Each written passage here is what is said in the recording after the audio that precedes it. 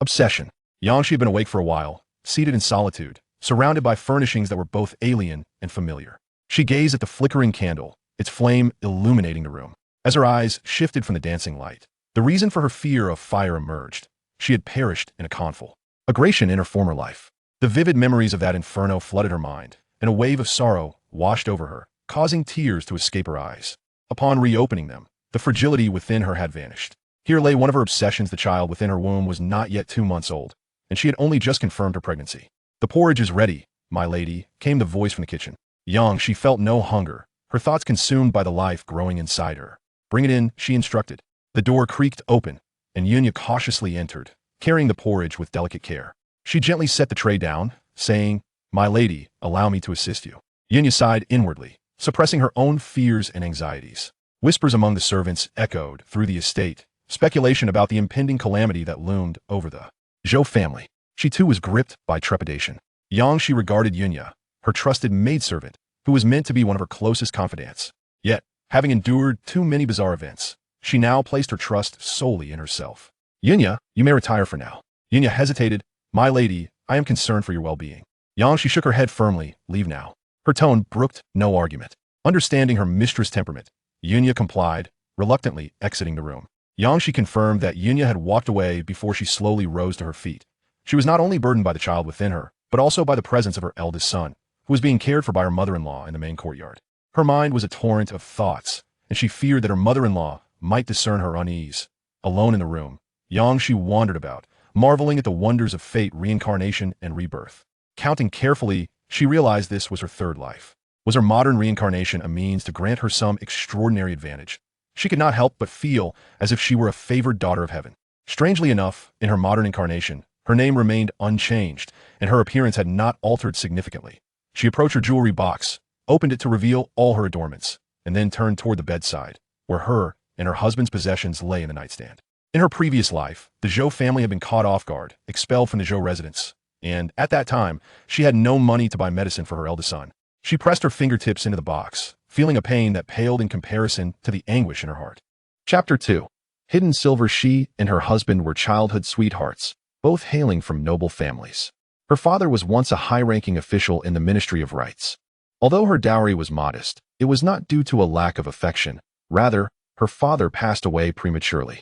Additionally, her parents' inability to manage their estate resulted in significant financial losses. It was indeed a remarkable feat for her to possess a dowry of 2,000 taels. The death of her father dealt a heavy blow to the Yang family.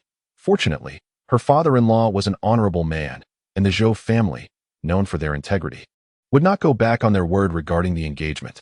Moreover, her deep-rooted connection with her husband, having grown up together, fostered mutual understanding. When her husband expressed his intentions, she not only secured their union but also gained the protection of the Zhou family for the Yang household. She reflected upon her parents. Her father was a formidable figure, fiercely opposed to wrongdoing, which inevitably led to him offending many. She recalled the reasons for her fainting spell, her concern for her father-in-law and husband, compounded by the distressing news she received a few days prior regarding her ancestral home being attacked by marauding rebels, leaving her brother's family and mother in perilous uncertainty. She remembered that before her demise in this world, she had been equally unaware of her brother and mother's fates. Suppressing her anguish, she resolved to find a way to conceal some silver coins. As for her brother and mother, she could only search for them gradually. She carefully selected a few taels of gold and silver from the box, counting 5 pieces of gold, each weighing a tael, and 12 pieces of silver, each also weighing a tael. The larger denominations of 5 and 10 taels were not only cumbersome, but also conspicuous to carry. The reason for not using silver notes was due to the continuous calamities plaguing various provinces, making it exceedingly difficult for many banks to exchange them for silver. As the dynasty faced imminent collapse, the forces behind these banks showed a complete disregard for decency, rendering silver notes worthless scraps of paper. The signs of the dynasty's downfall had become evident. Local governments had gradually slipped from control, and as long as one could afford silver, the previously impossible could now be achieved. In a time of chaos, where demons dance and lives are deemed less valuable than that of a dog, She took a deep breath to steady her mind. She retrieved a needle and thread to sew a close-fitting belt, deliberately removing the cotton stuffing to conceal the bulges of silver. Fortunately, she recalled that the officials only seized visible jewelry and did not search the women. Casting a glance at the remaining silver, Yangshi decisively closed the box and rose to retrieve the jewelry case. She could not touch the items listed in her dowry, as the court mandated that a record of a bride's dowry be registered alongside the marriage certificate. Any jewelry lost or pawned must have a corresponding pawn ticket or loss record.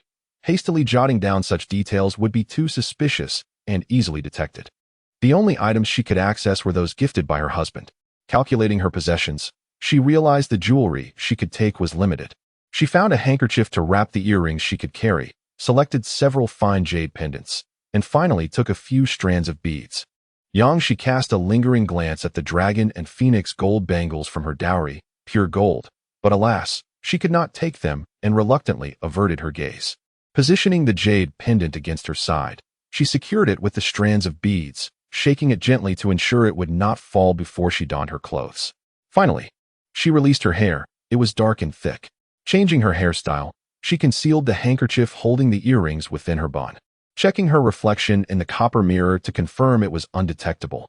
As winter approached, bringing with it the chill, Yangshi rummaged through her belongings to find the thickest cotton coat to wear. Taking another deep breath, she acknowledged the unavoidable crisis facing the Zhou family. Once more, she felt her voice tremble with uncertainty. Were they still safe? Yunya's voice trembled. No, this is not good, my lord. This is not good. Chapter 3.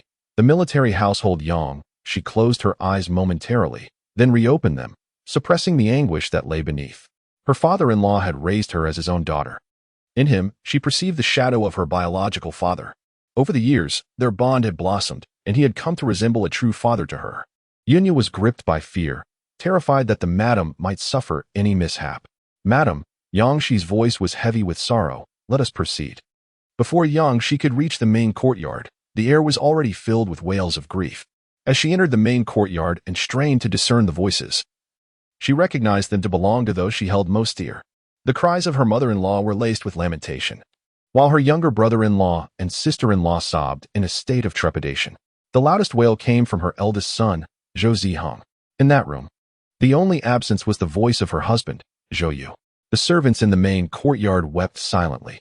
Yangshi paid little heed to the sincerity of their grief as she hurriedly stepped into the house. Inside the bedroom, her father-in-law, Zhou Wai, lay on the bed clad in blood-stained garments. The heavy stench of blood assailed her senses, strikingly reminiscent of painful memories. According to court regulations, a government official's suicide was a grave offense. Just as in her memories, her father-in-law had once again deliberately provoked the emperor, seeking death. She could not bear to confront the reality of her father-in-law's demise once more, and she knelt down firmly, her voice filled with despair. Father, Zhou Wai, at the brink of death, managed to endure the pain and comfort her upon seeing his beloved daughter-in-law. Do not be afraid. Father is fine. Yangshi's tears blurred her vision. Her father-in-law, much like in her memories, was deceiving her. Father, Zhou Yu felt a tremor in his heart. He understood his wife all too well. They had grown up together, and he was acutely aware that she shared the same fate as he. Zhou Yu clasped his wife's hand, fully comprehending her reluctance. How could he be at peace himself? I have always been here. Yangshi's heart raced, her gaze locking with her husband's, both reflecting a shared sense of unwillingness, an expression born only from shared experience, causing her tears to flow more fiercely. They had grown up together, akin to two halves of a whole, and she understood the message her husband conveyed. They were favored by fate, granted the same opportunities. She was not alone in her rebirth. Zhou Yu tightened his grip on his wife's hand and turned to look at his father, his heart feeling as though it were being flayed. His voice trembled. Father, I cannot save you. Zhou Huai's eyes sparkled with renewed vigor. You have done remarkably well. There is no escape for me. Having navigated the treacherous waters of the court for many years, he understood that countless adversaries sought his demise, and his nemesis merely awaited the right moment. He had once thought his son too inexperienced in his career, but today, his son had performed admirably. He could die in peace. Yangshi grasped the weight of the situation. Zhou Yu must have done something, yet it still could not save her father's life. Zhou Yu finally broke down in tears, lamenting his impotence. I am useless. Oh, how I despise this. Yangshi joined him in weeping, the torment of their helplessness unbearable. Zhou Huai gazed solemnly at his son, which ultimately culminated in a heavy sigh. You both should leave. I need to speak with you. Yangshi knelt, unwilling to move. In her memories, she had always complied, but this time she wished to stay. Zhou Yu did not release her hand upon noticing this. Zhou Huai gestured for his wife to take their younger son and daughter outside. Yang Shi felt a weight in her heart, knowing her father had been ensnared by treachery. The enemy's hearts mercilessly intent on reducing the Zhou family to mere military ranks. Upon the establishment of the dynasty, the court imposed stringent measures upon military households to ensure a steady supply of troops. Once a family entered this status, many of their rights would be stripped away. The initial implementation of the military household system bore both advantages and disadvantages, yet the transition of imperial power left the structure wanting. As dynastic changes occurred, the shadows concealed numerous unsavory elements, and officials responsible for managing military households began to oppress them. While some military households in certain provinces experienced fortune, the increasing corruption of the court emboldened officials to collude with local authorities, resulting in oppression overshadowing justice. Yang Shi recalls several significant cases concerning military households, yet despite prohibitions, the injustices persisted. Few from these households could ascend to prominence, leading to a gradual decline in their status, with families enduring dire hardships. As sons came of age, they were compelled to serve. The death of a father meant that a son would take his place, and marrying was fraught with difficulty. Furthermore, military households could not alter their household registration unless sanctioned by the emperor or the minister of war. How could an ordinary citizen ever encounter the minister, let alone the emperor? Unless one possessed extraordinary talent, it meant a perpetual lineage bound as military households. However, the plight of these households did not imply a lack of martial strength. Even amidst the court's incompetence, its military forces remained formidable. Yang Shi felt an even greater sorrow, for these tales were recounted by her father-in-law. Once the Zhou family was categorized as a military household and assigned to a locality, even the fall of the dynasty would not free them from oversight. In times of chaos, when warlords vied for power, military households became vital sources of troops. Should fortune favor them with a discerning patron, their future could be bright. Conversely, a lack of such fortune foretold a grim fate. Would the Zhou family's enemies ensure their placement in a favorable location? Naturally not. They would relish in the torment of every member of the Zhou family. Yang Shi pressed her fingertips against her palm, her father-in-law fighting for his life to shield the Zhou family from the treacherous machinations of the military. Yet, their enemies remained relentless. In her memories, she and her husband perished in a sea of flames. After arranging his final affairs, Zhou Huai observed his daughter-in-law, seemingly entranced. His voice laced with concern, "You take good care of your wife." Zhou Yu choked back tears, responding, "Father, the regrets you harbor will be fulfilled by your son."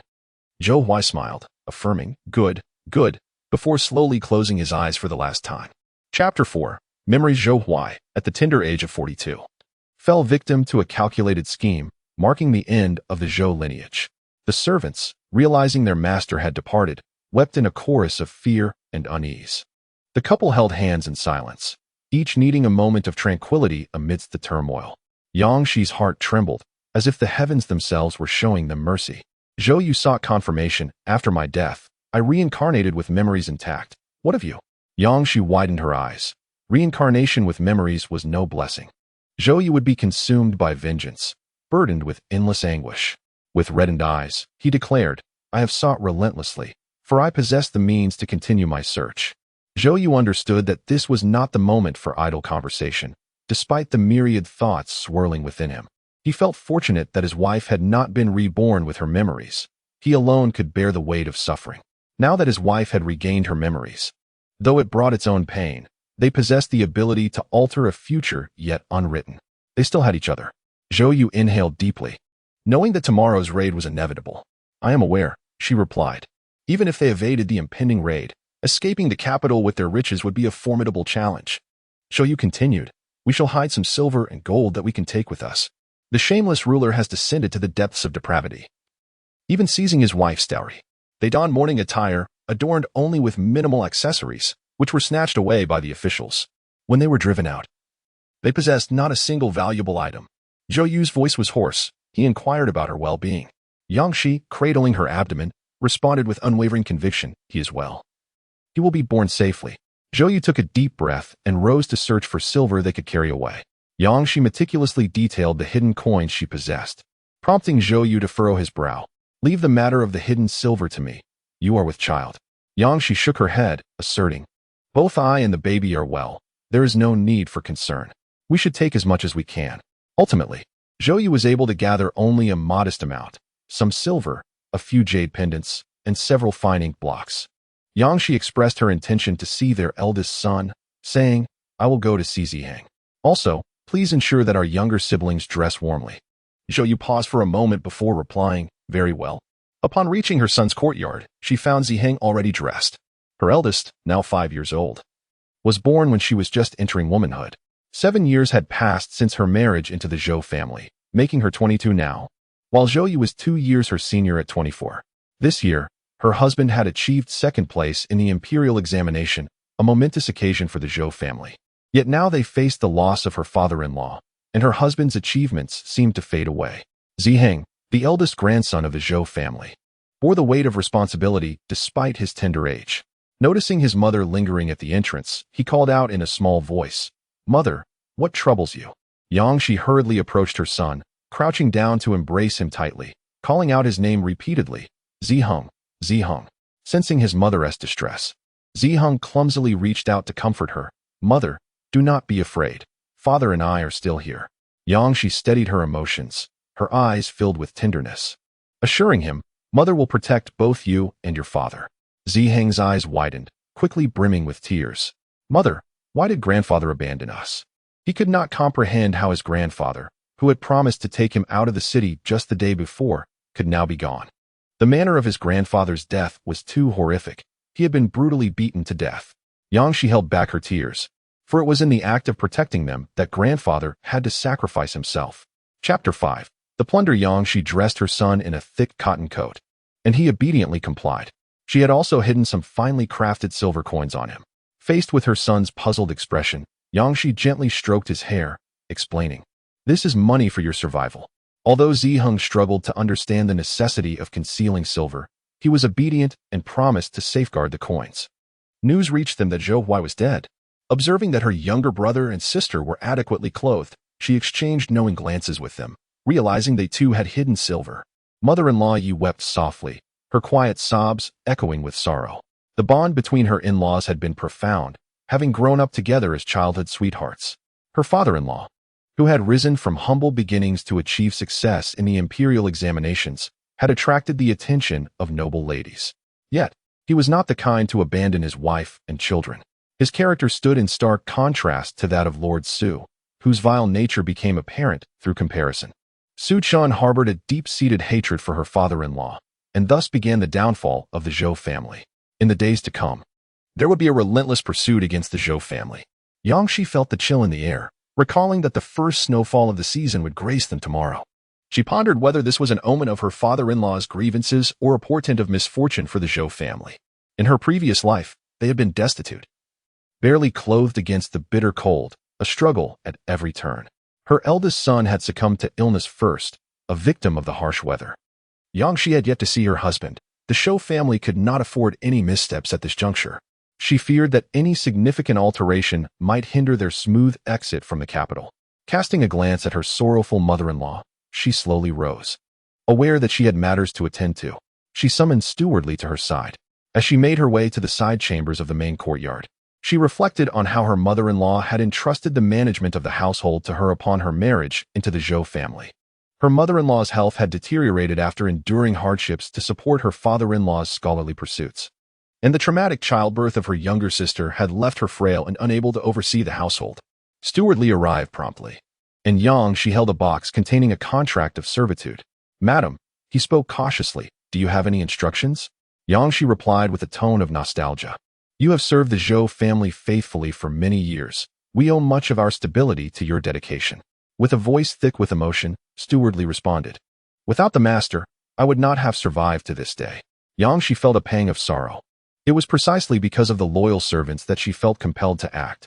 In her previous life, the Zhou family servants had been sold off again, and the fates of the more comely maidens had been dire. Suppressing her feelings, she produced the contract of servitude and said, This is the contract for your entire family. You must take good care of it. Steward Li's eyes widened in disbelief. No, I cannot leave. How could I abandon my gratitude? I wish to share in the Zhou family's fate. Yang, she felt a sense of comfort in her heart. Her father-in-law had an astute eye for people. and she was well prepared for any eventuality. In the end, Yangshi persuaded the old steward and subsequently handed several contracts of servitude to Yunya, who then passed them on to a few other maids, as she simply lacked the energy to meet with more servants. Although Yunya was reluctant to depart, Yangshi understood her loyalty. Unfortunately, she could not keep her and had to entrust her to the old steward. In these chaotic times, a solitary woman was more likely to encounter misfortune than fortune, and having the old steward's family to safeguard her provided some reassurance. The cries within the Zhou residence echoed throughout the night, and as dawn broke, Yangshi and Zhou Yu took the lead in having breakfast. Even the matriarch, despite her lack of appetite, was acutely aware of the stakes and forced herself to drink a bowl of kanji. After the meal, Yangshi discreetly concealed a few pastries in her sleeve, and as time drew nearer, her composure grew ever more resolute. Amidst the startled exclamations of the servants, Yangshi and Zhou Yu opened their eyes, fully aware that the anticipated raid had finally arrived. Chapter 6. Endurance. The Zhou residence was raided. The officials, akin to bandits, swiftly searched each courtyard, and the main hall was surrounded. The morning hall did little to impede the advance of the soldiers, aside from the unturned coffin. The entire space was left in disarray, with the ashes of burnt paper swirling about, starkly contrasting against the white cloth. Zhou Yu kept his eyes tightly shut. Even in the face of this ordeal, he yearned to rush forward, but he knew that to instigate change, he must remain still, resolutely enduring. Yangshi, her eyes reddened, fought back her tears. She could not afford to weep. She needed to keep her eyes wide open, imprinting every detail of the scene into her memory. Her hands clutching her son tightly, who was already sobbing uncontrollably. In Ziheng's heart, resentment began to fester. His grandfather, a figure of immense stature in his eyes, was being belittled by these people. Zhou Yu suddenly prostrated himself before the coffin, his head striking the ground repeatedly, leaving the soldiers guarding the coffin momentarily stunned. It was as if time had paused in the courtyard, with only the sound of his kowtows resonating. Yangshi, stifling her tears, closed her eyes, reliving the piercing anguish of countless arrows striking her heart. The torment of her husband, reincarnated with memories, was unbearable. Her heart ached for him. The soldiers exchanged glances, noticing the bloodstains on the blue bricks, and ultimately refrained from further transgressions. They understood that Minister Zhou was a good official. Yet it was precisely because of this that they found themselves in such dire straits. Many harbored animosity towards Minister Zhou, with Lord Su being just one among them. In this world, the lives of virtuous officials were tragically short. Yangshi supported her husband, while Zhou Yu paid no heed to the pain on his forehead. He only knew that he had preserved the last vestige of peace for his father. Time passed slowly, and Zhou Yu quietly observed everything before him. Though his heart wept blood, he bore the agony in silence to avoid further injury. The wealth of the Zhou family was being unearthed and meticulously checked against the ledgers. Even the white jade bracelet worn by his younger sister was forcibly removed. The soldiers collected everything that could be taken. The raid was led by Su Chen's confidant. What does it mean to be a confidant? It is to understand the master's desires and alleviate their burdens. Lord Wang gathered the paintings and calligraphy cherished by the Zhou family, preparing to send them to the Su family. Once there was little left to be confiscated from the Zhou household, and all registered assets had been accounted for, Lord Wang rose and cleared his throat. Out of compassion for their shared past, Lord Su, lamenting Zhou's plight, proposed a way to assist the Zhou family. The response was one of profound silence. Undeterred, Lord Wang continued, "The only son of Jiang Qiansui is fond of beauty. With Miss Zhou approaching her coming of age, why not consider becoming Jiang Gongzi's concubine?" Yangshi suddenly opened her eyes, realizing that such an event had never occurred in her previous life. She was aware of Jiang Qiansui's only son, who had been raised by Jiang Qiansui along with the clan's descendants. The emperor placed great trust in Jiang Qiansui, and his son, endowed with immense power, had been notoriously domineering, seizing countless women over the years. It was rumored that the Jiang family kept crocodiles in a pond, feeding them with human flesh.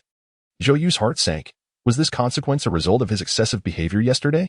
Lord Wang was in high spirits, as this opportunity was something many sought but could not attain. Zhou Xiaomei trembled with rage, declaring her refusal. She would rather perish alongside her father than be sent to that cannibalistic place. Presently, the Zhou family's daughters were being used as bait. Zhou Yu maintained his composure, aware that Lord Wang, with his narrowed eyes, was a man of patience. Yet, It was precisely this capacity for endurance that made him unwilling to let Zhou Yu go. Lord Wang certainly did not wish for Miss Zhou to have any ties with young Master Jiang. Despite Jiang's cruel and tyrannical nature, he understood how well he treated women when he was enamored. What if the Zhou family managed to rise again? Lord Wang lamented the unfortunate fate of the Zhou family, as Zhou Huai's death had spared the remaining descendants from military service, knowing that Lord Su had already arranged matters in the locality. Seeing Zhou Yu remain unmoved, Lord Wang furrowed his brow. Zhou Huai had accomplished numerous good deeds during his tenure and enjoyed considerable public support. Even if the emperor were furious, he would merely issue a decree to confiscate properties. Chapter 7. The coffin bearers. Zhou Yu fixed his gaze on Lord Wang, his mind racing with thoughts of escaping the capital as swiftly as possible. The more stable he appeared to the Su family, the more uneasy they became. Eradicating the roots of trouble was imperative, and he was that resilient root. Lord Wang chuckled, expressing his regret. After counting the valuables, his voice turned scornful and icy, announcing that the residence had been sealed, urging everyone to depart promptly. Zhou Yu staggered to his feet, the dried blood upon his forehead rendering his countenance pale and exceedingly disheveled. His voice was imbued with desperation as he beseeched the nobleman for a mere day's grace.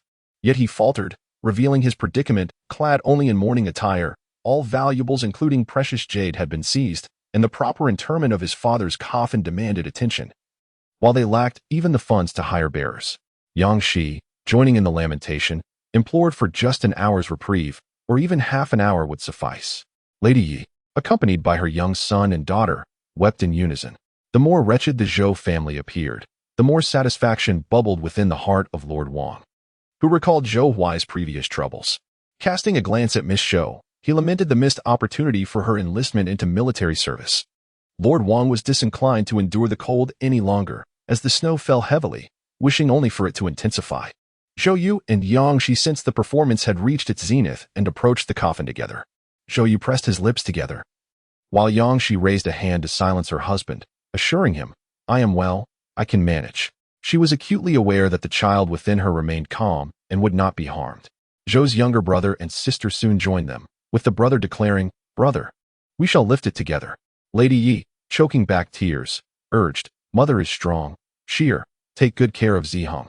In the recesses of Zhou Yu's memory, he recalled the calamity of the family's misfortunes and had prepared the finest coffin for his father, which signified its considerable weight. Even though in this lifetime he had settled for the thinnest of coffins, it was still burdensome. With no servants to aid them, they could rely solely on their own strength. He was grateful that his father had not forgotten their roots, as every year during the busy farming season, he would take Zhou Yu and his brother to toil in the fields, leaving them with a modicum of strength. Yang Shi interjected, "Mother, I will assist as well. I am perfectly fine." She then turned to her son and instructed, "Hold on to your grandmother's garment tightly, and do not let go." Zihong wished to help carry the coffin for his grandfather, yet his tender age rendered him incapable. The recent events had accelerated his growth, and he understood that his only duty now was to obey. Under the watchful gaze of Lord Wang, the Zhou family summoned all their strength to lift the coffin. Proceeding step by step towards the exit, Lord Wang squinted, aware that the coffin was surprisingly light, leaving him to ponder who had calculated its weight. If it were Zhou Huai, it would be understandable, but should it be Zhou Yu, then this young man would not escape the capital. The coffin's heft was not insignificant. In the Zhou family, both men and women struggled as they moved forward, relying solely on sheer determination, fortunate that the Zhou residence was not overly expansive. Upon stepping out of the Zhou estate, Yang Shi could not suppress her gaze from the shattered plaque of the Zhou residence. Zhou Yu inhaled deeply. "Let us proceed." The location of the Zhou estate was far from ideal. The family's rise to their current state was solely due to Zhou Huai's cunning. And while they had formed benevolent connections, it was regrettable that in times of dire straits, not a soul offered assistance. Now, everyone was preoccupied with their own peril, tending to their own troubles. Having experienced similar tribulations, Yang Shi and Zhou Yu were not the least surprised. Zhou Xiaodi, however, found it unbearable. What of those who had benefited from his father's kindness? Zhou Xiaodi seethed with resentment, questioning why no one extended a hand to the Zhou family. Why no one came to his father's aid? Zhou Yu's tone was cold. "Save your strength." Since his father's demise, Zhou Xiaodi's beliefs had been shattered. The once revered principles of heaven, earth, monarch, and subjects felt utterly hollow, and the notion that a ruler could demand a subject's life was now intolerable. Suddenly, Yusher stumbled, causing the already unsteady group to sway as they had only taken a few steps from the estate's gate. Zhou Yu quickly gestured for them to lower the coffin and hastened to his mother. "Mother, do you feel unwell?" Chapter 8. A disheartening scene. Ye's health had deteriorated significantly. The breath she had been holding was now released, leaving her utterly devoid of strength. She sat motionless in the snow, her voice a mere whisper. "Mother is fine. Just need a moment to rest." The snow fell heavily around them, and though many watched from a distance, none dared approach or extend a helping hand. In the wide expanse of the street, only a few members of the Zhou family remained, rendering them a poignant picture of despair and helplessness. Despite her own plight, Ye's concern was for her daughter-in-law, who was pregnant. "How is Xiao faring?" Yangshi replied that she was well, feeling only a slight ache in her arms. "Mother, both the child and I are fine." Yi, reassured that her daughter-in-law spoke the truth, silently prayed for her husband's protection. Yet sorrow filled her heart at the thought of not witnessing the birth of her grandchild. The more she pondered, the more her spirit waned. This distressed Zhou Yu greatly. "Mother, the one our father worries about the most is you. You mustn't cause him any more concern." The thought of her husband brought Yi to the brink of tears. The past 2 years had been trying for him, with the emperor's suspicions and treacherous officials in power, leaving virtuous men thwarted at every turn. In the end, her husband had not escaped the turmoil. "I understand, and I will not bring unrest to your father."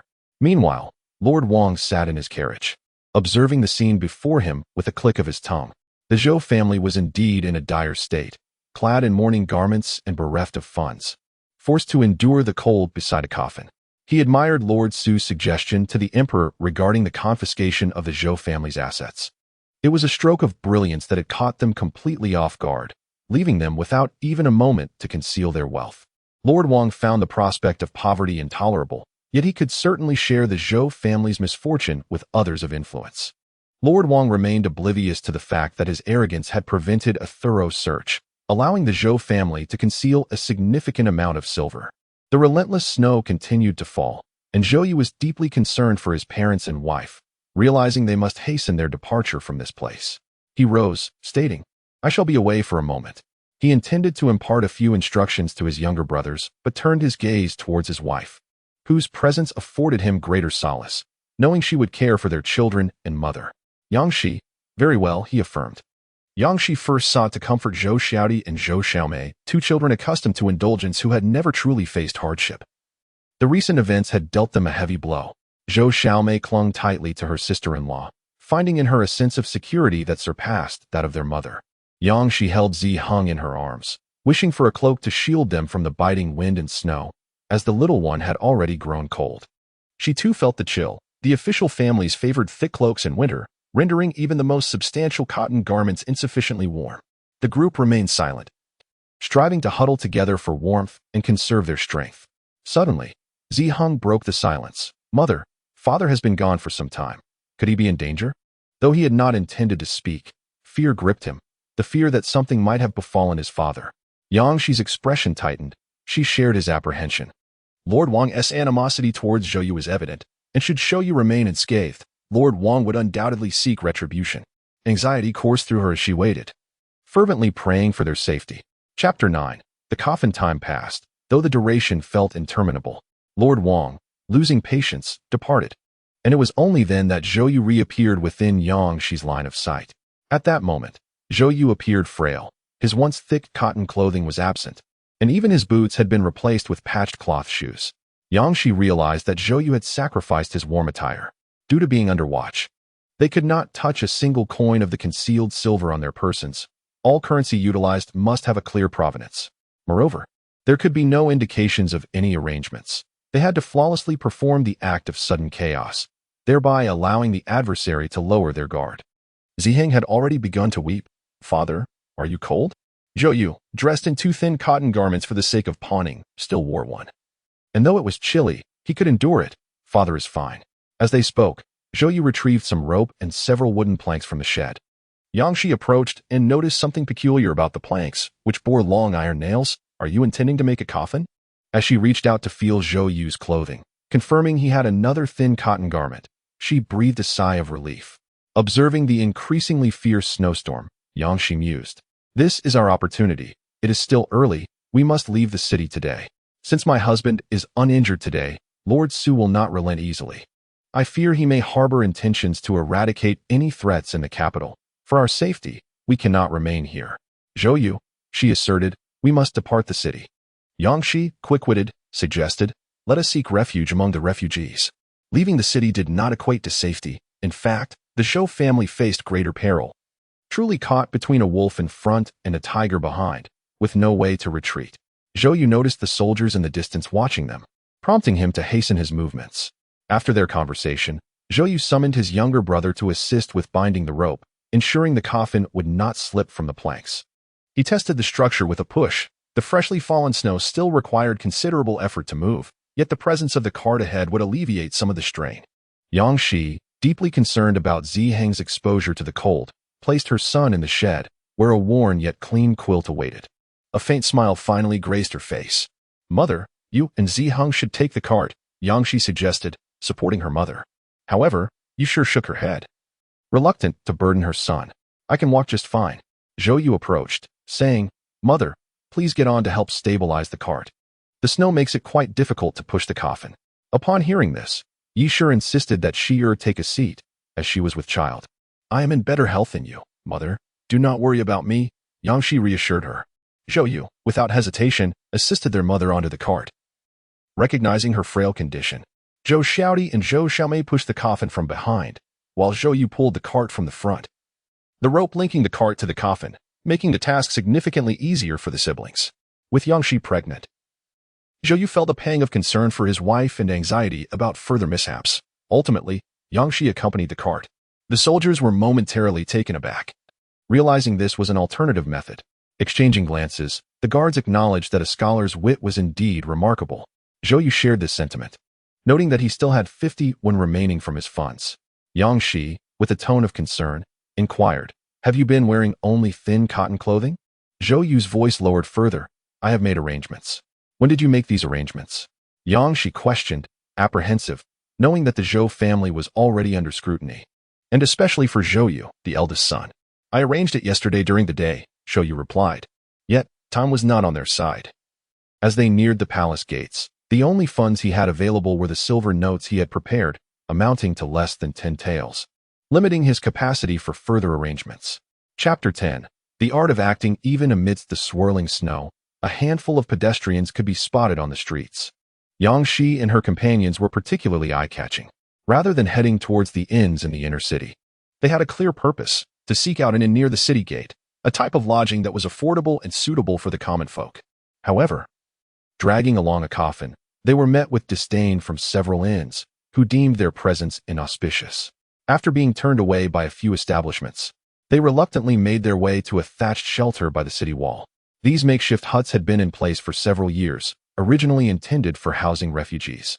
Yet this year, the government had relocated the refugees to a much more distant area outside the city, leaving the shelters empty. Young brother Zhou, having caught on to his elder brother's silent cue, began to protest vehemently, exclaiming that he refused to stay in such a wretched place, declaring it unfit for human habitation. Zhou Yu, maintaining a stern demeanor, retorted, Can't you be a bit more understanding?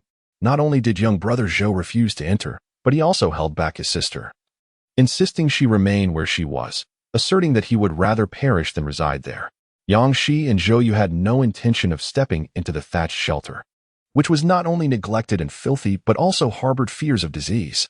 Zhou Yu's hands trembled with suppressed anger as he mustered the resolve to slap young brother Zhou, firmly admonishing him, You ought to be more considerate. Young brother Zhou, taken aback by the sudden blow, was left in a state of shock, his previous fury morphing into a sense of grievance as tears threatened to spill from his reddened eyes. The two brothers stood frozen in the swirling snow, the biting wind encircling them. Madame Yi, initially quite anxious, found solace only after receiving a hint from her daughter-in-law, allowing her to feign calmness as she coughed delicately and attempted to mediate the escalating conflict. Yang Shi, truly, Madame Yi was a master of the craft of acting. As time gradually slipped away, the snow fell ever more heavily. The watchers could no longer endure the cold. Clinging to the fixed notion that the elderly and infirm members of the Zhou family would not depart the capital immediately, they resolved to seek refuge in a tavern to stave off the chill, planning to take action against Zhou Yu under the cover of night. The elder had decreed that Zhou Yu must not be allowed to leave alive, confirming that the family had indeed vacated. Zhou Yu urged everyone to hasten their exit from the city. If they could not escape today, the entire Zhou family would not survive. They were now close to the city gates, and Zhou Yu held tightly to the family's household registration, facilitating a smooth departure. On this snowy day, the city guards, disinterested in their duties, remained sheltered in their straw huts to avoid the snow. The moment Yangshi stepped beyond the city gates, it felt as though the shackles binding her had been released, and her steps became considerably lighter. Their objective was clear. They made their way directly to the refugee settlement, the heavy snowfall concealing their tracks. By the time they approached the settlement, darkness had already enveloped the land. Exhaustion had overtaken the family, leaving all but Yi Shi and the young Ziheng utterly spent. The howling wind and the biting snowflakes stung their faces like knives, compounding their fatigue and hunger, rendering the family's plight even more dire. Suddenly, the sound of footsteps crunching through the snow echoed ahead. Tension gripped the family, particularly Yangshi. In such a primitive environment, where wild beasts such as wolves roamed, caution was paramount. Fortunately, a voice called out from ahead. "Is that you, young Master Zhou?" Zhou Yu's taut muscles remained coiled with apprehension. Indeed, it was none other than Brother Wu.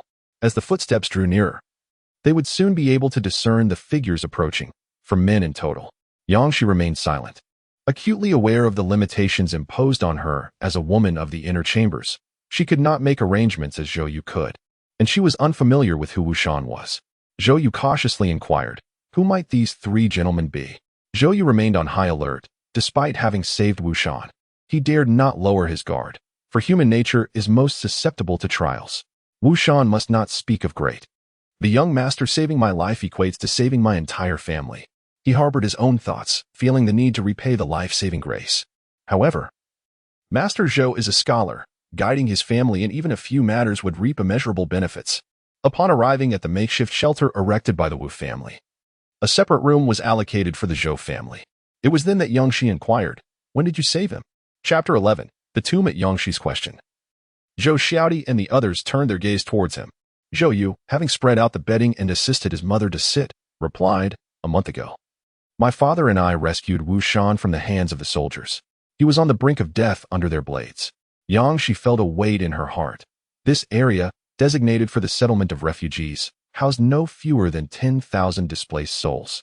Was Wu Shan's family among those who had fled to the capital just a month prior?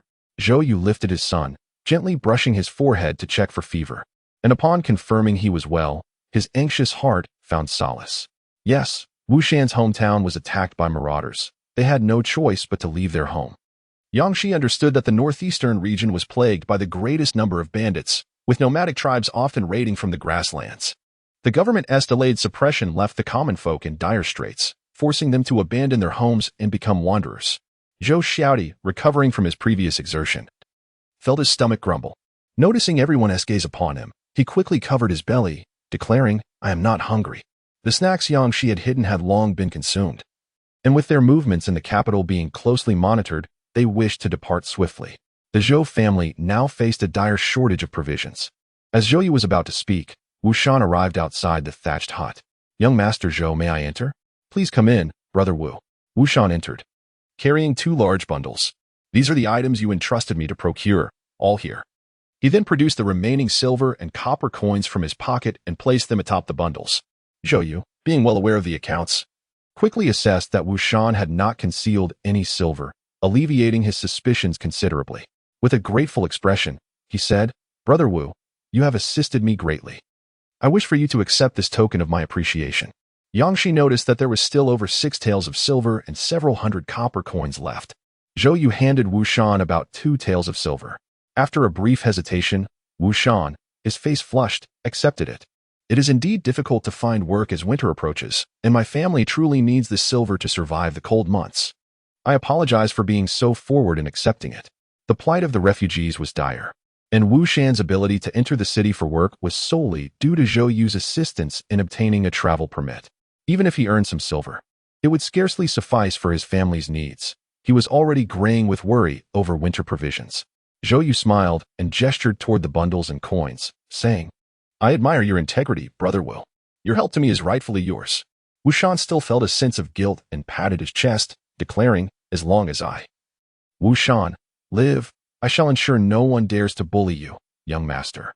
Zhou Yu replied, you may simply call me Zhoda from now on. His name could not be used, and it was more convenient to keep it vague. With a tone laced with pain, Zhou Yu added, we must depart at dawn's first light. To avoid drawing attention from the nearby refugees, the family decided to maintain a low profile after entering the refugee settlement, until those pursuing them ceased their efforts. The father had been laid to rest along the journey, highlighting the harshness of existence in this world.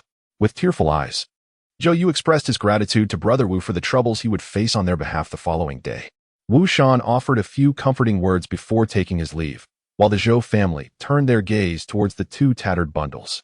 Zhou Yu entrusted the remaining silver and copper coins to his wife before unwrapping the bundles. One contained patched cotton clothing and shoes, with a thick quilt nestled at the bottom. The other held provisions, dried food, and several prepared medicinal packages. Along with a clay pot and utensils at the bottom, no wonder the bundles were so large. Upon seeing the medicinal packages, Yangshi felt a wave of relief. Could these be her mother's medicines? Chapter 12. Risks. Zhou Yu nodded, confirming the presence of medication for treating typhus as well. Yangshi paused in her task, acknowledging his meticulousness.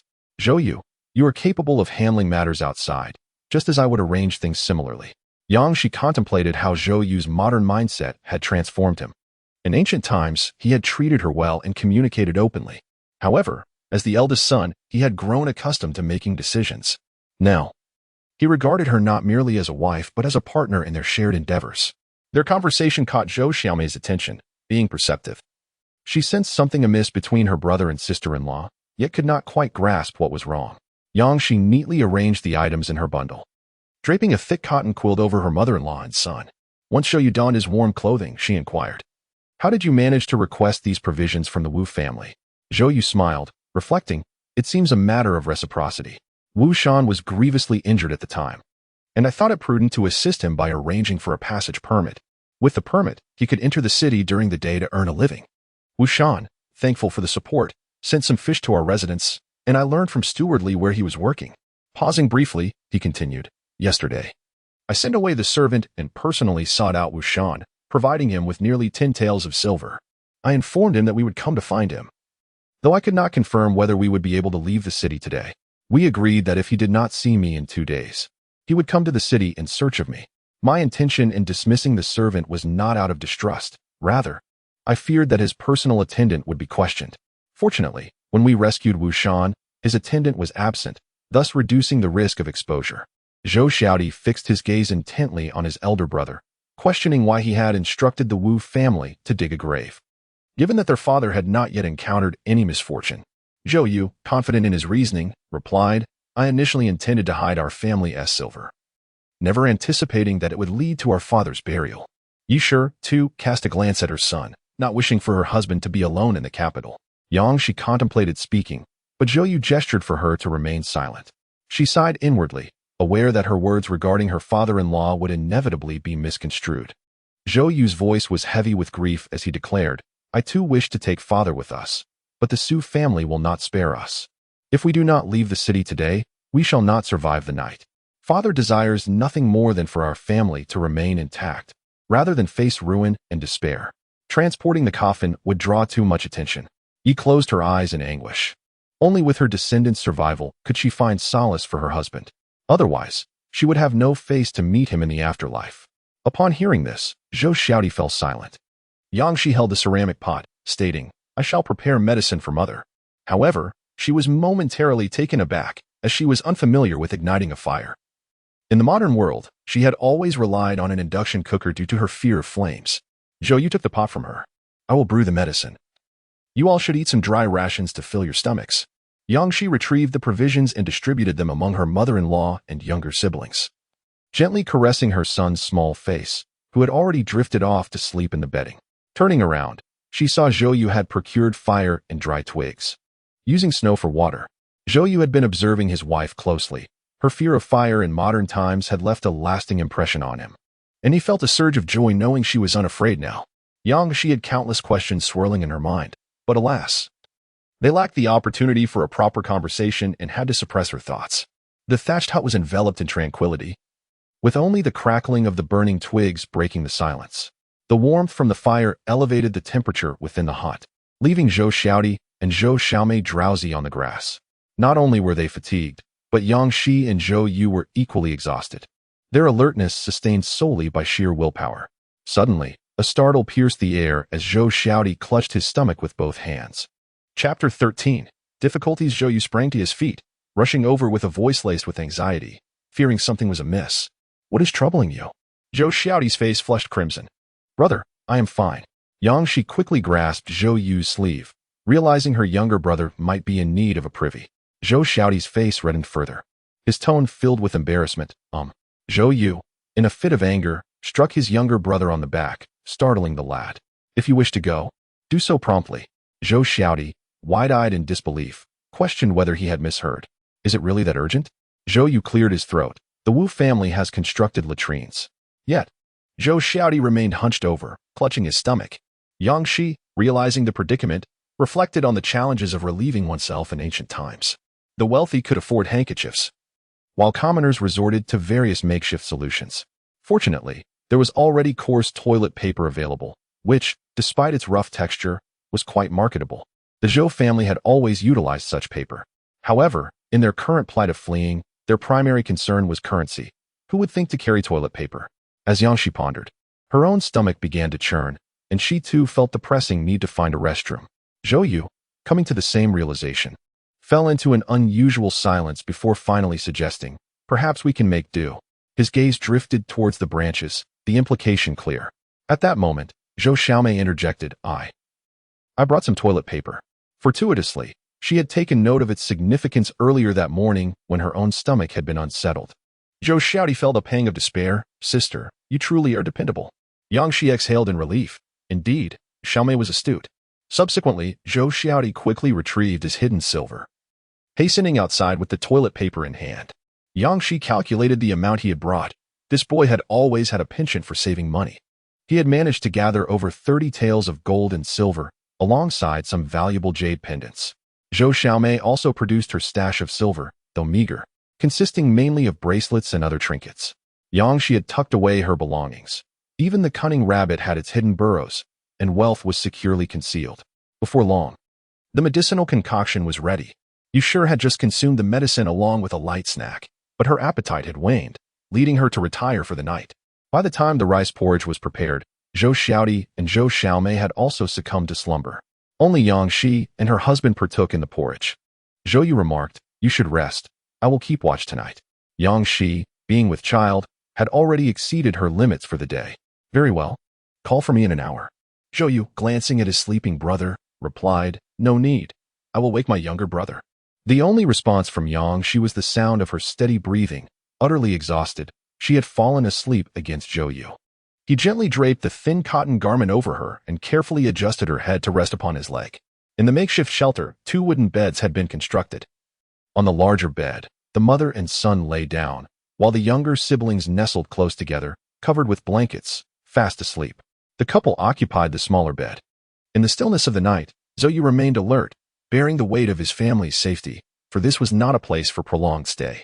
In the night, Yang Shi awoke, burdened by her thoughts, forcing herself to rise. She immediately spotted her younger brother, struggling to stay awake, and softly urged, you should sleep. I will keep watch.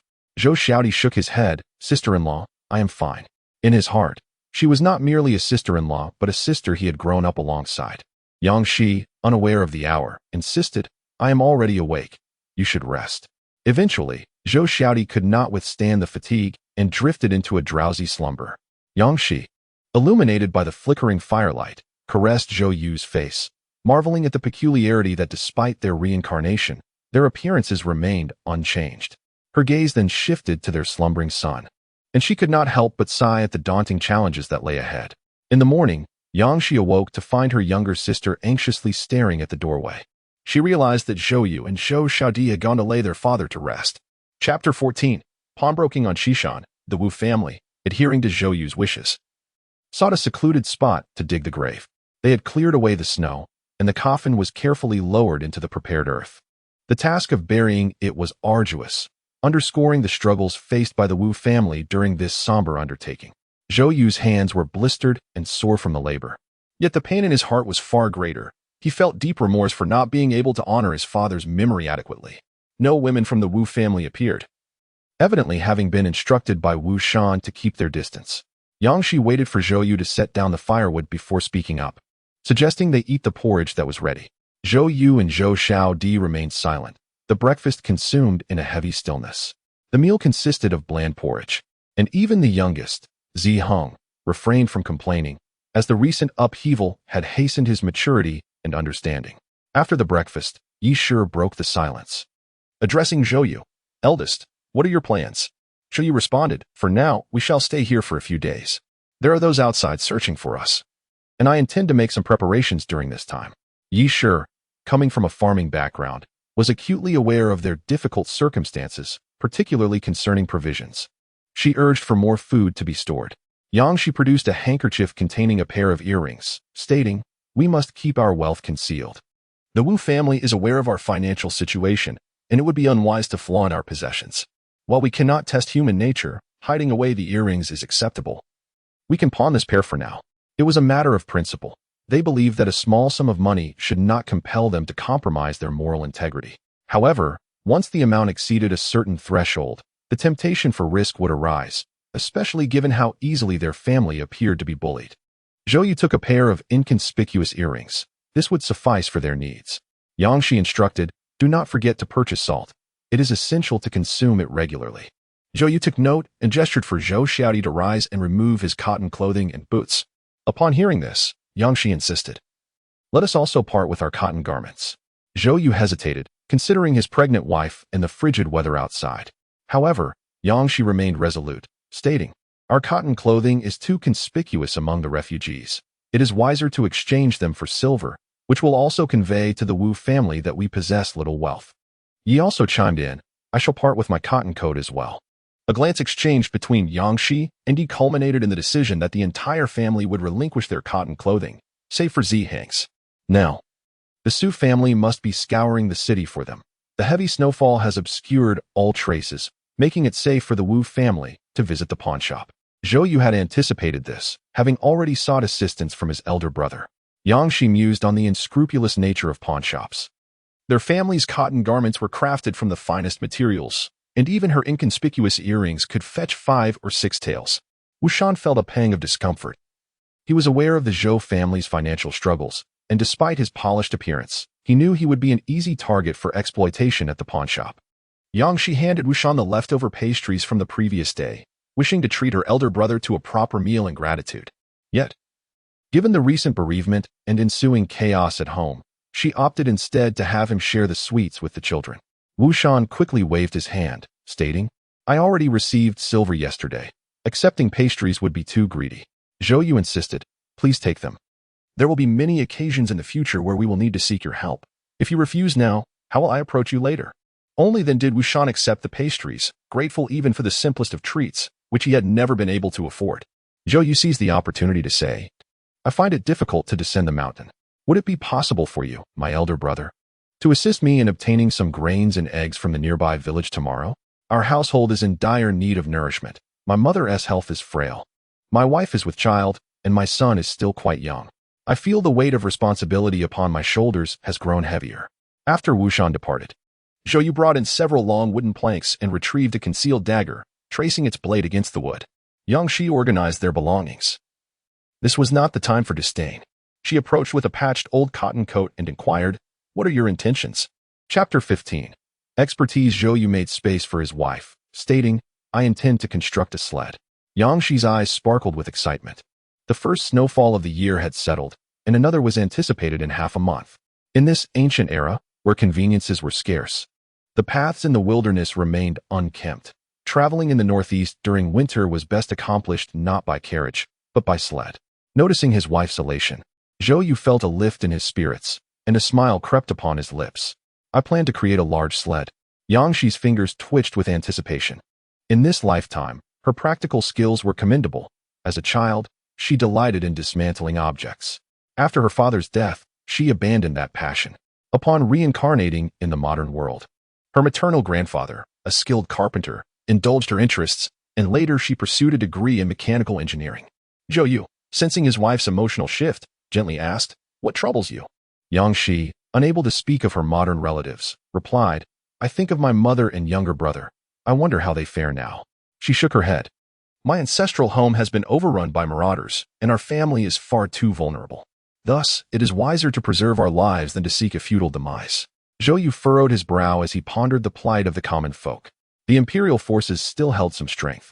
Yet the Emperor's foolishness and paranoia had allowed the chaos among the populace to swell. Fortunately, the situation had not yet reached its most tumultuous phase, which could be considered a silver lining for his family. Zhou Xiaodi and Zhou Xiaomei donned their old cotton clothes, feeling a sense of warmth envelop them. Zhou Xiaodi rose, stating, Brother, Mei and I will go gather firewood.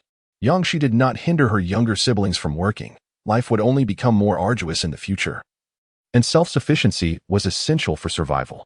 She cautioned them, the nearby areas where firewood can be collected are likely depleted, so do not venture too deep into the mountains. In ancient times, the forests harbored little beyond wild beasts, especially famished wolf packs that could enter the village. Zhou Xiaodi replied, Sister-in-law, I will be careful. Zhou Ziheng could no longer restrain himself and asked, Father, Mother, how can I assist? A smile graced Yang Shi's face as she suggested, Would you recite poetry for Mother? Zhou Ziheng glanced at his father, who spoke gently, Listen to your mother. Despite his tender age, Ziheng, as the eldest grandson, had received an early education and was familiar with many characters in classical poems. Yi Shi lay in bed, conserving her strength, knowing that her children bore responsibilities. This thought brought a spark of vitality to her countenance. Yang Shi dared not craft a sled herself, as a noble maiden of ancient times. She was unversed in such skills and could only offer assistance, feeling quite stifled by her limitations. She longed to create the finest sled, but refrained from voicing her desires. Ultimately, she decided it was best to avoid seeing it altogether and took a stroll. The area where the Wu family resided was populated by households with numerous members, characterized by a robust labor force and a semblance of order along the foothills, while another section was marked by filth and disorder. Yang Shi, feeling assured, ventured out, having altered her hairstyle to let her hair cascade down and obscure half of her face. She deliberately adopted a coy posture as she walked, drawing attention yet evading scrutiny. This was largely thanks to Wu Shan, who had astutely informed the neighbors that he had relatives seeking refuge. The nearby residents, burdened by their own misfortunes, were not particularly inquisitive about unrelated individuals. Chapter 16. Kinship. Zhou Yu approached, supporting his wife, who served as his emotional anchor. In moments of inner turmoil, he often found solace in thoughts of her. His affection for her was woven into the very fabric of his soul. Without her by his side, he found it impossible to find peace in any endeavor. Yang Shi ambled slowly, lowering her voice, and suggested they converse quietly for a while. Zhou Yu paused, guiding his wife towards a sheltered area devoid of thatched roofs. They did not venture far, for despite Wu's watchful eye, they remained concerned for their mother and child. Once they reached a windbreak, they began their conversation. Yang Shi initiated, I have many relatives in the modern world. I am the second child in my family, with an elder brother above me. Her existence had been somewhat unexpected, which had incurred significant financial penalties for her family. Zhou Yu, recalling his past life, felt a persistent disconnect with his modern parents. The memories of his family stirred discomfort within him. They had shown him great tolerance, mistakenly attributing his reserved nature to his character, when in reality he struggled to navigate their relationship. After a moment of silence, Zhou Yu replied, I too have numerous relatives who are quite forgiving of me. Yang Shi shifted the subject, I studied mechanical engineering and can design more efficient sleds. Shall I sketch something for you?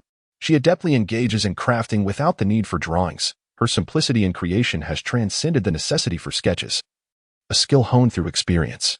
Zhou Yu noticed his wife hesitating to speak in the thatched hut and smiled, saying, Good.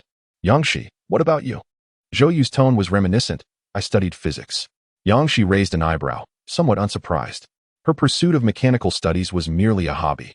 Whereas Zhou Yu's intentions were more purposeful, he must have delved deeper into the subject than the surface level. Yang Shi believed Zhou Yu to be truly erudite, a genuine scholar who had achieved the highest honors. They continued their conversation about the preparations needed and discussed their future course of departure. Heading north was not an option, as the various tribes of the grasslands would advance southward to invade the central plains, alongside the increasingly organized bands of unrest. The battlefield of the future lay in the north. Wu Shan introduced, This is my wife, Li Shi. Li Shi appeared reserved, addressing Zhou Yu as Zhou Gong, then corrected herself, No, Zhou De brother. Sister-in-law, greetings. Yangshi smiled. I have always wished to converse with you, sister-in-law, but circumstances at home have made it rather inconvenient. I apologize for troubling you to come here. Please, take a seat. Li Shi, though straightforward, was no fool. She could discern between sincerity and pretense. As her heart eased, her demeanor became less formal. I heard from my husband that you only have grains, so I thought to bring some dried vegetables over. Please, do not mind. Yangshi pondered over the implications. The Wu family was well aware of her circumstances. I am indeed in a bit of a predicament. Thank you, sister-in-law. Li Shi's smile grew more genuine. She had felt intimidated coming here, for even though the Zhou family had fallen on hard times, they were still learned individuals. Unlike her own family, who were merely uneducated commoners. Do not be courteous. Once we finish eating, I shall bring more over. The thatched hut was modest in size. And as Wu Shan and the other man rose to depart, Zhou Xiaodi eagerly produced a lump from the firewood. Brother, look at this. Can we exchange it for something? Yangshi. Chapter 17. Preparation. Zhou Yu's countenance darkened until he saw the snake's head vanish, at which point his expression softened somewhat. Where did you find this?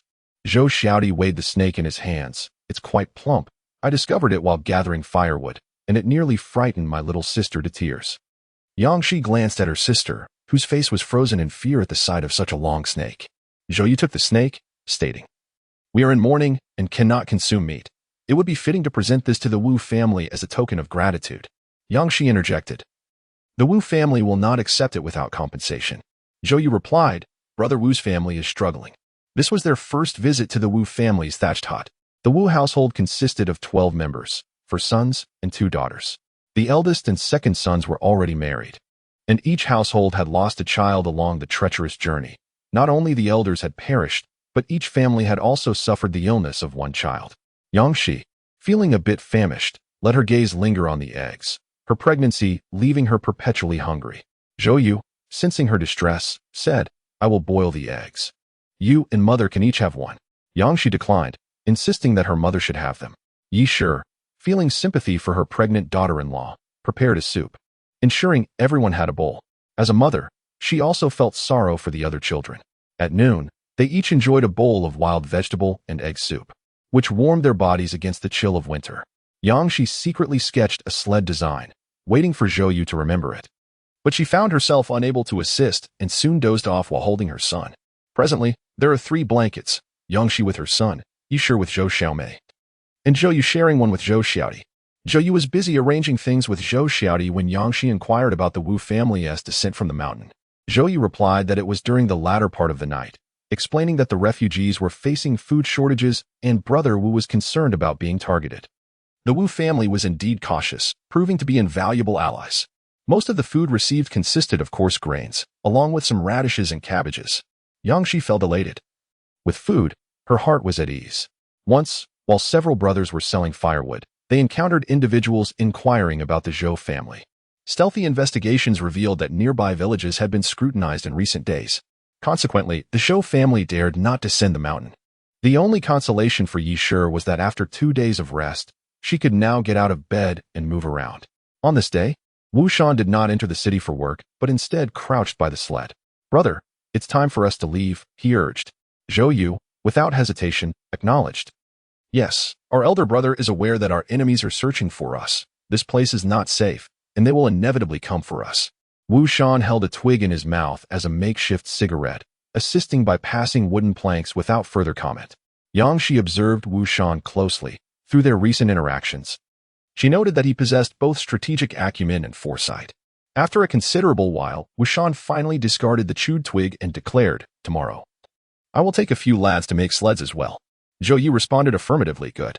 Chapter 18. Departure. After Wu Shan left, Yangshi expressed, He intends to join us. Her tone was resolute, and inwardly, she admired Wu Shan's decisiveness. Zhou Yu wore a smile at the corners of her mouth.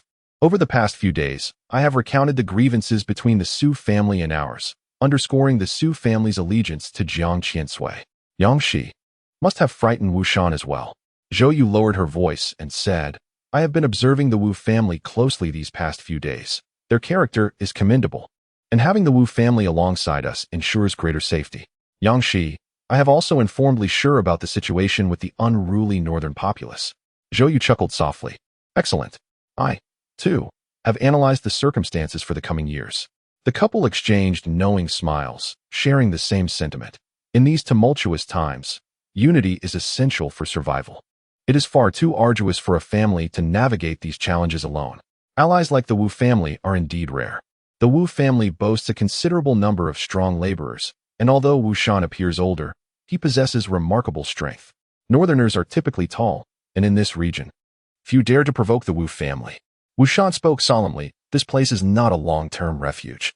How could the Imperial capital allow refugees to linger indefinitely? Moreover, I fear that the court might tolerate our presence here, turning us into a human barricade, just as young Master Zhou suggested. Outside, Yangshi perked up her ears. Due to their close quarters, she had been conversing with Zhou Yu in hushed tones. The Wu family was accustomed to speaking loudly, and even when she suppressed her voice, she could still catch snippets of their conversation, especially when several of the Wu's sons were emotionally charged. Yangshi gazed at the assembled sled, realizing that even without our intervention, the Wu family would likely have managed to survive. As for how many would endure, that remained uncertain. Zhou Yu remarked, indeed, Brother Wu possesses great foresight.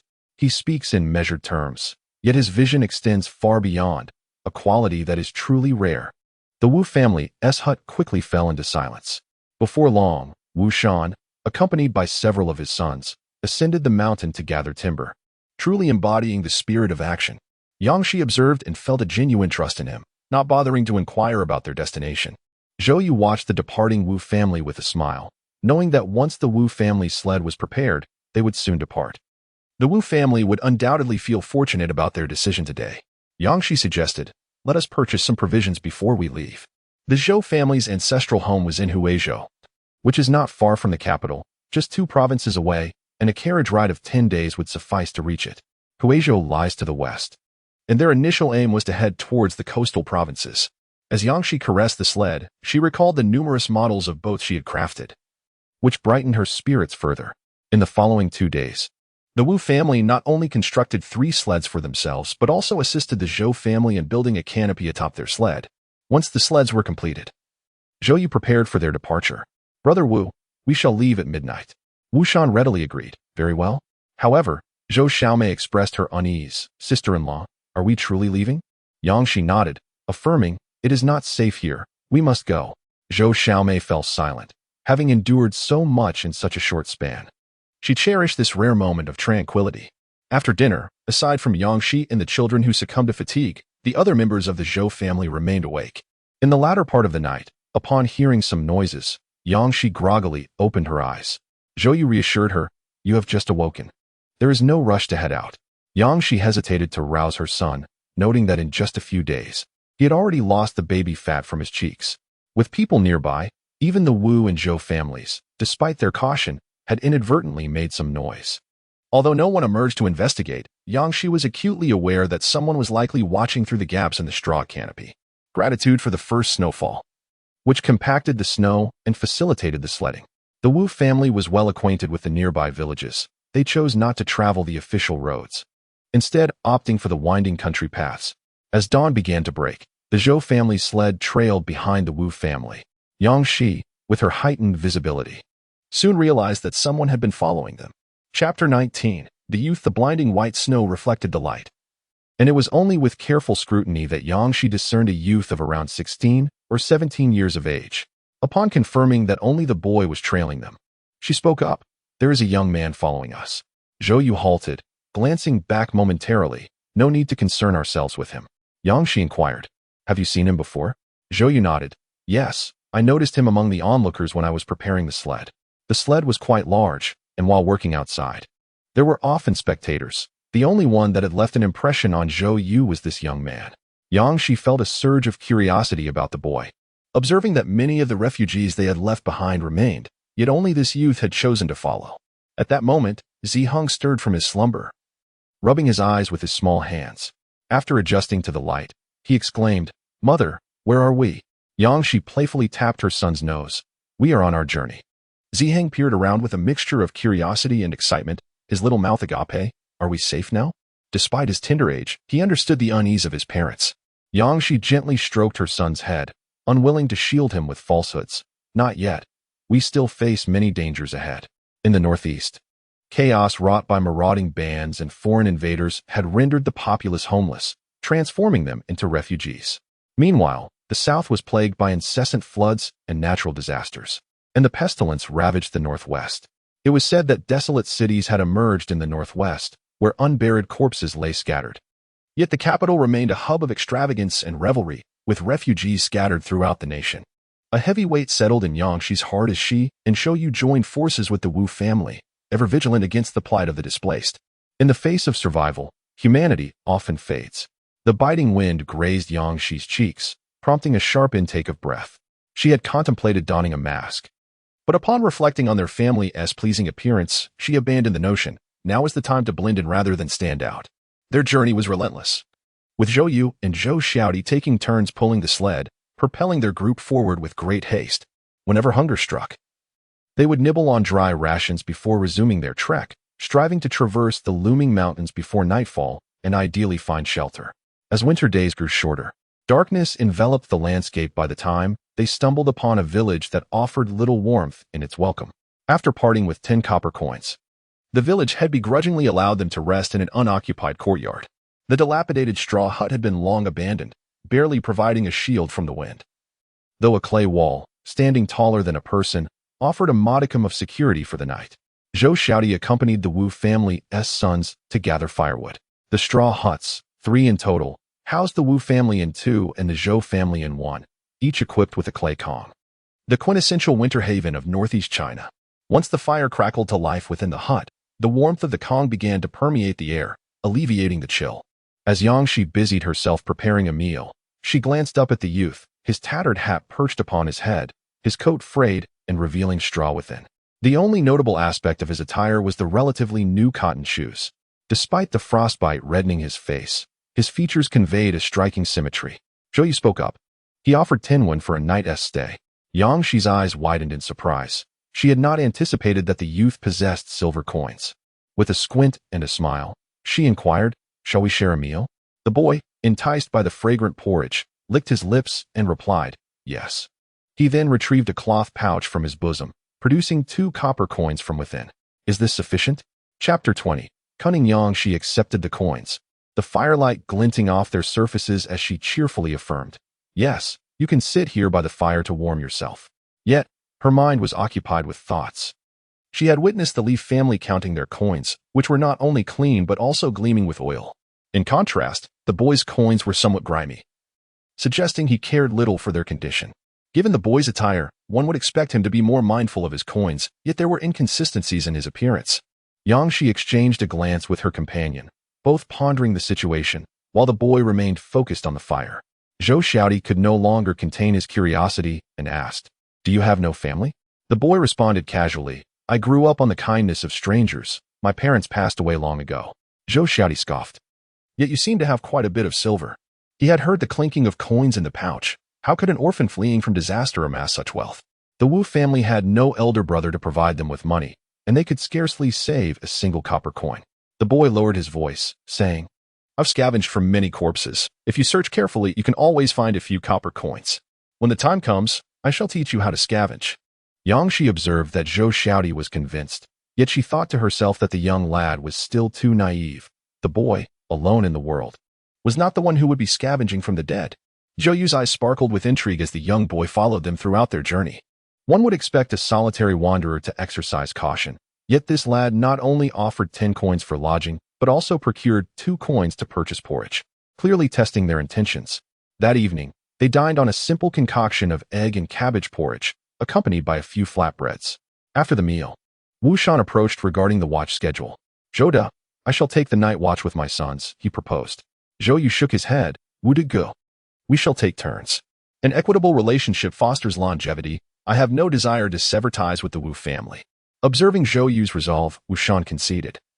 "Then you shall guard the first half of the night, and my family will take the latter half." Zhou Yu smiled in agreement. Wu Shan cast a lingering glance at the boy, pondering the 5 copper coins he had received. Much to his astonishment, he recognized this young lad, who surprisingly possessed such a sum of silver. After dinner, the boy spread hay beside the stove, creating a resting place for the night. Zhou Xiaodi, with nothing better to do, lent a hand and inquired, "May I ask your name?" The boy, feeling somewhat vexed, finally revealed, "My surname is Yang, and my name was chosen by an elderly scholar, Yang Shi." Zhou Xiaodi was taken aback. "What did you say?" Yang Shi blinked. Yang Shi. With Shi referring to the setting sun. It was not originally this character. The old scholar suggested Shi as in morning light, but I found it too cumbersome to write. So I opted for this one. Zhou Shi was momentarily stunned, then chuckled inwardly. In a hushed tone, she remarked to Zhou Yu, "His name is fictitious." However, this lad was undeniably astute. It was unclear how he had come to know her name. Zhou Yu raised an eyebrow. "The name may be false, but the surname is likely genuine. The Li family often referred to her as Shi Mei, so he probably overheard." Yang Shi leaned closer to Zhou Yu's ear and remarked, "This lad is quite literate." Zhou Yu chuckled softly, noting how the young man instinctively gestured while speaking. After a moment of contemplation, Zhou Xiaodi spoke up. "You actually share both surname and name with my sister-in-law." Yang Shi was taken aback. Could it be so? Elated, he thought that fate was favoring him. For his true name was Yang Shixuan. Yang Shixuan suggested, "Perhaps my sister-in-law and I are of the same lineage. You may simply call me Yang San from now on." Yang Shi listened intently, inwardly scoffing at his audacity in forging connections, though he suspected that Yang San was indeed his rightful place in the family hierarchy. Zhou Xiaodi was no fool. Despite being well guarded, he possessed the necessary cunning. He smirked slightly and replied nonchalantly, "Oh." Yang Shixuan fell silent, wishing he could slap himself for his loose tongue. In the early hours of the night, Zhou Xiaodi had kept watch for about an hour and a half before Zhou Yu took over. Suddenly, they were alerted by the sound of footsteps. Chapter 21. Threat. Zhou Yu nudged Zhou Xiaodi awake, gripping a dagger tightly as he rose cautiously. The crunch of snow indicated that at least 5 individuals were approaching. Zhou Xiaodi, still groggy, was about to speak when his elder brother covered his mouth, signaling him to remain quiet. Zhou Yu whispered, "Someone is coming. You must slip out through the back window and alert the Wu family." Zhou Xiaodi's heart raced. This was the first time he had encountered danger since their misfortunes began. He nodded, acknowledging his brother's command. Noticing that Yang San had also awakened, Zhou Yu caught sight of the dagger in Yang San's hand, glinting sharply in the firelight. Outside, the intruders had already scaled the earthen wall, moving stealthily towards the thatched hut without uttering a sound. Zhou Yu and Yang San stood at the entrance, with Zhou Yu wielding a long wooden stick. The dilapidated wooden door was pried open from the outside, and 2 men stealthily entered, taking great care. Before the others could follow, 2 muffled grunts resounded, and the 2 men collapsed to the ground. Another pair of men, witnessing the scene, hesitated momentarily. But Zhou Yu and Yang Shixuan swiftly dispatched them as well. Wu Shan, accompanied by his son and 4 others, engaged in combat. Zhou Yu and Yang Shixuan hurried to assist, leaving the other 4 incapacitated. Wu Shan was taken aback, his eyes wide in disbelief as he regarded Zhou Yu. "Zhou, your skills are remarkable." His prior impression of a frail scholar was one who could neither lift nor fight, and in moments of anger, could only resort to verbal disputes. Noticing Zhou Xiaodi's gaze upon him, Zhou Yu revealed he had learned a few techniques. Wu Shan, impressed, gave a thumbs up. He recognized Zhou Yu possessed more than mere basic skills, but what astonished him even more was the young lad, who also demonstrated considerable prowess. The group not only bound the 8 men but also muffled their mouths. They had an abundance of ropes, ensuring the bindings were secure before rousing the captives. With a serious expression, Wu Shan interrogated, "Are you here to rob?" The 8 men realized they were caught, unprepared for the refugees' formidable abilities. They were 8 against a few, lying in the snow without fear. Zhou Yu remarked, "Yang San, you're not one to desecrate the dead. These men likely carry silver." This young man's name was a facade, for in his eyes, he was indeed Yang San. Yang Shixuan's eyes gleamed. "Leave it to me." With nimble hands, they swiftly stripped several individuals of their cotton clothing, uncovering hidden copper coins. Among them, a few bore an unpleasant odor, totaling nearly 200 coins. Yang Shixuan was indeed wealthy. Yang Shi remarked with a hint of compassion, "The wolf pack in winter is truly pitiful. The first heavy snowfall has sealed off the mountains, and the wolves must be starving. Shall we engage in an act of kindness on this dark and windy night?" Zhou Xiaodi was taken aback, wondering where his gentle and kind-hearted sister-in-law had gone. Wu Shan was equally bewildered, questioning his own clarity of mind. Yang Shixuan narrowed his eyes, exclaiming, "Ah, it is no wonder that he shares my name. Even in intimidation, he expresses himself with such extraordinary flair." The 8 rural men stood in confusion, contemplating the grim implications of their situation. Zhou Yu, with a glimmer of amusement in his eyes, mused that it was indeed essential to perform good deeds while alive. The leader, a man surnamed Wang, recognized they had encountered formidable opposition. He gestured to speak, and once the rag in his mouth was removed, he pleaded, "We seek only wealth. We implore you, great ones, to spare us. We shall not dare to cross you again." Yang Shi, with a knowing smile, remained skeptical of their motives. Chapter 22. Prosperities show you brandished a dagger before the man, insisting on compliance. The man, now fearful, clung to his narrative of seeking wealth, declaring, "This is our first act of robbery." Yang Shi, unconvinced, observed their uncanny synergy, clearly indicative of prior experience. Growing impatient in the frigid air, she pressed, "You seek human lives. Reveal to me, how many have you sold?" The man's pupils dilated, yet he stubbornly maintained his claim of seeking wealth. Wu Shan suddenly realized that they had not missed out on any wealth. The most valuable assets were indeed human lives. The two young women from the Zhou family, along with his own daughter-in-law, amounted to 4 individuals who could fetch a handsome sum in the underworld. The thought ignited a fierce anger within him. In times of desperation, selling one's children had become commonplace, yet he had never contemplated such a grim fate for his own daughter. Wu Shan kicked out in frustration, cursing under his breath. Zhou Yu remarked, "The villagers do not welcome us. They must be aware of the misdeeds committed by these individuals. Reporting to the authorities?" That was a laugh. Not only was the Zhou family unable to approach officials, but even without them, he would find no one willing to listen. Besides, in this mountain village, where families shield one another, they feared being trapped within its confines. Yang Shi thoughtfully added, "As refugees, we would receive no attention if we reported to the officials. And they, too, would not dare to do so." In the minds of the common folk, ancient bureaucratic offices were not akin to modern police stations.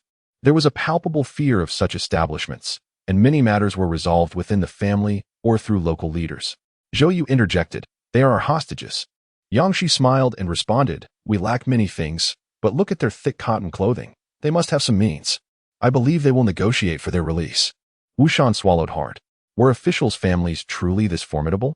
How could Zhou Yu's wife speak so boldly of turning the tables on their captors? Nevertheless, Wu Shan felt a surge of joy. With Yang's keen intellect, they too would benefit from this situation. Several hours later, everyone regained consciousness and began to pack their belongings onto the sleds. The two families first pulled the sleds out of the village, leaving Zhou Xiaodi and the 2 young sons of the Wu family behind. Zhou Yu and his group then led the 2 hostages back into the village. In Zhou Xiaodi's heart, his sister-in-law had taken on a grander stature overnight. "Sister-in-law, will my brother and the others succeed?" Yang Shi gazed at the remaining 6 hostages, recognizing their significance. These 8 individuals were evidently the pillars of their families, and it was clear that none of them possessed virtuous qualities. Zhou Xiaomei, feeling a twinge of fear, inquired, "Sister-in-law, when shall we arrive at our destination?" Yang Shi reassured her with a gentle pat, noting that they had only just embarked on their journey. She felt a sense of purpose, believing it essential to unite the Wu family. Zhou Xiaomei clutched her sister-in-law's hand tightly, seeking comfort. Yang Shi remained composed, confident in their leverage with the hostages in their possession. Zhou Yu set down 2 bags, one filled with fine grain and the other containing assorted items. Yang Shi noted that the bag of fine grain was quite substantial, weighing at least 30 to 40 pounds. And a smile graced her face. "Indeed, our plundering has proven fruitful," she mused, realizing that despite their efforts to procure quality grain, they had managed to seize a considerable amount. The prosperity of these families suggested a complete absence of conscience. The Wu family presented another bag, and Wu Shan appeared in high spirits, even Yang Sin shouldering 2 bags. The village chief spoke up, asking if it was now possible to redeem the hostages. Chapter 23. The wolf pack. Zhou Yu and the village chief locked eyes for a long moment. The families of the 8 men protested vehemently against their release. Yet Zhou Yu remained steadfast. The village chief's expression darkened. Zhou Yu, with a smile, asked, "Are we free to depart?" The village chief glanced at the bound captives, one of whom was his nephew, his gaze lingering on the sharp dagger. "You may leave," he conceded. The families of the 8 men grew agitated, shouting that they could not let them go. They were unwilling to swallow their pride, nor could they part with the compensation of grain and silver. The village chief scolded them, "Silence." He anticipated that trouble would inevitably arise. Today's events would spread throughout the neighboring villages, with such heartless beasts among them. How could the village's young women hope to marry? How could the young men find brides? Zhou Yu and his companions moved swiftly, followed closely by 6 villagers. While the village head felt uneasy, fearing for the safety of the 8. Why was she so reluctant to accept this fate? Those traffickers deserved their demise. An hour later, they had distanced themselves significantly from the village. The 6 trailing behind were filled with resentment, their patience wearing thin. Zhou Yu and Wu Shan conferred, with Zhou suggesting that the sled should proceed ahead. Wu Shan furrowed his brow, aware that releasing the 8 would leave them dangerously exposed. 14 individuals in total were too many to contend with if the 8 turned against them. Wu Shan scrutinized Zhou Yu, the curve of his lips widening. He had taken lives before, knowing that on the path of escape, one must possess the courage to protect one's family. He had believed Zhou Yu to be averse to bloodshed, yet it seemed he had misjudged. As the sled continued to distance itself, Zhou Xiaodi and the Wu brothers hastened their pace, anxious not to lag behind. Yang Shi kept her gaze fixed on Zhou Yu, apprehensive of any unforeseen mishaps. Zhou Xiaomei remained silent, while Ye's complexion grew increasingly pale. Recognizing that the sled had traveled far enough, Zhou Yu gestured for Wu Shan to take action. However, before he could do so, Yang San swiftly severed the tendons of the 8 captives, his movements both rapid and ruthless, leaving no opportunity for Zhou Yu or Wu Shan to intervene. Yang San, having completed his task, wore a smile. He had contemplated this action since the previous day. Wu Shan frowned, likening the boy to a wolf cub, while Zhou Yu found himself more concerned with Yang San's formidable skills. The 6 villagers who followed were taken aback, 2 of whom were relatives of the 8. In a moment of impulsive fervor, they rushed forward, only to have their hands broken in the process. The remaining 4 exchanged apprehensive glances. Upon noticing the gazes directed at them, they instinctively took a few steps back. Zhou Yu spoke. The wolf pack possesses a keen sense of smell. After uttering this, he, along with Wu Shan and Yang San, hastily departed, fearing that the wolves would be drawn in by the scent of blood. Yang San smirked maliciously. Even if they evaded the wolves, their hands were rendered useless. Zhou Yu urged softly, "We must hurry. The wolves are descending the mountain." Wu Shan and Yang San sprinted away, only pausing when the howls of the wolves faded into the distance. After catching his breath, Wu Shan spotted the sled ahead and remarked, "Zhou, you have truly surprised me." Despite having undergone modern education, Zhou Yu had experienced too much. His empathy for Wu Shan during the rescue had long since dissipated. Though their actions seemed harsh, they had saved far more lives. If they neglected these 8, the entire village would become embroiled in human trafficking. He did not believe that the 8 had conspired together from the outset.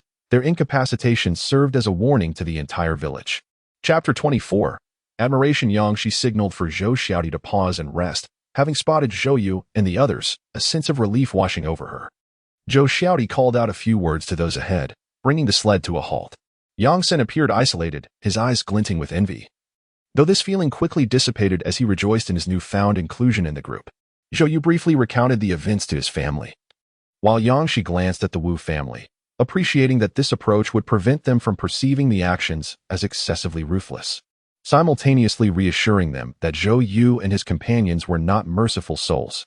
Yi remained silent, attributing her son's transformation to the upheaval within the family. Yang Shi sensed her mother-in-law's emotional turmoil and, unsure of how to provide comfort, attempted to divert the conversation, suggesting they prepare a meal with the abundant grains they had received. Zhou Yu retrieved a cloth bag from his cloak, stating, "This is the portion of silver. Please count it." The entire family fixated on the bag as Yang Shi took it, her eyes widening in astonishment at the generous amount within. There were 2 pieces of silver, each weighing approximately 2 taels, along with several smaller fragments of silver. Zhou Xiaodi beamed with delight, exclaiming that the families involved seemed quite affluent. Upon hearing the jubilant cheers from the Wu family, who were also tallying their silver, Yang Shi reflected on the 8 individuals, believing they deserved their fate, as it was evident they had engaged in the trafficking of people on more than one occasion. Zhou Yu then declared, "It is getting late. We must depart from this place." Zhou Xiaomei inquired, "Elder brother, do you think they will report us to the authorities?" Zhou Yu reassured her, "There is no need for concern. If they intended to report us, they would have fled long ago.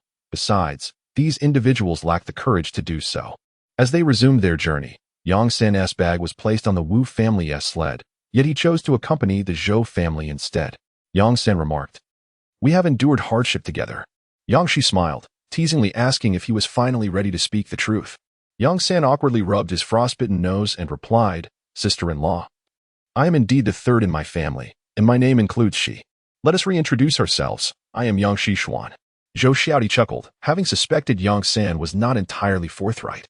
Zhou Yu inquired, are you literate? Yang San affirmed, yes. Zhou Yu and his wife chose not to press further, feeling that their current level of trust was not yet sufficient for full disclosure, while Yang San felt a sense of relief. This time, the two families were not so fortunate. They failed to find a suitable place to settle in the village. Fortunately, there were no towering mountains nearby, rendering the surroundings relatively safe. Yang Shi, gather enough firewood to last us through the night, Zhou Yu suggested, gazing into the distant woods. With our numbers, we should be able to collect sufficient firewood shortly. Yang Shi nodded and, accompanied by Zhou Xiaomei and the two daughters-in-law from the Wu family, set about collecting snow blocks to construct a windbreak wall. Li Shi interjected, sister-in-law, being pregnant, you should leave this task to us. Yang Shi, aware of her own condition, replied, I won't carry the snow blocks. I'll assist in creating them, as it won't be too strenuous for me. Li Shi considered that all officials' families were esteemed and, upon interacting with Yang Shi, realized her own limited exposure. She mused that Yang Shi was not only skilled in cooking but also possessed considerable knowledge. Unable to hold back, Li Shi remarked, sister-in-law, are all officials' families like you? Yang Shi smiled, not quite the same. Li Shi replied, then I admire you even more. Under Yang Shi's guidance, the snow wall was swiftly constructed, and she expressed gratitude for the first heavy snowfall, which had aided them immensely. After dinner that night, Yang Shi and Zhou Yu sat together. Yang Shi pondered, I wonder if the Su family has realized our absence yet? Chapter 25, Malice. The winter wilderness was terrifying, even in the absence of nearby mountains. The haunting howls of wolves echoed in the distance. Aside from the young children, no one in either family dared to sleep soundly. At dawn, Yang Shi gently wiped her face with snow, as her skin had already suffered from frostbite during their journey. Winters in ancient times were indeed bitterly cold, so much so that speaking felt like an arduous task. In the morning, Zhou Xiaomei assisted Yang Shi in preparing breakfast, but the eggs were frozen solid, resembling stones, and it took considerable time to transform them into egg porridge. Yang Shixuan dined with the Zhou family, and upon closer acquaintance, he discovered that the straw coat worn by the youth was merely a fade, concealing a robust cotton garment beneath. Zhou Yu conferred with Wu Shan regarding their route, acknowledging the risk of exposure after having harmed someone the previous day. Wu Shan, in high spirits after acquiring silver and provisions, had presumably already plotted their course should a confrontation arise. Zhou Yu smiled, affirming that their pursuers would likely follow the narrow path, while they would take the main road today, hoping to procure a donkey in Hezhen. Wu Shan, feeling the weight of his coin pouch, remarked that donkeys were not inexpensive. Zhou Yu responded, noting that winter had just begun, and traveling would become increasingly arduous. Thus, having a donkey to pull a sled would greatly facilitate their journey, and they could sell it later if necessary. Wu Shan, if he had a pipe, would have surely taken several hearty puffs and concurred, very well. I shall heed your advice. The silver they divided yesterday amounted to over a dozen taels, sufficient for purchasing a donkey, as they had 3 individuals from his household contributing. After a half-hour's walk along the narrow path, they entered the main road, which was much flatter and easier to traverse, frequented by numerous horse-drawn carriages. Occasionally, they encountered caravans, with a burly man leading his horse alongside Zhou Yu. The man, adorned with a thick beard and possessing a hearty voice, remarked, Brother, your sled is quite intriguing. Zhou Yu's ears perked up. The man's booming voice was somewhat jarring, and he found himself lost in thought. The burly man scrutinized the sled, stating, I am a merchant from the northeast, well acquainted with sleds. Your brother here lacks honesty. This design is not something that can be concocted without considerable insight. Yang Shi raised her brows, noting that it was no simple feat to still conduct trade in the northeast. Zhou Yu also arched an eyebrow, remarking on the current chaos in the region. The man laughed heartily, declaring that their brotherhood had weathered many storms and feared nothing. His laughter resonated, prompting the other members of the caravan to join in mirth. However, Zhou Xiaomei felt a chill of fear. The caravan boasted 60 to 70 men, not including the drivers, making the Zhou and Wu families appear particularly fragile. Had it been someone timid, they would have already succumbed to trepidation. Zhou Yu sensed an air of menace emanating from the man, confirming that he was indeed a survivor of grim circumstances. Are you interested in our sled? He inquired. The man's gaze was profound. It was rare to encounter someone unafraid of them. The family pulling the sled ahead turned pale at the sight. Yet this brother could engage him in normal conversation. Indeed, During the snowy winter, when heavy snow blocked the roads, carriages became useless, rendering sleds far more practical. She patted her son while her ears pricked up, contemplating the dire situation. They could not protect the sled, and circumstances were pressing upon them. Zhou Yu halted his steps, asking, "So do you wish to buy it?" The man paused for a moment, then replied affirmatively, "Yes, I wish to purchase it." Had he intended to rob them, he would have acted already. There was something intriguing about these two families in flight. Zhou Yu remained silent, discerning no malice in the man, and asked, "What price do you deem appropriate?" The man stroked his beard thoughtfully. "I find your brother intriguing. You are fleeing for your lives. How about you accompany me?" Chapter 26. Qualifications. She felt a tightening in her chest, fearing that a refusal might provoke the man. One should not mistake laughter for kindness. He merely found the situation amusing. Zhou Yu bent slightly, confessing, "I am timid and wish to seek a peaceful life in the south. Our meeting is fated, and I shall gift you the sled's blueprint." The man squinted, his instincts having guided him to evade numerous perils. His intuition indicated that the individual before him possessed some skill, and he was generous of heart towards those with abilities. Upon examining the blueprint, the man's previously stoic expression transformed into one of mirth. "Ha, splendid. Well done, young brother." With that, he tucked the blueprint into his bosom, mounted his horse, and called out to the caravan, "Accelerate. We must reach the relay station before nightfall." Thus, the merchant convoy set forth, swiftly vanishing along the official road. At this point, Wushan hurried over, his unease evident as he inquired, "Will they ambush us ahead?" Zhou Yu reassured him, "No. Our entire fortune is worth less than a single horse to them."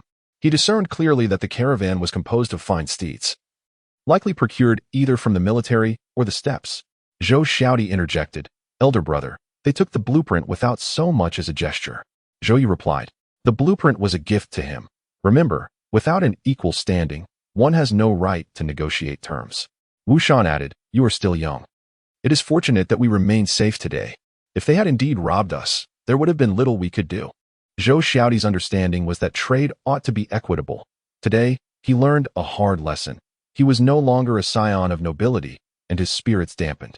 The two families did not linger, needing to find a place to stay before darkness enveloped them.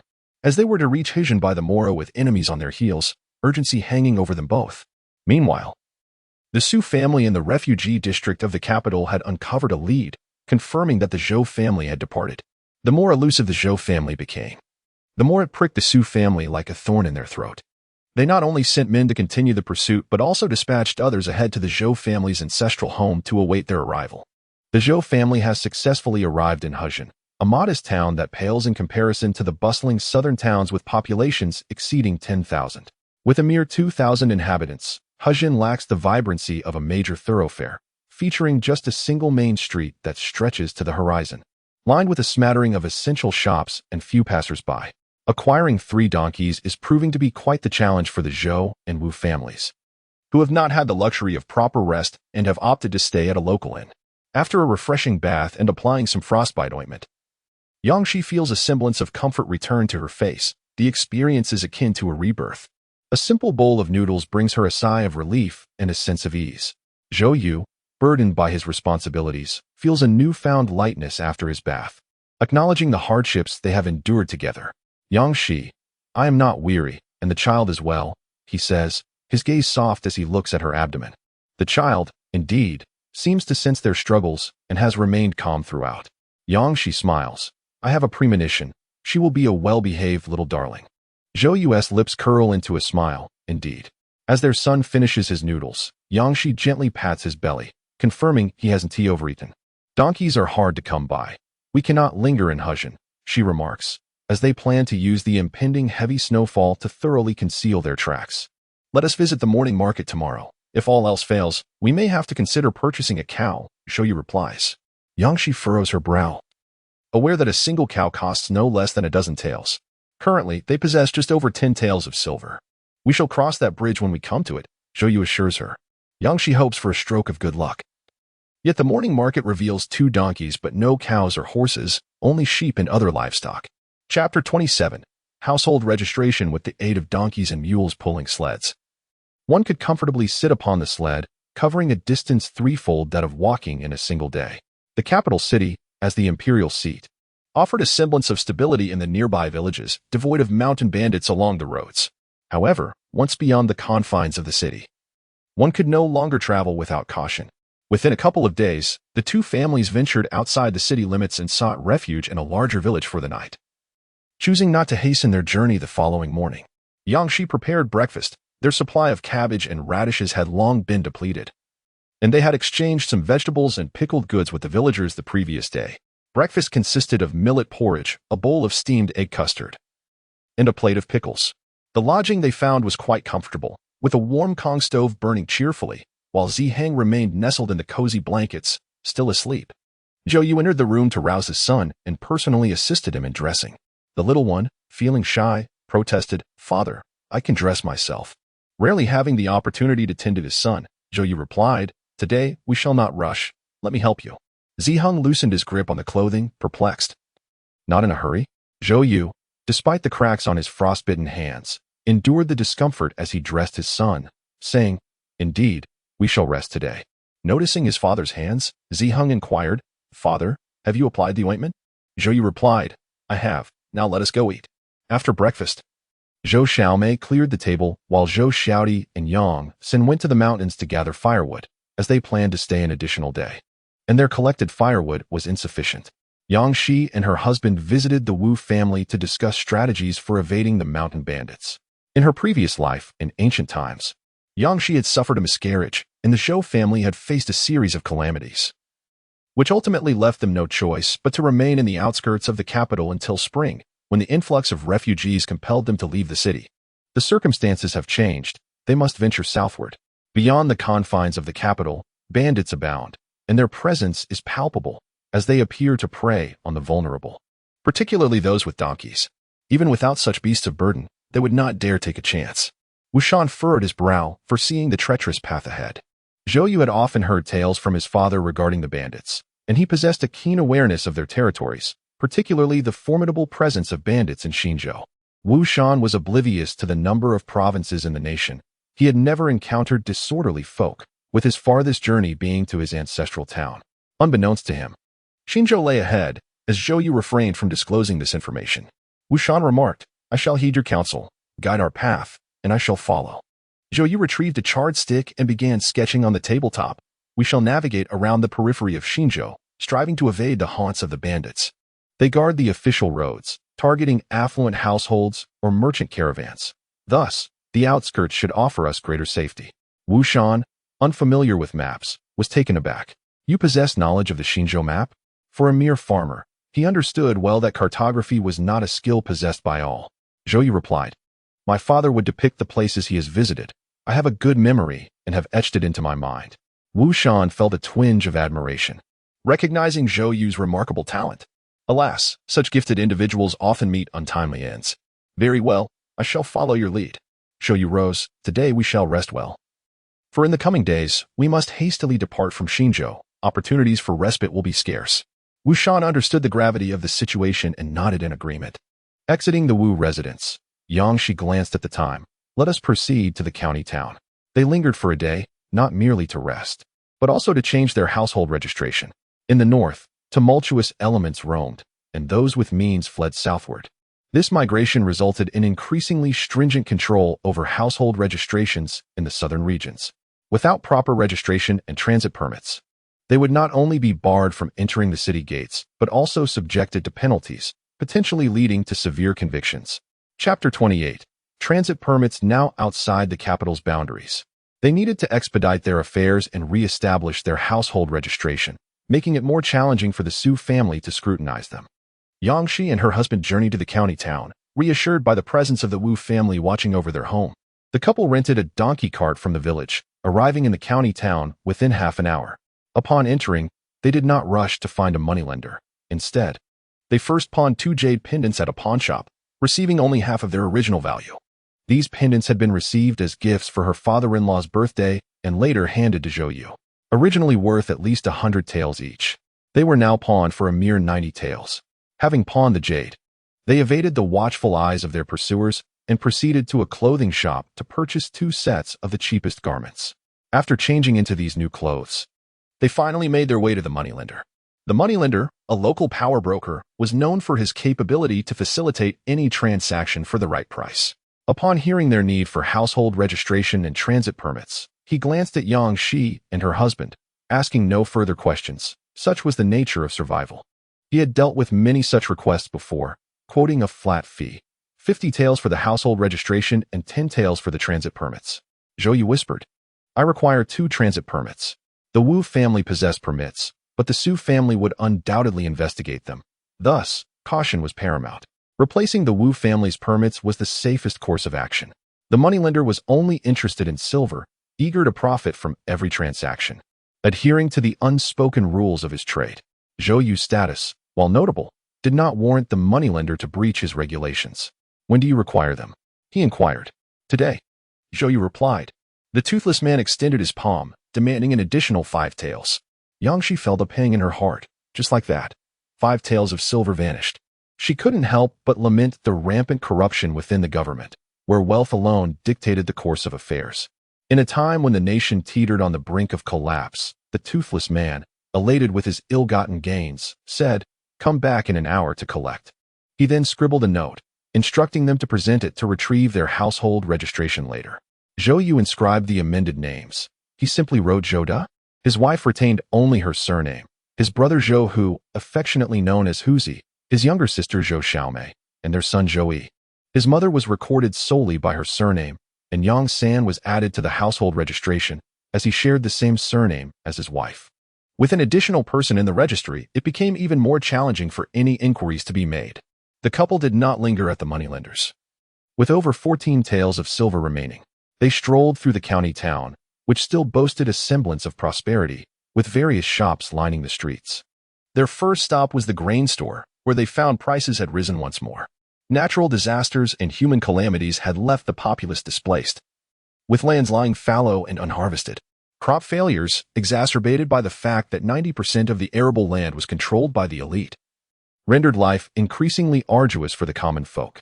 They purchased 500 wins worth of flour, 500 wins worth of rice, and 200 wins worth of assorted beans, not out of reluctance to buy more, but because the grain shop had limits on their sales. Zhou Yu urged, buy a bit more, keep it for when hunger strikes. With grain prices soaring, the cost of snacks had also surged significantly, as they spent 201 for 7 jin of pastries, which had risen by at least 50%. Subsequently, they procured some salt and other seasonings, and finally visited the apothecary to purchase ointment for frostbite, along with tonics for his mother. Zhou Yu refrained from mentioning the newly acquired household registration, instead presenting the travel permit obtained from Wushan. With this new permit in hand, they felt a sense of greater security for the days to come. Wushan was aware that the travel permit was not inexpensive, and with no silver at home, he assured, once we arrive at our destination, I shall repay you slowly. With that, Zhou Yu left behind a pound of pastries and took his leave.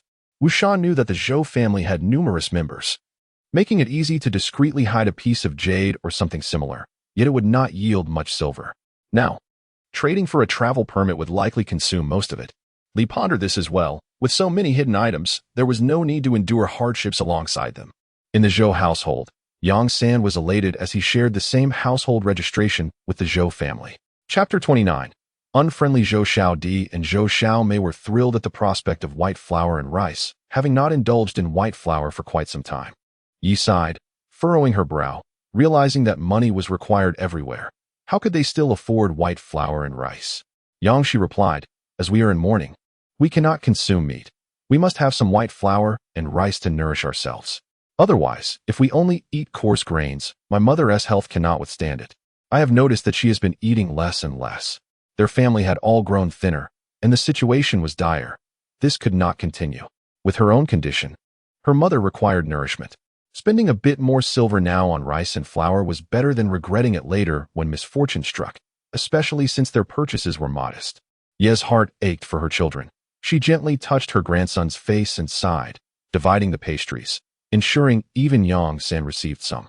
Yang San took the pastries and said, I still have some silver here.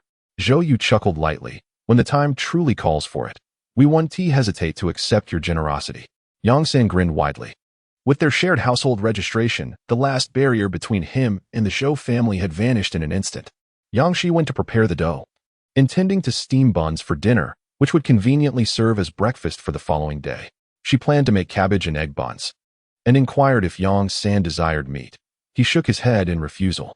Zhou Xiaomei, armed with needle and thread, was stitching gloves, as the family's hands were severely cold. The young girl had learned embroidery from a seamstress and was more skilled than Yang Shi, capable of handling larger pieces. Thus, regardless of what she learned, it would ultimately be her own accomplishment. Zhou Xiaomei felt a sense of assurance as she picked up the needle. For her father was a diligent man who could not abide his children being complacent. He expected them to apply themselves wholeheartedly in their studies. This dedication had endowed her with her impressive embroidery skills. Once stability was achieved, she intended to take on embroidery work, which would lighten the load for her sister-in-law and elder brother. Yang Shi wished to advise her that excessive embroidery was detrimental to the eyes. But upon meeting Xiaomei's smiling gaze, she felt it unnecessary. The young girl was eager to assist her family. In Yang, she felt it was essential to offer support and affirmation. With a smile gracing her lips, Zhou Xiaomei's fingers moved even more swiftly. In Yu's heart felt lighter. Despite the Zhou family's misfortunes, a stable life was not unattainable. Dinner was bountiful, and the family indulged heartily, ultimately needing to take a couple of laps outside to ease their fullness. The next day, before dawn, both families set out, the donkey and mule showing remarkable strength, pulling the sleds swiftly as they followed their planned route around Xinzhou. Yang Shi was preoccupied with thoughts of the Su family. Although they had discovered the correct path and located the mountain village, confirming the Zhou family's presence through the injured villagers, they pursued inquiries towards the Zhou family's ancestral home, unaware that the Zhou family had headed south. By the time the Su family realized the Zhou family's southward movement, it would be exceedingly difficult to trace their whereabouts. Within the confines of the capital, the Zhou family faced no imminent threat apart from their enemies, but the challenges of entering Xinzhou were just beginning. As they journeyed onward, the Zhou family remained silent, while Yang Shi gazed at the retreating forest with a sense of trepidation. Traveling along the outskirts to evade bandits implied a dense wilderness, where human habitation clustered near the official roads, leaving the periphery teeming with wildlife. Uncertain whether tigers prowled nearby, she was acutely aware of the numerous wolf packs.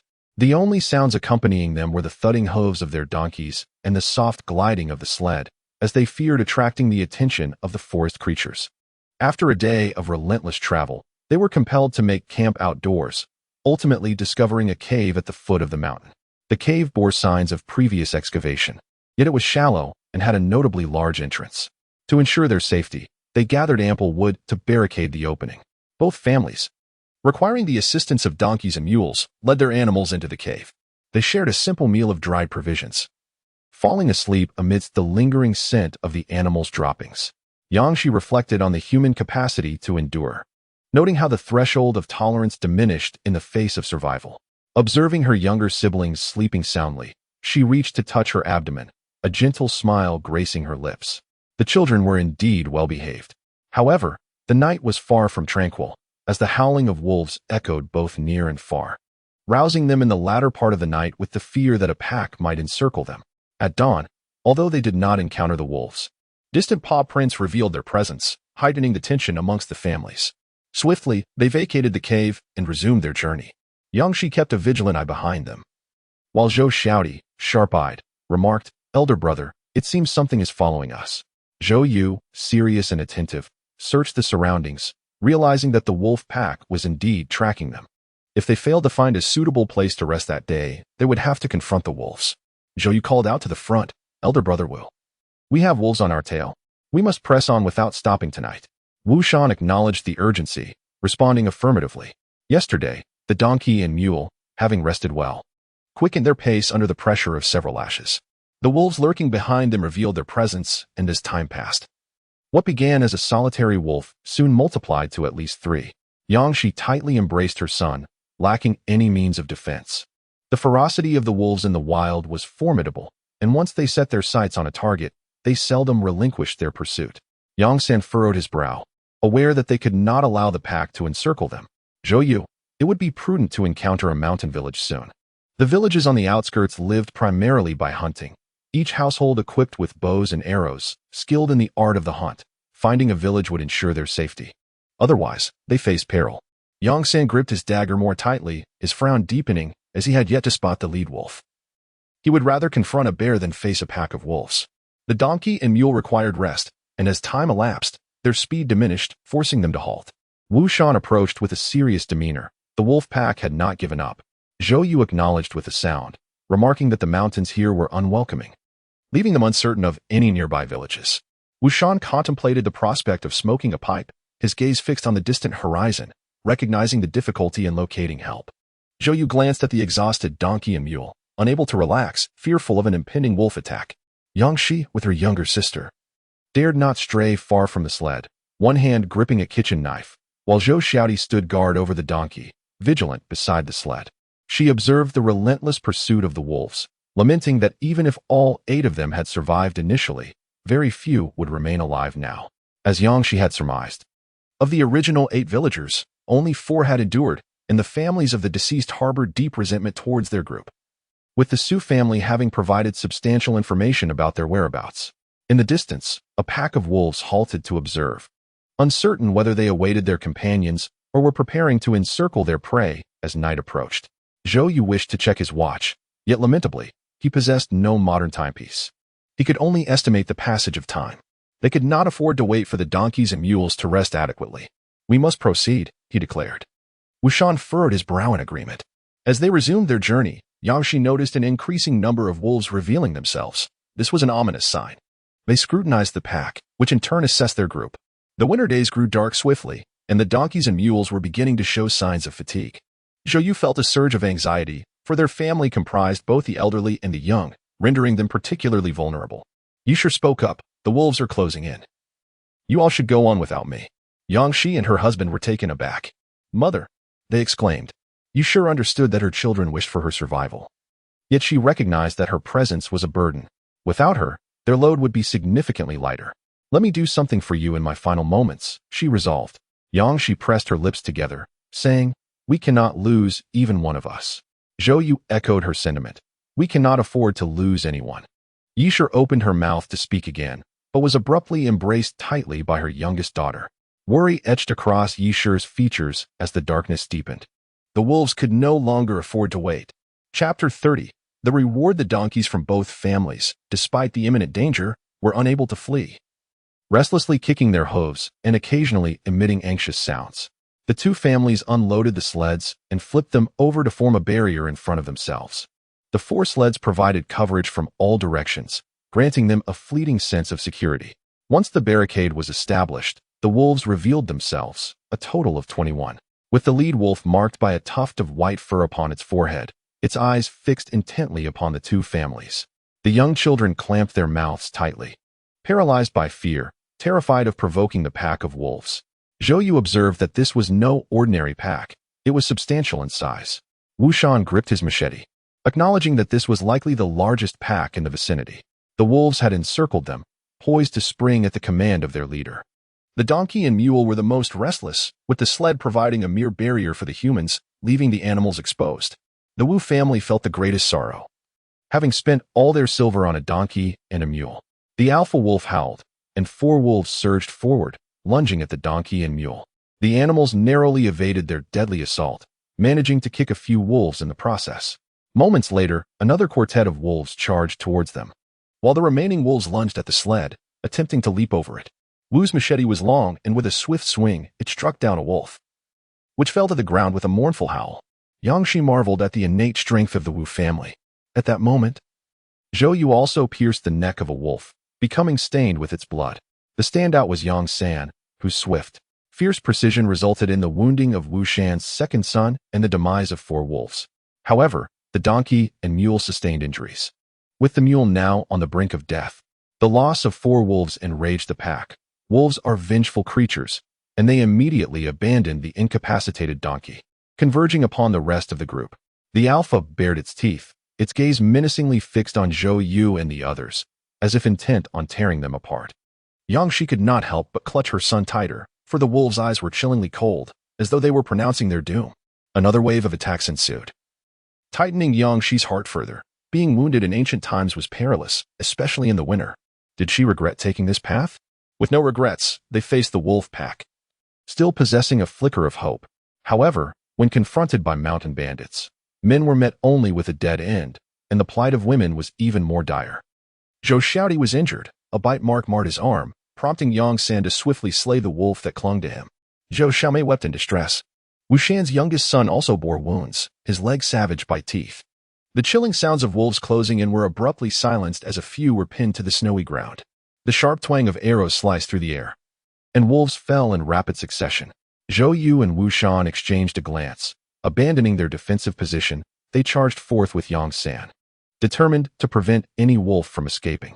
2 more arrows flew, claiming 2 additional wolves, while Zhou Yu and his companions dispatched the remaining 2. Once the battle was concluded, Zhou Yu remained vigilant, turning to see 3 figures emerge from the forest, a man in his 40s and 2 youths, around 17 or 18. Their attire unmistakably marked them as hunters from the mountains. Zhou Yu approached to express his gratitude, thanking them for their timely assistance. The leader, fixated on the slain wolves, declared, "We, father and son, have dispatched 6. You owe us 4 as compensation." Zhou Yu quickly acquiesced, recognizing the validity of the claim. The 2 young hunters eagerly set about collecting their bounty. 10 wolves represented a considerable sum of silver. Zhou Yu spoke again, "As night has fallen, and given our injuries, the wilderness poses great danger. Might we impose upon you for shelter?" The leader squinted, reluctant to invite complications. Yet, having observed their valiant struggle against the wolves, he was somewhat impressed. Very well, he conceded. Zhou Yu led Yang San and the others to organize the sled, transferring their belongings onto it. The hunter's eyes gleamed upon noticing the sled. "Yours is quite a fine sled," he remarked. Zhou Yu replied, "Once we reach our destination, I shall draft a design for my elder brother." The man's expression froze, and he muttered, "I am not a carpenter." Chapter 31. Plans. Zhou Yu smiled. "Let us assist our elder brother in making the sled." The man's smile deepened. "All right." Wu Shan gazed at the ailing mule, feeling a profound sense of sorrow. Zhou Yu approached. "Our elder brother only requires 10 wolves, and there are still 11 remaining. We stand to gain a considerable amount of silver."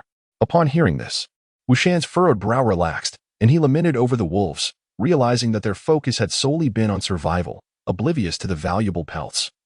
Some wolves had sustained multiple wounds. Yangshi noted that the hunter selected the 4 most intact pelts as compensation, indicating that not everyone was foolish. This hunter and his son were quite astute. The group feared that the scent of blood might attract other wolves or bears. So the Wu family used 1 sled to transport the wolves, as the mule had perished.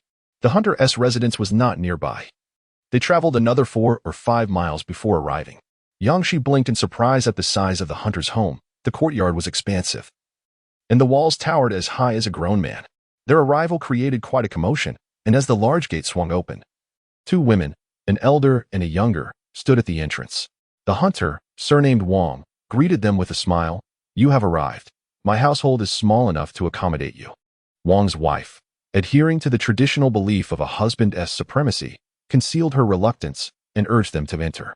Through their conversation, Yangshi learned that the nearby residents were all hunters. Though they did not live in close proximity, the nearest household was a mile away. This valley was encircled by mountains, making it quite challenging to locate without a guide. The Wang family provided 3 rooms. The Zhou family occupied 1, while the Wu family took 2. The hunter's household was not lacking in medicinal supplies, which were quite precious. Zhou Yu purchased the medicine with silver and subsequently shared some with the Wu family, for which they were immensely grateful today.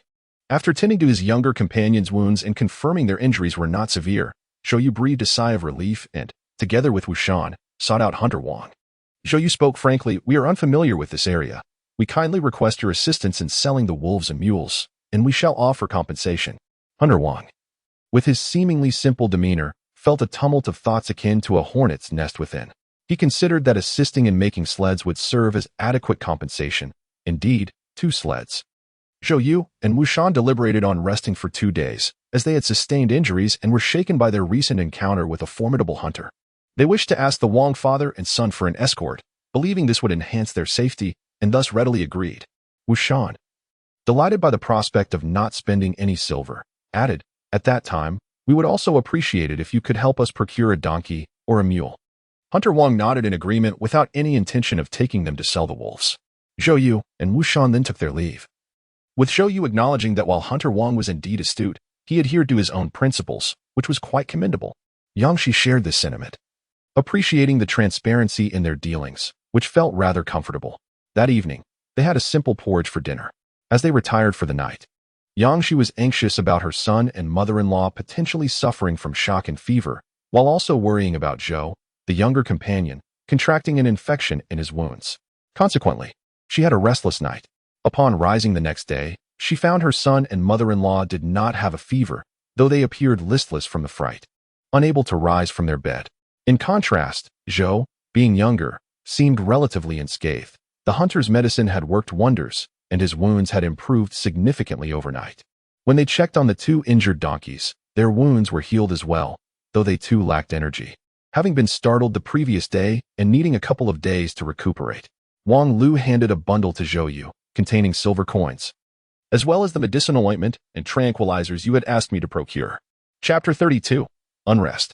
The bundle in Zhou Yu's grasp felt heavy, laden with silver and copper coins. In ancient times, silver currency was rather cumbersome. Our dynasty had once issued paper money, which was used in conjunction with silver coins. Yet now, paper currency had long since become worthless. The Wang father and son joyfully set off to dine, having earned a substantial sum over the past 6 months. Wu Shan arrived at the Zhou residence to distribute the silver. 11 wolves yielded little in the way of intact pelts, resulting in a modest total of 22 taels. The meat from the mule fetched over 2 taels, while the purchase of a donkey cost 6.5 taels. Wu Shan was greatly pained by the low price of mule meat. Zhou Yu meticulously divided the silver, declaring it to be for his elder brother. Wu Shan considered returning the funds for the travel permit, but Zhou Yu's cold demeanor prompted him to pocket nearly 7 taels instead, grinning widely at the sight of the silver. Their household was no longer just comprised of silver, but also 2 donkeys. Though accompanying them posed risks. One must seek fortune in peril. As a refugee in the capital, he could toil endlessly without amassing such wealth. Zhou Yu allocated the remaining silver to his wife, remarking that they had finally achieved a modest fortune. Yang Shi smiled, affirming that they would no longer need to pawn their belongings. Excessive pawning could raise suspicion sooner or later. Yang Shi passed the tranquilizers to her younger sister, who went to prepare the medicine while she concealed the silver, leaving only copper coins visible. The heavy bundle of copper coins was quite burdensome. That night, after seeing her son and mother-in-law sleeping soundly, Yang Shi finally breathed a sigh of relief, having struggled to rest while the previous night and dozing off in a daze. In the morning, Yang Shi prepared to cook some provisions for the journey ahead, aiming for convenience. Zhou Xiaomei went to wash clothes, and Yang Shi felt a sense of comfort. The young girl, despite her altered circumstances, had never complained, instead embracing life with remarkable enthusiasm. As Yang Shi waited for the water to boil, she poured the hot water into a basin. Zhou Xiaomei looked up with a smile, expressing her gratitude. "Thank you, sister-in-law." Yang Shi replied, "Don't rush to wash. Wait for the water to warm up. You might catch a chill." Zhou Xiaomei nodded in agreement. Zhou Xiaodi, nursing an injury, helped to tend the fire while Yang Shi prepared flatbreads. In a hushed tone, Zhou Xiaodi remarked, "Last night, Yang San spoke of his family." Yang Shi's hands continued their work as she inquired, "Did he finally muster the courage to speak?" Zhou Xiaodi explained, "While we were on the road, he never had the chance to share. Last night, unable to sleep, I mentioned our father, and he opened up." Yang Shi asked, "Does he still have family?" Zhou Xiaodi sighed heavily. His father was a 7th-rank general in Liaozhou.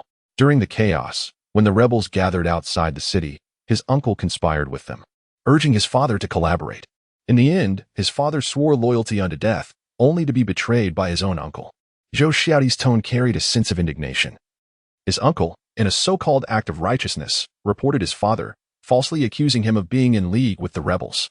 The betrayal by one so close was unbearable, and his father, unable to defend himself, found incriminating letters that sealed his fate. Yang Shi finally comprehended why Yang San had refrained from discussing his origins.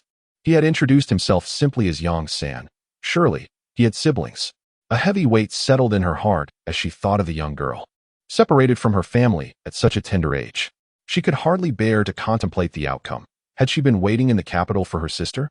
Zhou Xiaodi murmured. He had made a pact with his sister. If they were to become separated, they would wait for 1 month in the capital. Having waited for 3 months without sight of her, he had lost hope. Yang Shi, why did he follow us? Zhou Xiaodi lowered his voice, explaining that the man had taken a liking to their elder brother, claiming that his intuition warned him that missing this opportunity would lead to regret. Yang Shi understood. She had witnessed Yang San seeking Zhou Yu's counsel more than once, always eager to remain in Zhou Yu's company. Suppressing her tumultuous thoughts, she smiled and said, I shall prepare a cabbage soup. We will be able to dine shortly. Zhou Xiaodi licked his lips. Sister-in-law, could you also stir-fry some cabbage? Certainly. With that, he ventured out to purchase a string of sun-dried chili peppers from the Wang family, using copper coins. That evening, Yang Shi shared with Zhou Yu the background of Yang San. I believe it to be true. Zhou Yu concurred, adding, this child harbors resentment. That resentment can be beneficial. Yang Shi replied. Zhou Yu reclined, having cleaned the bloodstains from his coat. The hunter Wang accompanied us a short distance with his young son. Yang Shi, are they escorting us out of Xinzhou? Zhou Yu nodded. Yes, but under certain conditions. Yang Shi inquired, what conditions? Zhou Yu smiled. They wish for me to teach them to read along the way. Yang Shi raised an eyebrow. Very clever. In ancient times, illiteracy was rampant, and acquiring literacy was a formidable challenge. It was even rarer for mountain hunters to be literate. Learning to read could be passed down to future generations. And Wang the hunter possessed foresight, unwilling to see his descendants remain hunters for life. Zhou Yu held a fondness for Wang the hunter. While some regarded him as overly meticulous, Zhou Yu appreciated his straightforwardness. Everything was laid bare, and what was permissible was accepted, while what was not was rejected. The following morning, the journey commenced as the Wang family had acquired a donkey the previous day. Yang San settled into the Wang family sled. Yang Shi cast several glances at Yang San and observed his keen interest in the Wang family's bow and arrows. This child possessed great social acumen and had long since formed a rapport with Wang Xiaoer. The Wang family was well acquainted with the terrain, fully aware of where dangers might lurk. After 2 consecutive days of travel without incident, they had enjoyed restful nights. Wu Shan discreetly remarked to Zhou Yu, this individual we hired is truly invaluable. Zhou Yu concurred, hence he instructed the Wang father and son with utmost diligence. That evening, while resting, Wang the hunter suddenly became alert. They had sought refuge from the wind in a mountain hollow, and Wang the hunter crouched down to listen intently. Zhou Yu and the others inquired about his sudden vigilance. Furrowing his brow, Wang the hunter noted the sound of galloping hooves. More than one horse could be heard. Zhou Yu shifted his ears to listen but remained silent, having heard nothing. He glanced at Wu Shan, who also shook his head. Yang Shi and the others awakened, and Yang San imitated Wang the hunter, pressing his ear to the ground. After listening attentively for a while, he confirmed the sound of hooves. Tension gripped the group as Wang the hunter instructed, we must enter the woods and follow my lead. Even within the mountain hollow, he feared detection. They cautiously gathered their belongings and swiftly ventured into the forest, with Wang the hunter guiding them, alleviating their concerns of losing their way. However, traversing the winter woodland proved arduous. Snow filled their shoes, leaving their feet damp and uncomfortable from the cold. Soon, from their vantage point, they spotted the flickering light of torches below on the road. It was unclear how many individuals were present, but the sound of numerous hooves echoed as they galloped past without pause. It was only when the clamor of hooves faded into the distance that the group dared to exhale. Zhou Yu furrowed his brow as a group approached from ahead. They were not soldiers heading to the capital. Wang the hunter spoke in a low voice, noting they were also not bandits, for bandits would not tread this path. The reason was simple. The effort would yield little reward, and bandits would not venture this way. Wu Shan remarked that this was the road leading south from Xinzhou. Wang the hunter grew increasingly agitated, lamenting the deteriorating state of the world. Zhou Yu insisted, we must hasten our departure from Xinzhou. Chapter 33. No way out. After waiting a while longer to ensure no one else emerged from the forest, Zhou Yu's group rekindled the fire to warm themselves, for their feet had become nearly numb from the cold. Yang Shi, who prided herself on her resilience, could not help but feel tears welling in her eyes from the unbearable discomfort. Her feet remained cold even after some time in the bedding, only warming when Zhou Yu unfastened his cotton coat to cover them. For the sake of the child within her, Yang Shi did not refuse his kindness and, feeling somewhat better, spoke up, I am all right now. Madam, Yi also handed a water pouch filled with warm water to her daughter, while Zhou Xiaomei's eyes brimmed with tears from the chill. If the men could barely endure the cold, how much more so the women? The group had hardly rested throughout the night. Before dawn broke, they set out, and as the morning light illuminated their surroundings, they discerned the hoof prints in the ground. Wang the hunter paused to examine them, declaring, these are the tracks of fine horses from the prairie. Zhou Yu, taken aback, asked, you can tell? Wang the hunter replied, indeed. Zhou Yu regarded Wang the hunter with newfound respect. This man harbored considerable depth. In these times, possessing knowledge of horses was not a skill typical of an ordinary hunter. Once again embarking on her journey, Yang Shi gazed at the sky, her thoughts lingering on the impending second snowfall. In her memory, this particular snowfall had been quite severe, nearly resulting in a snow disaster. Fortunately, with the assistance of Hunter Wong, they had encountered no peril thereafter. Regrettably, despite their haste, the second snowfall arrived while they still had a considerable distance to travel to Zinzhou. The group paused in a mountain village, where the snow fell relentlessly for a day and a night, completely obscuring the traces of the Zhou family. In the Zhou residence, Zhou Yu remarked, "Now that the snow has ceased, I shall venture out to ascertain whether we can continue our journey." "Very well," Zhou Xiaodi replied, taking a copper coin. "Should we purchase some more chili peppers?" The mountain village was modest, comprising merely a dozen households, with few skilled hunters among them. The villagers struggled greatly, seldom seeing any silver throughout the year, while burdened with exorbitant taxes. Not a single family possessed a cotton garment. All were filled with straw. Yangshi held little hope of acquiring eggs. As she spoke, Zhou Xiaodi unconsciously swallowed, for he was at that age where he could eat his father out of house and home. To Yangshi's astonishment, they managed to procure 24 eggs. "So many eggs?" she exclaimed. "Sister-in-law," Zhou Xiaodi explained, "the villagers keep their hens indoors to encourage egg-laying. Yet even so, the hens are reluctant. I scoured every household to obtain these." Yangshi withdrew 6 eggs, planning to stir-fry them with cabbage for lunch and prepare a steamed egg custard. Zhou Xiaodi grinned. "Sounds good." They also acquired 6 well-needed rabbit skins, which Yangshi intended to use for making shoes. Even Yusha rose to assist, a testament to how dreadful their previous experience with cold feet had been. Yangshi paused her actions, pondering the prospect of traveling in such heavy snow. Was it wise to take a narrow path? "Zhou Yu, I perceive you resemble a guard of the Wangfu." Yangshi confirmed. "Are you certain?" Zhou Yu replied, "I have observed for quite some time." Yangshi furrowed her brow. The prince must not leave his fief without authorization, for departing his territory is a grave offense. Within her recollections, there was no news of the prince entering the capital. It occurred to her that in their previous existence, they were preoccupied with their own affairs on the outskirts of the capital, hardly concerned with the goings-on within the city. For the common folk, their primary concern was whether they could satiate their hunger. Who would inquire about the state of affairs in the capital? This had severed her sources of information. Zhou Yu pointed out, traversing the back roads indicates significant scheming. The group we encountered previously was likely an advance party. Speaking of princes, one must mention the descendants of the current dynasty's royal family. Princes, bound to their fiefs and devoid of real power, are relegated to indulgence and revelry, amassing numerous wives and children.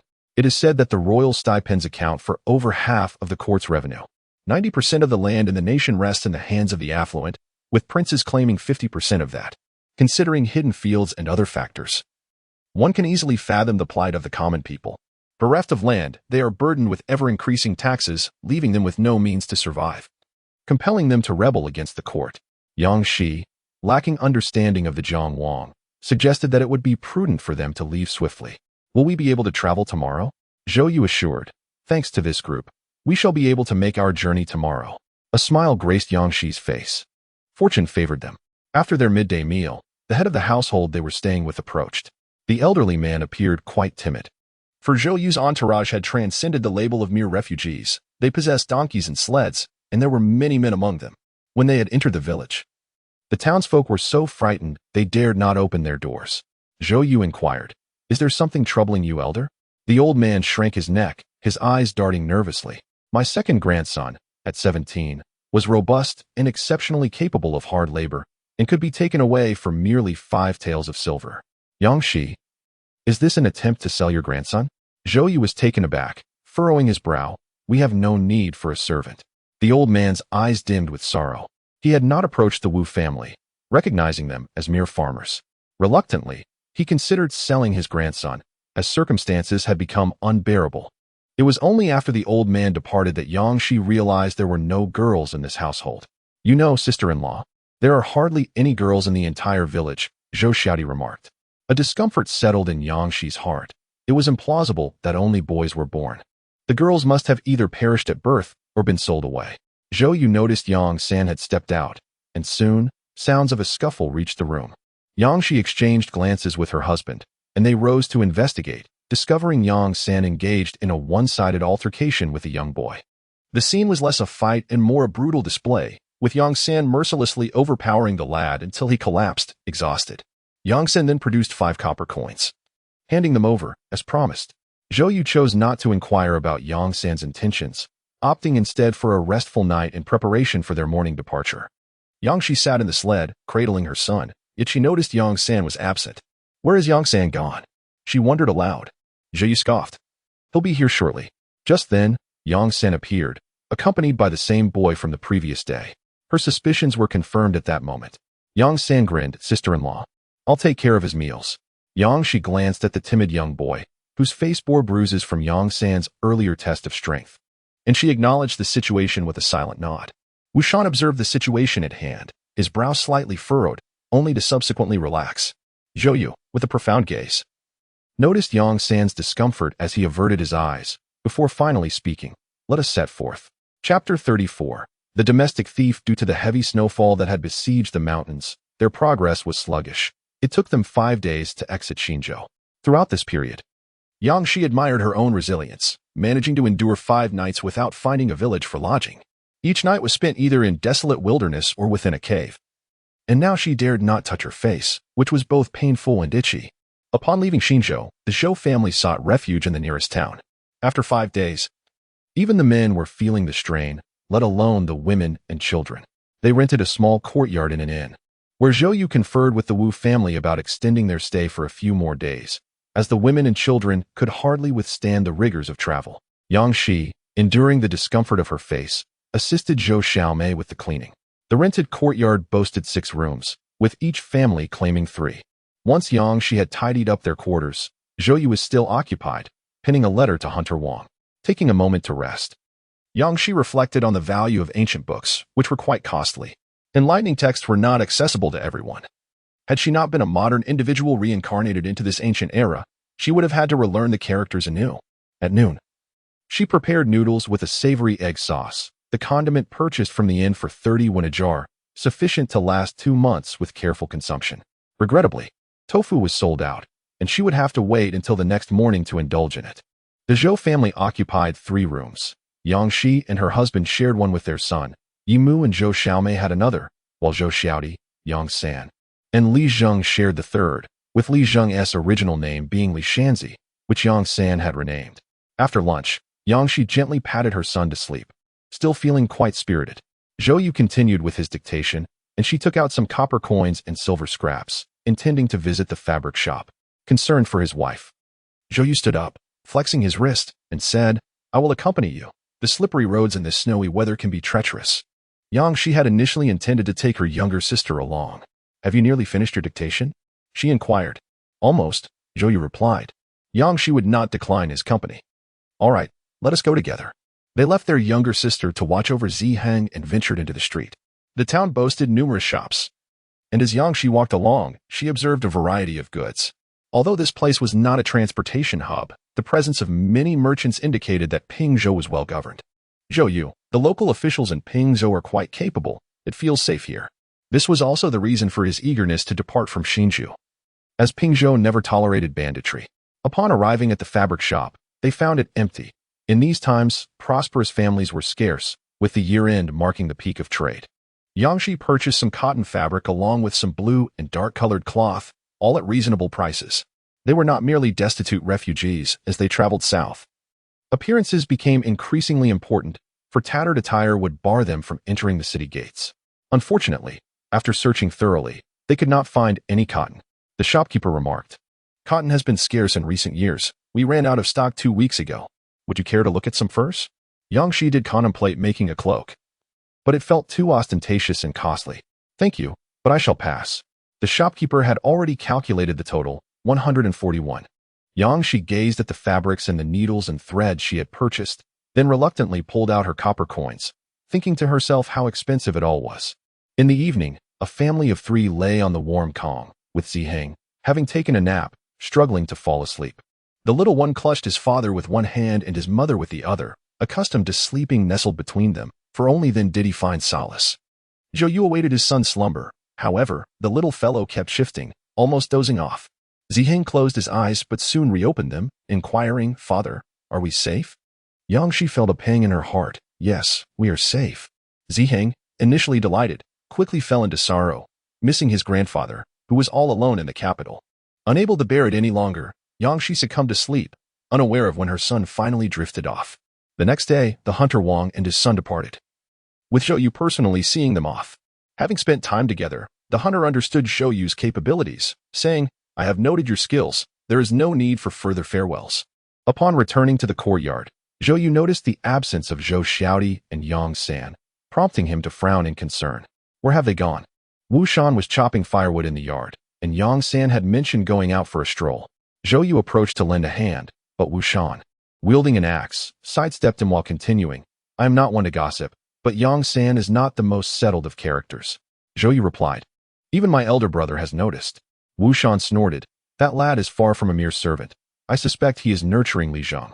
This morning, I saw him teaching Li Zhang to read." Zhou gathered the chopped firewood, harboring resentment within. Unaware of Yang San's background, Wu Shan remained indifferent, thinking it best to mind his own business as an ordinary farmer. "Just keep an eye on him," he advised. Although Yang San had not caused any trouble and had contributed significantly along the way, he remained uneasy, feeling the need to tie a string to him. With Zhou being the most suitable choice, Zhou inquired about Yang San's younger brothers. Wu Shan's actions of chopping wood froze. It seemed Yang San was attempting to deceive his son. Zhou laughed heartily. Having long noticed that Yang San had cast his gaze upon the Wu family's brothers on more than one occasion, Yang Shi and Li Shi were engaged in shoemaking. With Li Shi remarking on her skillful hands, Yang Shi smiled, attributing her dexterity to practice. Li Shi, who struggled with shoemaking, thought that Zhou's brother was fortunate to marry her, a blessing from a past life.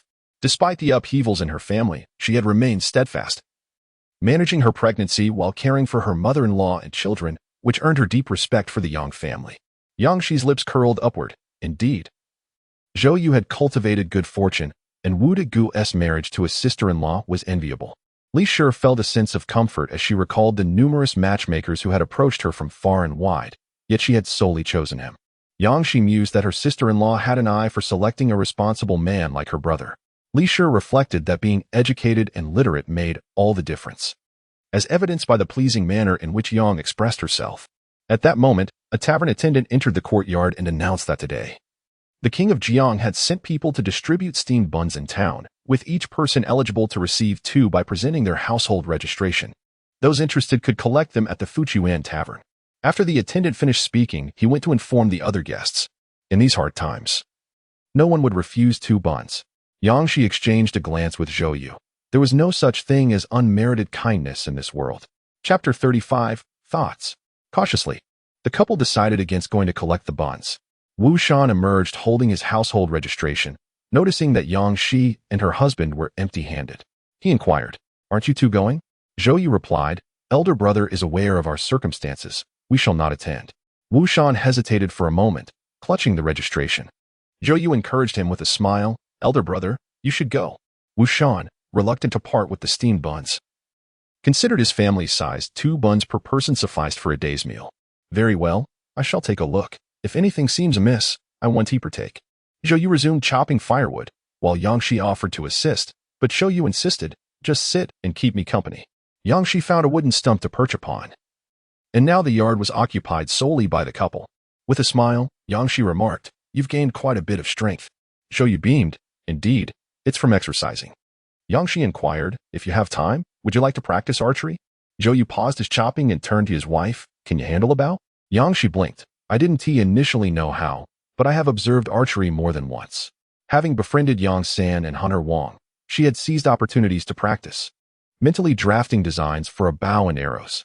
Zhou felt a surge of excitement. In ancient times, the mountains and forests were abundant, and they often camped outdoors during their travels. Bows could prove more advantageous than swords, and mastering the skill would aid in hunting. "I shall procure materials for crafting bows and arrows."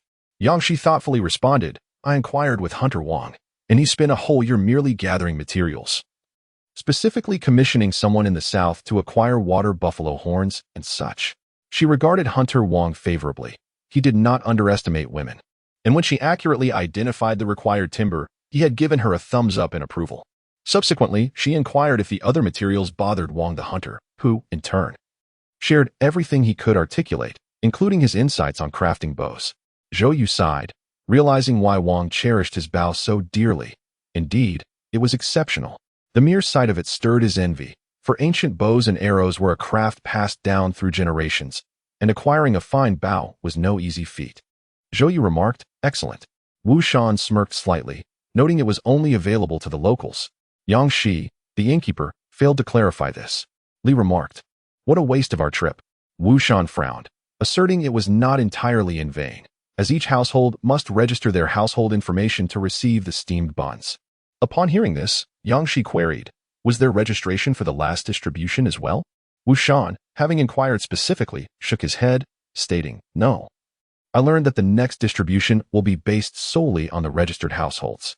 Yang Shi comprehended that initial registration might have met with resistance, but with subsequent trust, the situation would differ. He believed the primary focus was on able-bodied men. Wu Shan frowned, questioning, "Able-bodied men?" Yang Shi whispered, "There is no such thing as a free lunch. Ping Zhou is a fief granted to Prince Jiang, and one cannot fathom his true intentions." Wu Shan's pupils constricted, his heart racing as he contemplated treachery, uncertainly stating, "Could it be?" The feudal prince wielded no real power and could not intervene in local governance. Even the provincial soldiers were under strict regulations. After reflecting for a moment, Wu Shan inquired, "What of Brother Zhou?" Yang Shi replied, "He has gone out to procure lumber." Wu Shan, harboring doubts yet refraining from further questions, expressed relief, saying, "Fortunately, we are leaving the north soon." Yang Shi sighed, contemplating that the northern region would soon transform into a battlefield of carnage, compelling the common folk to flee southward. Yet, how many would truly escape? Yang Sen held a rabbit in his grasp, exclaiming, "Sister-in-law, this is what we have caught." As Yang Shi gazed at the rabbit, a flurry of culinary ideas danced through her mind. Being pregnant only heightened her cravings, and she mused that the timing of her child's arrival was less than ideal. She would prepare a meal for the little one soon. Yang San, aware of Zhou Jiaru's vegetarianism, had also adopted a meatless diet these past days. After a moment's reflection, he replied, "I won't eat it. I shall exchange it for silver instead." Yang Shi's expression softened further, regardless of Yang San's intentions. His following Zhou Jiaru's dietary choices revealed a benevolent heart. With a smile, she felt fortunate, anticipating that once they reached the south, they would find bamboo suitable for crafting bows. She recalled the tales shared by Hunter Wang. Her grandfather in the modern world had indeed been a carpenter, albeit lacking the skills to make a bow. "Zhou Yu," she murmured, sketching the bow designed by Hunter Wang and marking the dimensions, her hand serving as a measuring tool. Presently, she had no means to conduct further research, but once they settled in the south, she yearned to personally craft an exquisite bow. Zhou Yu studied the drawing, while Zhou Xiaodi, upon seeing it, was momentarily stunned. "Sister-in-law drew this?" he inquired, recognizing her handwriting on the annotations. Zhou Yu nodded affirmatively, stating, "Your sister-in-law has handled Hunter Wang's bow." Zhou Xiaodi, not dwelling too long on the thought, acknowledged his sister-in-law's artistic talent with a compliment. "Sister-in-law is impressive." Yang San cast a fleeting glance at the blueprint, unable to suppress his gaze from the room. He sensed that the sled was not as Zhou Dage envisioned, and seeing the drawing clarified his understanding. Subsequently, Yang San's enthusiasm shifted towards the bow. He had long coveted Hunter Wang's craftsmanship. Wu Shan also lent a helping hand, for there were no bows and arrows available in the market. They could only be procured from seasoned artisans. Even if they managed to find a bow maker, the purchase would be limited, as bows are classified as weapons. To facilitate future entry into the city, neither family would manufacture in excess, and naturally, the materials were also restricted. In the days that followed, both families focused on recuperation. Their frostbitten faces improved significantly, and the women and children gained a bit more flesh. Once the bows and arrows were completed, they prepared for their journey, purchasing ample provisions and supplies before reassembling the sled's canopy. The bows crafted were not of the finest quality. Yang Shi found herself at a loss to articulate her thoughts, merely observing the production. The outcome was somewhat unsatisfactory, as the limitations of the materials significantly impacted the final product. The only consolation was that they were barely functional. After departing the town, they followed the route they had inquired about. Pingzhou was free from banditry, and they traveled along the official roads, occasionally encountering merchant caravans, ensuring a safe passage. As they approached the prefectural city, the group came to a halt. Wu Shan, accustomed to discussing matters with Yang Shi present, inquired, "Shall we enter the prefectural city?" Zhou Yu furrowed his brow. He had observed the presence of his elder brother along the way, encountering patrolling soldiers intermittently. "I believe we should bypass the city and continue on our path." Yang Shi's brow was also tightly knitted. They had been subjected to several inspections of their household registrations, and the silver spent on tea for the soldiers alone amounted to 5 taels. Wu Shan noted, the soldiers claim their patrols are to guard against unruly civilians, but who knows if that is the truth? Zhou Yu gazed toward the prefectural city, thinking it was merely an excuse. The unruly civilians were still gathering in the northeast, a considerable distance from the capital, let alone Pingzhou. He suspected that the intentions of the Jiang Wang were not insignificant. Yang Shi pondered the prince they encountered upon entering the capital. Lowering her voice, could the king of Jiang be aware of anything? Zhou Yu sighed, expressing that their knowledge was woefully insufficient. For the sake of safety, it would be prudent to hasten their journey. A sense of foreboding gripped him, compelling him to leave the territory of the king of Jiang with urgency. Chapter 36. Military resources. The group circumvented the capital city, heading south. After 3 days of pressing onward, they had yet to exit Pingzhou when Zhou Yu's ominous premonition was realized. They found themselves trapped within the county town. The past 3 days had not been kind to either household. The Wu family had lost a donkey to patrolling soldiers, while the Zhou family suffered a loss of several taels of silver and some provisions. Yang Shi was seething with frustration. If they possessed the audacity to extort merchants and noble families, why target the common folk? The citizens, already burdened by exorbitant taxes, were suffering enough without being further exploited. Now, stranded within the city, Zhou Yu conferred with Brother Wu, lamenting their predicament. Staying at an inn is not cost-effective. I propose we rent a courtyard. What do you think, brother? Wu Shan replied sullenly, I will defer to your judgment. The atmosphere in the Wu household was grim. The loss of a donkey, valued at over 6 taels of silver, weighed heavily on their hearts, and their spirits had diminished further, trapped within the city. Zhou Yu, accompanied by Yang San, sought out a landlord. The residences in the county town were still available for rent, as every family was struggling and the townsfolk would not miss the opportunity to earn some silver. Before long, they secured a courtyard shaped like a, renting it for 200 won per month. Wu Shan was astonished by the quality of the courtyard, inquiring about the cost. Zhou Yu glanced at Yang San, indicating that this young man was responsible for the payment. Wu Shan gazed at a group of youths, several of whom wore expressions of unbridled excitement, their hearts momentarily racing. This lad seemed to harbor ulterior motives. Zhou Yu remarked, since he has paid the silver, brother, there is no need for concern. He must also take the time to digest this information. Today, Yang San revealed to him the family fortune. As he spoke, Zhou Yu assisted his wife in tidying their abode, and before long, their assets were neatly arranged.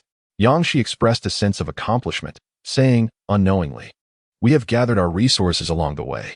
Zhou Yu reflected, one sled is no longer sufficient. They would not purchase more donkeys. Remembering the lessons learned from the Wu family, Zhou Yu furrowed his brow, initially believing that Pingzhou was safe, only to discover the depth of Jiang Wang's ambitions. Yang Shi summarized, in this world, can anything truly be deemed safe? Zhou Yu felt a twinge of annoyance, still unaware of the events unfolding in Feng County. Yang Shi speculated that the situation likely related to the prince's entrance into the capital, though she was uncertain of Jiang Wang's role in it. Zhou Yu's tone lightened somewhat, relieved that the Su family had not managed to trace them. Indeed, the Su family had found no clues when they realized something was amiss. They were met with a second heavy snowfall, rendering inquiries into travel documents and household registrations fruitless. Mr. Su had grown exceedingly irate, resorting only to stationing guards at the Zhou family's ancestral home. With the yard's rooms allocated, the couple occupied one room, and it was only at night, while resting, that Zhou Yu spoke of Yang San, mentioning the revelations regarding the family fortune. In an instant, Yang Shi was wide awake, certain it must be substantial. Zhou Yu leisurely remarked, this fellow fled with quite a substantial amount of gold and silver, yet due to its cumbersome nature, he concealed only a portion. Upon arriving in the capital, he managed to obtain the necessary documents for temporary entry. Wary of the silver notes, he exchanged them all for tangible wealth, boasting about having outsmarted several places known for hiding silver. Yang Shi inquired, outsmarted?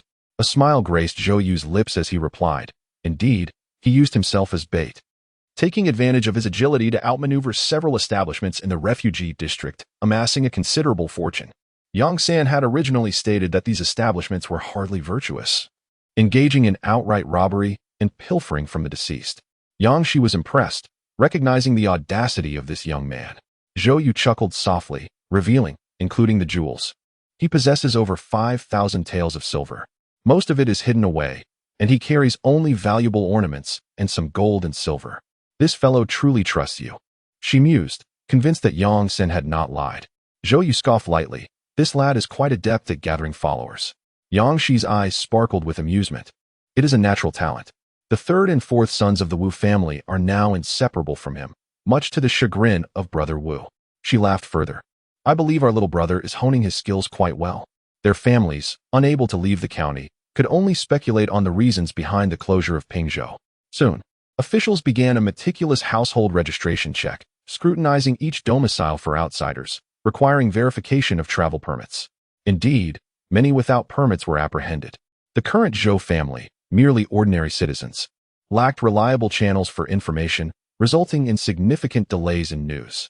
After inquiring twice, Zhou Yuhua finally extracted information from the officers after parting with some silver. The king of Jing had stealthily entered the capital and had now vanished without a trace.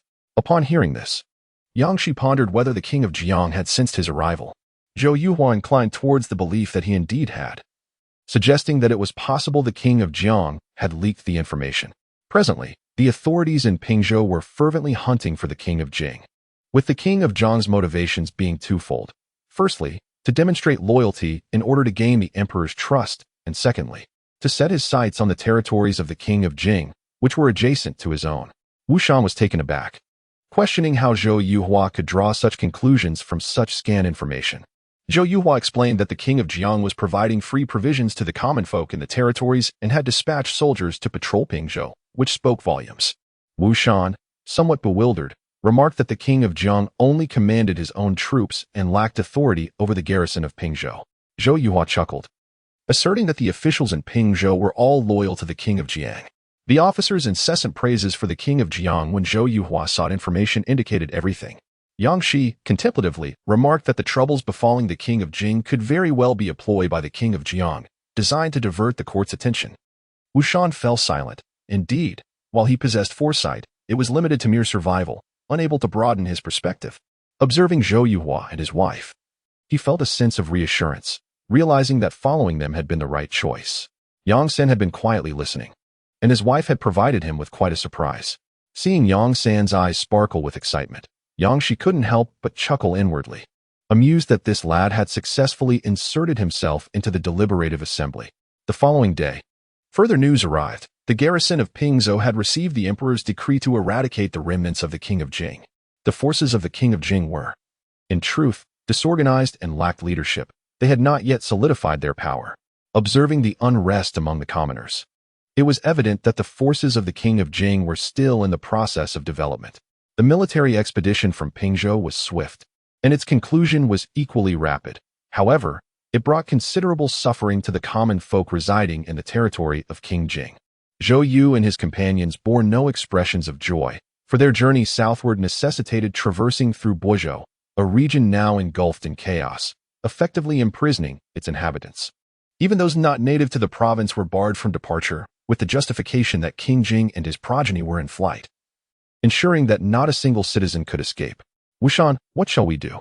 Zhou Yu inquired. We must leave, he insisted. Should we delay? Our future escape will be even more arduous. The purpose of Jiang Wang's confinement of the populace is to harness their labor, thereby creating a source of soldiers for the future. Zhou Yu turned his gaze toward Yang San. What are your thoughts? Yang Shi was aware that Zhou Yu would test Yang San's resolve and directed her attention toward him. Chapter 37. The merchant caravan. All eyes in the room were fixed upon Yang San, who remained unperturbed, contemplating earnestly. We cannot traverse the mountains and forests.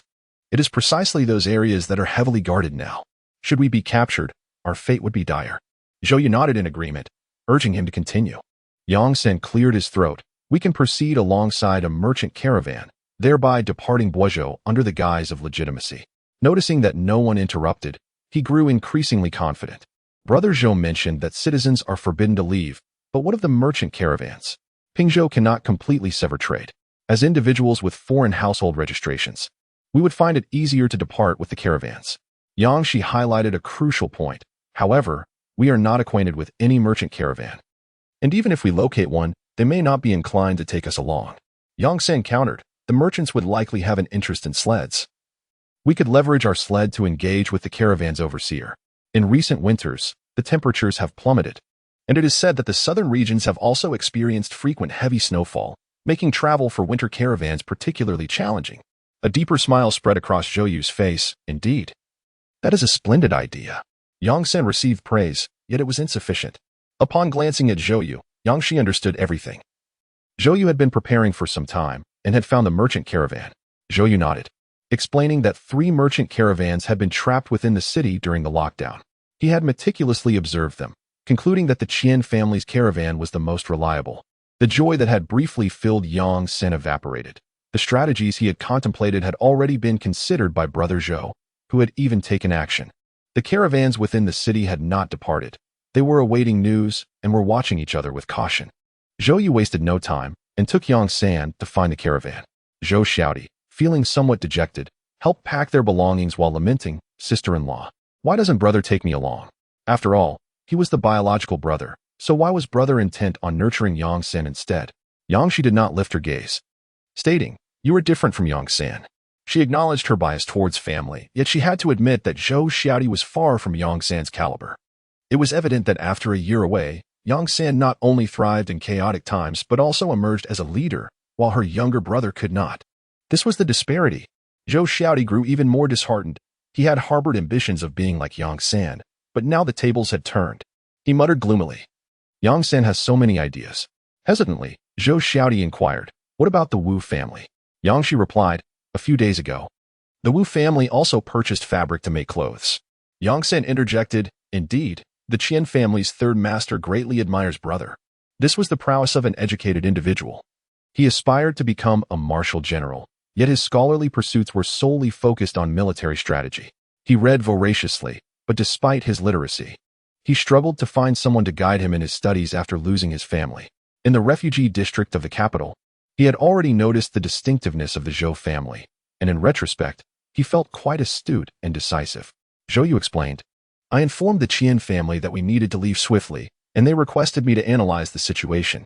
He did not delve deeply into the matter. Despite the Qian family's trading business in the south, he harbored distrust towards them, refraining from sharing sensitive information lest it invite trouble. Yang Shi understood that their smooth progress was not solely due to Zhou Yu's capabilities, but also attributed to the ancient reverence for learned individuals. A competent scholar commands respect and courtesy wherever they go.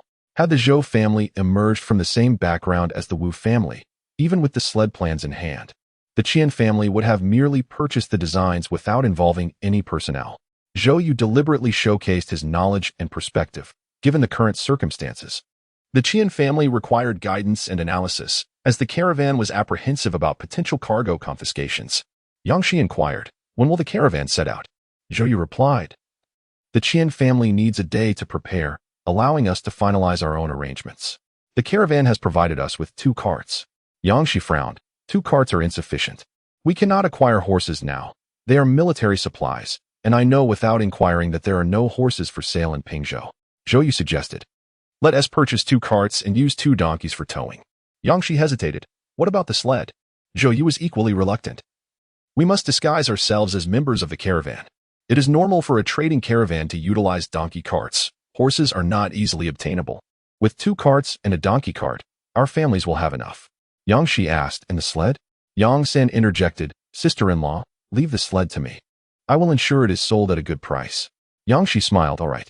Zhou Yu and Wu Shan discussed the purchase of a carriage and ventured out, only to discover that acquiring one was no simple feat. They had to spend silver to find a decent one through a broker. The sled was not particularly enigmatic.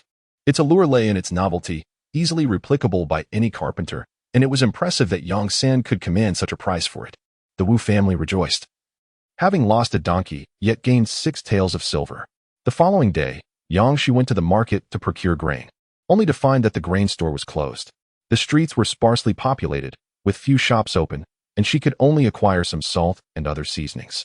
Yang Shi nodded, feeling a chill in her heart as the desolate streets unnerved her. The panic from Guizhou had spread to Pingzhou, and anxiety gripped the populace.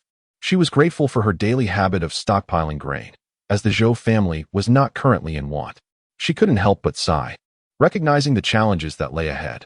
First, they must leave Pingzhou, and then navigate through Guizhou, where conditions were particularly tumultuous. The Zhou and Wu families prepared meticulously, setting off to their agreed meeting place early the next morning. Zhou Yu did not ride in his family's carriage, but instead shared one with Qian San's master. The caravan successfully departed the city, and it was unclear how Qian San had negotiated, but 3 merchant groups exited the city together, forming a substantial convoy. Having grown accustomed to the sled, Yangshi found the carriage jarring and uncomfortable.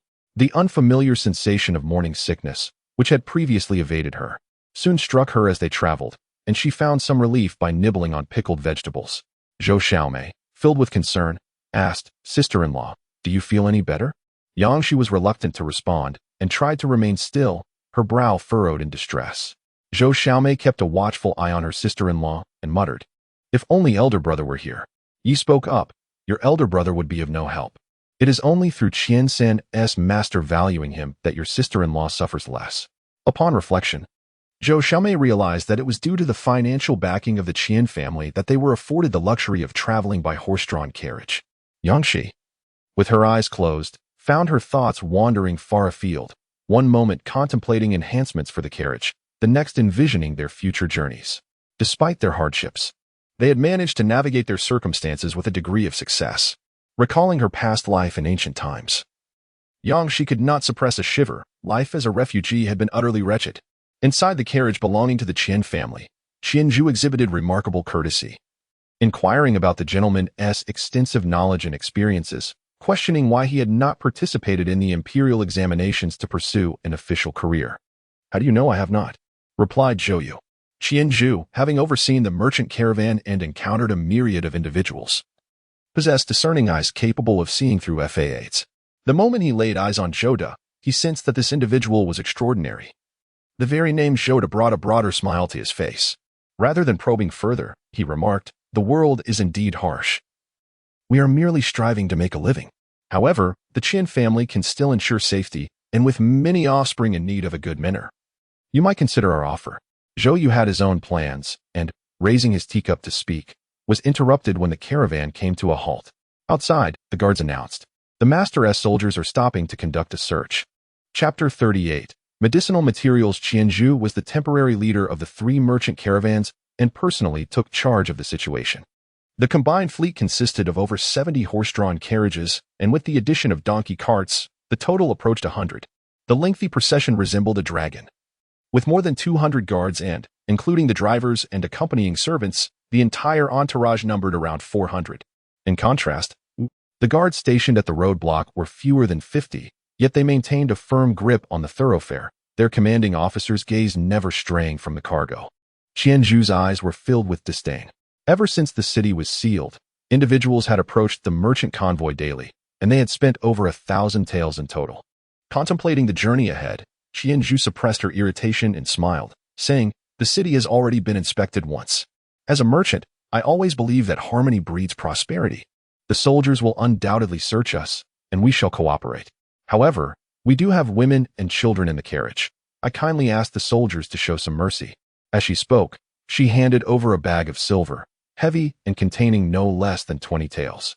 The guard received it with a grin, weighing it in his hands before casually passing it to the soldier behind him, saying, "No problem, no problem."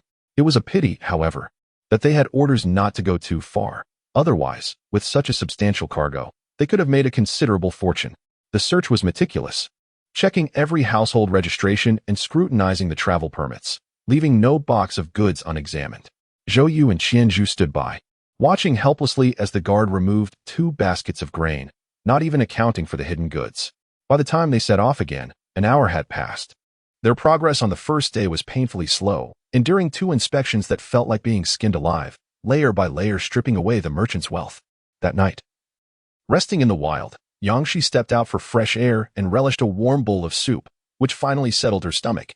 The 2 did not wander far, and Zhou Yu remarked, "We haven't left the county after a whole day. At this pace, it will take 7 days to exit Pingzhou." Yangshi furrowed her brow. "We have already faced 2 inspections today. As we approach the border, the frequency of inspections will only increase." Zhou Yu, feeling helpless, replied, "There's nothing I can do. The merchant convoy must pay the price to depart. The Qian family is indeed renowned, and even the Jiang Wang dares not overstep. Other minor merchants are equally cautious. Yang Shi remarked thoughtfully, I have heard that a quarter of the Qian family's goods consist of medicinal herbs. Indeed, she continued, her concern evident. Medicinal herbs are critical for wartime supplies. If the Qian family intends to leave Pingzhou, they will struggle to retain their stock of herbs. Zhou Yu lowered his voice. While Qianzhu understood the implications, Yang Shi mused, in our previous life in ancient times, we were far too insular, limited by our scant knowledge. Had we known more, we could have made more informed decisions. Zhou Yu felt a twinge of frustration. In their past existence, they were preoccupied with mere survival, hardly able to pay attention to the outside world. He added, Qianzhu invited me to serve as a tutor for the Qian clan, but I declined. Regardless of their intentions, I would not associate with the Qian family. They are among the most prominent merchant families in the south, a tempting target in chaotic times, which invariably brings trouble. Yang Shi frowned. Surely, Master Qian Sen would not obstruct our departure? Zhou Yu reassured her, I will be cautious. Young Master Zhou pointed in the distance, exclaiming, Look, they are drinking. Yang Shi and her husband turned to see the young man quickly bonding with the guards. Overhearing snippets of conversation such as, Brother Yang, should you have matters to discuss in the future, seek me out. To an outsider, it would seem they were longtime acquaintances. Yang Shi. Zhou Yu cleared his throat, a smile in his voice. This young man has truly excelled. Indeed, he had. By the fourth day of their journey, Yang San was already dining with the servants of Master Qian San, who had inquired about him from Zhou Yu. Every time Yang Shi feels a heaviness in her heart, her morning sickness intensifies. She can only suppress it by consuming sour pickled vegetables, and the hard-earned weight she gained has vanished. In the winter, fruits are scarce, and Yang Shi reminisces about her modern sister-in-law's pregnancy, contrasting it with her own situation in ancient times. She feels a pang of sorrow for the child in her womb, worrying about the nourishment the baby may be lacking due to her inadequate diet while constantly on the move. Zhou Yu strives to support his wife, reassuring her that the child will be safe. Yang Shi clutches Zhou Yu's hand, expressing her desire to not bear any more children after this one. Regardless of whether it is a boy or a girl, it is not solely the harsh living conditions of the ancient world that deter her. She is also apprehensive about another pregnancy and the potential risks to the child's development. 2 children are sufficient. Zhou Yu, who shares her sentiments, is even more fearful, dreading the possibility of complications during childbirth. Their discussion unfolds without considering the realities of their time, oblivious to the challenges of avoiding pregnancy in ancient society. The following afternoon, while resting, Yang Shi notices Yang San recording something. Out of curiosity, she casually inquires, What are you writing? Yang San, without hesitation, hands over the booklet, inviting her to take a look. As Yang Shi flips open the first page, she is taken aback, continuing to turn the pages. The boy has compiled a registry, meticulously detailing names, ages, and other essential information, including origins and special skills. The first entry lists the Wang hunter and his 2 sons, with the note about the hunter's expertise with horses written twice. Yang San, intrigued, remarks, Sister-in-law, I believe you possess remarkable talents. Yang Shi, curious, asks, Oh? What do you mean? To which he responds playfully, Hee, sister-in-law, if you wouldn't mind sharing what talents you have with your younger brother? Zhou Yu approached, overhearing the remark. You should refrain from harboring such thoughts. Yang San, oblivious to the gravity of the situation, was increasingly preoccupied. His instincts were sharp, and he sensed that his sister-in-law possessed remarkable abilities. After Yang San departed, Yang Shi broached the subject of the booklet, prompting Zhou Yu to scoff, remarking that he had yet to grasp his own skills, yet still dared to think of others. Yang Shi inquired, Does he indeed have something to learn? Are you considering taking him on as a disciple? Zhou Yu extended his hand, saying, Allow me to assist you for a while. As the days unfolded, the journey towards Pingzhou became increasingly tumultuous. Just as they were on the verge of exiting Pingzhou, their convoy was once again halted. This time, even the offering of silver proved ineffective. No amount of persuasion would suffice to secure passage. Inside the Zhou family's carriage, Zhou Xiaomei was anxious. Sister-in-law, do you think we might be captured? Having witnessed countless soldiers escorting prisoners in recent days, her fear had grown palpable. Yang Shi felt assured that within 3 days, a resolution would emerge. The deliberate delay of the merchant convoy suggested that the stakes were considerably high. The true treasure of the merchant caravan lay not in grain or furs, but rather in the medicinal herbs belonging to the Qian family. Qianzhu was unwilling to concede, declaring that she had invested considerable resources and connections to procure 10 carts of herbs. Zhou Yu pointedly remarked that if they were to secure a safe passage out of Pingzhou now, no one would later pursue the merchant convoy. What if they refuse? Qianzhu pressed. Zhou Yu smiled. Recent reports indicate that Boizhou is particularly chaotic, with soldiers behaving like bandits, pillaging indiscriminately. Should they enter Boizhou, they would lose not only the herbs. Refusing a toast only to face a penalty drink could cost them their lives. They could easily blame the mountain bandits, using them as scapegoats to appease the Qian family, while simultaneously gaining a favorable reputation. Zhou Yu concluded, what you should fear is if the other party demands nothing at all and simply allows you to pass. Chapter 39. Frigid as Yang she had surmised. A conclusion was reached within 3 days. The general blocking their path hinted at the medicinal herbs, and though Qianzhu felt a deep reluctance within, she maintained a facade of composure, parting with 10 carts of herbs in exchange for a token permitting passage through Pingzhou. This token clearly indicated that the soldiers of Boizhou would not impede the merchant convoy. Zhou Yu accompanied her throughout, meticulously observing the soldiers of Pingzhou, further solidifying his understanding of Jiang Wang's intentions. In the waning days of the dynasty, nearly a century had seen the rise of corrupt officials and eunuchs wielding power. The imperial army was sufficient in strength, yet marred by numerous issues. The soldiers he encountered stood tall and resolute, evidently well-trained despite their aging armor. A palpable aura of experience and resolve surrounded them, each having encountered the brutality of battle. The merchant convoy successfully exited Pingzhou, oblivious to the simmering resentment of the soldiers behind them. The general's guard spoke up. General, are we truly allowing this merchant convoy to benefit at our expense? The general shared his reluctance, yet recognized that the Qian family was a prize that could not be lost. Once the prince achieves his ambitions, the Qian family will inevitably belong to us. Ensure you maintain your vigilance. I shall report to the prince. Upon entering Boizhou, the atmosphere was suffocating. The official road was devoid of any passers-by. Upon nightfall, they sought refuge in a village, only to be met by the villagers at the entrance, refusing them entry. Not even silver could sway them. They urged the merchants to depart swiftly. In the eyes of the villagers, the convoy represented a harbinger of peril. The village head's eyes were tinged with red as he implored, we are adjacent to Pingzhou, and thus consider ourselves relatively safe. Please do not disrupt our tranquility. We beseech you to leave us a path to survival. Should bandits discover the merchant convoy, he could not gamble with their lives, for if they were to attack, their fates would be sealed. An agitated man brandished an axe and shouted, leave at once. Our village does not welcome outsiders. After a moment of silence, Qianzhu let out a long sigh and replied, very well, we shall depart. The village head breathed a sigh of relief, noticing the absence of resentment towards him. He pondered for a moment and said, there lies a dilapidated temple 10 miles ahead where we can rest. Thank you, Qianzhu, he added. As the merchant caravan resumed its journey, the atmosphere grew increasingly grim. Although the threat of extortion had subsided, the weight of despondency hung heavily over the group of over 400 as they trudged forward in silence. The night had fallen, and the sight of the elongated procession from a distance was rather daunting. Upon reaching the long-neglected temple, the convoy came to a halt. The shabby structure could not accommodate such a large number of people, and the biting cold outside was unbearable. The temple was modest in size. Yet due to Qianzhu's regard for Zhou Yu, and his awareness of Yi Mu's frail health and Yangxi's pregnancy, he sent someone to escort the women of the Zhou family to the temple for respite. Yangxi also brought the 2 children from the Wu family into the temple.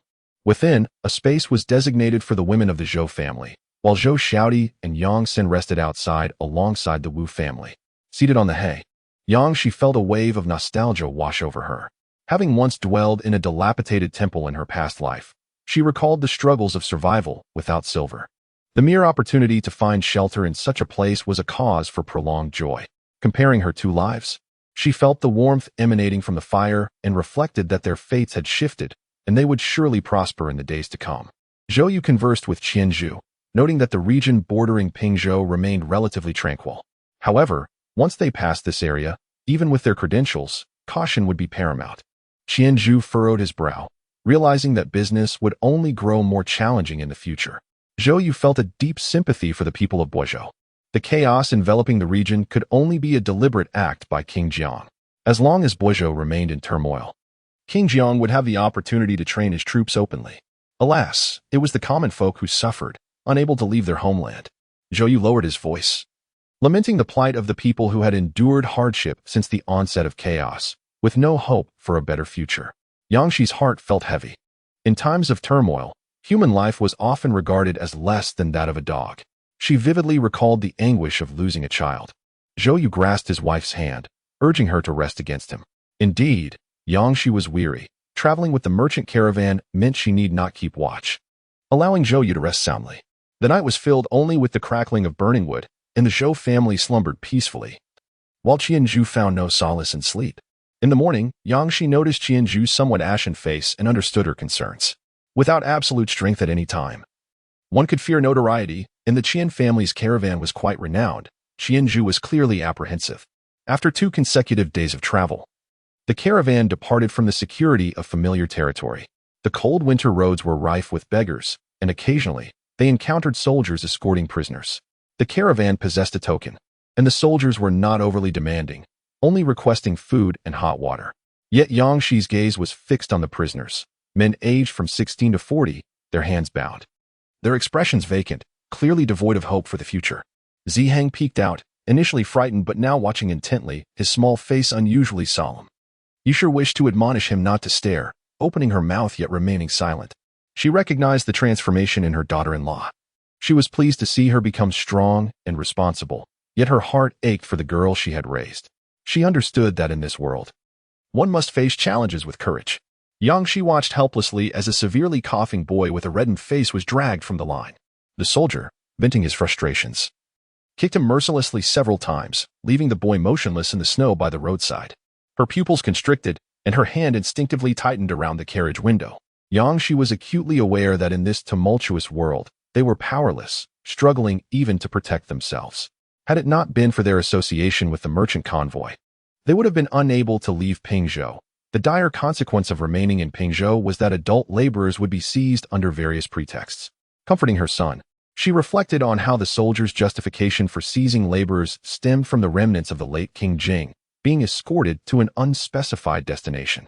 Though Yangxi could surmise that King Jiang had intentions requiring military manpower, in the eyes of the soldier, who looked up to his leader, the lives of the common people were deemed insignificant by the lofty King Jiang. As the soldier led the boy away, the merchant convoy remained unusually silent. Even the righteous guards did not utter a word. The coldness of humanity in chaotic times was laid bare, individuals reduced to mere chaff. Yangxi glanced back at the boy, initially believing him to be dead, but then saw him slowly sit up. She noticed Zhou Xiaodi leap down from the carriage and call out, "Bring the water pouch over." This moment highlighted the contrast between Yang San and Zhou Xiaodi. Yang San, having witnessed life and death countless times, remained unmoved. At this juncture, Zhou Yu approached from the front of the carriage and instructed Zhou Xiaomei, "Fetch the medicinal herbs to brew the medicine." The typhoid medicine initially prepared for her son now found its purpose. Yangxi and Zhou Yu exchanged a glance. Their thoughts aligned. In this chaotic world, they must strive to protect their family. Although they wished to assist the boy, they could not take him with them, as they lacked the boy's household registration and could not navigate the ensuing searches. Yang San purchased Li Zhong, who possesses a household registration. To formalize the contract of servitude at the government office, Yang San requested the household registration from the Li family, leaving behind some silver to assist them in obtaining a new one. Zhou Yu, having endured much, had long since hardened his heart. However, he did not wish for his younger brother to become like him. As for his own situation, Zhou Xiaodi felt relieved when he noticed his elder brother was not angry. His coughing was feigned, a minor chill that was not severe. Zhou Yu raised an eyebrow, responding affirmatively. Zhou Xiaodi inquired, "Brother, is the merchant caravan still departing?" Zhou Yu sighed, "We shall remain here for the night to rest." The delay in preparing meals for the soldiers had consumed too much time, necessitating their stay for the night. Chapter 40. Yin Tongxing Yangxi dismounted from the carriage, and Zhou Yu promptly extended his hand for support. Observing the exchange between his brother and sister-in-law, Zhou Xiaodi rose to seek out the young man from earlier, who still stood in the snow at a distance. Ziheng was quite perceptive. "Mother, I will take good care of grandmother," he assured. Yusha affectionately patted her grandson's head. "Such a good boy." Ziheng felt a bit bashful, recalling his grandfather's words about being the eldest grandson and shouldering the family's responsibilities. "Grandmother, I have grown up," he declared. Yangxi and her husband exchanged smiles, amused that such a young child would claim maturity. Yet their hearts ached at the realization that children are forced to grow up too soon. They did not wander far. Still able to observe Zhou Xiaodi and the young man, Yang San, oblivious to the boy, was currently assisting the guards in meal preparation. Zhou Yu remarked, "The supplies for the caravan will last only 3 days." Yang Shi expressed her concern, to be precise. "They can sustain us for 3 days if we encounter no unforeseen circumstances." The recent meal consumed by the caravan equated to half a day's worth of provisions for over 100 soldiers, who, with the mindset of indulging in lavish feasts, had gorged themselves to excess. Zhou Yu was troubled, for they had scarcely procured any grain in Pingzhou, and acquiring supplies in Boizhou proved even more daunting. The soldiers and bandits were pillaging indiscriminately, leaving merchants too fearful to sell their grain. The intention of the Jiang king was to bolster the labor force, while the brigands, now devoid of restraint, seized the opportunity to plunder provisions.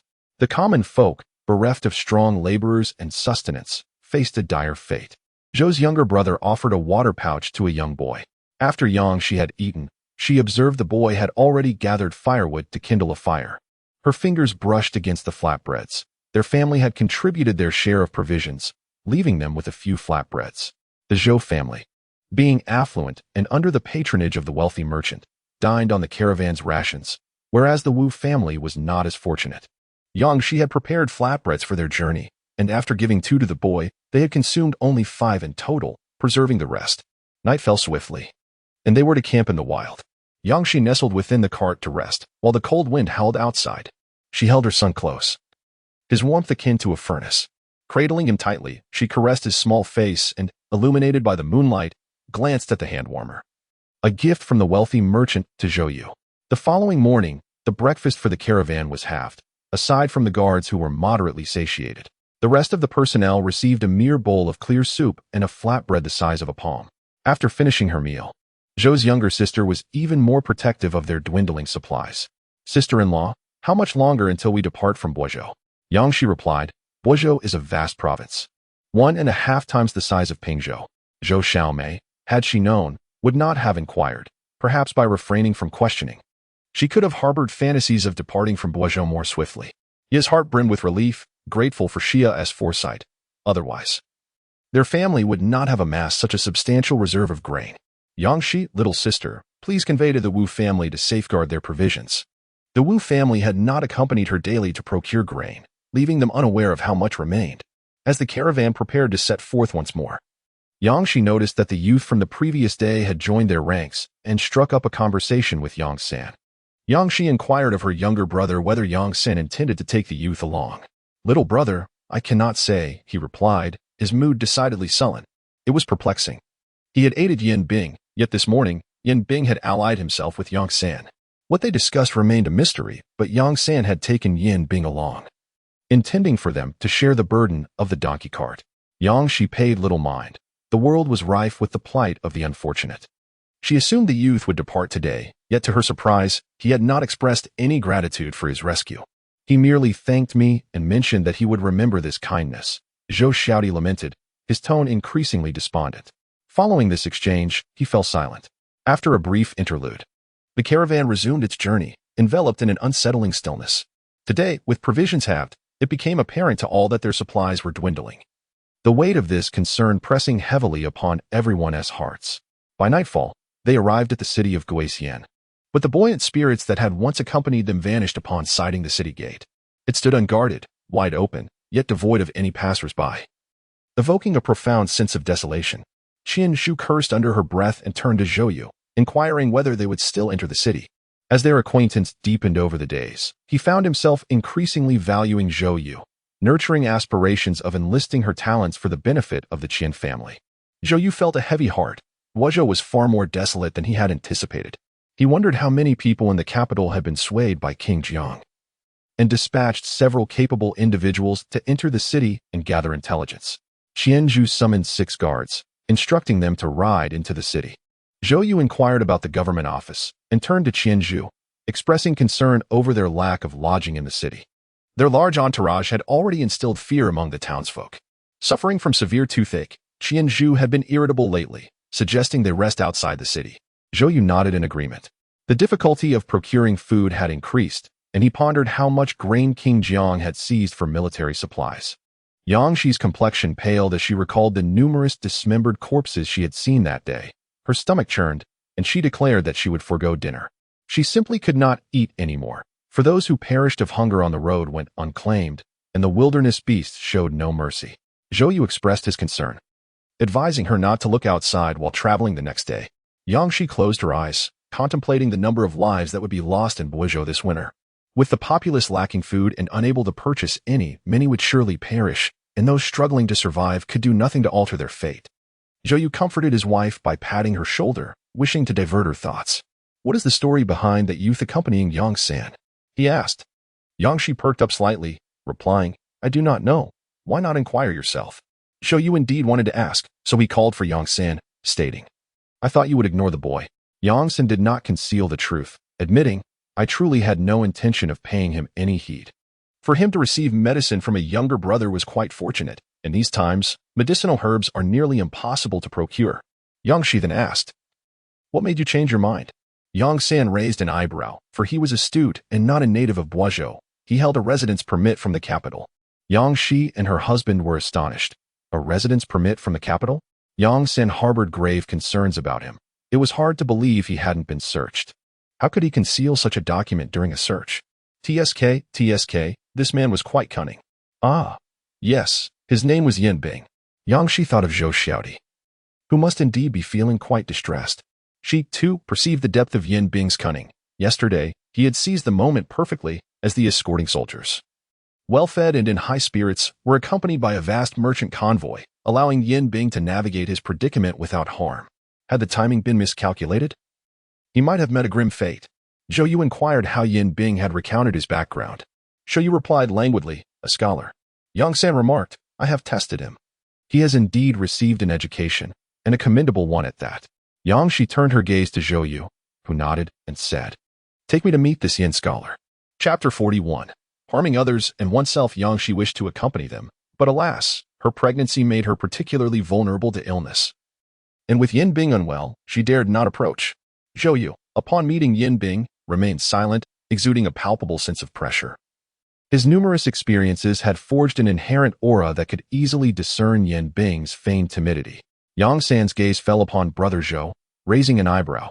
Surely, Brother Zhou harbored his own secrets. Yin Bing felt a surge of anxiety. Why had he not sought Zhou Xiaodi? Firstly, the Zhou family was filled with the elderly, women, and children, and he feared transmitting his illness to them. Secondly, he was wary of Zhou Xiaodi's elder brother. Anyone capable of commanding a carriage alongside the leader of a merchant convoy could not be underestimated. Thus, he sought out Yang San, who was associated with the Zhou family. Only to find himself disheartened. The seemingly simple-minded youth possessed far greater cunning than he. Now, it seemed, Zhou Xiaodi's elder brother had arrived. Zhou Yu found a place to sit and proposed they discuss the price of medicine. Yin Bing lamented, All my silver has been stolen. Yang San interjected, Do you realize how fortunate you are to be able to acquire medicinal remedies in Guizhou? Nowadays, even possessing silver does not guarantee the procurement of healing medicines. Yin Bing, steeling himself, replied, Once we leave Guizhou, I will find a way to repay this debt. Zhou Yu smiled slightly. You are already a Tongsheng. Are you not planning to take the examination for Xiucai next year? The chaos has not yet fully unraveled, the dynasty has not perished, and the title of Xiucai still holds considerable value. Yin Bing endeavored to maintain a calm demeanor. The world is in turmoil. The northern rabble continues to swell in numbers. My father asserts that the court has afforded these brigands an opportunity to flourish, and they will inevitably transform into a chaotic army. The capital is far from secure. Zhou Yu remarked, Your father possesses great wisdom. A glimmer of sorrow clouded Yin Bing's eyes. His family had been sold into servitude, leaving him as the sole survivor. Clenching his fists to suppress his rage, he vowed to repay the life-saving grace he had received. He needed to accompany the merchant caravan out of Guizhou, for he had no means of escape on his own. To be captured again would surely lead to his demise. Zhou Yu's gaze deepened. You have concealed your household registration. May I have a look? Zhou Yu was taken aback. He had assumed it was hidden in a shoe or sewn into an inner garment. Upon seeing the household registration wrapped in cowhide paper, affixed to the flesh, he noted the presence of underarm hair and imagined the pain of its removal. In a bid to earn trust, Yin Bing produced the registration, explaining, I feared my shoes and cotton clothing would be taken, hence I attached it to my skin. The following day, Zhou Xiaodi set off once again, continuing the journey with the horse-drawn cart. In the past, Yang San and Zhou Xiaodi would take turns. But due to Yin Bing's illness, Yang San no longer shared meals with them. Today, the journey proved to be arduous. They encountered a throng of beggars along the way. The entire village united in their plea for alms, predominantly comprising the elderly, women, and children. Zhou's cart was situated in the middle, leaving Yang Shi unable to see the situation at the front, though faint cries for help reached her ears. Zhou Yu faced the beggars directly. The 50-year-old village head was weeping profusely, lamenting their dire circumstances. "We have no means to survive. All our grain has been seized. And with the heavy snow blocking the mountains, we have nothing to eat. Have mercy on us." Their village, once renowned for its prosperity, had been raided 3 times, leaving only the grain hidden in the mountains. Ultimately, they decided to travel to the county town to beg for food, hoping to inform nearby villages of their plight. Unaware that fortune would smile upon them with the arrival of a merchant convoy, Zhou Yu, having experienced the horrors of fleeing, recognized the desperate state of those suffering from hunger. No matter how theatrically the village head performed, his cries were too loud, not befitting those who were truly on the brink of starvation. Qianzhu, with a cold demeanor, had encountered many types of people and was not deceived by the old man's ruse. Ignoring the kneeling women and children, he remarked, "We too face difficulties. The merchant convoy's provisions have also been taken." The desperate villagers were incredulous. How could such a large caravan possibly lack food? Qianzhu, uninterested in further dialogue, gestured for the guards to take action. The guards, armed with knives, approached menacingly. Seasoned in their travels, they exuded an intimidating aura. The village head cursed the heartless merchants under his breath, realizing that no benefits would come from this encounter, reluctantly stepping aside. They dared not resist, for injury would equate to death. The caravan set forth once more. Yang Shi drew back the curtain of the wagon, revealing the mournful sight of beggars weeping in despair. She noticed the resentful gazes from both adults and children alike. Yi Shi, hearing the cries, covered her grandson's ears. They all depended on the caravan, yet could save no one. An hour passed, and the caravan had traveled a considerable distance, showing no signs of halting. Qianzhu, concerned that Zhou Yu might perceive him as heartless, spoke up. "I have encountered refugees begging before. The people we just saw were merely pretending." He was particularly wary of the villagers united under the leadership of the village head. Zhou Yu raised an eyebrow, remarking, "The cries were rather too loud." Qianzhu grew increasingly appreciative of Zhou Yu, fearing that his kindness might lead to trouble. He was aware that the Zhou family had rescued a young boy and stated, "In these times, survival is arduous. Sometimes, it can harm both others and oneself.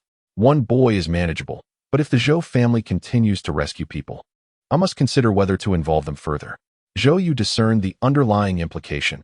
He was neither a deity nor possessed of divine powers. He lacked the miraculous abilities of the heavens or the compassion of a Buddha. In this world, he struggled to save himself. Qianzhu felt satisfied and sipped his tea. Zhou Yu expressed his concern that the caravan's provisions were dwindling. The guards' rations needed to be secured, as their future safety depended entirely on them. Qianzhu, intrigued, asked, "Do you have any plans?" In the current Boizhou, even with money, food was unattainable. He fretted, feeling the stress cause his hair to fall out, not wishing to resemble his bald father at such a young age. Zhou Yu indeed had an idea. "We are about to enter the mountains. The beasts there are hungry as well." Qianzhu replied, "You intend to hunt?" Zhou Yu nodded, stating that with over 200 guards at his disposal, he felt emboldened to take risks.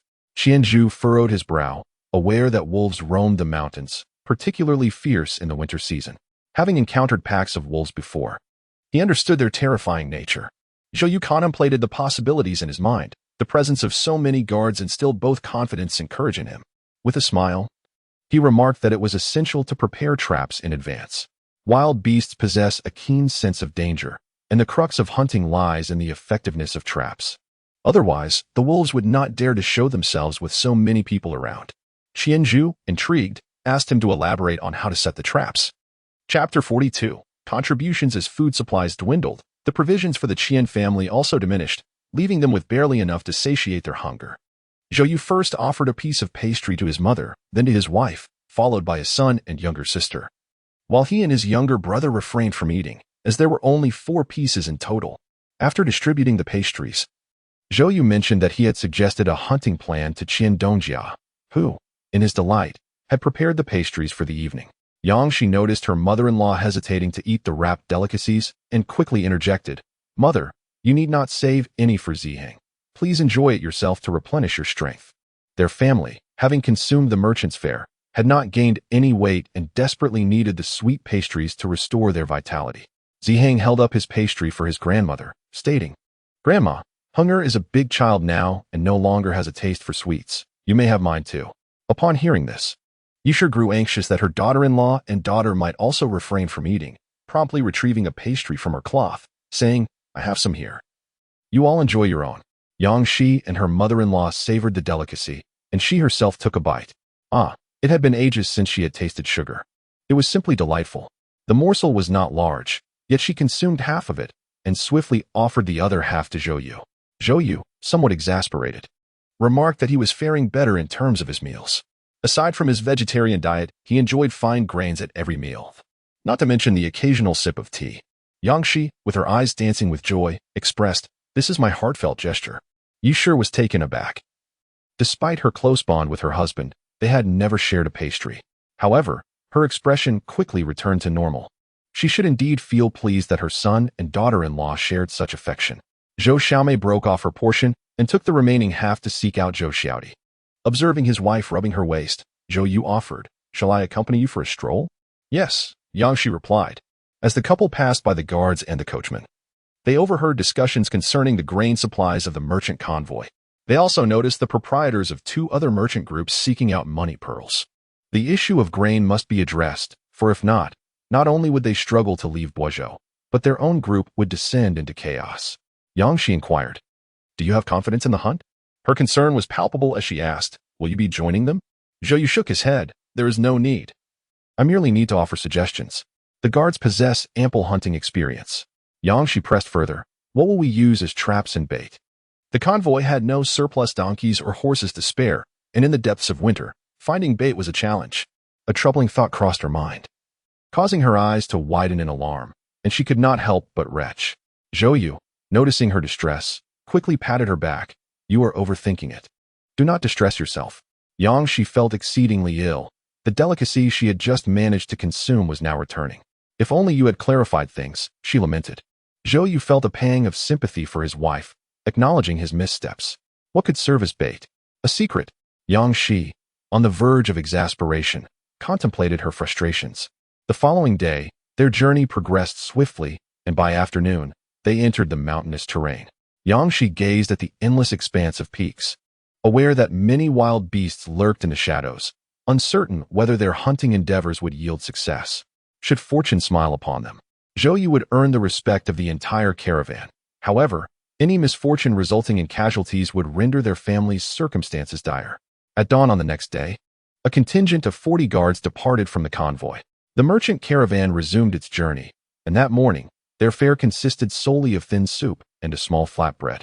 As the porridge had been depleted, Yang Shi instructed her younger brother to remind the Wu family to keep their provisions well hidden, advising that their daily rations should be 2 parts less than those of the caravan to avoid drawing attention. For now, they had not run out of food, and no one had approached the Zhou family, who continued to rely on the caravan supplies. Claiming a lack of provisions would be implausible. They needed to find an opportunity to discreetly diminish their stock and dispel any suspicions. Yang Shi retrieved some coarse cloth intended for making a quilt, prompting Zhou Xiaomei to exclaim, "Sister-in-law, what do you wish to create? Allow me to assist." In a hushed tone, Yang Shi replied, "I intend to craft a quilt cover to conceal our grain, shaping it as closely as possible to resemble an actual quilt." The cart offered little space for hiding supplies, so she aimed to make it appear innocuous. Zhou Xiaomei's eyes lit up with the brilliance of the idea. What a clever notion. Over the past few days, she had feared that the caravan, running low on provisions, might resort to seizing their family's supplies, and rumors had already circulated among the younger men. Yishur, invigorated by the plan, chimed in, "I shall lend my hand as well." The journey today progressed at a leisurely pace, as the caravan intentionally awaited news from the hunt. Regrettably, from morning until afternoon, patience waned, and discussions grew increasingly animated. Qianzhu could not restrain herself from inquiring about the prolonged delay. Could it be that we have encountered soldiers? It would be a pity if our hard-won prey were to elude us. Zhou Yu reassured her. "We have not come across any soldiers on our way." Qianzhu, somewhat comforted, sighed. "Our provisions will only suffice until tomorrow morning." Today, in pursuit of game, the 40 guards not only filled their stomachs but also departed with ample supplies. Zhou Yu could not help but wonder if the 40 men might seize this opportunity to abandon the caravan, yet quickly dismissed the thought, recalling Qianzhu's assurance that the guards were all supported by the Qian family. As dusk approached, the atmosphere within the caravan grew increasingly tense, with Yangshi occasionally overhearing mutterings of discontent. Yangshi felt a modicum of comfort upon noticing blood on her younger brother's hands. "You are injured?" she asked. Yang Shadi clarified, "It is not my blood." Yang San shot a wild rabbit. Yangshi genuinely admired Yang San, who diligently practiced archery every day. And the rapport between the guards and Yang San continued to strengthen. After all, who does not appreciate those who are steadfast and industrious? After a while, the sound of cheers erupted, and by the light of a torch, Yangshi glimpsed wolves and several large wild boars, her eyes widening in astonishment.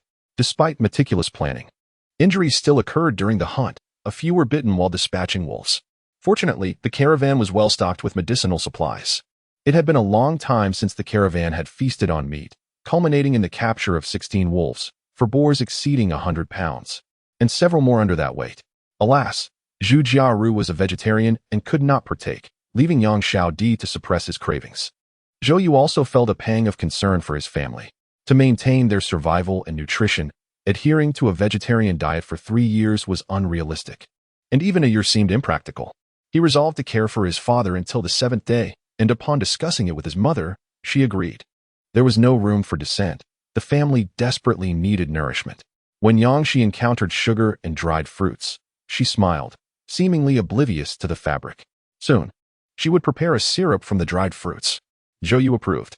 As Yangshi's younger sister went to make the syrup, he remarked, "While the merchant caravan remembers your contributions, let us offer our grain, lest it become a burden in the future." Chapter 43. Self-destruction. Zhou Yu was well aware of the 3 bags of grain his wife had prepared, 2 bags of coarse grain and a small bag of fine rice. He planned to take them along with his younger brother.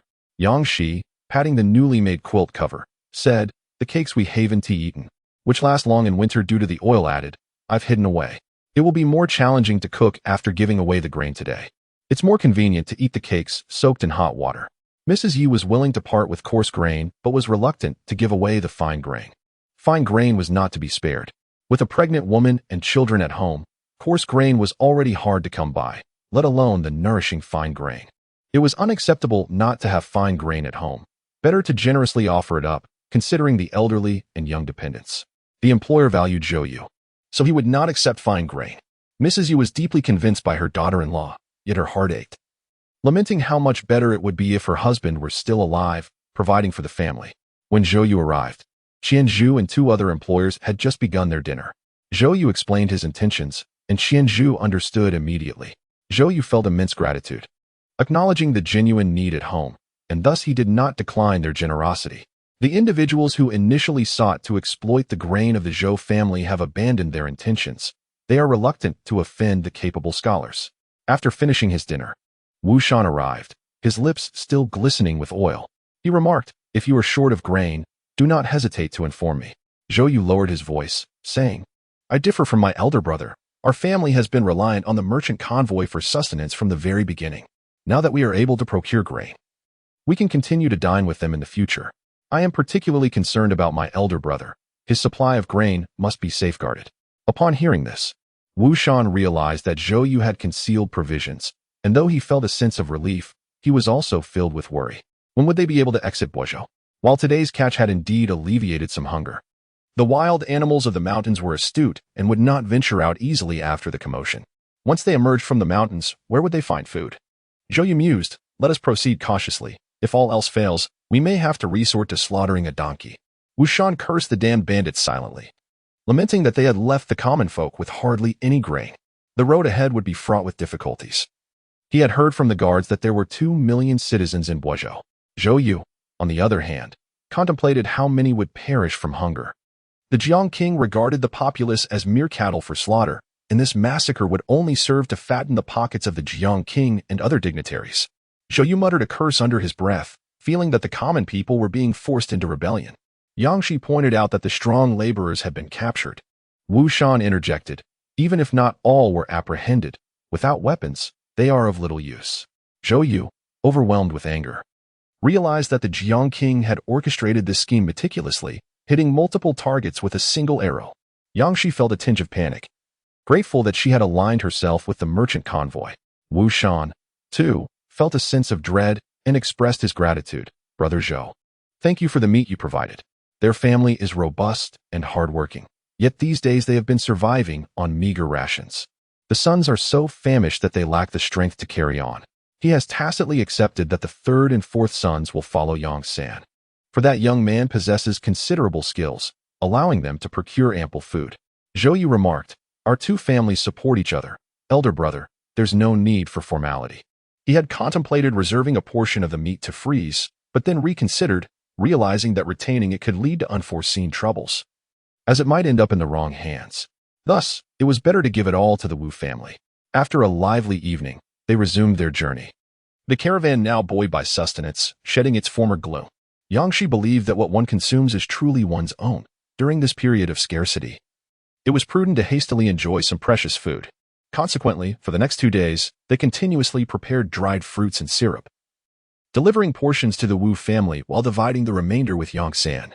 Yang Shi observed that while Yang San was nurturing Li Zheng, he was deliberately instilling in him the notion that he was the master, never allowing Li Zheng to partake of the syrup. She also noticed that Yang San shared the syrup with Yin Bing. Yang San persistently brainwashed Li Zheng, while his kindness towards Yin Bing was evidently self-serving, as he had discerned a profitable opportunity in Yin Bing. Yang Shi conveyed her observations to Zhou Yu, who chuckled softly, recognizing that with proper guidance, this young man could achieve great things. During their time in the caravan, he lacked the opportunity to mentor Yang San. Yet that young man was not idly wasting his time. Yang Shi mused, acknowledging that some individuals are simply born with talent. Indeed, she continued, now that we have emerged from the mountains, we are left with only some jerky and a small quantity of coarse grains. Can Master Qian devise a plan? Zhou Yu and Qian Zhu know numerous individuals in the business world, and this time we are altering our route to Gui County, where he has acquaintances in trade, to see if we can procure some grain. Yang Shi, devoid of hope yet refraining from uttering discouraging words, believed that having hope, however faint, was preferable to despair. The merchant caravan resembled the full moon amidst the darkness of night, drawing attention as it encountered numerous destitute individuals begging for alms. Before even entering Gui County, they were met with a throng of refugees gathered outside its gates. The weight of countless gazes upon Yang Shi made her skin crawl, as though she were a mere piece of meat on display. The guards' blades were already stained with blood, unless the refugees were sufficiently intimidated. The entire caravan would be unable to depart. The gates of Gui County stood firmly shut. Do you think the king of Jiang is unafraid of potential missteps? Zhou Yu scoffed. He had no such fears. He had heard rumors that many gentry and landlords had fallen prey to the refugees. This was the legacy the king of Jiang left for the common folk. Why not seize the land from the gentry himself? The king harbored reservations. Several gentry families had their own powerful allies, and frequent acts of plunder might expose them. However, the plight of the commoners was different. The more chaotic Boizhou became, the more pleased the king would be, allowing him to extend favors to certain families trailing behind the masses. After a prolonged silence, Yang Shi finally spoke. The king of Jiang possesses a heart as ruthless as the circumstances demand. Their reincarnated modern history diverged drastically from the ancient realities. A single pivotal moment could forge an entirely new future. While Shi and Zhou Yu discussed the myriad realms and the like, their lack of experience in this world's modernity left them oblivious to the forthcoming historical developments. Yang Shi harbored a deep-seated hope that such a cruel individual would not succeed. 2 days later, Qian Zhu found herself at an impasse, having spent considerable gold and goods to bribe the station's 6th-rank general, only to receive news that Jing City remained relatively stable. The caravan then set its course for Jing City, expending yet another considerable sum of silver to secure their entry. Outside the city, there are no refugees. The beggars have long been driven away, and the 10-mile stretch of dark red bloodstains serves as a haunting testament to the plight of the common folk. Though Qiqing appears to be functioning normally, it is steeped in desolation, with danger to life being the only absence. Zhou Yu rolled his eyes internally. Yang San had already taken to calling him brother. What else had he learned? Yang San lowered his voice, revealing, I also found out that the eldest son of the fleeing King Jing's family has been captured. They all committed suicide by poison. Zhou Yu, well acquainted with Yang San, inquired, did you uncover anything else? Chapter 44. Securing the pregnancy with a sense of triumph. Yang San declared, Yin Bing seemed suspicious. Brother, do you truly believe the household registration is his? Zhou Yu replied, the registration is authentic, but whether it belongs to him remains uncertain. Yang San continued in a hushed tone, brother, I plan to investigate him further. Very well. It was only after Yang San departed that Zhou Yu realized he had not objected to being called brother. Had he truly come to accept Yang San in such a manner? Yang Shi had just bathed when Zhou Xiaomei, her hair still dripping, rushed in. Her voice laced with tears, sister-in-law, mother has a fever. Without hesitation, Yang Shi flung open the door and hurried toward her mother-in-law's room. Recalling that her mother-in-law had seemed well just moments ago, Zhou Yu, not daring to delay, responded, I will go at once. Yang Shi, familiar with physical cooling methods, urgently instructed her younger sister for assistance, but their mother-in-law had already succumbed to unconsciousness. The recent hardships faced by the merchant caravan, coupled with the curses of begging refugees, had proven too much for her mother-in-law to bear. Now that they had reached a relatively safe place, the tension in her heart could no longer be held at bay. Zhou Xiaomei sobbed, sister-in-law, mother will be all right, won't she? Yang Shi reassured her, she will be fine. Mother is incredibly strong. She endured after father passed away, and she will overcome this as well. Upon hearing the news, Wu family members were informed that Li personally came to inquire if a doctor had been summoned. Yang Shi, with reddened eyes, went to fetch one. Li felt that the Zhou family was indeed beset by misfortunes, having finally arrived at the relatively safe Jing city. They now faced yet another illness afflicting Yi. With an air of urgency, she offered her assistance, urging Yang Shi to voice any needs they might have. Thank you, sister-in-law. Yang Shi replied gratefully. Yang Shi was deeply concerned about her mother-in-law, who, she feared, was still preoccupied with Zhou Yu. Exhausted, she leaned back in her chair, attempting to relax, but discomfort began to throb in her lower abdomen. The more she pondered, the more anxious she became, her complexion growing increasingly pale, as worry for her unborn child consumed her. She had neglected her health throughout the pregnancy, enduring a tumultuous journey rife with stress, particularly in recent days when rest had been elusive. Zhou Xiaomei noticed her sister-in-law's distress. Her voice, tinged with anxiety, quivered as she exclaimed, sister-in-law, what ails you? Outside, Zhou Xiaodi, waiting at the door, grew frantic upon hearing his sister's cry, pacing in agitation. Upon hearing his aunt's words, Ziheng assumed something had happened to his mother and could not contain his tears, calling out, Mother, mother. Zhou Yu steadied himself and swiftly rushed over.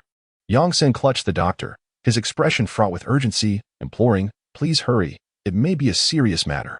Zhou Yu entered to find his wife's face drained of color, her hand pressed against her abdomen, devoid of any vitality. He glanced between his mother and wife, his heart heavy with despair, feeling utterly helpless. The doctor followed suit, the elderly physician first assessing Yang Shi, then turning his gaze to the woman lying down. Addressing Yang Shi, he advised, sit still and try to remain calm. Allow yourself to relax. He then approached the bedside, gesturing for a chair to be brought over. Zhou Yu recited the prescription from memory, prompting the old doctor to ponder for a moment before retrieving paper and pen to inscribe the formulas. He composed 2 prescriptions in total, one for fortifying the body and another for treating ailments. Zhou Yu inquired about his mother's condition. The old doctor replied, your mother has been harboring internal heat. Its recent emergence is a positive sign. However, her constitution is frail. He continued, given your arduous journey, I will refrain from suggesting rest, but I advise you to ensure she recuperates thoroughly in Boizhou. Failure to do so may jeopardize her longevity. Zhou Yu promptly requested, please. I implore you to examine my mother's pulse.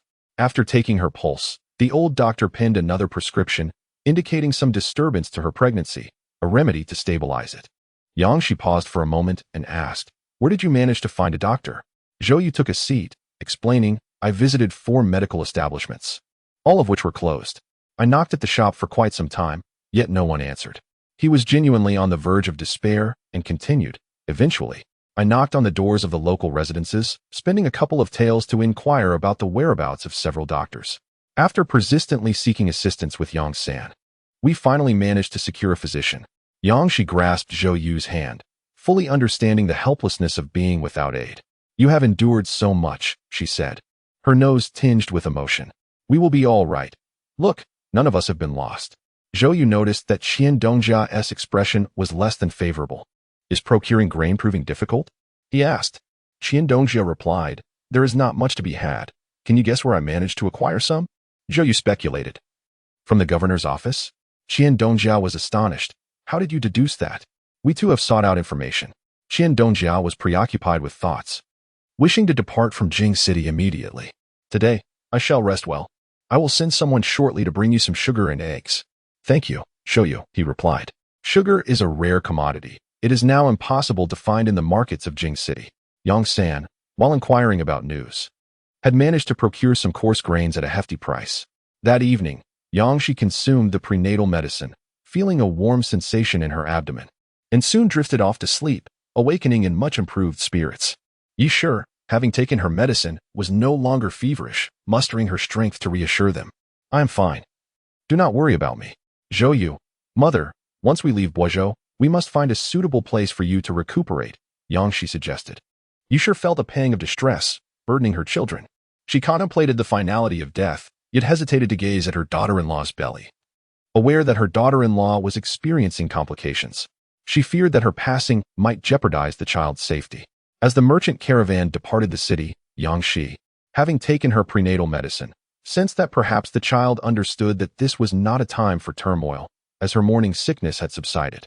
Today, Zhou sat in their family carriage, and Yang Shi inquired, "Did you give Yang San the money for the medicine?" He did not request it. Stating that we are family and should not stand on ceremony, Zhou responded. Has he truly ingratiated himself into our household? Yang Shi mused. Zhou scoffed. Yang San is aware of his concealed jade pendant. He is already registered under our household. A smile danced in Yang Shi's eyes, but it faded almost as quickly, as she pondered the well-being of her mother and brother. Chapter 45. Surrounded, Yang Shi gazed intently at Zhou, fully aware of his character and depth. Zhou, feeling somewhat guilty, averted his gaze and reassured himself. Do not worry, my younger brother has married. He will undoubtedly take on his responsibilities. Yang Shi could only comfort herself in this manner. Having lost their father at a tender age, she recalled how her younger brother had always been quite responsible over the years. With thoughts of her brother, who bore a resemblance to her, Yang Shi's expression softened. Zhou Xiaomei spoke up, pondering the well-being of Steward Li and the others. The old steward had watched them grow up, and the Zhou family held a deep affection for him. Fortunately, their sister-in-law had sensed something amiss and returned the indenture to the old steward. Otherwise, he would have faced the anguish of being sold away from his kin. Yang Shi remarked, the old steward is resourceful. As long as he lives cautiously, they will remain safe. This was further aided by the unexpected raid. The Su family presumed the Zhou family was unprepared, which allowed the old steward's family to escape this calamity. Today, the carriage moved swiftly, with a contingent of 50 guards clearing the path, allowing them to cover what would typically take 2 days in just one. The bumpy ride was uncomfortable for Yang Shi. She chose not to dismount during their rest, instead sipping on a calming tonic and closing her eyes to recuperate. In a haze, she heard the sound of a child's cries and opened her eyes to find Zhou present. Where is that child's cry coming from? She wondered. The entire caravan consisted only of Ziheng and the 2 children from the Wu family, who were rarely fussy despite their experiences. Zhou replied, I will go check. Inside the carriage, Yi Shi remained asleep, the calming properties of the medicine keeping her undisturbed by the noise. Ziheng, feeling apprehensive, clung tightly to his mother. Mama, he murmured. Yang Shi embraced her son reassuringly, saying, there is nothing to fear with your mother here. She then inquired, how could there be a child? Zhou Xiaodi felt an unsettling turmoil in his stomach. The children from the village, a total of 10, ranged in age from 8 to 13 years, had escaped from their home. Yang Shi refrained from further inquiries, as she had already surmised the grim reality. The concept of cannibalism highlights the terrifying nature of humanity. Once moral boundaries are crossed, individuals transform into demons that roam the earth. Should we continue our journey? Along this path, Zhou Xiaodi had come to deeply appreciate his sister-in-law's sagacity. Indeed, Qian Dongjia and his elder brother were deliberating on their route, and it seemed prudent for us to halt our advance. From the fleeing children, they learned that the previous 5 or 6 villages had banded together. Those who had resisted with a sense of morality had perished, and the villages were now conspiring to plunder, with their sights set on the Chung family, a prominent gentry household located 30 miles away. Yang Shi inhaled deeply and instructed, you must notify the Wu family. Zhou Xiaodi responded, Li Zheng has already gone. A sense of dread crept over Yang Shi. The madness of people in such a state was truly horrifying. If they were to encounter the merchant caravan, even with escorts, their fate would be dire. She felt a surge of anxiety, 10 children fleeing was a conspicuous target, and it was only a matter of time before the villagers would notice. If they did not act swiftly, the caravan would be in jeopardy. No matter how cautious the caravan was, it could not escape notice, and the night concealed all. Yangxi's heart raced as she gazed into the darkness. Do you think they might already be pursuing us? Zhou Yu, clutching a dagger, remarked, our target is too conspicuous. Yangxi forced herself to maintain composure, taking a deep breath before inquiring, what about those 10 children? With a sigh, she reflected on the state of the world. Only through experiencing chaos does one come to cherish the tranquility of life. She found herself yearning for the comforts of modern existence. The caravan was equipped with horse-drawn carts, which had the advantage of speed. However, the tracks left behind were indelible, allowing anyone to follow the trail and locate the caravan. The greatest concern was the potential for more citizens to unite against them. After a night of relentless travel, the extent of their journey remained uncertain, and as dawn broke, the horses were utterly exhausted. Master Qian wished to continue their journey, yet without their horses, their peril increased. Yangxi encountered 10 children huddled together like frightened little beasts, shrinking into themselves, motionless. Master Qian's servant brought a basin of coarse grain porridge, distributing several bowls among the children. These 10 children inadvertently saved the caravan during their journey. The caravan would sustain them, not to the point of fullness, but enough to stave off hunger. Yangxi averted her gaze from the ravenous children, resolutely determined to protect her own offspring. Zhou Yu approached, sensing his wife's distress, reassuring her that their child would grow up safe and sound. The horses were severely fatigued from the previous night, and today they encountered beggars along the road, hindering their progress. Master Qian was deeply anxious. The mere thought of refugees inquiring about them could lead to their discovery, making him wish for wings to escape. They needed to hasten their journey, for it was only a matter of time before they were found. They dared not rest at night, opting instead for respite during the day. While resting, the carts of the Wu and Zhou families were closely aligned, with the Wu family managing to maintain a modest sustenance of 8/10 fullness over the past few days. Yangxi discreetly offered the Wu family a few oil-laden pancakes, knowing that sustenance rich in oil would provide much-needed strength. Another day passed, and once again, the caravan was pursued. King Jiang could not capture the entire labor force of Boizhou. The number of citizens surrounding the caravan was considerable. Yangxi possessed an exceptional memory. She recognized the beggars they encountered on the road. The caravan had not provided them with food, inciting their animosity and leading them to join in the pursuit of the caravan. Zhou Yu and Zhou Xiaodi had already dismounted from the carriage. Yangxi was exceedingly anxious, peering through the gap in the curtain to observe that their adversaries were equipped with bows and arrows. Though not numerous, they possessed formidable lethality. Among them, a robust man clearly exhibited the prowess of a seasoned hunter, albeit now the prey had transformed to humans. Zhou Yu gripped his dagger tightly and urged her not to look. Yangxi shook her head, insisting she was fine, but she feared an ambush. She resolved to serve as Zhou Yu and Xiaodi's vigilant eyes. Recognizing that her apprehension was futile, her priority was to alert Zhou Yu to any impending danger. Zhou Xiaomei, encouraged by her words, cautiously exposed only her eyes and declared, "Sister-in-law, I shall assist as well." Yi Shi held Zihing tightly, her worried gaze shifting between her daughter-in-law and daughter. Both women, having endured the harshness of winter, had considerably healed from their frostbite, and she found herself reluctant to contemplate the worst, silently praying for her husband's protection. Chapter 46. Not a yin. The caravan was beset on both sides by unruly mobs, their eyes glinting with greed. The insurgents provided little time for the merchants to prepare for defense, swiftly signaling their charge towards the caravan. The massive trading convoy, consisting of over 200 guards, could not be adequately protected, forcing them to abandon a significant portion of their cargo-laden carts and huddle together for safety. The caravan drivers, seasoned in their travels, managed to fend off the initial onslaught, preventing the mob from breaching their inner circle at least for the moment. However, this respite was fleeting. The marauders included skilled archers, and one arrow felled a guard, creating a breach in the caravan's defenses. Yang San, accompanied by the Wu brothers, retaliated with arrows. But only Yang San demonstrated true marksmanship. The bows, hastily constructed, were of poor quality and deteriorated rapidly. The disparity in martial prowess between the two sides was immense, resulting in a significant toll on the hapless masses. Yet the sheer volume of refugees surged forth once more. In her previous life, Yangxi had never encountered such large-scale carnage. She had merely followed the most unfortunate of refugees, ultimately securing her own safety. This experience instilled in her a profound understanding of the importance of survival amidst chaos. In this lifetime, they successfully departed from Pingzhou with a merchant caravan, albeit at the cost of certain risks, for there are no bargains in this world. Everything is relative. Yangshi was oblivious to the number of lives Zhou Yu had claimed. Her gaze was steadfast, captivated by his martial prowess. Zhou's younger brother was left in awe, as his elder sibling single-handedly held back the frenzied mob, leaving him and Li Zheng to assist with timely strikes. The Wu family possessed considerable strength, armed only with a machete, while the rest wielded sturdy sticks, which they brandished with impressive vigor. The two families coordinated seamlessly, preventing the rioters from reaching the carriage. As Yang San found all his bows rendered useless, he drew his sword to join the fray. The mob soon realized they were up against formidable resistance and consciously sought to circumvent their position. A skilled archer from the mob fell, and after the caravan's 3 guards were dispatched, the merchant's archers ensured his demise. Deprived of long-range support, the rioters found it increasingly difficult to advance.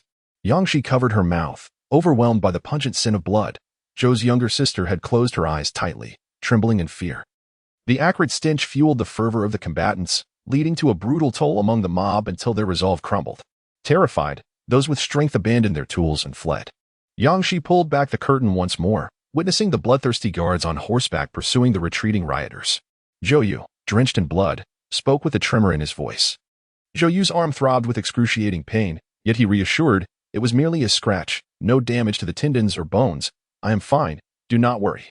The men from the Zhou and Wu families were all injured, with Zhou Xiaodi sustaining the least severe injury, having been struck on the back by a club.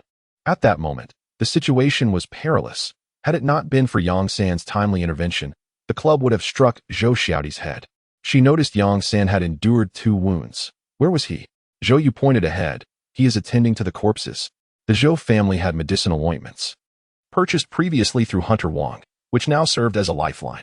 The exact number of fatalities within the caravan remained uncertain, but those who survived were largely wounded, rendering the available supplies of healing salves woefully inadequate. Thus, one could only rely on oneself in such dire circumstances. Yangshi allocated 1/3 of the ointment to the Wu family, reserved some for her own use, and saved the remainder for Yang San, who had suffered the gravest injuries. Li Shi from the Wu family was tending to her daughter-in-law's wounds, while Yangshi assisted Zhou Xiaomei. Watching Zhou Yu's flesh laid bare, her hands trembled. Lacking the means for suturing, she could only clean the wounds. Fortuitously, she had procured ample alcohol for the memorial of her father-in-law. Otherwise, there would have been no antiseptic available. Zhou Yu's arm shook violently, the pain intensifying beyond the moment of injury. Ziheng wept uncontrollably, alternating between sobbing and blowing. Father, if I blow, it won't hurt anymore. Zhou Yu longed to comfort his son, yet the agony was unbearable. After the application of potent medicine, Zhou Yu was drenched in sweat, his body rendered immobile from the exertion of the earlier conflict, now devoid of strength. Zhou Xiaodi sat motionless, his pallor a reflection of either the pain in his back or the fear of having taken a life for the first time. Outside, Yang San endured the pain as he continued to strip the corpse, muttering to himself, I knew these scoundrels were affluent. Look at this, despite his tattered clothing. He concealed a couple of taels of silver. Li Jing's eyes sparkled with excitement. Seeing his master rise, he wondered if they were done with the task. He had completely assimilated himself into the Zhou family. Yan Bing felt the weight of the gaze upon him. The unruly populace had wronged him. Yang San snorted and hefted the bundle towards the Zhou family's cart. Upon seeing the silver within the bundle, Yangshi gasped, so much? Zhou Yu had taken a moment to recover and, feeling somewhat revitalized, declared, I will lead them to the donkey cart for treatment. Yangshi handed over the medicinal supplies and cotton cloth, and once Zhou Yu and the others departed, she began stringing the copper coins. Noting that the bundle contained the most of them, as she threaded the coins, she remarked, their original plan was to rob the Chung clan. But upon discovering the merchant convoy was besieged, now the unruly ones are either dead or wounded, while the Chung family narrowly escaped death. Zhou Xiaomei pondered for a moment, realizing how fortunate the Chung family truly was. Yangshi observed her sister closely. She recognized the innate resilience and strength within her. Following this brush with mortality, Zhou Xiaomei had matured completely. On the Zhou family's donkey cart, Yang San fixated his gaze on Yan Bing, trembling from pain, yet he did not avert his eyes. Yan Bing.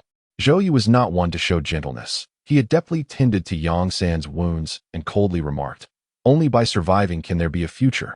Your recklessness today was unwise. Yang San mused, I think of my father, and I have confidence.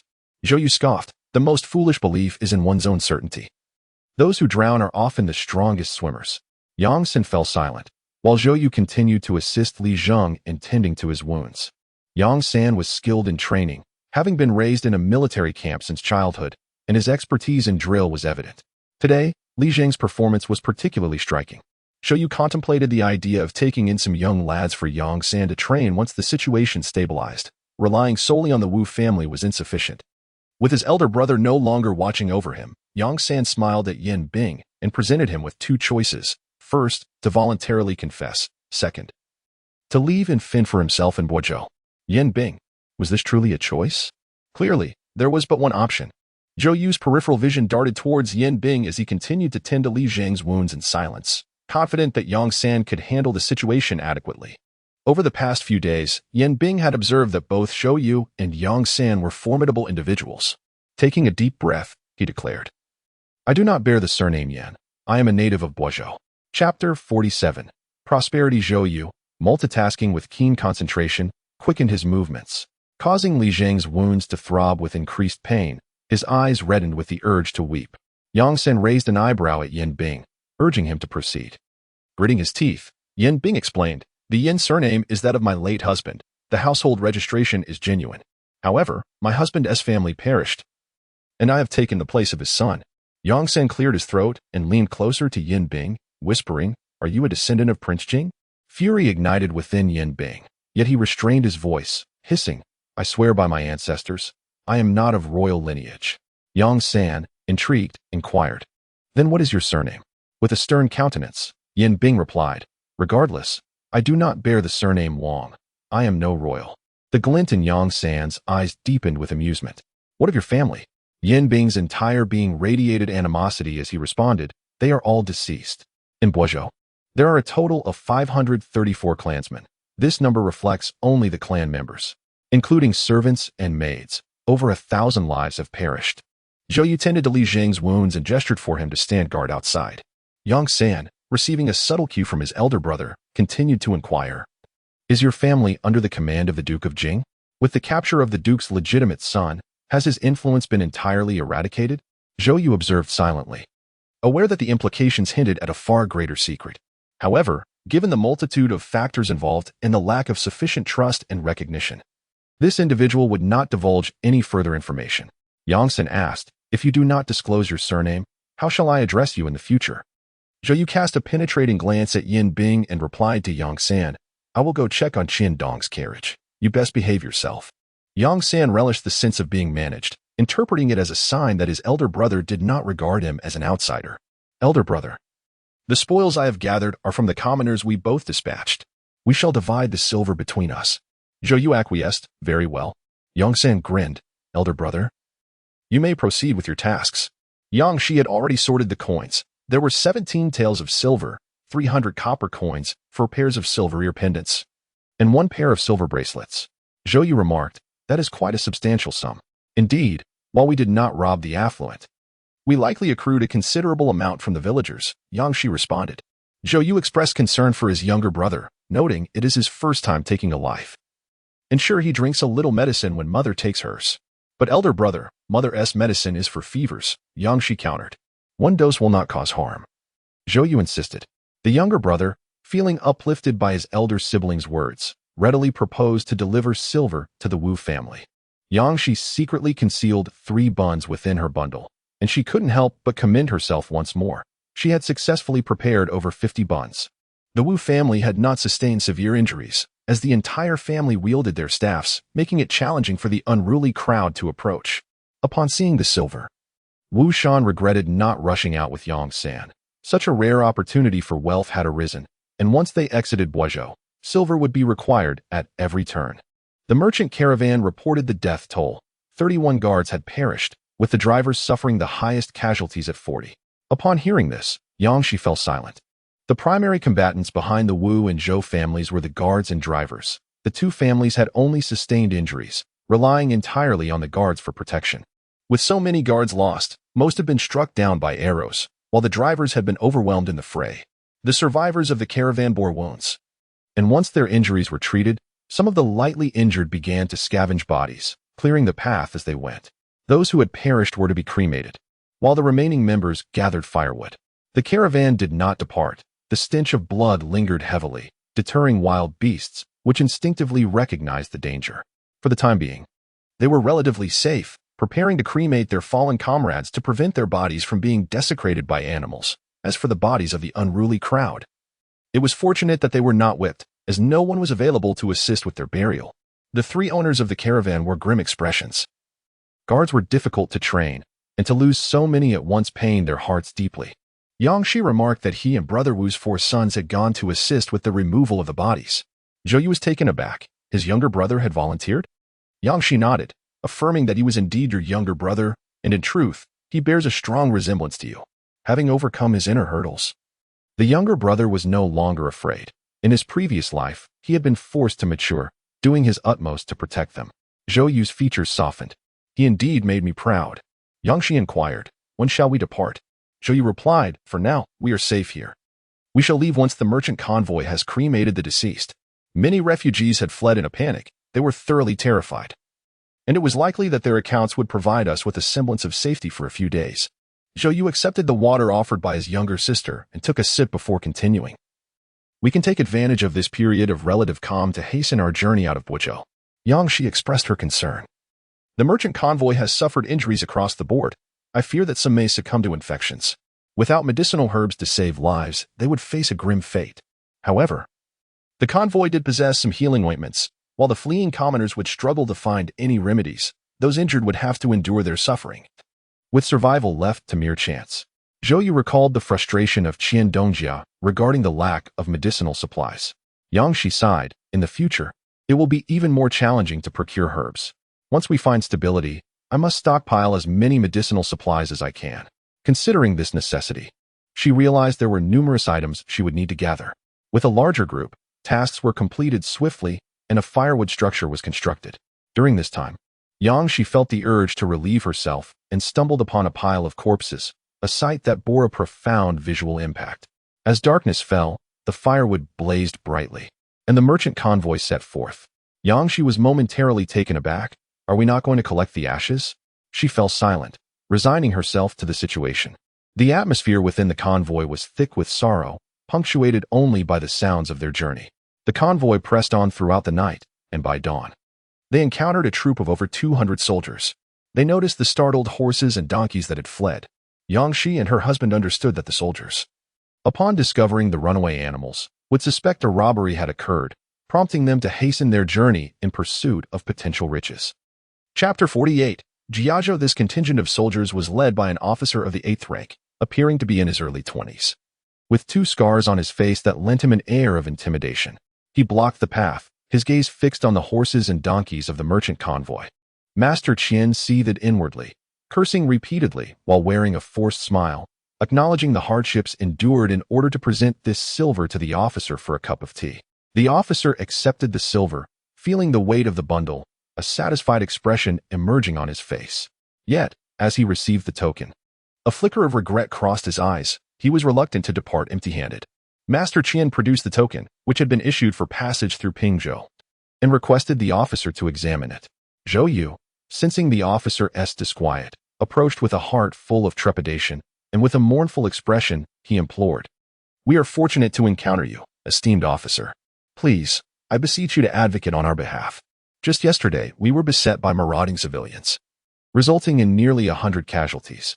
After a brief pause, he continued to wail, "You can see the additional horses here, left without owners. After narrowly escaping danger, we have finally found someone who can help us."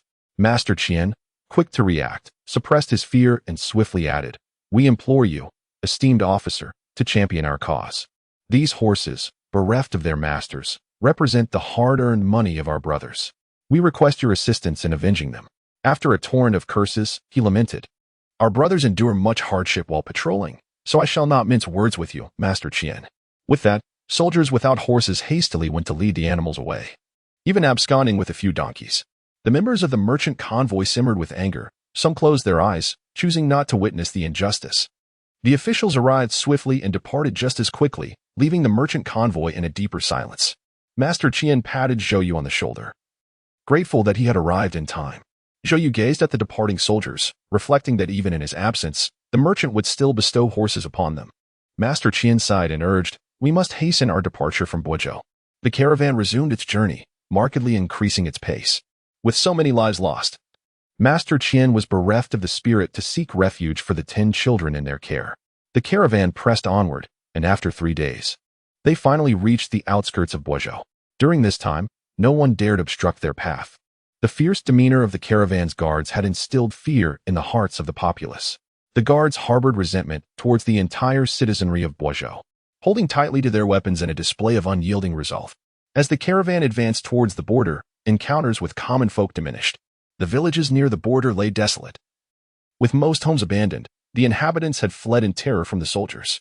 These empty abodes provided the caravan with a rare opportunity to rest in a semblance of safety. After days of relentless travel, the caravan could no longer endure and required a day of respite. The Zhou and Wu families took shelter in a modest compound consisting of 6 rooms, 2 in the main building and 2 on either side. Upon disembarking from the carriage, Yangshi found herself too fatigued to prepare a meal. Zhou's younger sister took charge of dinner. Yangshi, apprehensive as she rested her hand on her abdomen, lamented the lack of any medicinal aid for her condition, fearing she could not withstand the strain of the past 3 days. After dinner, the families designated night watchmen while the others succumbed to slumber. The following morning, when Yangshi awoke, the sun had already risen. She calculated that she had slept for nearly 7 hours, a total of 14. Zhou Yu had remained vigilant by her side and, upon noticing her awakening, announced, "I shall fetch the porridge." Yangshi leaned against the earthen wall, awaiting Zhou Yu's return with the rice porridge, contemplating the last remnants of rice. Zhou Yu nodded, assuring her that they would be departing Bozhou the next day, as he had prepared everything. Yangshi was extremely hungry, and, unable to wait for the porridge to cool completely, she impatiently took a few sips. Fortunately, the porridge was not overly hot, and she managed to consume nearly half a bowl in one go, feeling a sense of comfort in her stomach before she slowed her pace of eating. Yang noticed her son was absent and inquired, "Where is Ziheng?" Zhou Yu responded that Yang San wanted to stroll through the village, and her younger brother had taken Ziheng along with him. Yang then asked about Yin Bing, to which Zhou Yu replied that he was resting inside the house. After finishing her porridge and eating half a flatbread, Yangshi drank 2 bowls of hot water to satiate her hunger. She then changed her clothes, freshened up, and cautiously stepped into the adjacent room to find her mother sleeping soundly, confirming her well-being before quietly exiting. Zhou Yu had already finished washing the dishes and suggested, "Shall we go for a walk?" Yangshi was not particularly eager to move, but wished to engage in conversation with Zhou Yu. Nodding, she said, "Let us go and take a look by the river at the village entrance." The two made their way to the village entrance. The village was not large, and at present, it was filled with the people from various merchant caravans, who had encountered several groups of guards ascending the mountain to hunt. Upon reaching the riverbank, Yangshi gazed at the water's surface, her thoughts turning to fish soup. With their impending departure from Bozhou, the tension that had gripped Yangshi and her companion began to ease, and their demeanor became notably more tranquil. They had never discussed Yin Bing before, but today presented an opportunity. Yangshi remarked, "I have been pondering Yin Bing these days. He harbors animosity towards the king of Jing, which raises a question. If he is indeed a subordinate of the king of Jing, he must understand the consequences of failure." Zhou Yu noted, "Yin Bing's reaction towards the king of Jing is quite pronounced. There must be a connection between them." Yangshi mused, "Do you believe the king of Jing was truly outmaneuvered by the king of Jiang?" Zhou Yu had also contemplated this, suggesting, "Are you implying that the king of Jing and the king of Jiang have formed an alliance?" Yangshi chuckled softly, reflecting on the fact that thus far, only the legitimate family of the king of Jing had been captured. What of the other offspring? And what of the king himself? How had he managed to escape the capital so seamlessly? Upon deeper contemplation, the implications were significant. As for why the legitimate son chose to take poison and end his own life, one might ponder the ambitions of a ruler. Sacrificing the legitimate heir could potentially appease the capital's demands, for the heir was indeed of unique importance. Though this was merely her speculation, the presence of Yin Bing served as a constant reminder that the king's treachery was far more complex than it appeared. Zhou Yu's gaze deepened, acknowledging the undercurrents of danger. The couple exchanged a knowing glance, deciding to refrain from further discussion, mindful of the potential troubles Yin Bing could bring to the Zhou family. Zhou Yu furrowed his brow. "Have you informed Master Qian?" Zhou Yu shook his head. The grain is hidden by the common folk, and now Boizhou is facing a food shortage. The supplies you've uncovered are the lifeline for the people. Our provisions are sufficient to leave Boizhou, but we must not touch the grain of the populace. His concern for his sister-in-law and aunt was genuine. The rice they had left was cooked this morning, prompting his search for additional resources. Yangshi smiled. I appreciate your efforts on our behalf. Yangsen felt a bit bashful. When my sister-in-law can enjoy meat again, I shall hunt more frequently. And we shall savor chicken soup at every meal. Zhou Yu sighed. Your bow and arrow are broken. Yangsan. Ah, his bow and arrow. A thought that brought him to the brink of tears. Yangshi laughed, playfully pinching Zhou Yu's hand. Noting that despite calling Zhou Yu brother, Yangsan treated her as an elder sister. Zhou Yu silently vowed to ensure that his wife remained plump and well-fed. The following day, the merchant caravan had rested well. After a half-day's journey, they arrived at the checkpoint of Boizhou. Once they passed this barrier, their safety would be assured. The general stationed at the border personally inspected the tokens, confirming their affiliation with the Qian family, and meticulously examined the household registrations and carts. However, there were 10 children without registrations among the caravan, which caused the general to furrow his brow. Master Qian explained the origins of the children. The 10 youngsters radiated joy, clearly content with the prospects that lay ahead. As the caravan exited Boizhou and crossed the checkpoint in silence, a wave of cheers erupted upon confirming their arrival in Jiazhou. They were finally safe. Chapter 49. The prodigal son within the cart of the Zhou family. Yangshi supported her son, a smile gracing her face. All right, stop bouncing. The cart might collapse. Ziheng's cheeks flushed with excitement. Mother, we have left the land of cannibals. In the little one's mind, Boizhou was a hellish place, instilling fear within him. Now, he was finally free from that terror. Yangshi felt a pang of sorrow. Yes, there is no need to be afraid anymore. Feeling the gaze of everyone upon him, Ziheng, slightly embarrassed, buried his head in his mother's embrace. You sure looked fondly at her grandson, her smile unwavering. Delighted to see him lively once more. Outside, Zhou Xiaodi called out, Elder brother, Master Qian's servant requests your presence. As Yi Shi awaited her son's return. She pondered, do you think Master Qian will allow us to leave? Zhou Xiaomei was equally worried, knowing how much Master Qian valued her elder brother. Yangshi reassured them. Your husband will handle it. Zhou Yu smiled and shook his head. I would not want to disappoint the master's regard for us. My mother requires rest, and it is truly inconvenient for her to continue this journey with the master. I hope for the master's understanding. 50 taels. A sum far exceeding his expectations indicated that the moneylender held him in higher regard than he had anticipated. The moneylender continued to persuade him, suggesting that they leave Boizhou at a leisurely pace, allowing for his aunt's recovery. Zhou Yu remained resolute, shaking his head in apology. The moneylender fell silent.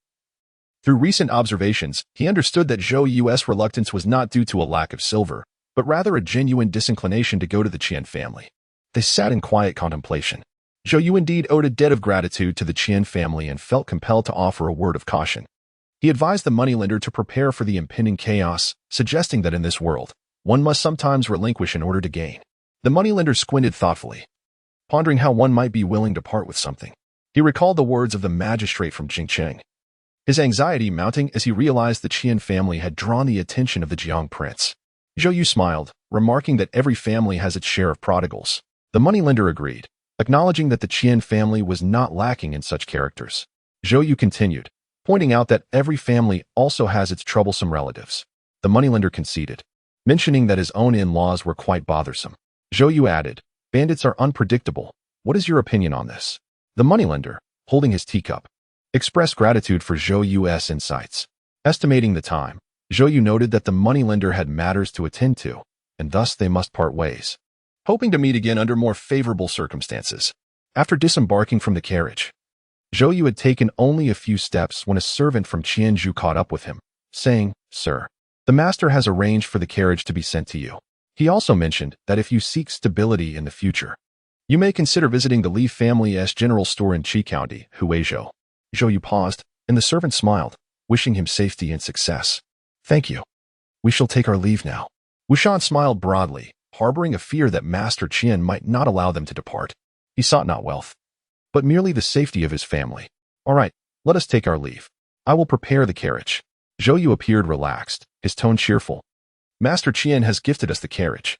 Wushan's mouth fell agape, It seemed fortune had indeed smiled upon him. But how can we accept such generosity? Zhou Yu chuckled. Brother, your family has aided the caravan significantly. Master Qian has taken note of that. Wu Shan mused that one must indeed remain grounded, still smiling. Are we truly departing now? Indeed, Zhou Yu confirmed. The Zhou and Wu families set off ahead, as the caravan was hastily assembled, and the three masters had matters to discuss. This area marked the border, and the citizens of Jiazhou feared the chaos from Guozhou. Those who could flee from the nearby villages had already done so, and they encountered no one along the way. Yangshi remarked, those with means have migrated south. Zhou Yu wished to avoid the weighty topic, replying with a smile. Yin Bing has promised to repay the kindness shown to him. He has already left Guozhou. Sister Zhou, filled with curiosity, inquired, Brother, what can he offer when he has nothing? Zhou Yu replied, I, too, am intrigued. What resources does Yin Bing possess? If he has some means, why is he the sole survivor? Inside Yongsan's donkey cart, Yin Bing hesitated several times to speak. Yongsan, losing his patience, urged. If you have something to say, just say it. Yin Bing cleared his throat. Might we rest in Qijia village of Gao County? Yongsan raised an eyebrow. Now that we have exited Guozhou, you are free to depart as you wish. Yin Bing had contemplated leaving, pondering the myriad possibilities that such a departure might entail. Ultimately, he concluded that he was currently incapable of taking any action, and that by aligning himself with Yongsan, he would have greater opportunities in the days to come. Yin Bing remarked, I find you quite admirable. Yongsan, unfazed by the compliment, inquired playfully, do you wish to accompany me? Yin Bing replied, I am aware that you are not one to remain complacent. Yongsan. Yin Bing chuckled, which was also the reason he had drawn closer to Yongsan. Mr. Zhou was equally commendable. He too had crossed Yin Bing's mind, but after careful observation, he had chosen to forego that path, for Mr. Zhou held his family in higher regard. As dusk approached, they sought refuge in a village, where a third of the homes lay vacant. And the village head had been recently elected. The village head stated, I shall not charge you for lodging. I can also sell you some provisions. But I have but one condition. Zhou Yu inquired, do you wish to know about the situation in Guozhou? The village head, his back slightly hunched, responded, indeed. Those of us who had relatives to flee have already departed. We find ourselves unable to leave. I kindly ask you to elaborate. The village head led two families to the former village head's residence, producing a key to unlock the main door. Inside, the furnishings remained intact, and a considerable amount of firewood was still available. You are welcome to use it at your discretion, provided you do not damage the furniture, he said with a cautious tone. It was evident that these two households had managed to escape Guozhou safely, suggesting they possessed considerable capabilities. And ordinary folk like him would not dare to provoke them. Yangshi surveyed the residence, noting the courtyard's square layout, the main house constructed of blue bricks. Upon entering, he found the interior impeccably clean, and the bamboo curtain over the heated bed still in place, which further pleased him. Zhou Yu expressed his gratitude. Thank you. The village head, eager, asked, can we discuss Guozhou now? Heaven knows the turmoil in Guozhou has robbed him of a single night of peaceful slumber. Zhou Yu invited the village chief to sit down and meticulously recounted the sights and sounds he had encountered along the way, ultimately concluding that for the time being, the chaos would not extend to Jiazhou. The village chief's face turned ashen, and it took him a while to digest the news. His lips trembled in disbelief at how things had spiraled into such disorder. Zhou Yu understood that the common folk, driven to desperation, still harbored illusions about the court, which would inevitably lead to further unrest. The village chief, as a man of wisdom chosen for his position, rose, albeit shaking, and declared, I shall not disturb your rest any longer. Once the village chief departed, Yangshi finally spoke, it seems we shall have to settle for pancakes once again today. The village chief, in his fright, had forgotten to sell them any grain. Zhou Yu inquired, very well, then, pancakes it is for dinner. Chapter 50. The backup plan. As both households prepared to cook, a knock resounded at the front door. Two men entered, carrying a basket. The elder among them said, My father is the village chief, and he sent me to deliver this grain. It was then that Zhou Yu noticed the contents of the basket, a bag of grain, several pieces of pickled vegetables, and 6 eggs. Yangshi's attention was drawn to the pickled vegetables, and she found herself salivating at the thought of them. Zhou Yu asked, Thank you, village chief. How much silver do I owe you? The man shook his head, replying, This is a gift from my father to you, sir. With that, the two men quickly departed. Wu Shan mused that scholars are respected wherever they go. Since entering the village, the chief had not uttered a single word to him. And throughout this journey, He had reaped the numerous benefits of being well-read. Zhou Yu divided the grain and vegetables, giving half to Brother Wu, and said, "Once I have observed the mourning period for my father, let us enjoy a hearty meal together." Wu Shan smiled contentedly. Yangshi was preparing a meal with Zhou Xiaomei, while the village head delivered grains of sorghum and millet. Yangshi cooked porridge, stewed a soup of pickled vegetables and radishes, and made 2 scrambled eggs, accompanied by a few flatbreads, resulting in a satisfying meal complete with both dishes and broth. After dining, Yangshi rummaged through her luggage and discovered sufficient fabric to tailor a complete outfit. They decided to visit the village head's home. Zhou Yu remarked, "It's dark and the path is slippery. Yang San and I will go." Yangshi replied, "All right, I shall not accompany you." Zhou Yu informed Wu Shan, who chose not to follow, aware that his presence would go unnoticed. Yangshi then took her younger sister and mother-in-law to dismantle the bedding. Having traveled continuously without the opportunity to rest or change clothes, the bedding was particularly filthy, with some areas stained with darkened blood. Now that they had left Bojo, she could finally breathe easier. Yangshi retrieved the pre-prepared bedding, and once it was sewn, a sense of relief washed over the women in dire circumstances. Cleanliness had been a luxury, but now they were determined to enjoy it. With a smile, Yangshi brought warm water to soak her mother's feet. Lacking the means for a proper bath, a foot soak would suffice to alleviate fatigue. "Zhou Yu, I will fetch hot water for foot soaking," she said. "All right," came the reply. Yangshi dried her son's hair and gestured for the little one to snuggle into bed, delighted that they could finally sleep without their clothes. Zhou Yu then mentioned, "I purchased around 5 pounds of millet and over 10 pounds of sorghum. There is no rice in the village. Having millet is wonderful." Yangshi responded. Zhou Yu continued, "I also bought cabbage and radishes, along with a jar of pickled vegetables." "What about the eggs?" she inquired. Zhou Yu chuckled. "I managed to buy 15 eggs.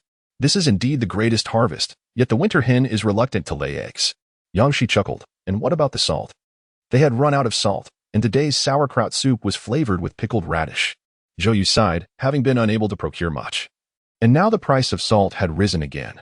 The villagers resorted to using soybean paste for their cooking. Yangshi blinked, suggesting they purchase more paste. Tomorrow, they could prepare some egg paste. Zhou Yu smiled, agreeing. They were now safe, with the chaos in Bojo. It would be difficult for the Su family to send someone south to investigate. The more he thought about it, the broader Zhou Yu's smile became. That night, the couple remained awake. Once their son had fallen asleep, Zhou Yu remarked, "Yang San told me that Yin Bing has a residence in Qijia village in Gao County. We could recuperate there. A backup plan, indeed. Yes, I believe it is a good idea." Yangshi also thought it quite favorable. Having Yin Bing's residence would alleviate many of their burdens, and she suspected Yin Bing had more resources at his disposal. Zhou Yu concurred, saying, Yin Bing informed Yang San that due to the suddenness of the incident, he was the only one sent away. He truly does not fear us plotting against him. He trusts us. Zhou Yu snorted. He has his own motives. Yang Shi, feeling weary, asked, "Shall we continue our journey tomorrow?" Zhou Yu shook his head. "Let us rest for another day." "Very well, it is the perfect opportunity to wash the clothes we have changed out of." The next day, no villagers came to disturb them. The two families busied themselves in the courtyard with their washing. The Wu family had the women working, while the Zhou family had turned traditional roles on their head. Zhou Yu was seen helping Zhou Xiaodi wash the quilt cover, leaving Zhou Xiaodi bewildered. Zhou Yu tapped his brother on the head, urging, "What are you dawdling for? Hurry and wash." A pile of bedding lay before him. As for clothing, he only washed his wife's and son's garments, while his sister washed her own and their mother's. Zhou Yu, previously lacking the energy to assist his wife, now free from worries about safety, would not burden his wife and younger sister with all household chores. His sister-in-law and younger sister had enough on their plates. What was the harm in washing some bedding and clothes? Zhou Xiaodi blinked. "But, brother, your hands can only hold a pen." Zhou Yu replied, "Haven't you seen me wield a knife?" Zhou Xiaodi shivered involuntarily at the thought of his brother's fierce demeanor with a knife, feeling a sense of dread. Observing his younger brother diligently washing clothes, Zhou Yu felt satisfied and turned his gaze towards the dazed Yang San, internally lamenting his naivety. Yang San, in a daze, asked Yin Bing, "Am I dreaming?" Yin Bing, accustomed to a life of luxury with servants attending to his every need, had never washed clothes. The mere thought of it made him blush, as his own clothes had become disgracefully dirty. He realized he cared for his wife but had never helped her with laundry, ultimately concluding that Zhou Yu was exceptionally good to his spouse. Li Shi blinked, eager to seek out Yang Shi for a conversation. holding on to the belief that her husband was her world. However, before she could act, the head of the household scolded her. Yusher glanced at her two sons washing bedding, then at her daughter-in-law and daughter, sighing internally. They were living their own lives, and how much longer could she endure? Perhaps it was best to remain less involved. Yongsan squatted by the basin, saying, "Brother, I truly admire you." He recalled the vile creature who had driven his elder sister to despair, a man who abandoned his sister during their family's hardship, causing her untimely demise. Zhou asked, "Do you need to help as well?" Yongsan blinked his eyes and exclaimed, "I have Li Zheng." Zhou, the mischievous lad, was met with a chuckle from Yongsan. "This village has hunters. I shall rent a bow and arrows and venture into the mountains." Zhou frowned, cautioning, "The mountains are perilous." Yongsan replied, "I am not foolish. I shall bring along the Wu families for brothers." Zhou pondered, "Has this rascal already reached out to Wuda and Wu'er?" Yin Bing stood at a distance, quietly observing, and once again lamented how overly protective Mr. Zhou was of his family.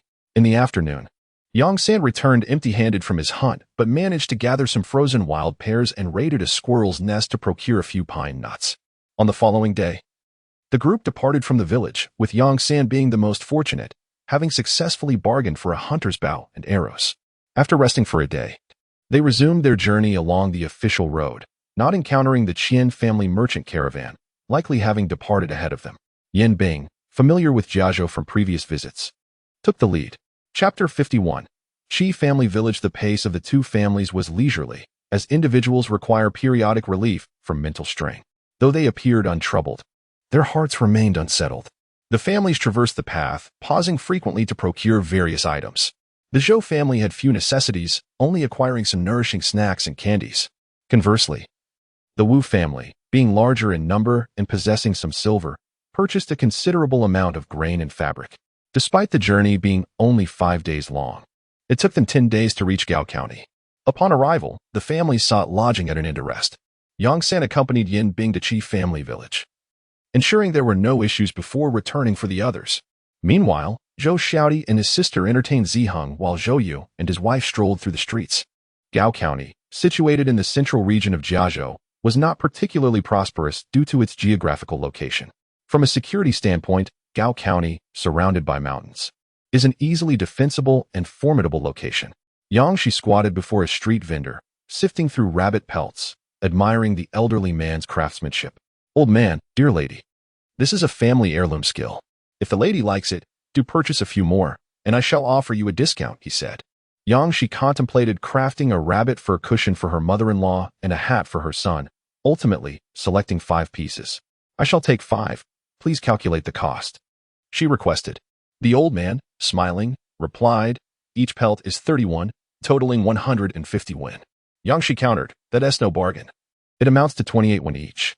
The old man shook his head, explaining, "In our mountainous region, this is the price. Outside of Gao County, one cannot find such affordable pelts." Yangshi insisted, 145 won. "I need to reserve some coins for the children to buy 2 bonds." Zhou, observing with keen interest, extended his hand to pay the old man, only for the latter to decline, stating, "I only accept copper coins." Yangshi remarked, "We must exchange for more copper coins." The pair then visited the money exchange, obtaining 2 taels of copper coins, enough for their immediate needs. Planning to convert more upon departure, carrying 1,700 copper coins proved quite burdensome. The current exchange rate was 1 tael of silver for 850 copper coins, allowing the exchange to profit significantly from the disparity. They meandered through Gao County, which was bustling with hunters, with the predominant shops trading in furs. Yin Bing, smiling, stated, "I have asked the village aunt to tidy up the house. Mr. Zhou, shall we set off now, or do we continue our shopping?" Zhou replied, "You need not address me as Mr. Zhou." However, Yin Bing insisted, "Mr. Zhou possesses profound wisdom. I hold you in high regard." Zhou wished to disregard Yin Bing and said to Yongsan, "Let us procure our supplies before heading to Qijia village." The two families purchased grain, and neither inquired about the source of Yin Bing's funds. Yin Bing offered to assist the Zhou family with the expenses, but Zhou declined, content with their own way of life. They maintained a close relationship with the Wu family, continuing their lives as usual, ensuring that any financial matters were settled clearly to avoid future discord. Despite his hardships, Yin Bing, a young gentleman, acquired many fine goods, including quality grains. By the time they left Gao County, it was already noon. Chijia village, nestled in the mountains, could easily bewilder anyone without a guide, and their journey by cart took an hour. Yangshi gazed at the surrounding mountains, all remarkably similar, and exclaimed, "What a splendid place." Yin Bing responded, "Shall we stay in Chijia village until spring?" Yangshi shook her head, stating they would depart once she had recuperated. She felt uneasy until she reached the south. No matter how enchanting this place was, it was not where she envisioned settling down. Yin Bing chuckled softly, observing Mr. Zhou, who was busy moving belongings, and noted that in the eyes of the Zhou couple, the north appeared perilous. Many villagers from Chijia gathered to watch. Yang San, possessing strong social skills, had already forged friendships with the local youths the previous day, so the young men completed the moving tasks with little effort from Zhou Yu. Yin Bing's residence featured a wall standing 1.5 men high, comprising a substantial house with a small courtyard, equipped with a stable for horses and cattle. Though not constructed of blue bricks, it certainly stood out in the village. Yin Bing occupied one of the main rooms, intending to offer another to the Zhou family. But Zhou Yu declined, opting for the side rooms instead. The house contained over a dozen rooms, allowing Wu Laoda and Wu Lara to finally have a room of their own, now settled in their residence. Ziheng and the two children from the Wu family played joyfully in the yard, their laughter bringing smiles to the faces of the adults from both households. After tidying up the dishes, Yangshi felt a profound sense of accomplishment. Upon stepping outside, she encountered 4 hens. Her mind instantly flooded with thoughts of roasted chicken and poached chicken, swallowing hard as she envisioned raising them in the barn. Yangsan also gulped. Being at the prime age of youthful cravings, he contemplated indulging in a chicken each day once the vegetarian period concluded. Recognizing that both the adults and children in his family required nourishment, deeming the expense worthwhile, Yangshi cherished the company of the Wu couple. Appreciating that Li Shi was not one to take advantage, understanding the boundaries of their relationship, Yang San remarked, "I will inquire with my sister-in-law shortly." Li Shi reflected on her son's lack of eloquence, wishing he possessed more articulate skills, yet expressed gratitude verbally. Previously constrained by circumstances, now Yin Bing found himself in a position of financial means. Yin Bing stated, "I must also observe the mourning period." Zhou Yu, feeling apologetic, realized he had momentarily forgotten, as his heart had not fully accepted Yin Bing.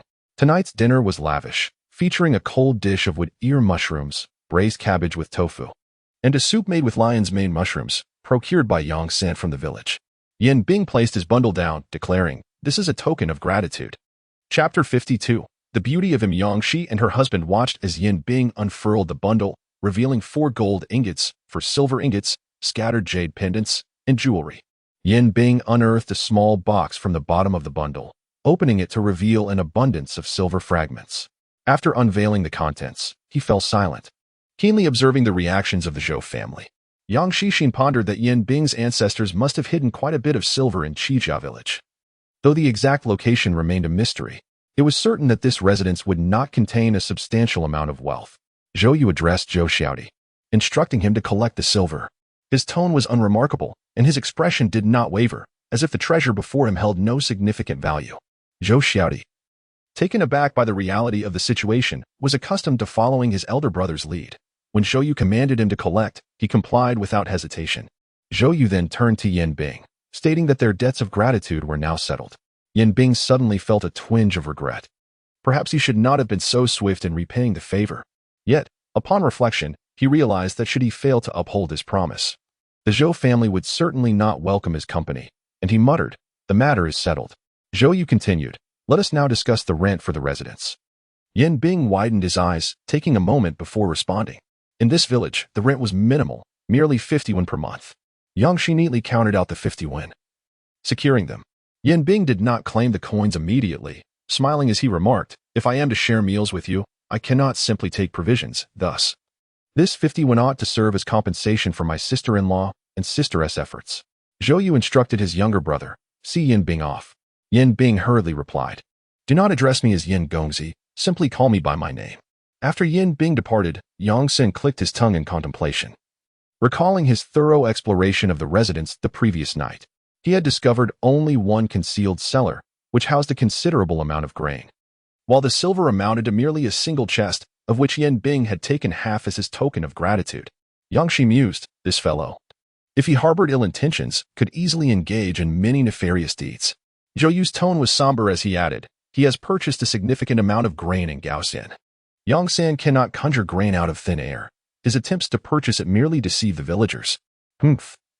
This young man is far from honest and continues to test our patience. He surely does not believe that Yen Bing is unaware of his descent into the cellar. This man is too cunning. Yangshi was astonished. Had he already planned to use the Yen surname?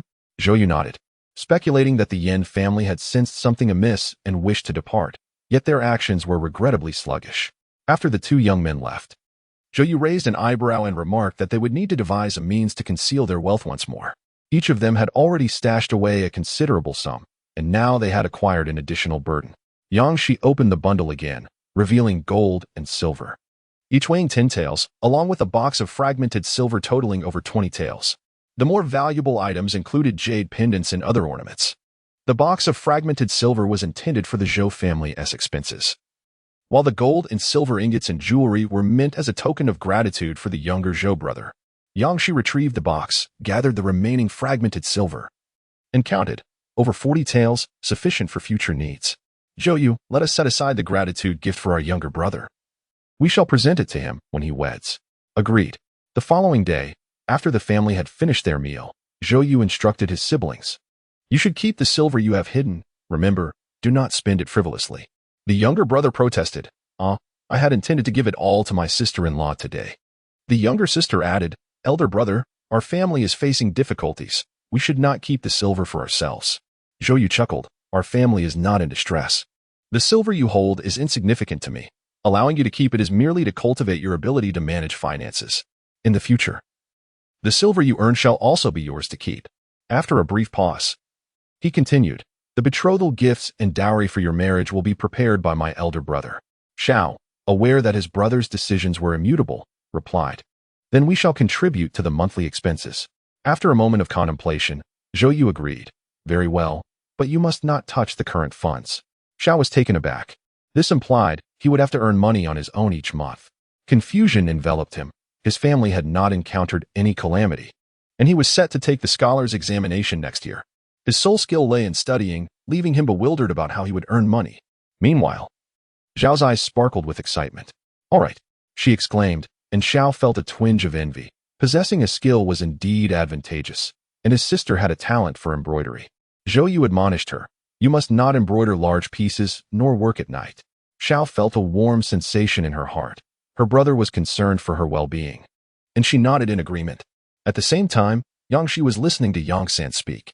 You want me to help you make a bow? She asked, exasperated. Yongsan nodded eagerly. Sister-in-law, I am your younger brother. I have long recognized your remarkable talents. Please assist me. Yangshi. Yongsan continued. We share the same surname. Why not let me be your brother? In the future, I shall call you sister, and my elder brother will become brother-in-law. Yangshi chuckled softly. Your plans are quite well thought out. Yongsan beamed. Why wait for a more auspicious day? Let us establish this relationship today. Yangshi rubbed her forehead, thinking that having such a troublesome younger brother could potentially shave years off her life. No, I believe the present is just fine. Yongsan remained undeterred. Once I become your brother, I shall be family. If you and elder brother have a disagreement, I can come to your aid. He had long harbored his thoughts.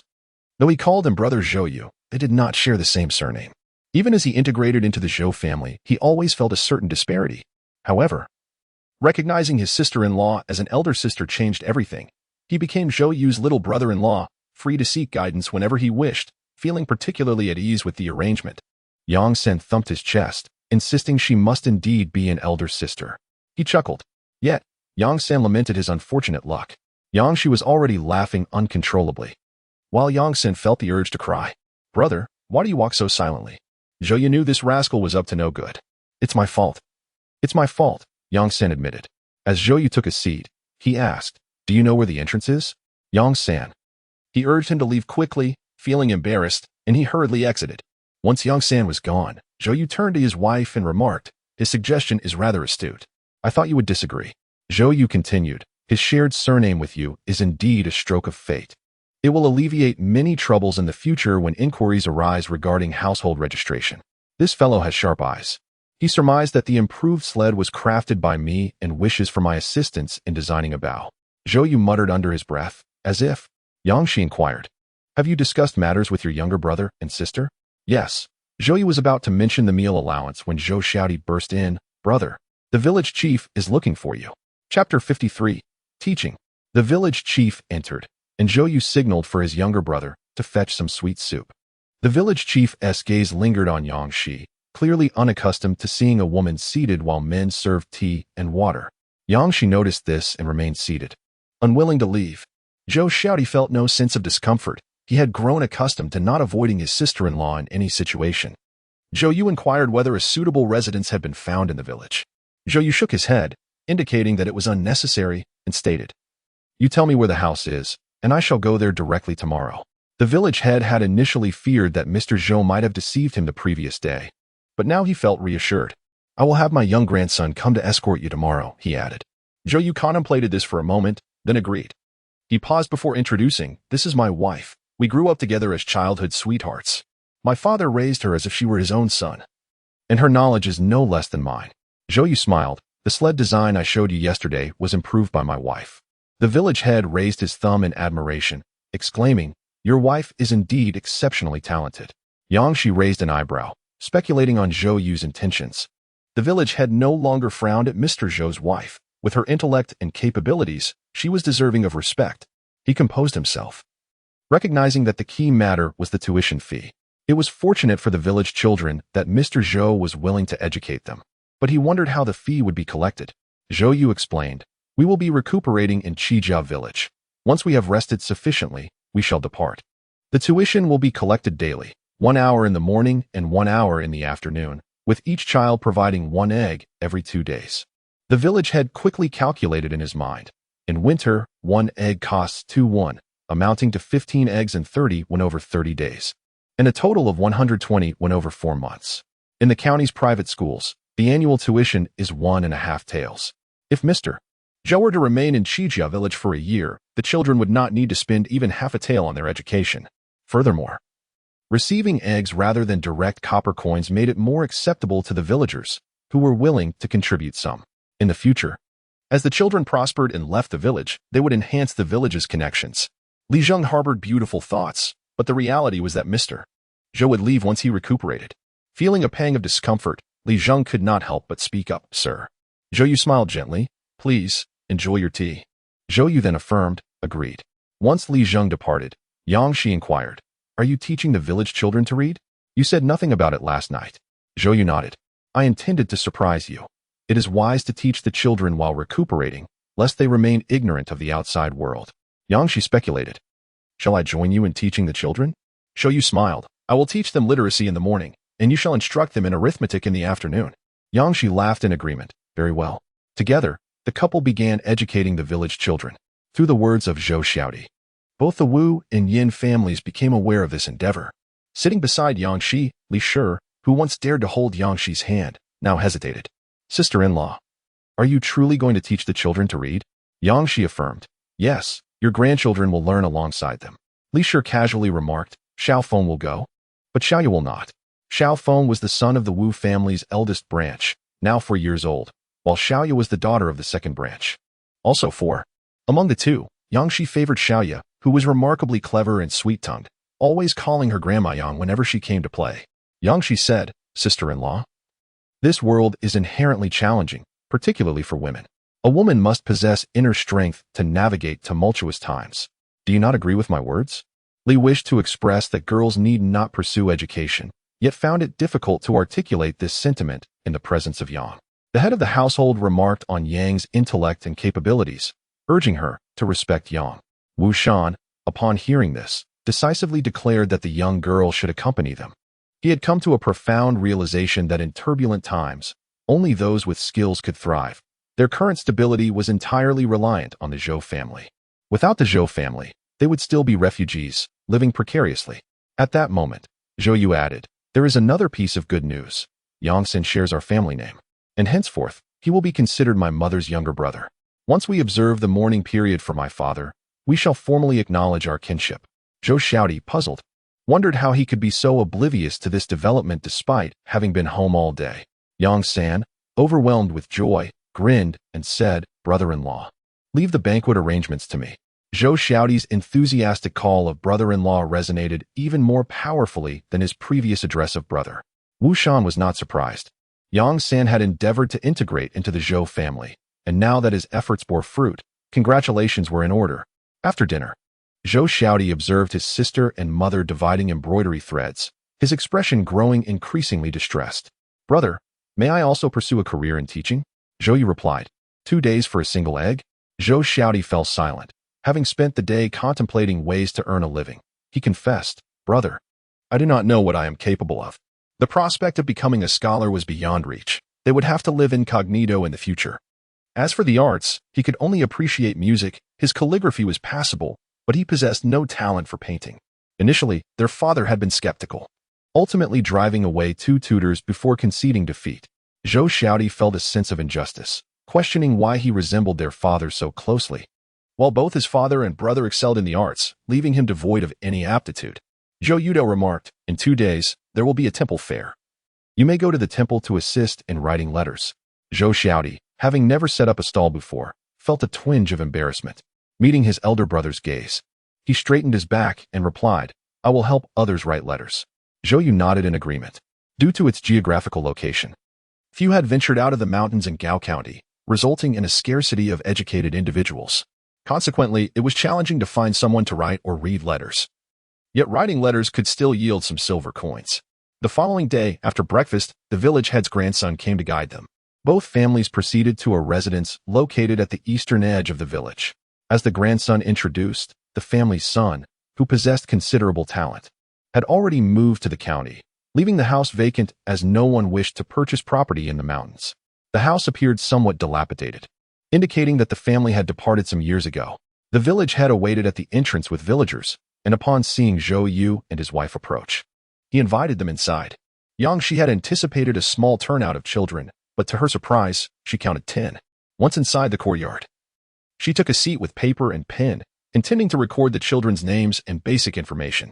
The village head's wife approached with 3 children, one of whom was the grandson who had led them. These are my 3, she said. Yang Shi promptly noted down their names, while Zhou Xiaoti assisted in gathering eggs. All set, he announced. The village head's wife noticed a young girl sitting in attendance and was taken aback. You're also accepting a girl? Yang Shi confirmed. Yes, I am. In the mornings, my husband will teach the children to read and write, and in the afternoons, I will instruct them in arithmetic. The village head's wife was astonished to learn that Zhou Yu's wife would also be teaching the children, exclaiming, You too will teach the children? Yang Shi smiled gently, suggesting that if you are concerned, you may stay and listen.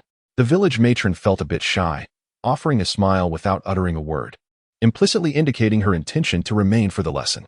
In Chapter 54, titled Truly Delightful, the classroom had its Kong dismantled. Inside, counting Xiaofeng and Xiaoya, there were 16 children huddled together for warmth, with a brazier of charcoal before them. Unfortunately, the shattered windows let in the cold, allowing the villagers a clear view of the indoor proceedings. Zhou Yu permitted the villagers to listen from outside. With little entertainment available, they chose not to leave, their eyes fixed intently on the large wooden board, undeterred by the chill. Throughout the hour-long lesson, none of the villagers departed. Yang Shi did not remain in the room. Instead, she took her son to the kitchen, the warmest place in the house. Ziheng had already begun his education, recognizing the surnames from the 100 family surnames. So he did not join the others in learning. Yang Shi privately taught her son to recite the surnames from memory. After a while of boredom, Li and the village matron also moved to the window to listen in. The little one felt a bit shy, clinging tightly to his father's neck, and with a contradiction in his words, declared, Father, I can walk by myself. Yang Shi laughed, recognizing his inconsistency. Ziheng's cheeks flushed as he called out, Mother. Yang Shi found her son utterly adorable and exclaimed internally, Oh my, he is too precious. She then said, All right, dear, I shall say no more. Zhou Yu chuckled, contemplating the return of his long-lost eldest child, his determination unwavering. In this life, his son would surely have a multitude of descendants. Upon returning home, his younger sister had prepared lunch. The Zhou family, not pressed for travel, enjoyed 3 meals a day, ensuring that each one was substantial as long as ingredients were sufficient. For lunch, they had egg sauce, dried fern sot ed with chili, and the staples of multigrain flatbreads accompanied by millet porridge. Yang Shi felt thoroughly satisfied, as her younger sister's culinary skills had markedly improved. Zhou Xiaomei was delighted to receive such recognition. Her sister-in-law had indeed taught her well. Yangshi, you truly possess a talent. She had witnessed firsthand how those lacking in aptitude could never be taught, exemplified by the eldest brother of modern times, whose forays into the kitchen often resulted in calamity. Yangshi, you are remarkably swift. Yang San, I am in a hurry. Yangshi contemplated. There are hunters in the village. Could you find a way to borrow a bow for me to examine? Also, seek out some books on archery. Ideally, I would love to find comprehensive engineering, akin to the exploitation of the works of nature. Although the histories of the two worlds differ and the authors are distinct, the content bears considerable resemblance. This book encompasses topics such as mechanics and handicrafts. However, the exploitation of the works of nature offers a more detailed account. When asked how she knew so much, she revealed that she had read it. She yearned to experiment with improving the bow, and now that Yang San was willing to provide materials, it would save her some silver. With this opportunity at hand, her hands felt a restless urge to create. Yet, she decided to take her time. Her experience with sled making was rooted in her diverse reading and her childhood penchant for handiwork, which indicated a promising talent. However, altering a bow was a more ambitious endeavor. The previous bow design was merely a replication of the Hunter Wang's bow, but this time, she needed a credible source, hence the necessity for extensive reading. Yang San, somewhat bewildered, realized that there existed a book titled Comprehensive Engineering. Sister, have you been reading extensively? She had not read extensively in the past. She had perused various materials without dedicating herself to earnest study. It was only after departing from the capital that she recognized the significance of her craft, prompting her to delve into it with genuine commitment.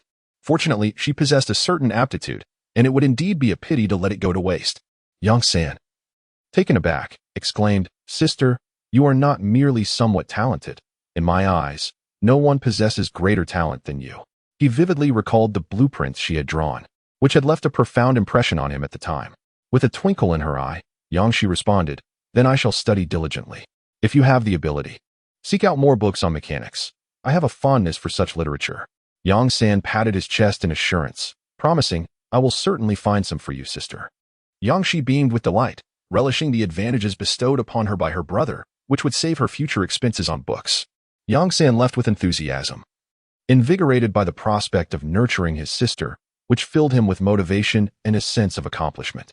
Zhou Yu remained silent, but once Yang San had distanced himself, he smiled, appreciating the presence of a younger brother. Yangshi chuckled softly, and after indulging in laughter, she remarked, Let us go. I must prepare for my lecture.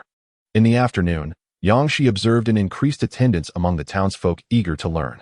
They were all intelligent individuals who had merely lacked opportunities in the past. As couples entered the courtyard, each greeted them with a touch of shyness. Thanks to Zhou Yu, the townsfolk no longer harbored doubts about Yangshi. Her lessons were quite accessible, focusing on simple arithmetic.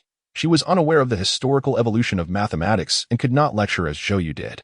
Nevertheless, each hour was filled with substantial content. The older children grasped basic addition and subtraction, while many younger ones relied on their hands for calculations, and some astutely employed small wooden sticks for their arithmetic operations. An hour later, the village head approached to inquire if I would accept his granddaughter. Zhou Yu nodded in affirmation. The village head mused that it was the first time he had encountered someone willing to accept a girl. He did not seek great ambitions for his granddaughter. Rather, his simple wish was for her to acquire knowledge, enabling her to marry into a respectable family, thus securing a better future that could also benefit her maternal family. The following day, 3 more girls joined the class, much to Yangshi's delight. Chi family village was not large, and Yangshi hoped for more girls to receive an education. Unfortunately, the harshness of life made this difficult. Not everyone could afford the luxury of eggs.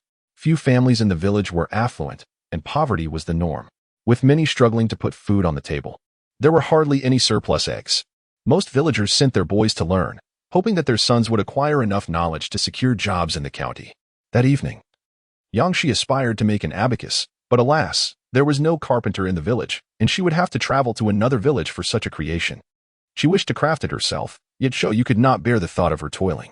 Yang San could not help but inquire, Sister, are you going to teach the children how to use an abacus?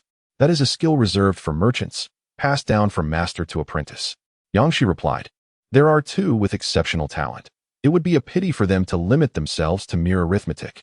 Yang San stroked his chin, saying, Sister, they are indeed fortunate. You are altering the course of their destinies. Yang Shi's eyes crinkled with a smile. Is that not a good thing? Yang San, momentarily taken aback by her radiant smile, soon joined her in laughter, affirming, indeed, it is wonderful. The next morning, Zhou Xiaodi lingered hesitantly at the door, reluctant to depart, gazing longingly at Yang San. In contrast to the socially adept Yang San, Zhou Xiaodi found himself at a loss. Originally, Yang San had promised to accompany Zhou Xiaodi to the temple fair. However, his mind was now consumed with the search for books, leading to his regrettable absence. Zhou Xiaodi cast a glance at his brother and sister-in-law. Brother? He ventured. Zhou Yu responded. Zhou Xiaodi hesitated, intimidated by his brother's piercing gaze. Chapter 55. Absurdity. Yang Shi also had her thoughts lingering, directing her gaze towards Zhou Yu. Shall you go take a look? Zhou Yu finished his last bite of food and replied, in the afternoon, my younger sister will accompany you to teach the children. Yisher could not restrain herself from speaking on behalf of her younger son. It's his first time earning silver. If he does not perform well, please be patient and refrain from being too harsh. Zhou Yu did not expect his younger brother to earn much. His primary objective was to train him. As Zhou Yu drove the donkey cart to the temple fair, he discovered that most of the crowd had already dispersed. After searching for a while, he finally spotted his younger brother huddled in a corner, shivering and appearing like a ball, with his head tucked in. Zhou Yu approached, and Zhou Xiaodi, upon hearing footsteps, looked up with a beaming smile, only to freeze upon recognizing his brother. As Zhou Yu drew closer, he noticed a piece of paper with the words "Write a letter." Read a letter inscribed upon it. You truly are quite clever, he remarked. Zhou Xiaodi detected the sarcasm. He knew that upon writing this note, he had revealed his foolishness. Few common folk could read, and he stammered. I opened my mouth. Zhou Yu was not convinced, during their escape, if Zhou Xiaodi could articulate his thoughts. It was only after he had become more familiar with the conversation.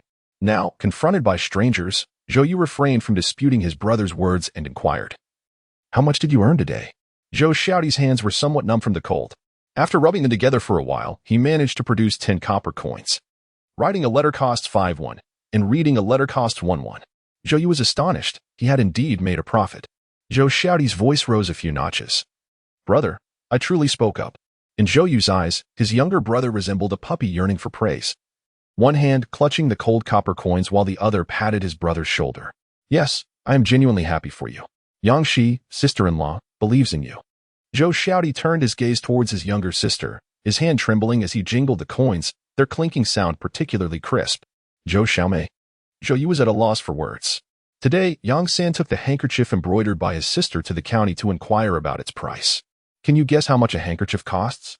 Zhou Xiaodi was reluctant to make a guess. Witnessing his elder brother's increasingly serious expression, he extended 5 fingers. 5 won? Zhou Xiaomei scoffed.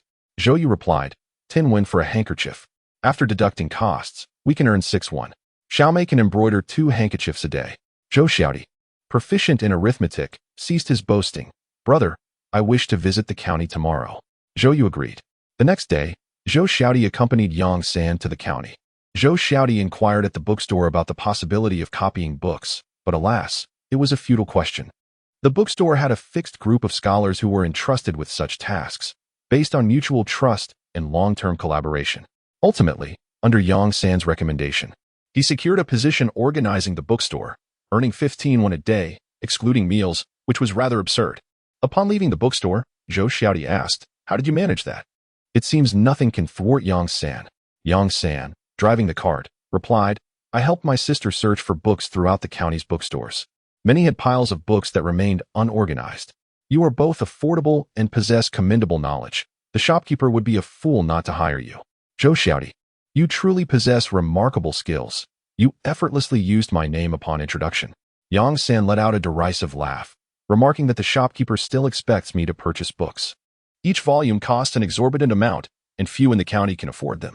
I have a considerable list of books, and the shopkeeper has already dispatched someone to the prefecture to procure them. Zhou Xiaodi fell silent. His elder brother was the leader, Yang San ranked second, and he found himself at the bottom of the hierarchy within his family. In the days that followed, the Shou family members each tended to their own affairs, and even the Wu family busied themselves assisting others for silver. Time passed swiftly, and before they knew it, half a month had elapsed. Ye's health had improved significantly. She was now able to walk about, and with a little more time, she would no longer need to take medicine. The family awaited Yang San for dinner when he entered, took a couple of gulps of water, and announced, brother-in-law. News has emerged that the emperor has met with the three princes, and all three have perished. Yang Shi and his wife were taken aback, exchanging glances as they realized they had no recollection of this. In their previous life, information had been exceedingly scarce. Yang Shi inquired, "Is your news reliable?" Yang San, brimming with excitement, replied, "Absolutely, it comes from the shopkeeper. Those who run a bookshop are not ordinary individuals, which speaks volumes about the shopkeeper's significance." Zhou Yu sighed, noting that the emperor was inherently suspicious, and the Prince of Jing had evidently triggered the emperor's ire.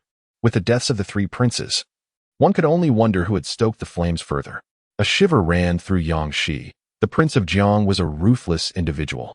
To deceive the emperor, one would have to be genuinely injured, and such a person would not hesitate to sacrifice even their kin.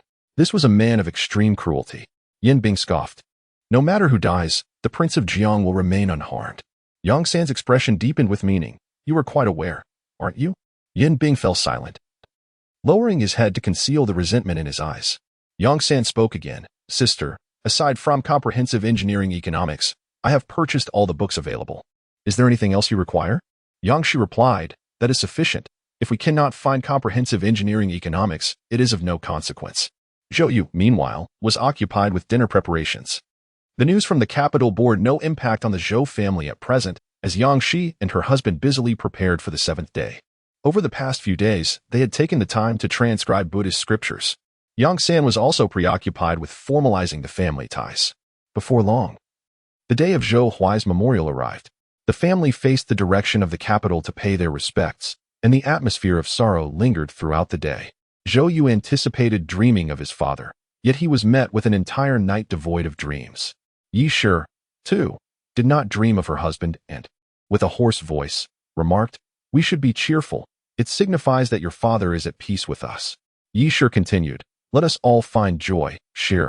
Today we shall have stewed hen, and we must nourish ourselves well." Yang Shi acquiesced, "Very well." Yang Shi interjected, "Today we prepare chicken soup. We will formally acknowledge our kinship tomorrow, so let us save the sheep for then." Yang San insisted, "If we slaughter it today, we shall avoid bloodshed on a day of joyous celebration." Yang Shi conceded, "Then we shall follow your suggestion." As today marked the first day of the memorial, the Zhou family prepared an elaborate feast and invited the Wu family to dine with them. Wu Shan remarked, "This young man is quite astute for his age, navigating the world with remarkable skill." Zhou Yu, however, reflected on the additional names Yang San had acquired, his gaze deepening in contemplation. Indeed, that was his talent. Wu Shan, having grown indifferent to Yang San's networking capabilities, inquired, "When shall we depart?" Chapter 56. Kita Zhou Yu pondered for a moment and determined the time of departure, 5 days hence. Wu Shan, however, expressed surprise, asking if it was truly so urgent. He had anticipated that Zhou Yu would remain for at least a month. Zhou Yu replied, "Leaving early allows for a swifter stabilization." The successive deaths of the princes had indeed disrupted his plans. He now yearned for a prompt establishment of security, for only then could he commence preparations. The chaos of the world drew ever closer, and he harbored myriad thoughts, wishing to ensure that his family had ample contingencies. The formal recognition of kinship was a lively affair, albeit limited to the two families. Yang Shi gifted Yang San a jade pendant, while Yang San reciprocated with a gold lock as a token of their meeting. That night, Yang Shi found herself restless, contemplating the fact that she now had an additional brother. Zhou Yu chuckled softly, remarking that Yang San had been addressing her as sister for some time, leading him to believe she had already grown accustomed to it. It's different, though. Without the formal acknowledgement, something feels lacking. Today, with the recognition, Yang Shixuan is my brother from now on, she insisted. Zhou Yu, aware of her elation, gently advised, "I know you are joyful, but it is quite late. You ought to rest." Yang Shi, in a subdued tone, replied, "I find myself missing mother and my younger brother even more." Zhou Yu comfortingly patted her back in a rhythmic manner, providing solace. Eventually, she drifted into a hazy slumber. In the days that followed, Yang Shi designed a bow, preparing various bowstrings. After several adjustments, she finally crafted a bow that met her satisfaction just before their departure. Yang San expressed his delight, to which Yang Shi responded, "Once we are settled, I shall delve into this further." Yang San grinned widely, exclaiming, "My sister is astounding. The feeling of nurturing a sister is truly delightful." Zhou Yu maintained an air of calm, while Yang San wore a cheerful smile, having long forgotten the matter of his furtive glance. Yin Bing, His instincts informed him that this sense of frustration would only amplify in the future. The children of the village were particularly reluctant to bid farewell to the Zhou family, acutely aware that the brief period of learning they had experienced would irrevocably alter the course of their lives. On the day of the Zhou family's departure, the villagers gathered at the entrance to the village to see them off, as Zhou Yu and his spouse had earned the respect of the entire community through their roles as educators. At that moment, Yang Shi, who was pregnant and thus particularly emotional, felt a swell of sentimentality, her eyes glistening with unshed tears upon witnessing the scene. Just then, she saw Yang San producing a brush and distributing it to each of the children. With each brush he handed out, he proclaimed, "Let us not disappoint my sister and brother-in-law's teachings. May we endeavor to meet again in the future." Yang Shi, Zhou Xiaodi, in a daze, pondered, "Brother, what is he doing?" Zhou Yu rolled his eyes inwardly, thinking, "This fellow is taking advantage of my sister and brother-in-law." While Zhou Xiaodi's thoughts were rather superficial, Yin Bing comprehended the deeper implications. Once a teacher, always a father, the Zhou couple had bestowed a life-changing grace upon the children, and Yang San was now setting his sights on them. Yin Bing. He had thought he understood Yang San, but had underestimated him. Yang Shi. Zhou Yu snorted and quickly approached. Yang San, with a sheepish grin, addressed him as brother-in-law. Zhou Yu, disinterested in engaging with Yang San, handed him the horsewhip and entered the carriage, wishing to avoid Yang San's company. Yang San laughed heartily. "Let us be on our way." The journey commenced without peril, and the atmosphere between the two families was quite amiable, allowing for leisurely conversation along the way. Today, Yang San took the reins of the cart himself, opting for a moment of tranquility. "Brother-in-law, I have a suggestion. Would you care to hear it?" "No," replied Zhou Yu. Yet, Yang San continued unabated. "Brother-in-law, you lament that you cannot partake in the Imperial examinations. It pains me to see such knowledge go unutilized. I believe you possess a remarkable talent for teaching. Once we settle down, why not take in more children? I shall construct a residence for you to serve as a private school, ensuring you spend not a single coin." Inside the cart, Zhou Yu plugged his ears with cotton and donned a newly made hat, resolutely ignoring Yang San's exuberant chatter. Zhou Xiaodi, unable to bear it any longer, pulled back the curtain of the cart, exclaiming, "My brother has blocked his ears. He hasn't heard a word you've said." Yang San continued to prattle on, oblivious. Zhou Xiaodi clicked his tongue, remarking, "When my brother is unwilling, your words are of no consequence. Youth, you are still too naive." Zhou Xiaomei could not suppress her laughter, and Yang Shi joined in merriment, while the little one, Zi Heng, stifled giggles behind his hand, finding the new uncle utterly delightful. Yang San lamented dramatically, "Brother-in-law, how could you treat me thus?" He felt that there was no one he could not charm, yet he consistently encountered setbacks with his brother-in-law. Sensing an invisible barrier between them, the two families traveled at a leisurely pace, buoyed by hopes for the future. Their spirits high as they exited the mountainous regions surrounding Gao County, encountering migrating folk on the official road heading south. Those capable of migration are typically those of substantial means. If one cannot procure a horse, alternatives such as donkeys or oxen are available. In ancient times, families lived together, striving to minimize obligations such as military service. The populace that migrated often did so with their entire families, forming sizable groups, with the smallest comprising a dozen individuals, and the larger ones encompassing dozens. The Zhou family possessed 2 horse-drawn carriages and 2 donkey carts, not to mention the donkey cart acquired by Yin Bing. Their party was quite conspicuous. With horses becoming increasingly difficult to purchase, common folk would instinctively yield to any horse-drawn carts they encountered on the road, which served to instill a sense of intimidation. On this particular day, the Zhou family found no suitable place to rest and had no choice but to camp in the wilderness, accompanied by 2 other households, who maintained a silent distance, refraining from conversation for the sake of safety. In contrast, the other 2 families appeared to harbor a greater fear of the Zhou and Wu families, who had previously engaged in violent confrontations. The men of the Wu family, with their stern expressions, could easily frighten a child into tears.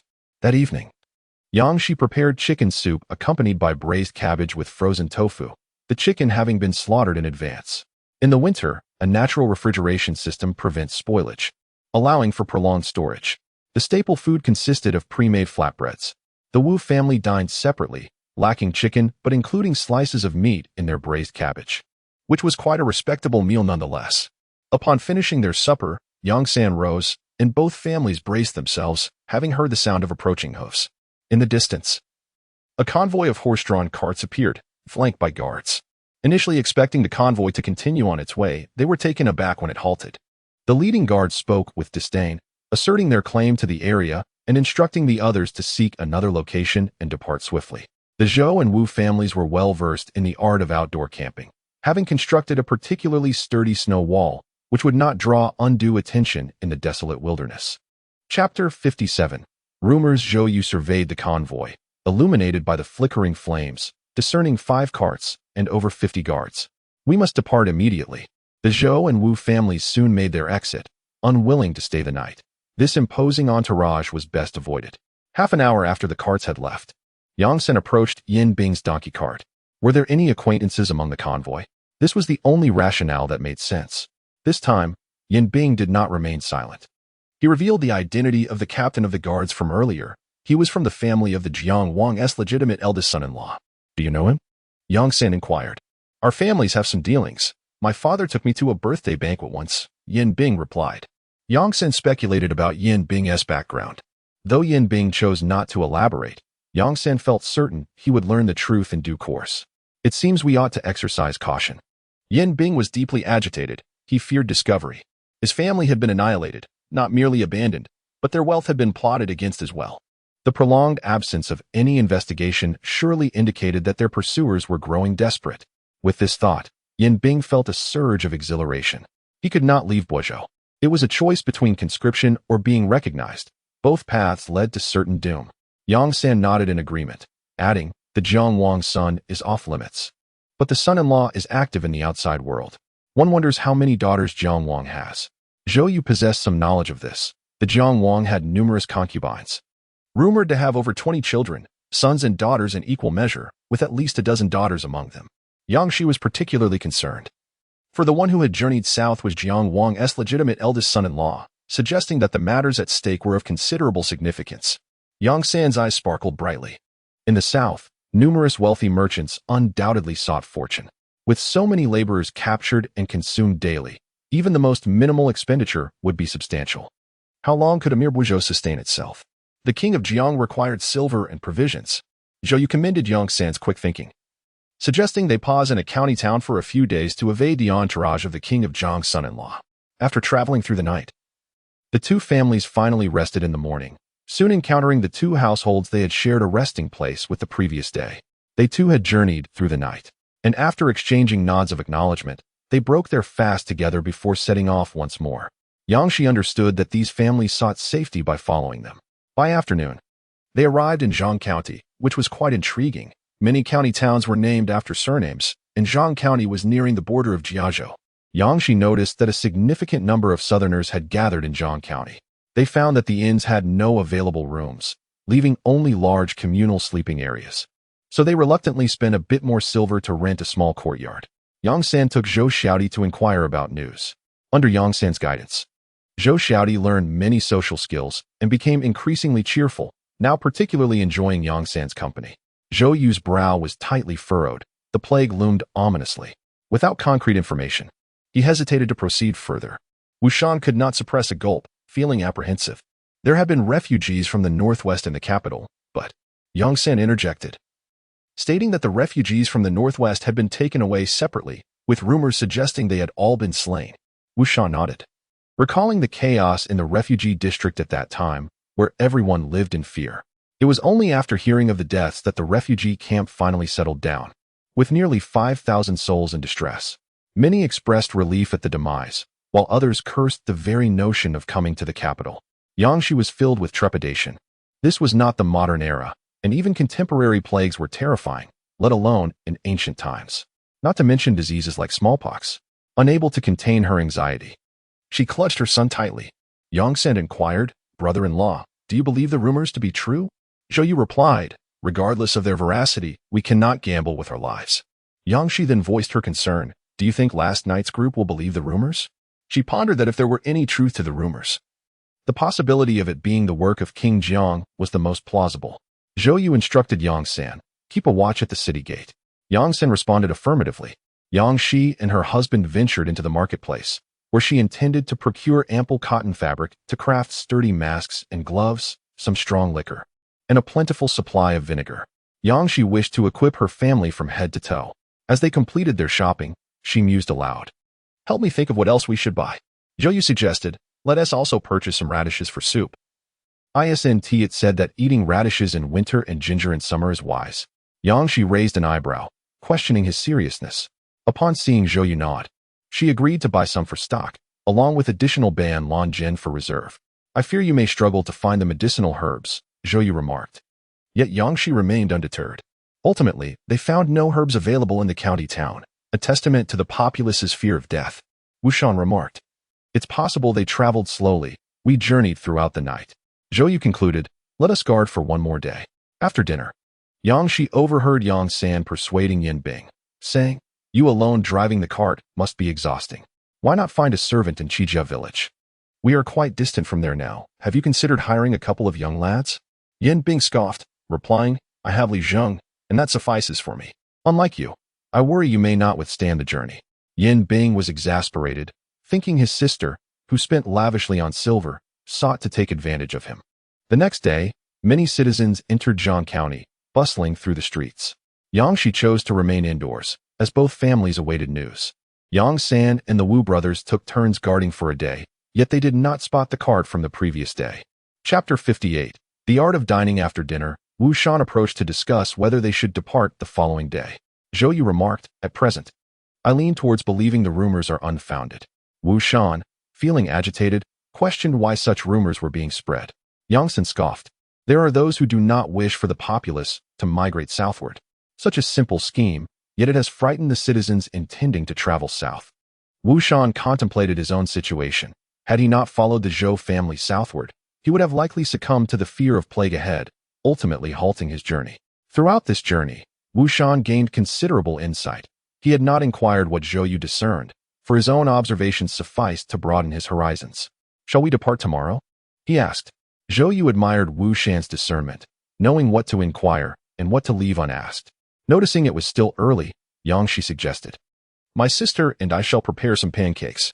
With rumors circulating about the treacherous path ahead, they found it prudent to make provisions of dry rations to traverse the area of speculation swiftly. Zhou Yu nodded in agreement, indeed. Let us steam a few more batches of buns. As he spoke, he summoned his younger brother, and together we minced the meat.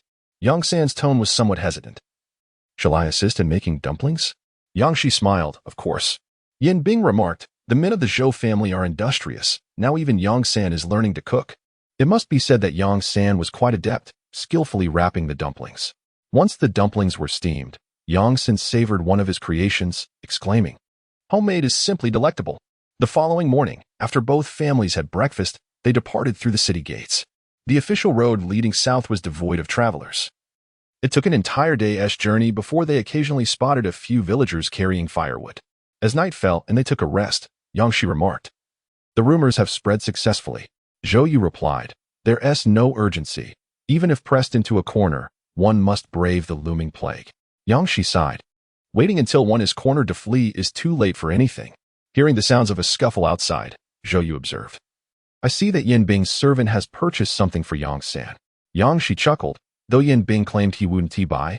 He ultimately did purchase the servant Yang San chose. Zhou Yu understood well. Yang San was persistently probing Yin Bing's limits, while Yin Bing subtly revealed his willingness to follow. These two youngsters were certainly at odds. The next morning, Yangshi encountered the two servants, their faces bruised and battered, diligently trailing behind Li Zheng. They had evidently been subdued by him. The two servants were not acquired from a dealer. One was a notorious ruffian of 19 from Zhang County. A family burdened with many children, neither favored nor prosperous. Coincidentally, with the family selling off a daughter, he had struck up a conversation with Yang San, ultimately selling himself for silver and severing ties with his kin. Another young servant, merely 14 years of age, was a beggar from Zhang County. He had heard Yang San mention that one should not underestimate beggars, for they possess a remarkable knack for gathering information. Yang San leaned closer to his sister and remarked, in the future, Li Zheng will be accompanied by these two lads. Yangshi inquired whether Yin Bing had consented. Yang San chuckled awkwardly, stating that upon witnessing Su Nan and Mo Lu in distress, he felt it best to assist with the cart. He had even received their contracts of servitude. Have you bestowed upon them new names? Yang San nodded in affirmation. Are they not splendid? Indeed, they are quite commendable. The group enjoyed a simple breakfast before preparing to resume their journey. However, after a short while, they heard a voice calling from behind. Halt! Wait a moment. The Zhao family comprised 14 members. The elderly couple, 2 sons in their 30s, each with 4 children. They boasted a substantial fortune, with donkeys and a cow to pull their cart. Zhou Yu was taken aback to see the Zhao family catch up and instructed his younger brother, stop. Zhou's younger sibling halted the cart, and the Wu family's vehicle came to a stop alongside them. Before long, the Zhao family arrived, their donkey and cow nearly collapsing from exhaustion. Zhao Laohan, with a tone of urgency yet relief, exclaimed, we finally caught up. We learned yesterday that you all left the city late, and we had no choice but to pursue you without pause. Thankfully, we have caught up at last. Upon hearing this, Yangshi realized that they were fixated on the legitimate son-in-law of the king of Jiang, and the Zhao family was equally observant of them. Zhou Yu queried, have you heard any news regarding the plague? Zhao Liahan's pupils contracted, and an involuntary fear crept across his face. Yes, we are aware. It is a path that leads only to death. Zhou Yu smiled. We intend to head south. Old Zhao had been observing the Zhou and Wu families, noting that neither had ever bullied them. As for the ominous aura surrounding them, it was a blessing, for it could deter those with ill intentions. Organizing his thoughts carefully, Zhao finally spoke, saying, I trust Mr. Zhou's judgment. As a scholar, you possess knowledge beyond ours. I humbly request that you take my family under your wing, and we shall offer our compensation. He then produced a cloth pouch from his bosom, revealing roughly 5 taels of silver coins, his rough hands trembling slightly as he displayed the currency. Upon seeing the silver, Wu Shan's eyes gleamed, tempted by the prospect of receiving the coins. Though his family adhered to Zhou Yu's guidance, Zhou Yu exchanged a glance with Wu Shan before turning to Yang San, gauging his approval, which would influence the Zhao family's decision, and gestured for Wu Shan to accept the silver. We shall wait for you for 1 hour, he stated. Old Zhao grinned, expressing his gratitude to Mr. Zhou. Yangshi approached with a smile, remarking, the title of Mr. Zhou suits you well. Wu Shan divided the silver into 4 portions, bestowing one each to Yang San and Yin Bing. As they distributed the coins, he mused that the Zhao family must possess some hidden skills to have accumulated such wealth in these times. Yang San chimed in, I shall inquire further. Curiosity piqued, Yangshi asked what skills the Zhao family had. Yang San winced slightly, revealing that old Zhao's uncle had once served as a eunuch in the Imperial court's respect chamber. Yangshi and her husband exchanged knowing glances. Inside the cart, a profound silence enveloped them, with Zhou's younger sister blushing deeply and Zhou's younger brother staring in astonishment, caught off guard by the revelations. In contrast, Yang San chuckled, acknowledging the talents of old Zhao's 2 sons, one skilled in butchering fowl and the other adept in various tasks. Yangshi stated rather dryly, it's getting late, informed the Zhao family that we must set off. Yang San chuckled a couple of times but promptly dismounted the carriage upon receiving a glare from his brother-in-law. Later that evening, as they rested, Yangshi noticed that Wu Shan had brought Wu Laoda and Wu Lao heir to the Zhao family. Yangshi whispered, Brother Wu has taken a liking to the Zhao family's capabilities. Zhou Yu interjected, the Zhao family may not necessarily pass their skills on to Brother Wu. Yangshi pondered this as well. After all, these were essential skills for sustenance. It was truly a pity. He genuinely wished for his son to learn the art of pig castration, as there were few who possessed such knowledge back in their hometown, often requiring a lengthy wait to be served. Yang San's eyes darted about, seemingly deep in thought. The following noon, the group continued without rest. Yangshi, feeling drowsy, was startled when the carriage suddenly came to a halt. Zhou Xiaodi called from outside, Brother, a crowd of villagers has gathered at the village entrance. Chapter 59. Snow. Zhou Yu opened his eyes and pulled back the carriage curtain. 200 meters ahead, villagers wielding hoes and other farming tools were driving away a family of 4, their emotions running high, with some already hurling snowballs at them. Yangshi approached and immediately sensed something was amiss, particularly in the demeanor of the man among them. Zhou Yu examined closely. The man was swaying on his feet, clearly suffering from high fever. His pupils constricted as he donned a mask. Yangshi's heart raced, and he hurriedly searched for masks to distribute to his family, instructing Zhou Xiaodi to deliver some to Yang San and the Wu family as well. As Yang San and Wu Shan approached, Wu Shan, upon witnessing the villagers driving the family away, clenched the mask in his hand, his mind racing with thoughts of the plague. No, could it be mere rumors? Zhou Yu signaled for the carriage to pull over cautiously. Better safe than sorry. Wu Shan hesitated to take another step forward, for in his understanding, if it were an ordinary illness, they would not be driven away. They kept their distance, thus unable to clearly hear the conversations ahead. But they observed a family of 4 kneeling in prayer, entirely oblivious to the pain of the snowballs striking their bodies. Old Zhao approached, his voice trembling slightly. Shall we take another route? This path was no longer viable. The villagers ahead were also unwelcoming to outsiders, and some had already cast furious glares at them. Zhou contemplated an alternate route, noting that this road had fewer villages nearby, allowing them to evade the populace and swiftly depart from Jiazu. He was unafraid of encountering villagers along a more frequented path. His only concern was whether the villages would permit their cart to pass. Yangshi dismounted from the cart and spoke. Rumors have spread widely. The locals ahead are overly fearful, reacting as if every rustle in the leaves is a threat. She too had been startled moments ago, her immediate thought being the plague, for it had been the most frequently mentioned topic of late. Noticing the attention directed at her, Yangshi continued, if it truly were the plague, it would not merely expel a few individuals. Upon closer observation, I noticed that the family of 4 was bowing in the same direction. Some villagers are enraged, while others appear sympathetic. There are even some attempting to persuade them. Moreover, their attire is relatively respectable, indicating that they are indeed villagers and not refugees fleeing from the northwest. Zhou listened intently, observing closely, and confirmed that his wife was correct. The family of 4 were not refugees. Suddenly, a sick man in the distance stood up, trembling and filled with rage, pointed towards a specific spot, though it was too far away to discern his words. An elderly villager among the crowd tossed down a bundle, which landed and scattered several coins across the ground. Some villagers wished to rush forward to seize the coins, but were paralyzed by fear of contagion, relegating themselves to merely watching the scattered coins intently. Yang San let out a cold snicker, realizing he had been abandoned by his kin. The villagers ahead regarded him with indifference as the man lay suffering. The woman wailed in despair, and 2 teenage boys knelt with expressions of resentment. Old Zhou sighed, Mr. Zhou, if we do not change our course, we shall not pass today. Zhou felt the weight of responsibility not only for his family but for the entire group. Cursing Jiang Wang inwardly, for the difficulties of their southern journey were largely due to him.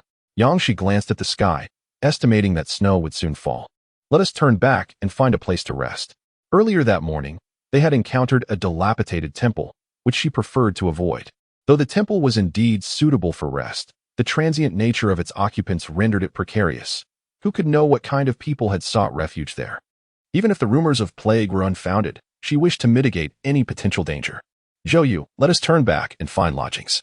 Yangshi took a deep breath to calm her emotions and contemplated. I will prepare a few pills for fever, wrapping them in cowhide paper to leave here. This was all she could do. Yang San interjected, Sister, there is no need for such trouble. I have a solution. He then produced a bow and arrow, opting not to use Yangshi's pills.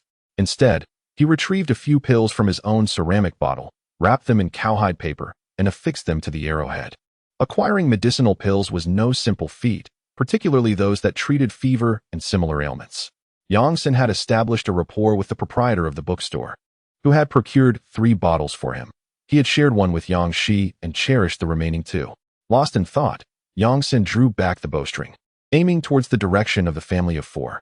Zhou and his companions attracted considerable attention, with the villagers gazing intently in their direction. When they observed the drawing of bows, the villagers were taken aback. Despite their indignation, thoughts of murder did not cross their minds. Apprehensive instead of the potential harm that could befall them, they instinctively retreated further. Yang San released his arrow, which, under the scrutiny of all present, landed squarely beside the man's arm. Yang Shi felt a surge of anxiety. If the aim were poor, assistance could easily turn into homicide. He could have kept a greater distance from the man. Yang San lowered his bow, realizing this display was sufficient to instill fear. Zhou gave him a light tap on the head, commending him. Yang San, rubbing his forehead, responded with delight, Sister, brother-in-law praised me.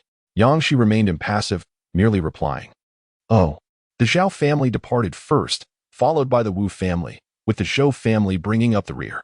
Yang Shi peered out of the carriage window and observed as the pills on the arrow were removed and mixed with snow before being administered to the man. Whether he would survive now rested in fate's hands. Before the snow barrier could be fully erected, flakes began to fall from the sky, and by the time the meal was prepared, the snowfall had intensified. Yang Shi cradled a bowl of chicken soup, reflecting that since leaving Zhang County, they had not enjoyed a proper rest. Zhou remarked, to intimidate the migrating populace. The realm of rumors will only expand, and we shall endure additional hardship. Yangshi, after consuming one bowl of soup, found she could no longer continue. Noticing Zhou Yu's intention to serve her more, she quickly interjected, I shall not drink any more. Having indulged in meat daily, she felt she had amply replenished herself. On the first day, she struggled to drink enough. On the second, she savored the happiness of it. As the days passed, Yang San, too, contented himself with just one bowl. The night was tranquil, save for the crackling of the fire outside. Upon awakening, Yangshi pulled aside the carriage curtain and was momentarily taken aback. The snow had accumulated significantly, reaching as high as an adult's knee.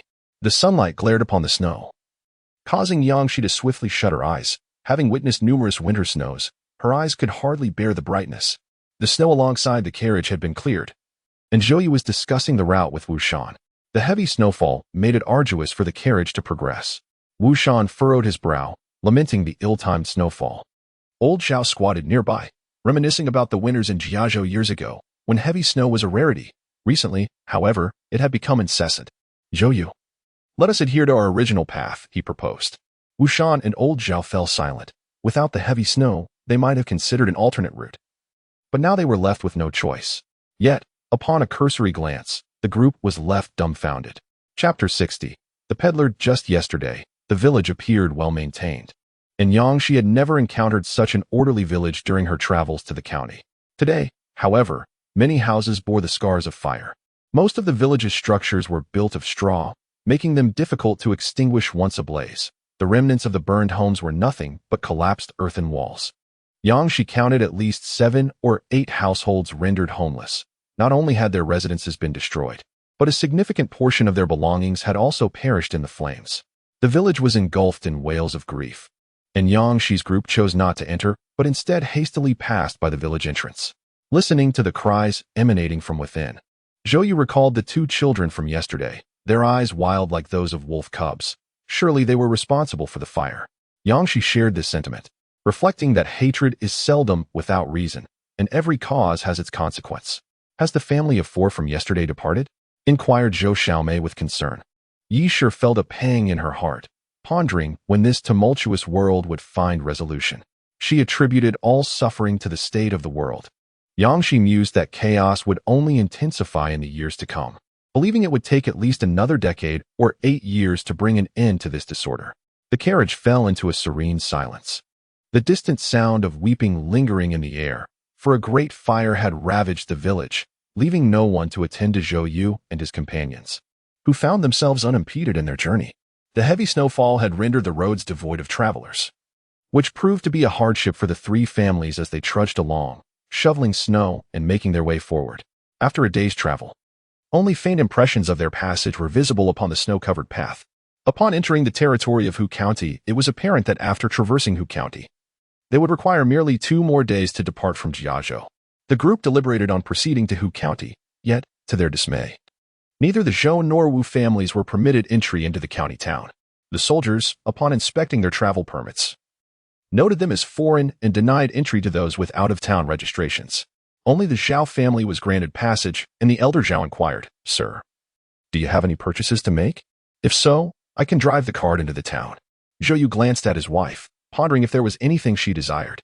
Yang Shi shook her head, expressing her contentment, as there was still an ample supply of provisions.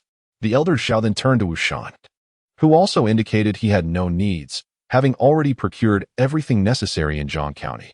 Zhou Yu declared, then let us resume our journey. It was a pity, as they had hoped for a restful day. As dusk approached, they continued onward and soon spotted a small village ahead, comprising merely a dozen households. However, they were repeatedly rebuffed by the villagers, who were unwilling to accommodate them. One youth, whose lips had turned a shade of blue from the cold, had been waiting at the village entrance for an indeterminate duration. His voice trembled as he spoke. At last, you have arrived. Upon closer inspection, Zhou Yu recognized the boy as one of the family who had been driven away previously. Were you waiting for us? He inquired. The boy, his demeanor frosty, replied, Now that night has fallen, you have nowhere to stay, do you? Come with me. My father has rented a house where there is room to accommodate you. After speaking, the youth hastily added, My father is no longer feverish. He has nearly recovered. He does not have the plague, so you need not be alarmed. Yang Shi's curiosity was piqued. How did you arrive here before us? The youth replied, we left before the snow fell heavily. The other youths remained silent, evidently reluctant to mention the incident of the fire. Zhou Yu dismounted from the carriage and informed the Wu and Zhao families, who confirmed that it was not the plague and agreed to stay in the village for the night. The Zhou family was willing to spend silver, and with the presence of Yang San, they avoided hardship while lodging outside. Conversely, the Wu and Zhao families had endured great suffering and were now yearning for a good night's rest.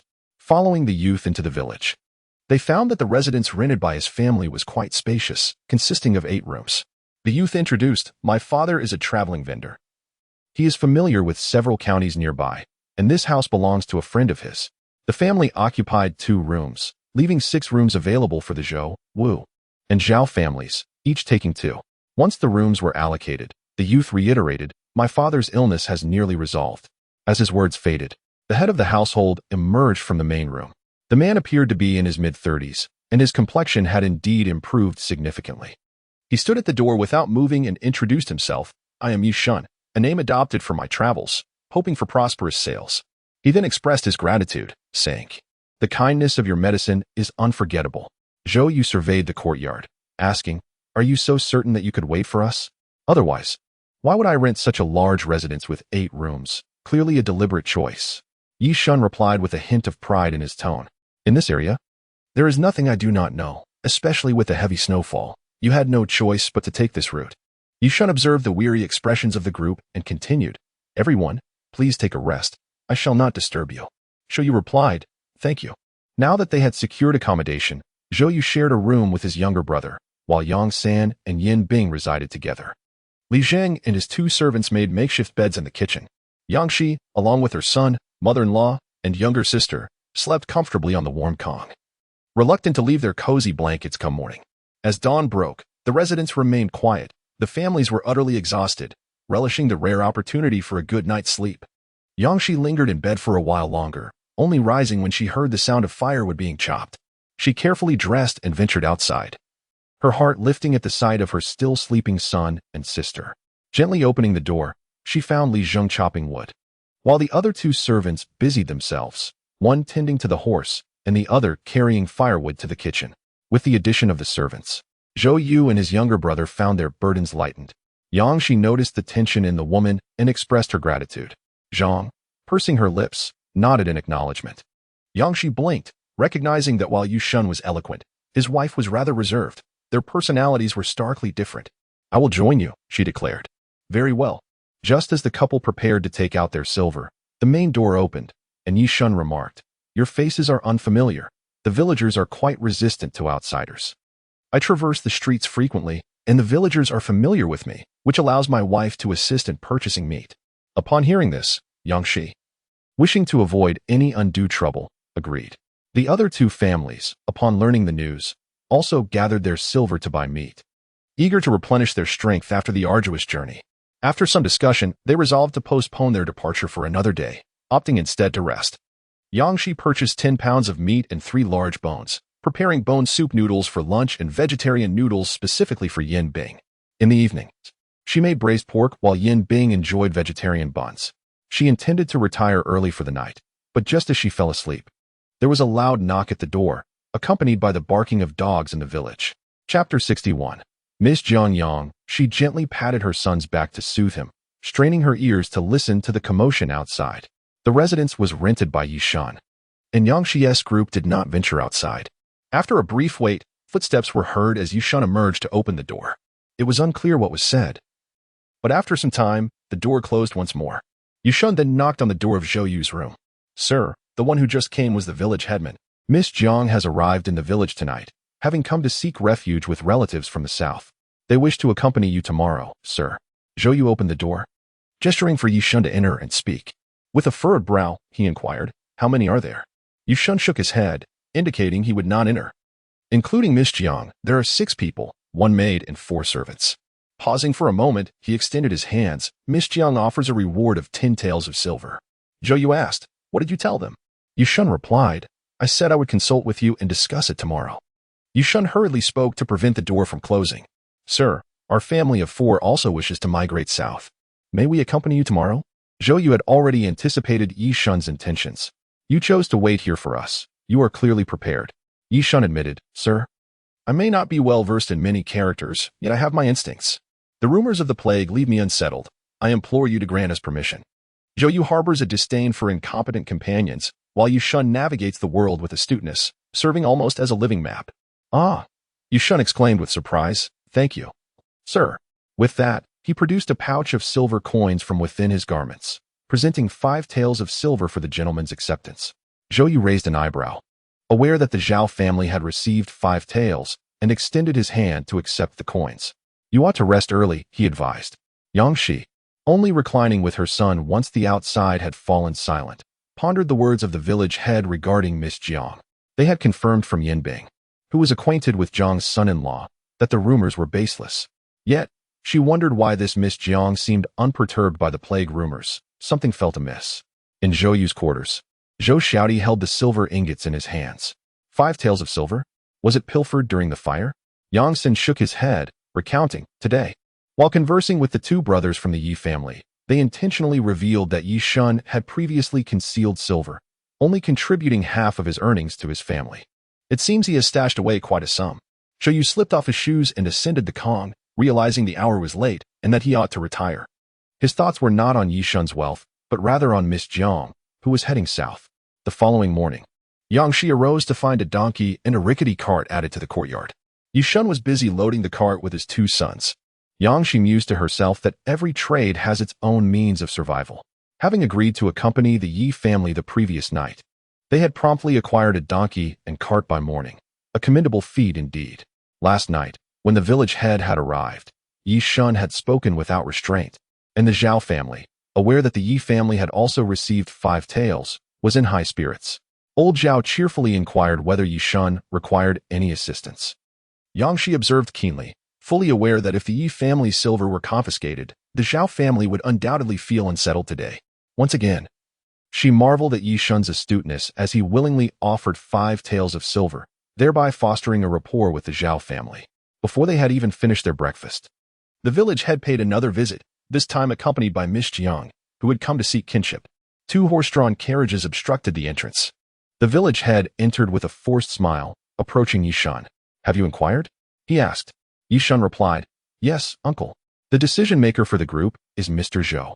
I will take you to him. The village head glanced at the donkey cart. You purchased the Li family's cart. Are you planning to leave as well? Yi Shun nodded. Yes, uncle. I sense that the situation is not favorable. You should prepare early. The village head sighed, lamenting the hardships of life. Upon hearing the commotion, Yang Shi's family hastily finished their meal, and by the time the village head arrived, the dishes had already been cleared. He surveyed the courtyard, noting the numerous men in the group, which made him somewhat apprehensive. Upon entering the house, his posture slumped. The village head had a keen eye and immediately recognized Mr. Zhou. I am merely inquiring. Would you be willing? In their small village, if it were larger, he might have stood a bit taller. Zhou Yu had already discussed matters with his wife that morning. They understood that if they truly wished to follow, they would do so regardless of approval.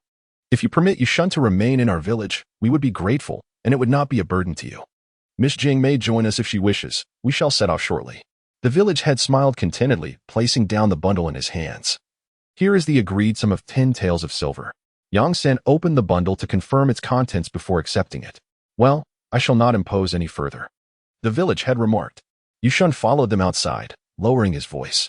Uncle, isn't Miss Jiang, who is here for a match, rather extraordinary? You don't seem like someone who has benefited from helping out. Rather, you appear fearful. The village chief quickly glanced at the entrance and whispered, Stay alert along the way. With that, he hurried off. Before setting off, Zhou Yu distributed the 5 taels of silver given by the Yi family, adding the 10 taels provided by Miss Jiang, thus securing a tidy profit for the Yi family before they even departed. Yi Shun and his 2 sons were elated, further solidifying their resolve to follow along, for they had witnessed fairness. Throughout their journey, Yang Shi did not catch sight of Miss Jiang inside the carriage. She remained concealed within while 2 carriages trailed closely behind the Yi family. Yi Shun was like a living map, and alongside Zhou Xiaodi, he guided the Zhou family's carriage, sharing insights about the nearby villages and mentioning a shortcut with fewer settlements that would expedite their exit from Jiazhou. Yang Shi listened intently, tapping her head and murmuring, Yi Shun is truly talented. His sense of direction and remarkable memory were akin to a modern navigation system, impressive indeed. Zhou Yu lamented, what a pity. If he could read and write, he would achieve so much more. Yang Shi sighed, reflecting on the prevalence of illiteracy in the modern world, let alone in the ancient times where countless talents were tragically overlooked. After an entire day of travel without a break for lunch, Yang Shi and her husband deliberately tested Miss Jiang, but the outcome of their probing left them feeling heavy-hearted. As night descended upon the desolate wilderness, Yang Shi, while preparing dinner, caught a glimpse of Miss Jiang disembarking from the carriage at the rear of the group. Her eyes widened in surprise, however. The dimness of the evening obscured the details of her features, allowing only a vague impression of her pleasant countenance. Yang Shi turned to Yang San, who was tending to the fire, and remarked, while we were accompanying the caravan, you quickly befriended the guards. Why is it that today you chose to remain distant? Yang San lowered his head and replied, Sister, I was observing the interactions between my sister and brother-in-law with Miss Jiang. It became evident that she harbors some secrets. It would be foolish of me to approach her. Yang Shi chuckled softly. Your cunning nature is only good for deceiving yourself. Yang San grinned and added, Sister, don't you think Yin Bing now resembles a sheltered young lady? Ever since Miss Jiang joined our party, he has taken to hiding inside the carriage, rarely making an appearance. When he does emerge, he wears a mask and mutters about being cautious, fearing he might encounter someone he knows. Yang Shi coughed lightly and said, the longer we remain in this situation, the more it suggests that we have our own troubles. We cannot afford to keep hiding. In Chapter 62, titled Surname Chain, Yang Shi found herself stifling laughter as she diluted the hot water with snow, checking that it was no longer scalding before gently taking her son's small hand, encouraging him to wash properly. Ziheng, feeling bashful, obediently squatted to wash his hands. Dressed warmly, he looked adorably plump, reminiscent of a panda. Meanwhile, Yang San, unable to restrain himself, playfully tugged at the boy's hat and pulled at his padded jacket. This prompted Zhou Yu to express his displeasure at Yang San's antics, warning him to behave before reaching out to swat his hand away, saying, be good. Yang San, feeling wronged, exclaimed, Sister, look at what brother-in-law is doing. Yang rolled her eyes in exasperation. The one being bullied was also her son. Yang San. Before long, the tantalizing aroma of grilled meat wafted from the campfire where Miss Jiang was. In the crisp air, the scent of the barbecued meat was overwhelmingly potent. Yang San and his companions salivated at the deliciousness. Yang, too, felt a craving for the grilled delicacies. The fragrance was laden with spices, and as she inhaled deeply, her eyes narrowed in recognition. This scent was somewhat familiar. Zhou Yu, if my memory serves me right, the spices for that grilled meat are not available for sale. He had dined on this spiced barbecue at Quanwei Tower with his father. Its high price stemmed from the unique spices used, leaving a profound impression on him. Yang San licked his lips, reflecting that his father was merely a lowly city guard, and such fine food was scarce. Given the chance, he longed to procure the same spices for himself. Zhou Yu, however, dashed Yang San's hopes, stating that the exclusive recipe of Quanwei Tower was not for sale and that not everyone had the privilege to dine there. Yang recalled that Zhou Yu had mentioned taking her to taste it, but they had to wait in line. If memory serves, did we not queue for 7 days? Zhou Yu nodded in affirmation. Yang San felt a pang of regret, lowering his voice, stating that Quanwei Tower had formidable connections. Zhou Yu concurred, noting that it was rumored in the capital that Quanwei Tower belonged to Jiang Qiansui, and no one dared to cause trouble there. Yang San smacked his lips, asking his brother-in-law if Jiang Qiansui was not as wealthy as a nation. Wu Shan, reflecting on his experiences, noted that during times of peace, corrupt officials thrived, and the meager earnings barely covered various taxes, leaving families hungry. The Wu family had to rely on strong laborers seeking work to save a little money. And when chaos erupted, they spent all their savings on the perilous journey to escape.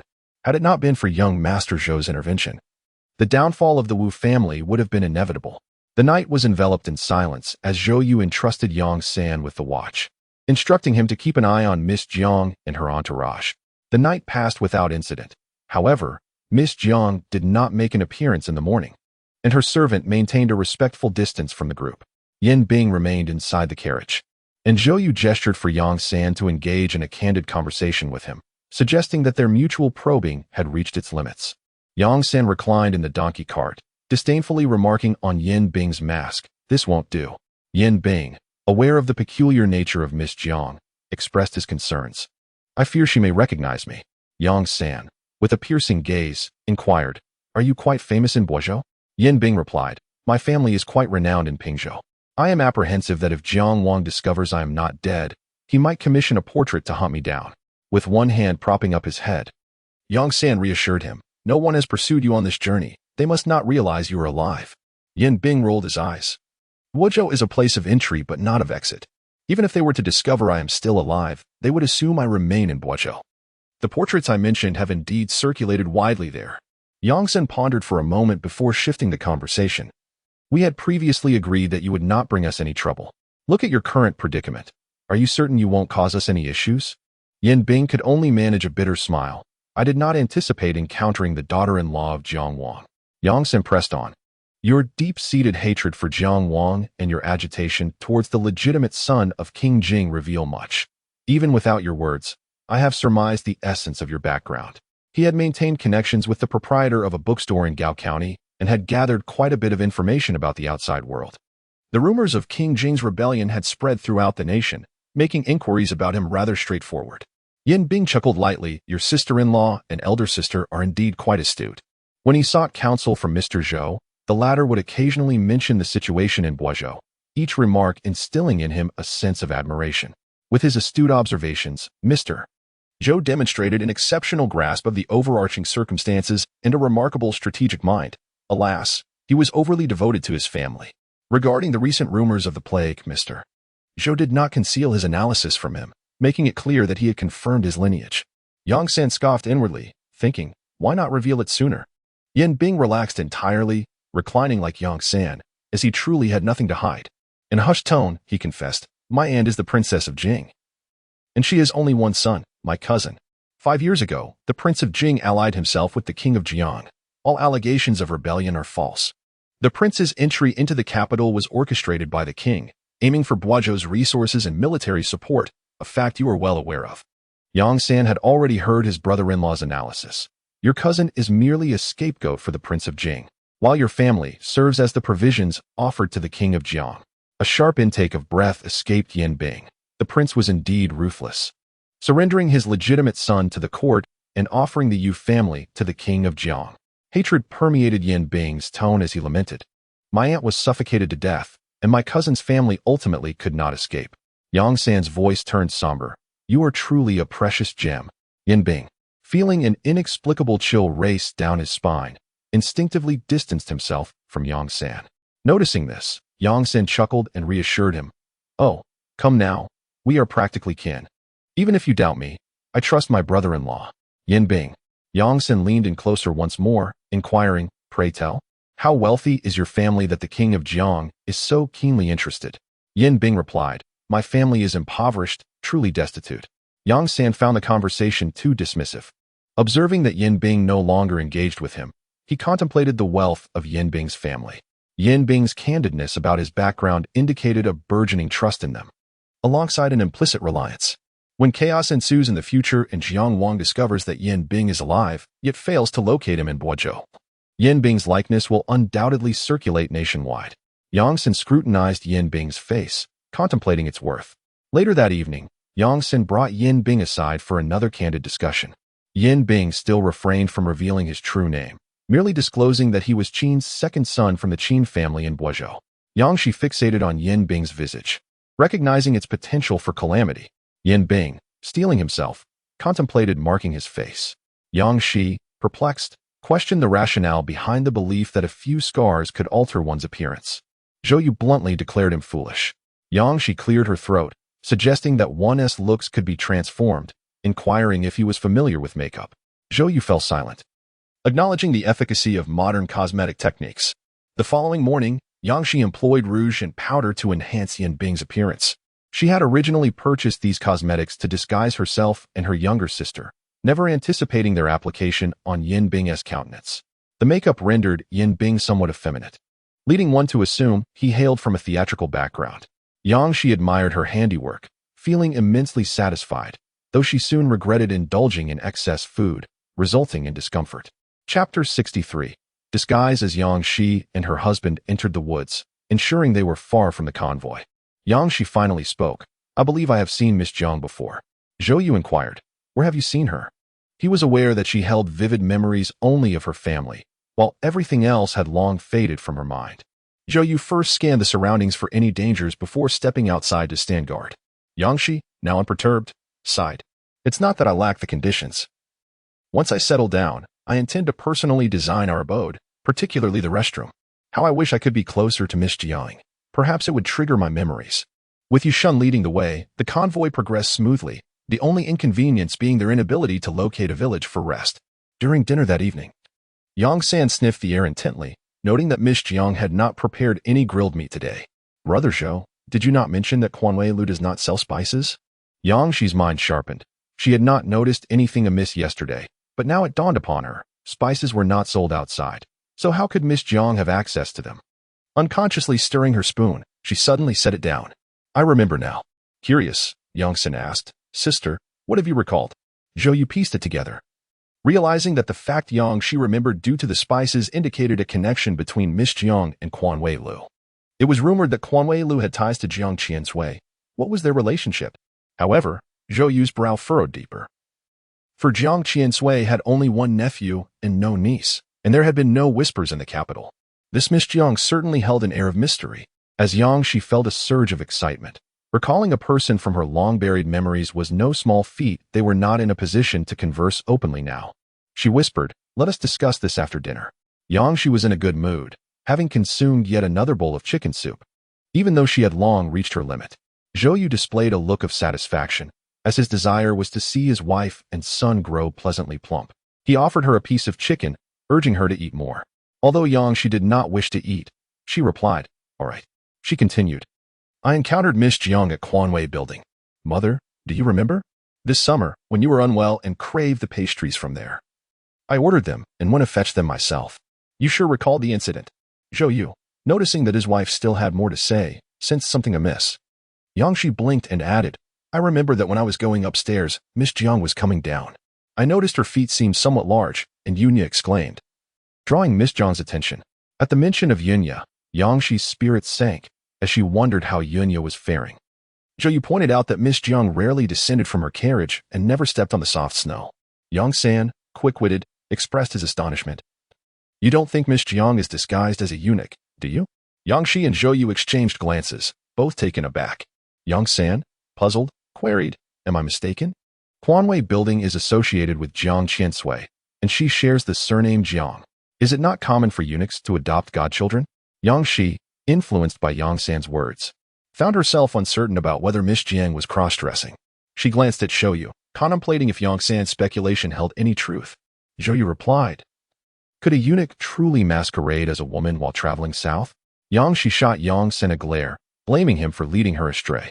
Yang San merely shrugged, asserting that he was not at fault. Zhou Yu pressed his fingers against his forehead, pondering that Miss Jiang's surname might not necessarily be Jiang Qiansui's, but could instead be a title. Yang Shi, quick to react, deduced that with the legitimate daughter of the Jiang king traveling south openly and Miss Jiang doing so discreetly, it was a clever ruse, one bright and one shadowy, ensuring their safety. This explained why Miss Jiang had chosen to accompany them. Yang San sneered, suggesting that the young lady likely wished to avoid drawing attention as a lone woman traversing the gossip-laden area. They were merely her cover. Zhou Yu cautioned that this was merely speculation for now, advising Yan Bing to exercise extra vigilance. If this Miss Jiang truly had ties to the Jiang king, it was conceivable that she might recognize Yan Bing. Yang San, astonished, inquired whether they would not verify Miss Jiang's identity. He was curious if she might be disguised as a man. Zhou Yu could not help but tap Yang San's forehead, admonishing, what status do we hold? It is safest for us to act as her cover without probing her identity. Are you courting danger? Yang San, rubbing his forehead, fell silent. Yang Shi calculated their journey, concluding that once they departed from Jiazhou, Miss Jiang would likely cease to follow them. Yang San muttered a hopeful remark, expressing that if he were Miss Jiang, he would be loath to leave such a convenient cover. Once Yang San had taken his leave, the couple exchanged worried glances. If Miss Jiang indeed belonged to the Jiang king, it suggested a far more extensive scheme than they had anticipated, especially considering that the All Flavors restaurant had been established in the capital for a decade. The following day, Zhou Yu reiterated his warnings to Yang San, who finally complied. Yan Bing, apart from his scheduled appearances, remained concealed within the carriage. A maid accompanying Miss Jiang remarked, this caravan heading south is remarkably quiet. They had also followed other southern caravans, which were in disarray, fully aware that they were heading south to seek relatives. The inquiries never ceased, accompanied by various opportunists. Miss Jiang munched on dried fruit, and these families all listened to the one surnamed Zhou. Not everyone could be respectfully addressed as Sir. My lady, do you think Mr. Zhou is astute enough to notice our peculiarities? The girl trembled slightly at the cold glance from Miss Jiang, who replied, there will be no next time. The girl nodded in affirmation. Miss Jiang continued to savor the dried fruit, reflecting on Mr. Zhou's intelligence. Indeed, it was a blessing that he had enjoyed rare tranquility in recent days. That evening, Yang Shi gazed with surprise at the spices. Did Miss Jiang provide us with these? The girl smiled. Yes, my lady's relative is acquainted with the Quanmei building in the capital and obtained some spices. She wanted to express gratitude for everyone's care by sharing a taste. Yang Shi realized that Miss Jiang indeed had connections with Quanmei building. The Zhou couple, ever cautious, mixed the spices with hay to feed the donkey, ensuring it was safe to eat before preparing to roast meat. That night, the aroma of roasted meat wafted through the caravan, which was a torment for Yin Bing, the only one in the entire convoy observing mourning and adhering to a vegetarian diet. Yang Shi took a pancake, seasoned it with spices, and offered it to the drooling Yin Bing, who exclaimed, it tastes just like modern roasted steamed bun slices. In the following 2 days, the caravan enjoyed a harmonious atmosphere. By midday on the third day, they finally departed from Jiazhu, only to realize after half a day's journey that rumors had already spread from Jiazhu. Yang Shi fell silent. The rapid dissemination of rumors posed a challenge, and if the local authorities were bribed to turn a blind eye, quelling such gossip would be exceedingly difficult. The following morning, Zhou Yu and his wife approached Miss Jiang's carriage. Yang Shi, speaking through the curtain, announced, Miss Jiang, we have now left Jiazhou and must head southeast. After a moment of silence within the carriage, Miss Jiang replied, what a pity, I wish to travel directly south. Yang Shi felt a sense of relief. They would finally part ways. I wish you a swift and peaceful settling, Miss Jiang. Thank you for your kind words, Miss Jiang responded. Chapter 64. Acknowledgement. Yang Shi watched as Miss Jiang's carriage receded from view, her voice growing louder as she declared, let us be on our way. The caravan resumed its journey. The rumors in Huaizhou were less severe than those in Jiazhou. After 2 days of travel, they encountered a bustling market in a town, a rare sight of so many people gathered together. The Wu and Zhao families wished to pause to procure some provisions. After a discussion, they decided to explore the market first, and then find lodging in the town for a couple of days to rest thoroughly. The Zhou family and the Yi family hesitated to leave the carriage, while Zhou Xiaomei desired to go but was concerned about her mother. Yi Shi smiled, encouraging. You should go. Zhou Yu added, there are people watching the carriage. You need not worry about mother. Having felt confined within the carriage for too long, Zhou Xiaomei, encouraged by her elder brother, retrieved her purse and descended from the carriage. The market was filled with numerous stalls, predominantly run by local townsfolk selling homegrown goods, such as eggs, along with a selection of coarse-grained snacks. The caravan stopped at the entrance of the market, and the families dispersed to explore, with even Yang Sen choosing not to accompany the Zhou family. Inhaling the delicious aromas and hearing the lively shouts of vendors stirred Yang Shi's appetite. Shall we first enjoy a bowl of wontons? She suggested. Zhou Yu felt a pang of desire as the family made their way to the wonton stall. The crowd was sparse, and a bowl of meat-filled wontons cost 4 coins. Although the broth was complimentary, the common folk remained reluctant to part with their money. Upon seating themselves, each member of the Zhou family ordered a bowl of wontons, prompting Yang Shi to quietly remark, indeed, it is somewhat overpriced. The stall owner, with ears attuned to the conversation and a furrowed brow, lamented, I do not wish to raise my prices, but this year the cost of flour has surged significantly. If I do not increase my prices, I fear my modest business will struggle to survive. His words resonated with the patrons, who began to discuss the rising cost of grain. The conversation inevitably shifted to taxes, where they lamented how grain prices remained stable during tax collection, only to double when the common folk found themselves short of coin. Suddenly, someone cursed under their breath, this world has become unbearable. A hush fell over the stall, as everyone understood the emperor's incompetence, yet no one dared to voice their opinions. For a moment, the only sounds were those of people enjoying their wontons. The stall owner's wontons were generously filled, and the bone broth was delectable, justifying the price. Yang Shi savored a bowl of wontons and relished 2 bowls of wonton soup. Finding comfort in the warmth of the dish, Ziheng, being young and well-mannered, ate slowly, clearly not a child of humble origins. Yang Shi's eyes gleamed as she observed the freshly made wontons. "Excuse me, good sir, may I purchase your wontons separately?" The stall owner was taken aback. "Purchase them separately? How so?" Realizing her intent, he was willing to accommodate her request. "Of course, my lady. How many would you like? However, I cannot sell them without broth for 4 coins per bowl. Each bowl contains 8 wontons, and I shall sell them to you for 3 coins per bowl." Counting out 15 coins, she handed them to the vendor, requesting 10 bowls, promising to return for the remaining 5 when she could. Upon hearing this, other diners eagerly chimed in, expressing their desire to take a bowl home as well. After finishing his wontons, Zihang's cheeks glowed with delight and in his exuberance. He even skipped a few steps, brimming with liveliness. Zhou Yu held his son's hand, cautioning him to watch out for any collisions. Zihang nodded earnestly in agreement. Yang Shi, with modest purchasing intentions, primarily sought to relish the ambience of the marketplace, infused with the rich aroma of street food, a soothing balm to the weariness of their journey. She procured several small baskets for carrying goods, bought some rice from a local vendor, and most notably, an abundance of eggs. Additionally, she purchased a pair of comfortable layered shoes, practical for their travels as they would not retain unpleasant odors despite infrequent foot baths. Finally, she acquired some assorted grain pastries. As they strolled further into the market, Yang Shi noticed that most patrons were accompanied by children, and soon, the only adults visible were those at the street's end. With the children mysteriously absent, Zhou Xiaomei softly inquired, "Sister-in-law, is the stall at the end of the street run by a tooth seller? Otherwise, how can we explain the absence of the children?"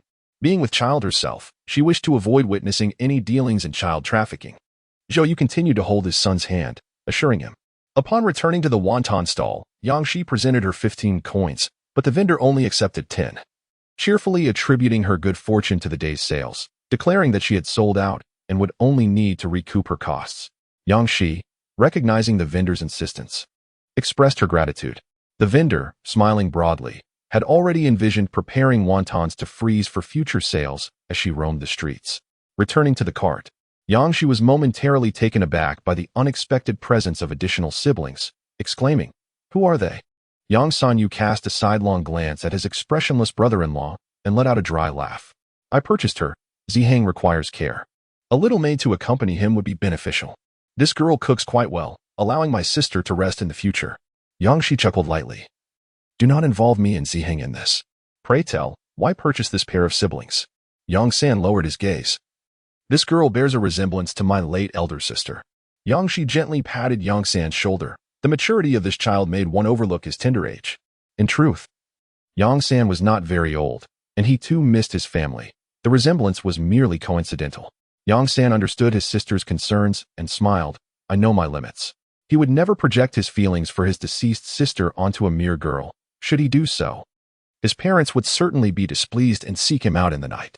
The siblings, the sister being 14, named Sun Erniu, and the brother, 10, named Sun Chitu, bore remarkably down-to-earth names. Yang San had renamed them. The sister was now Sun Lu, and the brother, Sun Rong.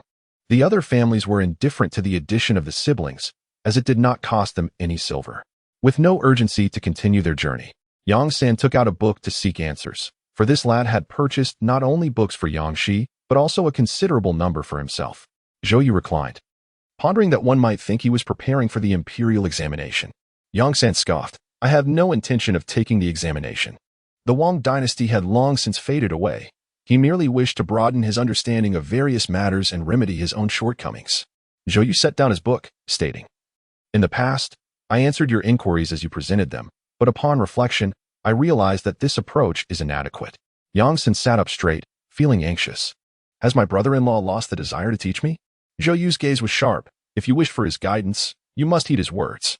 In the future, whatever he imparted, you were to learn without hesitation. There would be no room for half-hearted efforts here, so ponder whether you could persist before seeking him out again."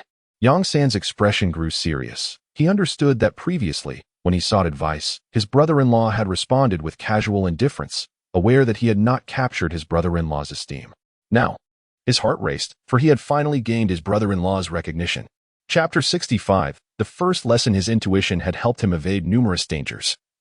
He sensed that his sister possessed remarkable abilities, and his brother-in-law harbored profound insights. Why did he encourage his brother-in-law to establish a school? He not only coveted the students his brother-in-law would teach, but also his brother-in-law's exceptional talents. Zhou Yu, have you thought it through? I have. Zhou Yu's stern demeanor softened as he rose to fetch paper and ink. Now, let us draft an agreement. Yang San, puzzled, hesitated. Yang Shi, who had been silently adjusting her attire, approached and urged, "Go on, write it." Zhou Yu handed the pen to Yang San with an insistence, "Hurry, do not dawdle." Yang San's hand trembled slightly as he grasped the pen, an uneasy feeling creeping in that similar agreements would be numerous in the future. He contemplated asking if it could be avoided, but upon meeting the knowing glances of his sister and brother-in-law, he steeled his resolve and wrote. The agreement was straightforward, a voluntary commitment to learn without regret, to listen attentively, and so forth. This document firmly bound Yang San, ensuring that he could not escape Zhou Yu's grasp in the future. Zhou Yu had him draft 4 copies, each meticulously preserved. Yang San watched in trepidation as the agreements were locked away in a moisture-proof box, unable to suppress a shiver. Zhou Yu picked up another piece of paper and declared that from today onward, he would dedicate an hour each day to study. Once settled, he would have Yang San by his side to read. Yang San nodded, and as his brother-in-law completed the drawing, he could not help but gape in astonishment. This, Zhou Yu nodded in satisfaction. This is a map of our dynasty's territories. Yang San, still in awe, remarked, "Is this something anyone can draw?" Zhou Yu explained, "Some areas I know well, while others are rendered with a rough approximation, but fundamentally accurate." Yang San remained impressed, exclaiming, "That is still quite remarkable." Zhou Yu pointed towards the northeast. "Today's first lesson is to familiarize you with our dynasty's neighbors." Having grown up in the north, Yang San was quite familiar with the northern neighbors. Zhou Yu affirmed, "Indeed." Yang Shi gestured for her son, who was practicing large characters, to come over. Embracing him as he sat beside her, she did not expect him to grasp much, but rather hoped he would listen attentively, cultivating his perspective from a young age. Zhou Yu noted, "The Mo tribe has been increasingly troubling our borders, yet they are gradually unifying their factions." Yang San recalled his father's words from his lifetime, stating that unification of the Mo tribes would not exceed a decade. Zhou Yu shook his head. "There are no insurgencies in the northeast. This estimated time frame is about right. However, civil unrest could expedite the unification of the Mo tribes." A chill ran down Yang San's spine as he grasped his brother-in-law's implication. The Mo were eyeing greater interests that would drive their factions to unify more swiftly. Zhou Yu and Yang Shi exchanged a glance, both surprised by Yang San's perceptiveness, which exceeded their expectations. Zhou Yu then pointed his pen at the vast expanse of the Central Plains, stating, "Our objective lies here." Yang San pressed his lips together, aware of the formidable prowess of the Mo tribes, whose warriors displayed remarkable bravery. In recent years, their incursions into the borderlands had grown increasingly audacious, while the combat effectiveness of the northeastern frontier troops had diminished year by year. The soldiers had not updated their armor and equipment for far too long. The court was inept, and corrupt officials embezzled military funds, subjecting the regular army to layers of exploitation, resulting in their dismal existence. Zhou Yu refrained from responding and continued to discuss the neighboring regions of the northeast.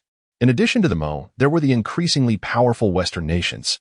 Although these nations were embroiled in territorial disputes that did not yet affect China, vigilance was necessary. Yang San was taken aback by the mention of these Western nations, as his knowledge was limited to the Mo tribe. Zhou Yu did not elaborate further. He merely introduced the surrounding neighbors, followed by a discussion of several vassal states, with particular emphasis on the prominent tribes of the grasslands.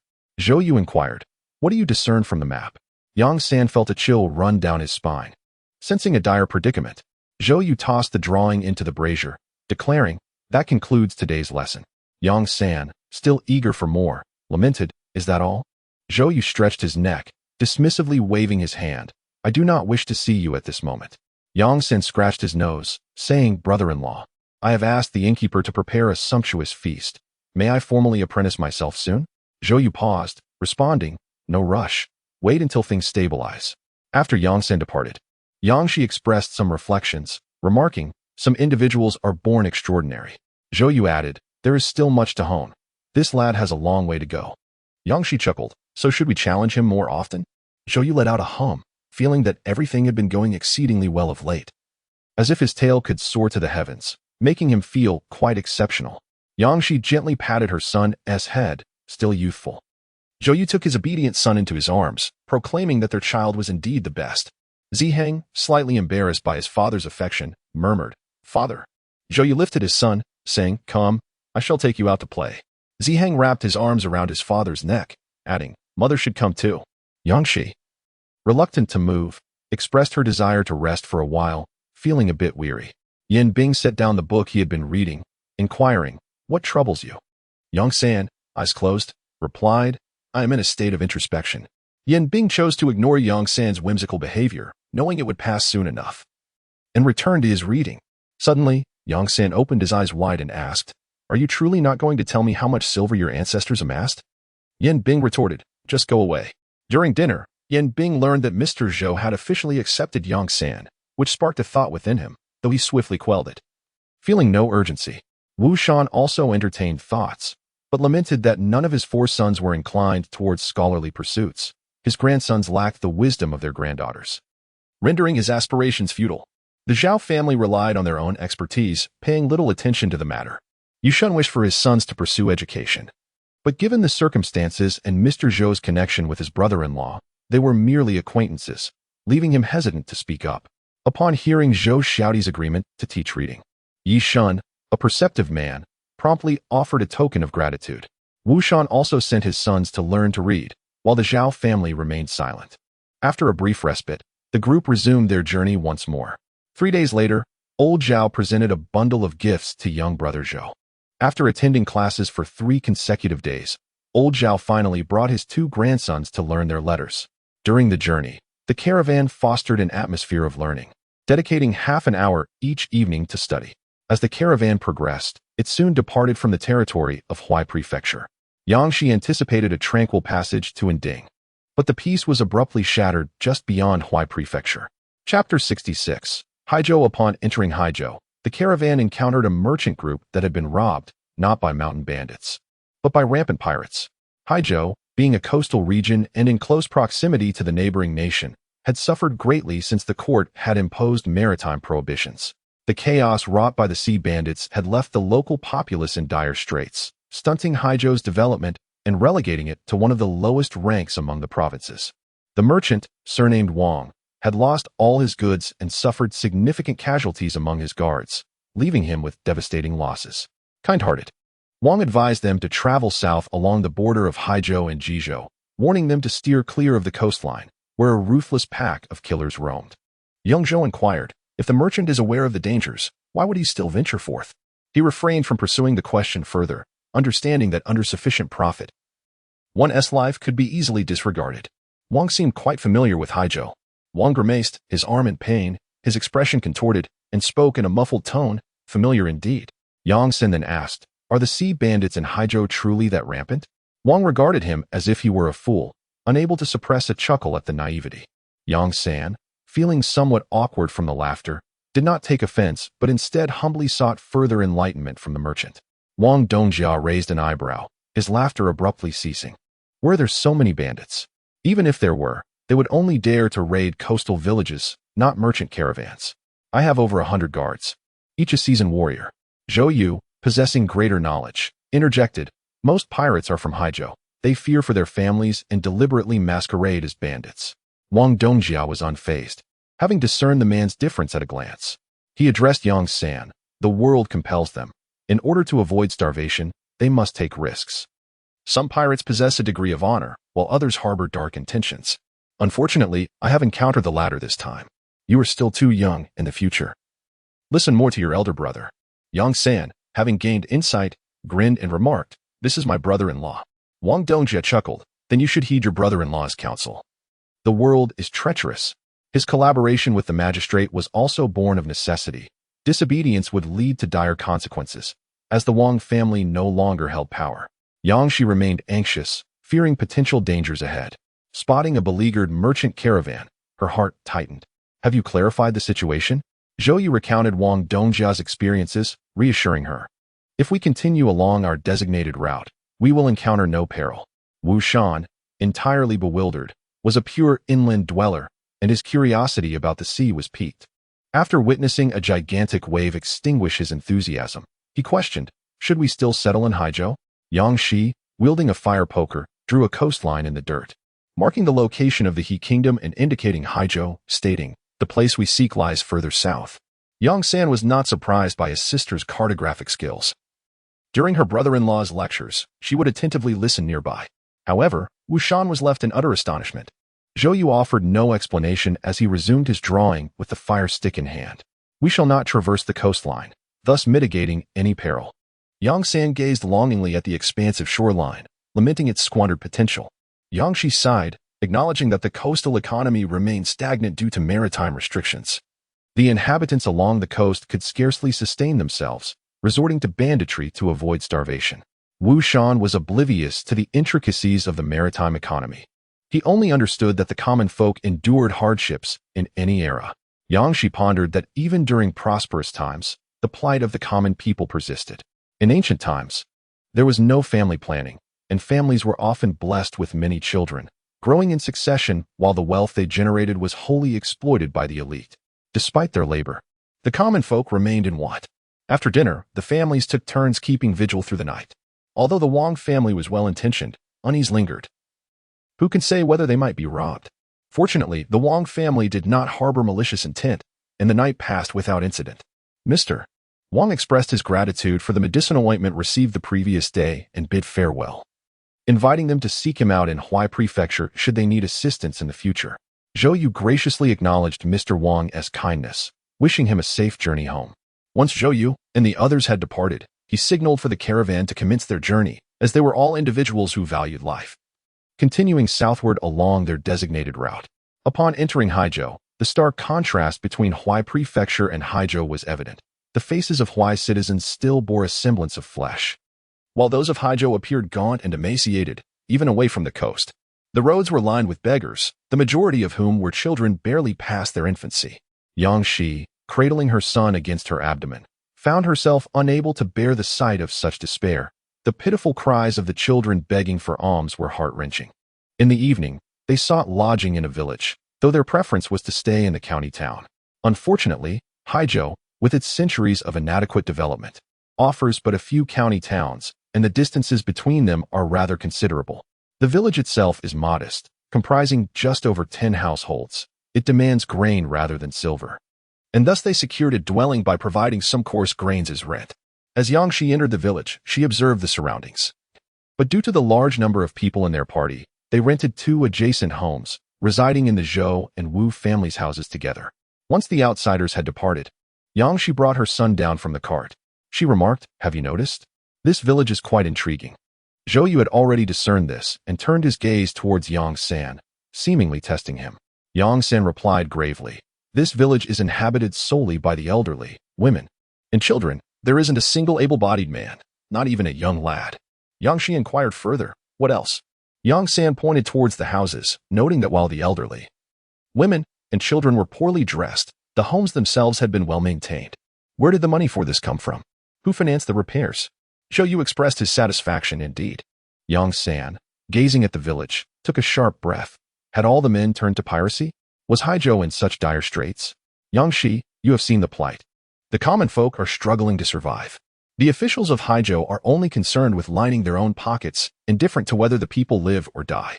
Do they truly remain oblivious to the exodus of laborers? One cannot help but suspect that some pirates have already bribed certain officials. After all, mutually beneficial arrangements often go unnoticed. Throughout this journey, Yang San had gained significant insight, realizing that the world was darker than he had imagined. Zhou Yu, watching the sun descend, remarked, "Thus, we need someone to restore integrity to the realm." "Indeed, it is a daunting task," responded Yang Shi. "The ambitions of the Jiang monarch have been meticulously orchestrated over many years, resulting in a formidable power base. The unrest among the northeastern populace is also gaining momentum, with various ethnic groups eyeing each other warily. Regardless of which faction prevails, the hope for a just and virtuous society remains elusive." In Chapter 67, The Escort. The residence is tidily arranged, with a conspicuous pile of firewood taking center stage. Such an abundant supply, however, relies solely on the labor of the elderly, women, and children, who are ill-equipped to gather such a vast quantity. Yang Shi finds herself in need of firewood, which she must procure with grain. As the village lies at a distance from the mountains, and darkness brings peril, ultimately, she trades her grain for firewood. As Yang Shi prepares to cook, a knock reverberates through the door, and the matriarch of the household enters. The elderly woman approaches with a smile, eager to please.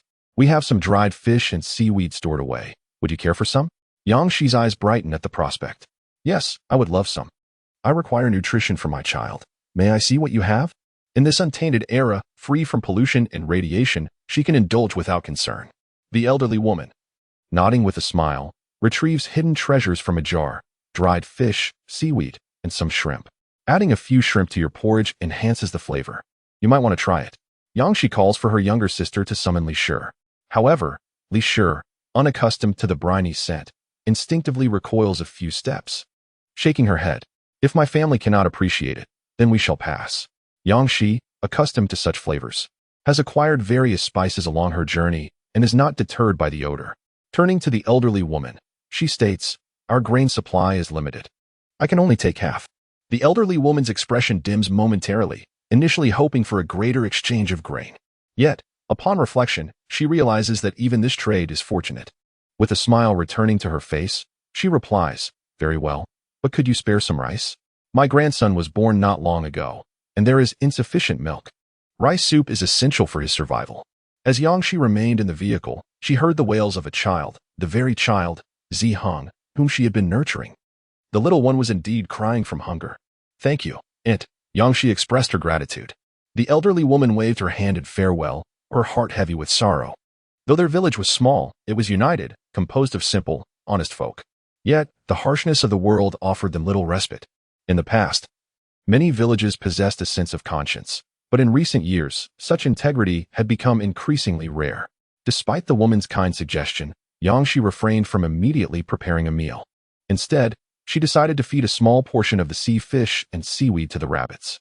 Previously, with no other animals available, she had experimented with spices on the donkey, and later caught 2 rabbits to raise. The rabbits, having been starved for quite some time, eagerly nibbled on the food. After waiting a while to ensure their safety, Yang Shi proceeded to the kitchen to cook, coincidentally finding that the Wu family's meal was ready. With the addition of the maid, Sun Lu, Yang Shi only needed to direct her verbally. Sun Lu was a diligent girl, and after a few days of care, she had gained a bit of weight, her endearing, simple smile making her particularly charming. There was still some frozen meat in the cart, and Yang Shi desired a kelp soup, preparing a large pot and sharing some with the Wu family. After tasting it, Li regretted not having more and suggested they exchange some the following day. After the meal, Yang San stayed behind to study, while Zhou Xiaodi went to teach. Exempt from attending the lesson, Zhou Xiaodi was sufficiently knowledgeable, and Zhou Yu would privately mentor him to broaden his horizons. Yang San had many questions today. Brother-in-law, what is the population of Haizhou? Zhou Yu indeed knew the answer, as his father was quite concerned with taxation and had considerable knowledge about the lesser-known provinces. Approximately 700,000, not including the 40,000 military households in Shanghai, when the court had not yet prohibited maritime activities. The population data indicated that Haizhou boasted over 1 million inhabitants. However, following the imposition of the sea ban, piracy and banditry ensued, leading many of Haizhou's citizens with connections to flee. Yang San, such a significant number. Zhou Yu scoffed. Are you aware of Haizhou's geographical expanse? It should have been a prosperous province, yet it has failed to thrive. Yang San inquired further, brother-in-law, what is the total population of the nation? Zhou Yu was uncertain, acknowledging that the court's population statistics were unreliable, with the actual figures likely exceeding the recorded data, albeit not by a great margin. In recent years, natural disasters and calamities had significantly diminished the populace. The recent turmoil in Boizhou had also claimed numerous innocent lives. Yang San understood the plight of the military households, whose conditions were dire. Zhou Yu and his spouse fell silent. Indeed, the suffering was immense, though a fortunate few had managed to thrive. Yang San, without lifting his head, remarked, let me engrave this memory more vividly. Had it not been for the impossibility of preserving the map, he yearned to illustrate it for safekeeping. Alas, the consequences of discovery would spell doom for their families. Yin Bing observed intently until Yang San incinerated the completed map, before finally remarking, you are indeed fortunate. Yang San smiled. My fortune has always been quite favorable. He spoke the truth, since his escape began. Luck had favored him. He had arrived in the capital unscathed and amassed a considerable fortune. His greatest stroke of luck, however, was departing the capital alongside the Zhou family, which filled him with pride. Yin Bing chuckled. I too believe myself fortunate. Yang San, in his customary fashion, posed a question. So, Are you willing to disclose how much silver you possess? Yin Bing, he has become so lethargic that even uttering a word seems a burden. Yang San's audacity has grown increasingly pronounced. The Li family no longer refers to Yang Shi as their sister-in-law. This change stems partly from Zhou Yu, but also due to the respect Yang Shi has commanded through her own capabilities. Due to the woman's warning, they dared not approach the village, relying instead on Yi Shun to inquire about the route. Yi Shun possesses an excellent sense of direction, guiding them to circumvent the village as much as possible. Along their journey, they encountered merchant caravans, which starkly contrasted with those within Huai Prefecture, as the caravans from Haizhou employed an abundance of guards. During their midday respite, a caravan passed by. Yang Shi hurriedly covered the pot. Despite the snow-laden path, the horses were caked with grime. Yang San gazed longingly at the guards, and then at the few small servants he had purchased, letting out a deep sigh. Yang Shi chuckled, bemused by his sudden melancholy. Yang San said, "Sister, you mentioned that once things settle, I could train some people to start a security company, right?" Zhou Yu, who was adding firewood, paused, incredulous. "You wish to train?" Yang San nodded eagerly. "Yes, my skills are commendable, and brother-in-law, you have praised me before." Zhou Yu set down the firewood. "That is too slow." Yang San exclaimed, "What?" Yang Shi added, "Indeed, by the time you train them, you'll still need to take them out for further honing. It truly is too slow." Yang San, being quite clever, grinned and urged, brother-in-law, please tell me." Zhou Yu remained silent, his gaze fixed on the bubbling pot, seemingly impervious to Yang San's pleas. Frustrated, Yang San turned to his sister, "Sister, please tell me." Yang Shi's eyes sparkled with her own thoughts. Upon observing the situation, Yang San found himself at a loss for words. His sister and brother-in-law remained silent, and soon his stomach began to grumble, revealing his hunger. The young lad was in dire need of provisions, and it appeared that Haizhou was particularly short on supplies. He wondered if he might procure a greater quantity of grain. In Chapter 68, titled Rui's Ho, during dinner, Yang San appeared distracted. Typically the first to finish his meal, today he lingered until the end. Zhou Xiaodi and Yin Bing were intensely curious, with Zhou Xiaodi inquiring, "What occupies your thoughts so deeply?" After taking the last bite, Yang San handed his bowl to Sun Lu and stared at Zhou Xiaodi for a considerable moment before expressing, with a tone of envy, "Among the three of us, you are the luckiest." Zhou Xiaodi was taken aback, questioning, "What nonsense are you speaking? How am I fortunate? My father is deceased, and our family is forced to live in hiding." Yin Bing nodded in agreement, affirming that indeed, it was a stroke of luck. Zhou Xiaodi looked at them as if they had lost their senses, exclaiming, "We have enemies, we are compelled to conceal our identities, and you consider this fortunate? Indeed. It would be better if your father were alive, and your family intact." Yang San retorted, "You have an elder brother to protect you, to provide you with a sense of security." Yin Bing scoffed, "Both of our families are gone." Zhou Xiaodi contemplated, "If happiness is derived from comparisons, then perhaps you are right. In that sense, you are fortunate," he mused, allowing a semblance of this thought to reflect on his face. This led to Yang San and Yin Bing surrounding him and playfully assaulting him. Yang Shi observed the entire scene, musing, "Youth is truly a fleeting thing." Zhou Yu cleared his throat, holding a teacup, and the three across from him fell into an immediate silence, displaying an admirable obedience. Yang Shi chuckled softly, her laughter lingering until the warm water in her hands had cooled somewhat. After sipping the tea, a comforting warmth enveloped her. Yang San, under the watchful gaze of his brother-in-law, could not help but sit up straight, cautiously beginning to speak. "Brother-in-law, you mentioned that personal training is too slow, which prompted me to ponder. I thought of pirates. From the village where we are staying, it is evident that pirates can be both good and bad. They have contended with the garrison for many years, demonstrating commendable skills whether in retreat or combat." He paused momentarily before continuing, "However, you stated that our chosen settlement is safe. If it is indeed safe, then where do pirates exist?"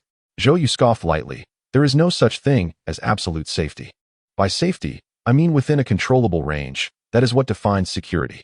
Yang Shi interjected, "We have chosen to settle in Rui's Ho, while it is also a coastal province. Its geographical position differs from Haizhou, resulting in a lesser prevalence of pirates and bandits. If you believe that Rui's Ho is devoid of pirates, you are mistaken.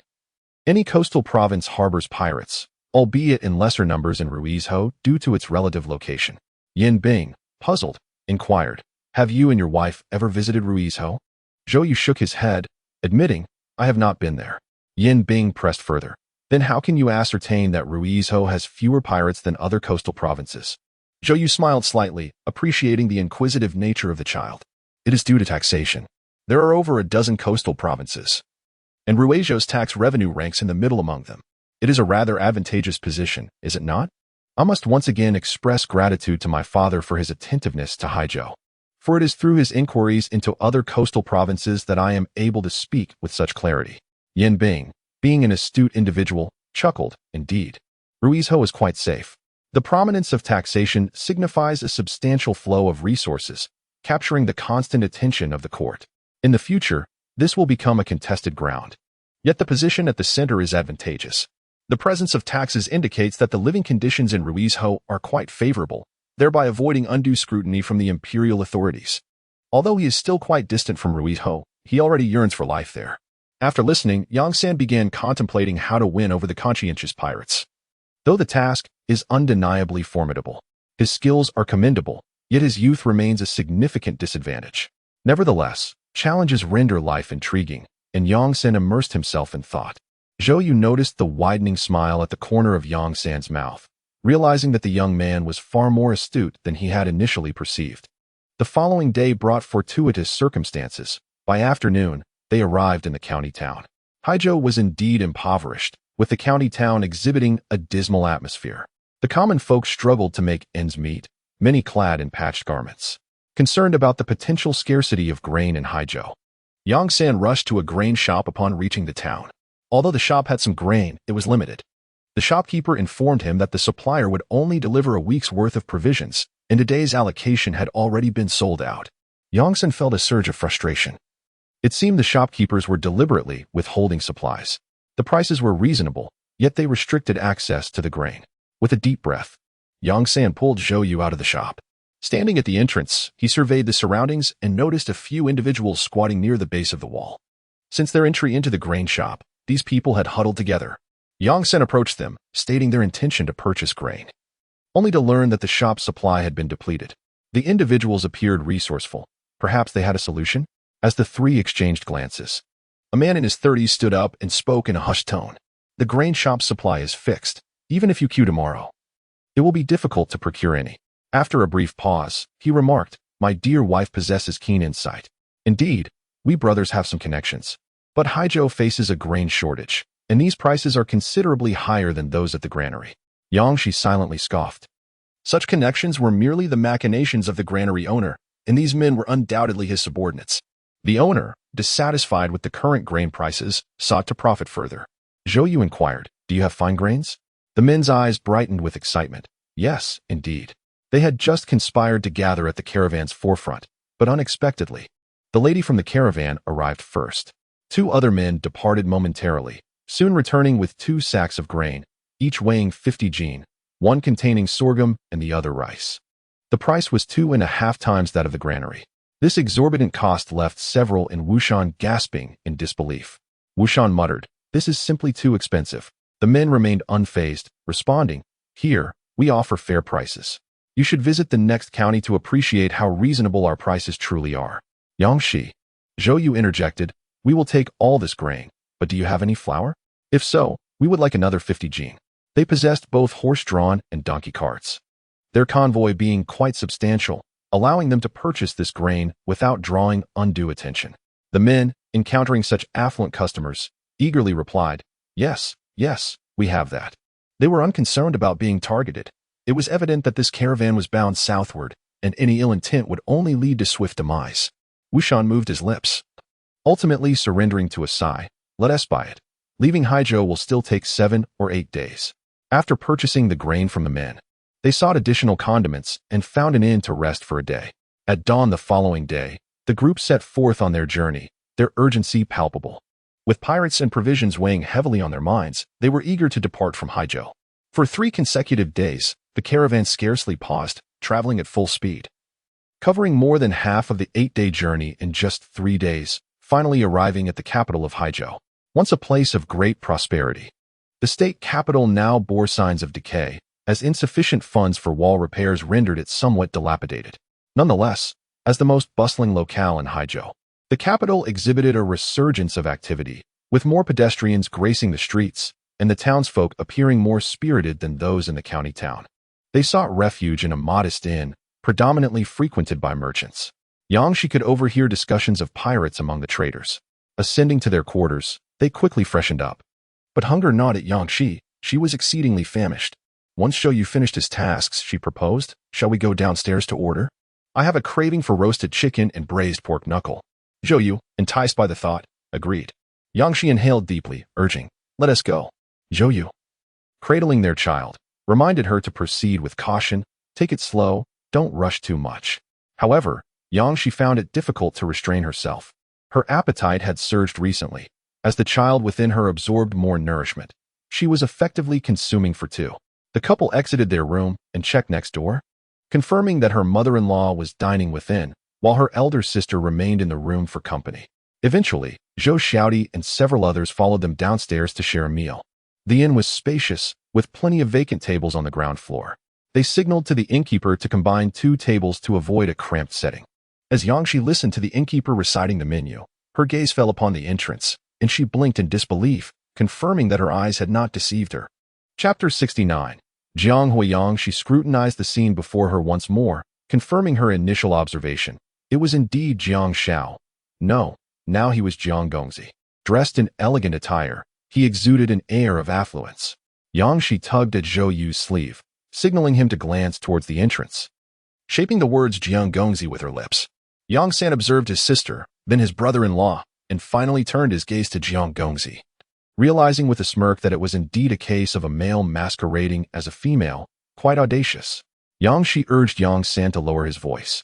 Relieved that the innkeeper had already departed, Zhou Yu's attention shifted to the several men accompanying Jiang Gongzi. Even from a distance, their menacing demeanor was palpable.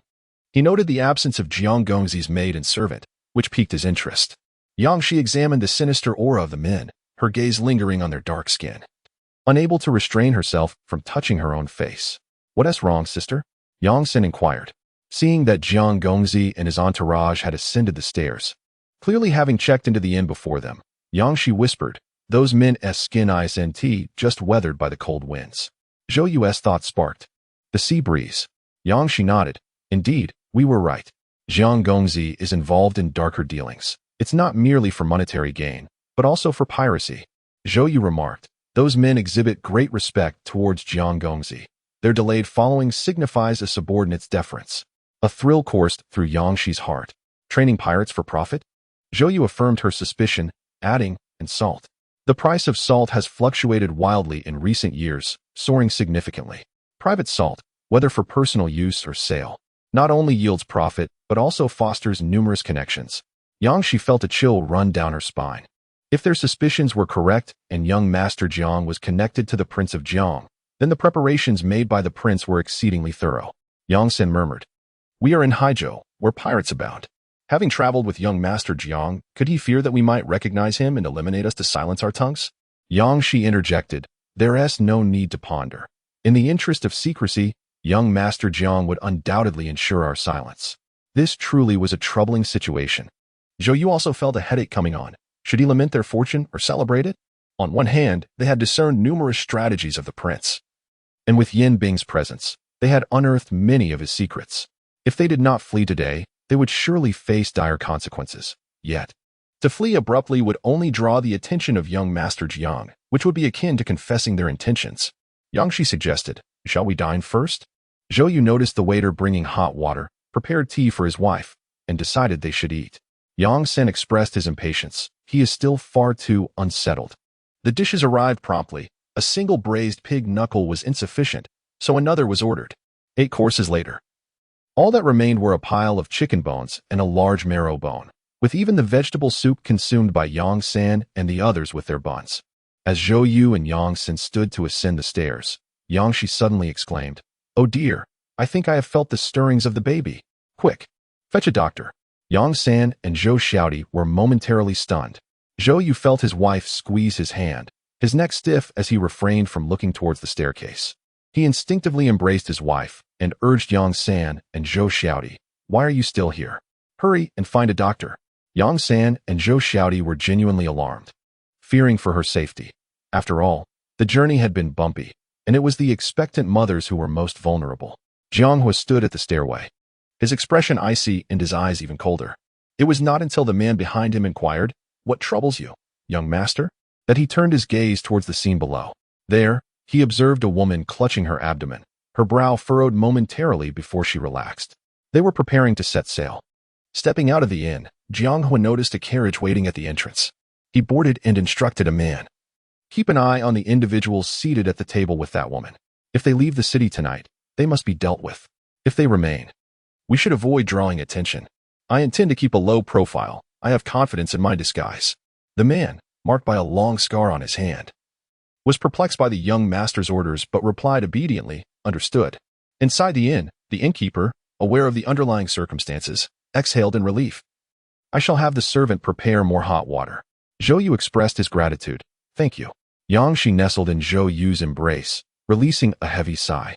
They had nearly ascended the stairs moments ago. Had they encountered Jiang Hua face to face, their denial of recognizing him would have been implausible.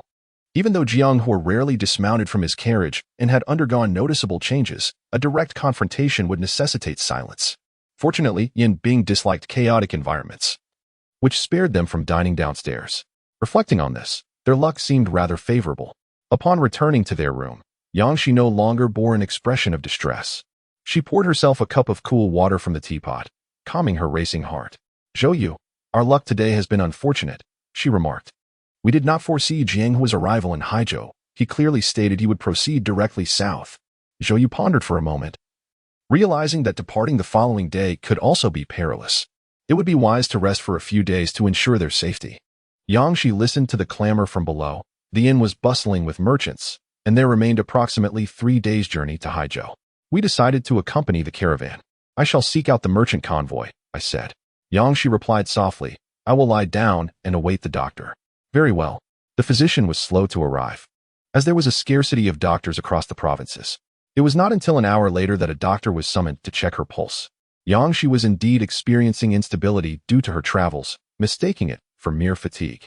He prescribed several doses of medicine to stabilize her condition, costing a full 2 taels of silver. Zhou Yu convened a few families, but he refrained from disclosing the matter of young Master Jiang to the Zhao and Yi families, sharing only with Wushan. Wushan, however, could have kept the information to himself.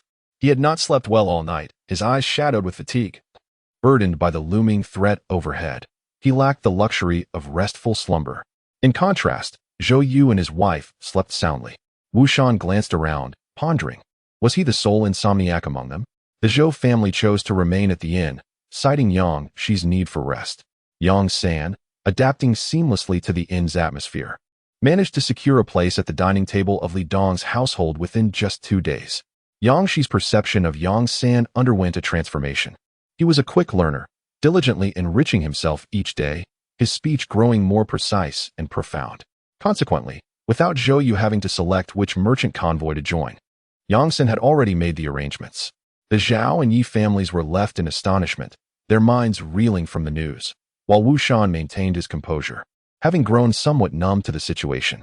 After 2 additional days of recuperation, Li Dong's caravan prepared to depart. The Zhou family followed closely behind, and after traversing several miles beyond the city, they encountered no disturbances. Zhou Yu and his wife felt a sense of relief, knowing they were safe. Yang Shi inquired of Zhou Yu, "Do you think it's our good fortune, or is it that Yang San is simply lucky?" Zhou Yu, somewhat uncertain, reflected on their perilous journey, yet they remained unscathed. Such extraordinary luck. Perhaps it is a harmonious interplay of fortunes? Zhou Yu chuckled softly. "I believe it to be a complementary synergy." Yang Shi smiled, her eyes sparkling. Indeed, the Li family's merchant caravan was not only safeguarded by trained escorts, but also employed bodyguards, ensuring a truly secure passage. Upon their smooth arrival at the Haizhou border, Master Li approached Zhou Yu and Yang Shi, expressing his admiration for Yang San, stating, "This young man does not wish to part from you.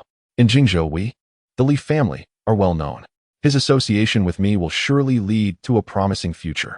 Yang Shi pondered, "Is he truly interested in Yang San?" Zhou Yu sighed. "My brother-in-law is the sole male heir of the Yu family. I hope Master Li understands.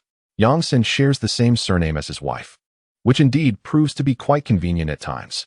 Master Li genuinely appreciated Yang San, which was rather unfortunate. Before departing, Master Li discreetly inquired, "The bows you use are quite impressive. Where did you procure them? I wish to have more crafted. Yang Shi mused internally, truly an astute individual. Zhou Yu reflected. It seems Yang San has kept his secrets well. Amongst us, only my brother-in-law could stir such commotion. All of this is his doing, as a mere scholar. I am rather uninformed about these matters. Chapter 70. The affluent Zhou Yu watched as Master Li's merchant caravan disappeared from sight. He then raised his hand and playfully struck Yang San's forehead, admonishing, "This is what you get for showing off." Yang San, feeling aggrieved, replied, "Brother-in-law, I am not foolish. It was not my intention to boast. It was simply an observation made by Master Li when he came to see me. He is most unjustly accused." Young Master Jiang, while accompanying them, did not notice the peculiarities of the bow and arrow. Yang Shi's tone was melancholic. Why do I perceive that Li Dongjia is not merely a simple merchant? Which merchant can discern the uniqueness of a bow and arrow at a glance? Although she had made modifications to the bow and arrow, it would be challenging for those unversed to detect them. As to the majority, bows and arrows appear identical. Only those with profound understanding would immediately perceive the differences. Yang Sin eagerly interjected, "I too harbor doubts. Li Dongjia's hands bear calluses, and the positioning suggests he is skilled with a broadsword." Yang Shi turned her head. "Can you be certain?" Yang Sin beamed with pride. "My father has a fondness for broadswords." Zhou Yu scoffed. "You must exercise greater caution henceforth. A moment's negligence could lead to fatal consequences. In this world, there are far too many malevolent spirits and devious beings. Who knows when one might encounter a ghoul disguised as a human, and in such a case, one might not even comprehend the manner of their demise." Yang San, taking heed of the lesson, replied, "Indeed, I shall be more vigilant in the future." As the group departed from Haizhou, the burdens weighing on their hearts vanished. They chose not to head towards Jingzhou but continued their journey southward. On the Zhou family's carriage, Zhou Xiaodi exhaled puffs of breath in the cold. "We are clearly heading south. Why do I not feel any warmth?" Yang Shi replied, "In recent years, temperatures have been low, and the southern regions have also experienced substantial snowfall. It will only be after we cross 2 more states that we shall notice a significant change in temperature." Zhou Xiaodi, clutching a warm water bag, asked, "Sister-in-law, does it also snow in Ruizhou, where we plan to settle?" Yang Shi responded, "If in the future the temperatures remain this low, Ruizhou will indeed see snow, though not in abundance. Once the climate returns to normalcy, snowfall in Ruizhou will become a rarity." Zhou Xiaomei was somewhat anxious. "Sister-in-law, will we be able to adapt to life by the sea?" Yang Shi, however, remained untroubled. "Certainly. The potential of humanity is boundless. Although it may take some time to adjust, once we do, all will be well. Fortunately, during our stay in Haizhou, we tried seafood, and none suffered from allergies. Connected to Haizhou is Jizhou, which is considerably more serene, thanks to the conscientious officials who govern it. Jizhou has developed quite well, with its military forces having contended with pirates for many years, demonstrating formidable strength to protect the region. Yang Shi and her companions had encountered soldiers escorting pirates, and one could discern the morale of a troop simply by their demeanor. Throughout their journey, Yang Shi held a favorable impression of the governor of Jizhou. Traveling through Jizhou went exceptionally smoothly, with swift progress. They soon exited Jizhou, and beyond it lay Nanzhou. The terrain of Nanzhou is rugged, rife with perilous locations suitable for hiding troops, complemented by the Nanshui River, which serves as a natural barrier. The geographical significance of Nanzhou is paramount. The Imperial court has stationed a substantial military presence there, with the number of military households reaching as high as 150,000, underscoring its importance. Upon entering Nanzhou, the scrutiny of travel permits and household registrations was particularly stringent, and their convoy was inspected as soon as they crossed the border. The benefits of such a heavy military presence are evident. Nanzhou is devoid of bandits. Even with its advantageous terrain, bandits dare not obstruct the roads here. It would be foolish to linger in Nanzhou. If not for the soldiers being forbidden to leave Nanzhou without orders, they would have been capable of sweeping away the bandits from several surrounding states. Regrettably, the Imperial court's stringent withholding of military funds, coupled with the avarice of corrupt officials siphoning off military salaries, has resulted in insufficient resources. The troops are left with outdated weapons and equipment. And to maintain their combat readiness, a significant influx of silver is essential. In a word, the soldiers of Nanzhou are impoverished, and the sight of bandits ignites a glint of greed in their eyes. Upon their arrival in Nanzhou, Zhou Yu and his companions encountered a contingent of 200 soldiers within a single day. They bore a profound psychological aversion to soldiers, having endured relentless extortion in Pingzhou. and the impression left by the soldiers of Boizhou was even more disheartening. The carriage halted, and they gazed warily at the soldiers blocking their path. She felt an overwhelming sense of anxiety. The rugged mountain roads of Nanzhou posed a perilous threat, where their demise could easily go unnoticed. The leader of the soldiers smiled benignly, assuring them not to fear, for they were not extortionists. His demeanor was particularly simple-minded as he continued. Our general has informed us that the roads in Nanzhou are treacherous. Without a guide, one might meet with misfortune in places best left alone. Worry not. For once you enter Nanzhou, inquiries will be made regarding your need for guidance and protection, and that is precisely our vocation.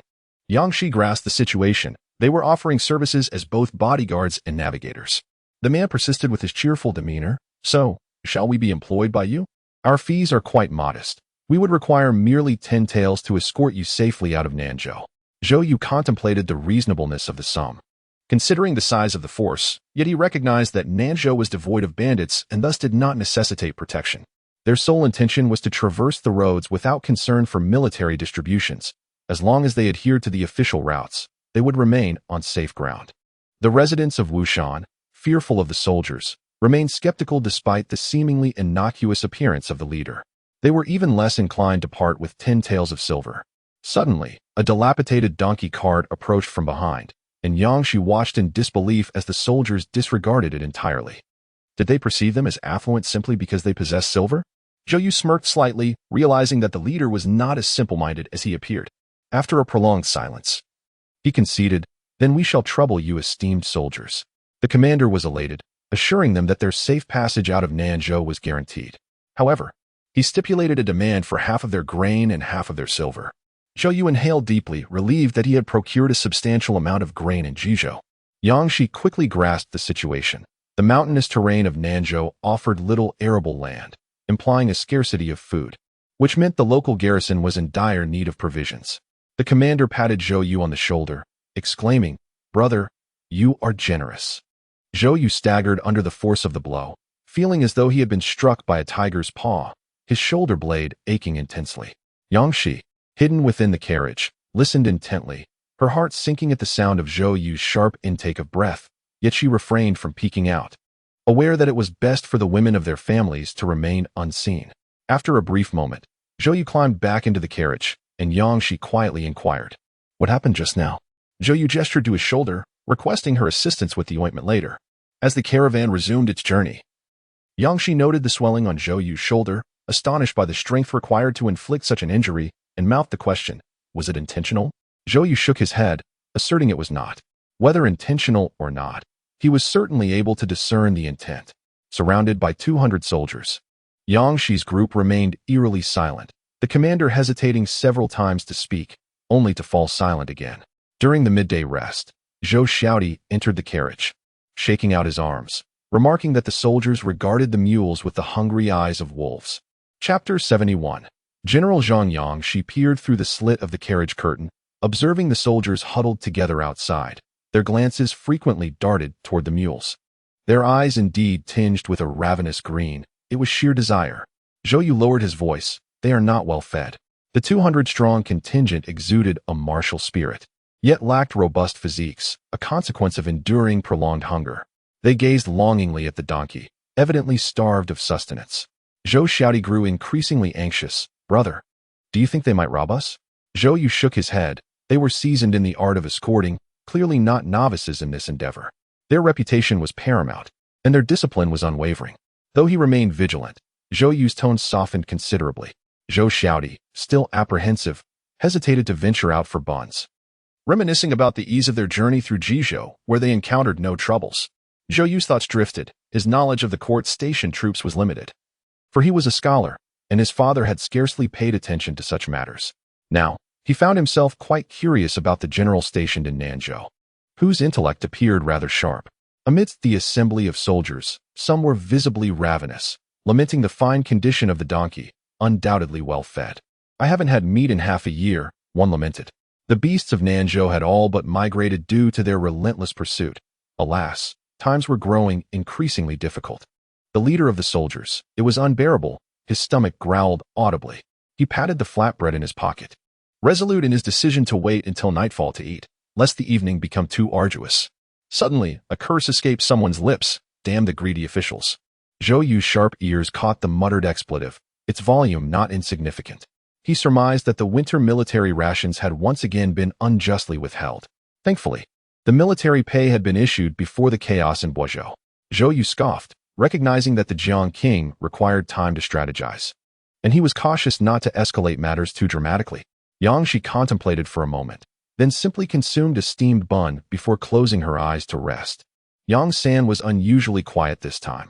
He concealed his bow and arrows and avoided disembarking from the donkey cart whenever possible.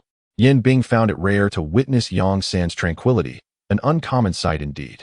Yang San let out a hum, suggesting Yin Bing read his book.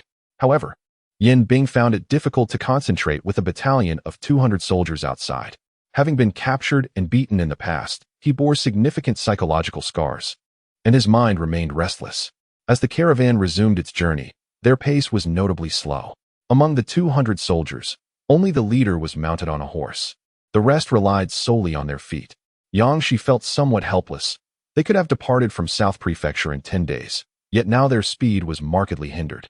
Furrowing her brows, she reflected on her desire to reach Rue Prefecture by the end of the year, a goal now seemingly unattainable. That evening, they found a village to rest in, composed of military households. Life was arduous for these families, especially in the land-scarce South Prefecture. Yang Shi observed children clad in straw sandals, shivering in the winter chill without a single padded garment. Upon hearing about their need for lodging, a woman became exceedingly agitated, insisting she did not require any money. The rugged terrain of South Prefecture made travel challenging. Reaching the town from the village was no easy feat, and many transactions were conducted through barter, with food being the only true currency. Yang Shi felt a headache coming on. Ultimately, she had no choice but to offer coarse grains as payment for their lodging. The woman joyfully accepted the grain, taking her child with her, seemingly unperturbed by the prospect of losing belongings, for they were so impoverished that there was little to lose. The soldier's leader approached and inquired if they needed firewood, offering a loaf of bread in exchange for a bundle. Zhou Yu blocked his wife from view. Even though she wore a mask, he remained vigilant, keeping a wary eye on the soldier's leader. The soldier smiled and repeated his offer, asking if they required firewood. Zhou Yu gazed at the bare courtyard, rubbing his forehead as he contemplated the 6 bundles of firewood. He dared not allow his younger brother and Yang San to assist in gathering the wood. It was best for their group to remain together. The captain of the soldiers left in high spirits, and with their numbers, they quickly amassed enough firewood. Zhou Yu generously rewarded them with 6 cakes. The captain's eyes widened with delight, for the cakes exceeded his expectations. He felt the oil upon them and swelled with pride, convinced that this group was prosperous. It had been many days since he encountered such affluence. They had come across merchant caravans before, but alas, those were heavily guarded and seldom hired them. Often, they were compelled to follow for free, fearing that they were merely spies inquiring about military deployments. The general had warned that chaos reigned in Boizhou, urging everyone to remain vigilant. After 2 more days of travel, they finally arrived at the county town, which was quite bustling. There were numerous shops, ample grain supplies, and several establishments that procured medicinal herbs, as the mountainous region was abundant in such resources. The merchant caravans were eager to come to Nanzhou for this purpose. Yang Shi and his wife purchased grain and even acquired a donkey for transport. The 200 soldiers were unable to enter the town and had to wait outside. Through their interactions, Yang Shi gained profound insights. The soldiers' reactions reflected their respect for the general, who maintained a clear line of authority. Zhou Yu instructed Yang San to buy some provisions to take out of the town, and Yang San promptly complied. Yang Shi understood that Zhou Yu was not merely concerned for the soldiers, but rather wanted Yang San to glean more about how the general governed his troops from the captain's perspective. After resting for a day within the town, Yang San received his brother-in-law's permission. Having grown up in the barracks, he quickly became familiar with the soldiers. The garrison general had been stationed in Nanzhou for generations, and Yang San listened intently to numerous accounts of General Zhang's exploits. Yang San expressed profound admiration, stating that General Zhang is truly remarkable. Zhou Yu concurred, acknowledging his exceptional capabilities. He pondered the implications, recognizing that during such tumultuous times, various factions would undoubtedly have their sights set on General Zhang. As they journeyed southward, they made frequent stops in villages. And one day they arrived at a particularly notable village. A conspicuous grass hut caught their attention. The leader of the soldiers appeared somewhat troubled, suggesting they should continue on their way. Zhou Yu inquired, Is there something amiss here? Chapter 72. Ignorance. The soldier leader felt a sense of unease. Wearing a foolish grin as he replied, "This is a village of exiles." Zhou was taken aback. A village for exiles indicated a place for those condemned. Being exiled to the southern province did not entail a distance of 3,000 miles, as the location of exile was determined by the nature of one's crime. Exile to the southern province implied a relatively minor offense. In recent years, very few officials had been exiled there. Most faced confiscation of property and execution. Even those who were exiled often found themselves sent to frigid regions, and the emperor's actions had grown increasingly ruthless in recent years. Hearing about the exile village left Zhou Yu in contemplative silence. Exile was certainly preferable to losing one's life, having lingered longer than he intended. Zhou Yu sensed the soldier leader's growing anxiety, prompting him to urge, "There are more villages ahead. We should hasten our pace to reach them before nightfall." Zhou Yu noticed villagers peering out curiously. The convoy resumed its journey, and the soldier leader finally felt at ease, reflecting on their unfortunate luck to stumble upon an exile village. Inside the Zhou family's carriage, Yangshi lowered her voice, remarking, "There is a secret here." Zhou Yu nodded in agreement, acknowledging the complexity of General Zhang from the southern province. The village of exile indeed evokes a sense of aversion, yet from another perspective, it embodies a wealth of knowledge and opportunity. Those who ascend to positions of authority often possess extensive learning, and fortunate individuals may encounter esteemed physicians exiled to this place, riches that cannot be purchased. Yangshi lowered her voice once more, observing that General Zhang sought provisions not only for sustenance, but also to stockpile supplies for unforeseen circumstances. What are your thoughts on this? Zhou Yu nodded in agreement, recognizing that those with foresight could discern the brewing turmoil of this year. Should chaos truly erupt, the military's rations would be in jeopardy. Within half an hour, the convoy arrived at Xiaohe village, where the houses appeared quite commendable, and the sounds of children at play could be heard. Yangshi quickly discerned that Xiaohe village was not a military settlement. She also noted that the citizens of Nanzhou did not share the same fear of soldiers as those from other provinces. Upon their arrival, villagers offered the soldiers provisions. Further reflecting on General Zhang's commendable character, the sergeant, feeling the gazes of his comrades upon him, scratched his head and remarked that their general stated they were tasked not only with safeguarding the land of Nanzhou, but also its people. Zhou Yu longed to meet General Zhang, yet lamented that he lacked the standing to approach him. The general was indeed benevolent. The sergeant beamed with delight at this praise, even more than flattery itself. Yangshi negotiated a rental price with the villagers, exchanged provisions for firewood from the soldiers, and procured a few fish from the locals to prepare a nourishing fish soup for the evening. 200 soldiers were welcomed by the villagers, who made accommodations available for them. Yangshi mused, "Surely you didn't just bring fish?" Yangsen chuckled, "I also bought 4 pounds of sorghum rice from the village. Adding more water to cook it into porridge will provide a warm meal." Zhou Yu then inquired, "What are your thoughts on General Zhang?"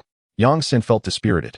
"Brother-in-law," he said, "General Zhang possesses a benevolent heart, both towards the soldiers and the common folk, which I greatly admire." He mingled among the soldiers, often hearing tales of how remarkable General Zhang was. The soldiers held genuine respect for him. Zhou Yu seized the opportunity to impart wisdom. "There are always those who surpass you. The world is vast, and there is much for you to learn." Yang San, with a serious expression, replied, "I will study diligently and shall not succumb to arrogance." Yangshi, with a glimmer of joy in her eyes, caught a whiff of the fish soup and went to wash her hands, for a meal was soon to be served. Zhou Yu watched Yang San head to freshen up and turned to his wife, saying, "This young man, despite the vast gap in status, remains introspective about his shortcomings. It is commendable." Yangshi nodded, her tone tinged with melancholy. "I have a fondness for Nanzhou, but alas, it is not a place for residence. Its geographical significance is paramount, marking it as a coveted location for military strategy. Zhou Yu, Ruizhou would be even better." Yangshi smiled indeed. After resting for a night, they set off at dawn the next day. The group had lingered in Nanzhou longer than intended, thus quickening their pace. They soon arrived at Xian County, and upon leaving it, they traversed beyond Nanzhou. The time had come for Yangshi and her companions to part ways with the soldiers, due to their strict discipline. The soldiers had won the goodwill of Yangshi's group, enjoying ample provisions along the way. Yangshi occasionally muttered, "These escorting soldiers are of fine character. They likely have their eyes on the provisions." They rested in Xian County for a day and continued on their journey for half a day more. But the soldiers could accompany them no further. Zhou Yu handed the donkey cart to the soldier in charge, saying, "This is your reward." The captain was taken aback. The grain on the donkey cart, coupled with the sacks piled on the ground, was worth at least 6 taels of silver, along with a donkey. His heart raced. No, we have already consumed a considerable amount of your provisions. Zhou Yu smiled. You have traveled tirelessly. Take it.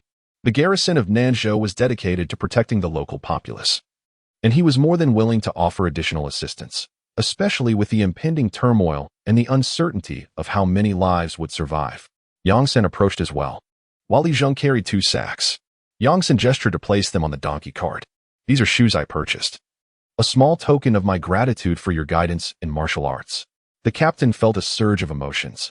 He had instructed Yongsan as he had grown up in the barracks, and thoughts of his own child flooded his mind. He would not have offered such guidance to anyone else, yet there was something commendable about this boy's demeanor. The captain laughed heartily. Very well, I shall remember your kindness. We are not permitted to speak names in the field. At home, they call me Lao Chi, so you may call me that. Zhou Yu replied. May we meet again by fate. The captain watched as the group departed, and someone could not contain their curiosity, gazing longingly at the sacks. Captain, may we exchange for new shoes? Seeing the eager expressions of his companions and glancing down at their worn shoes, the captain waved his hand, changed them. As the convoy moved further away, cheers could still be heard. Yang Shi remarked with a smile, there are good and bad among soldiers. Even in an era of rampant banditry, Zhou Yu embraced his wife, feeling a tinge of regret for not having met General Zhang. After 3 more days of travel, the group arrived at the riverbank, where they needed to take a boat across. The cost of transporting a cart was steep, amounting to 150 coins, with additional charges for passengers. Children under the age of 13 were exempt from fees, while those above were charged 5 coins each. Crossing the river entailed a significant expense, rendering families without means unable to migrate southward. Even if they begged along the way, they would still require funds to settle upon arrival.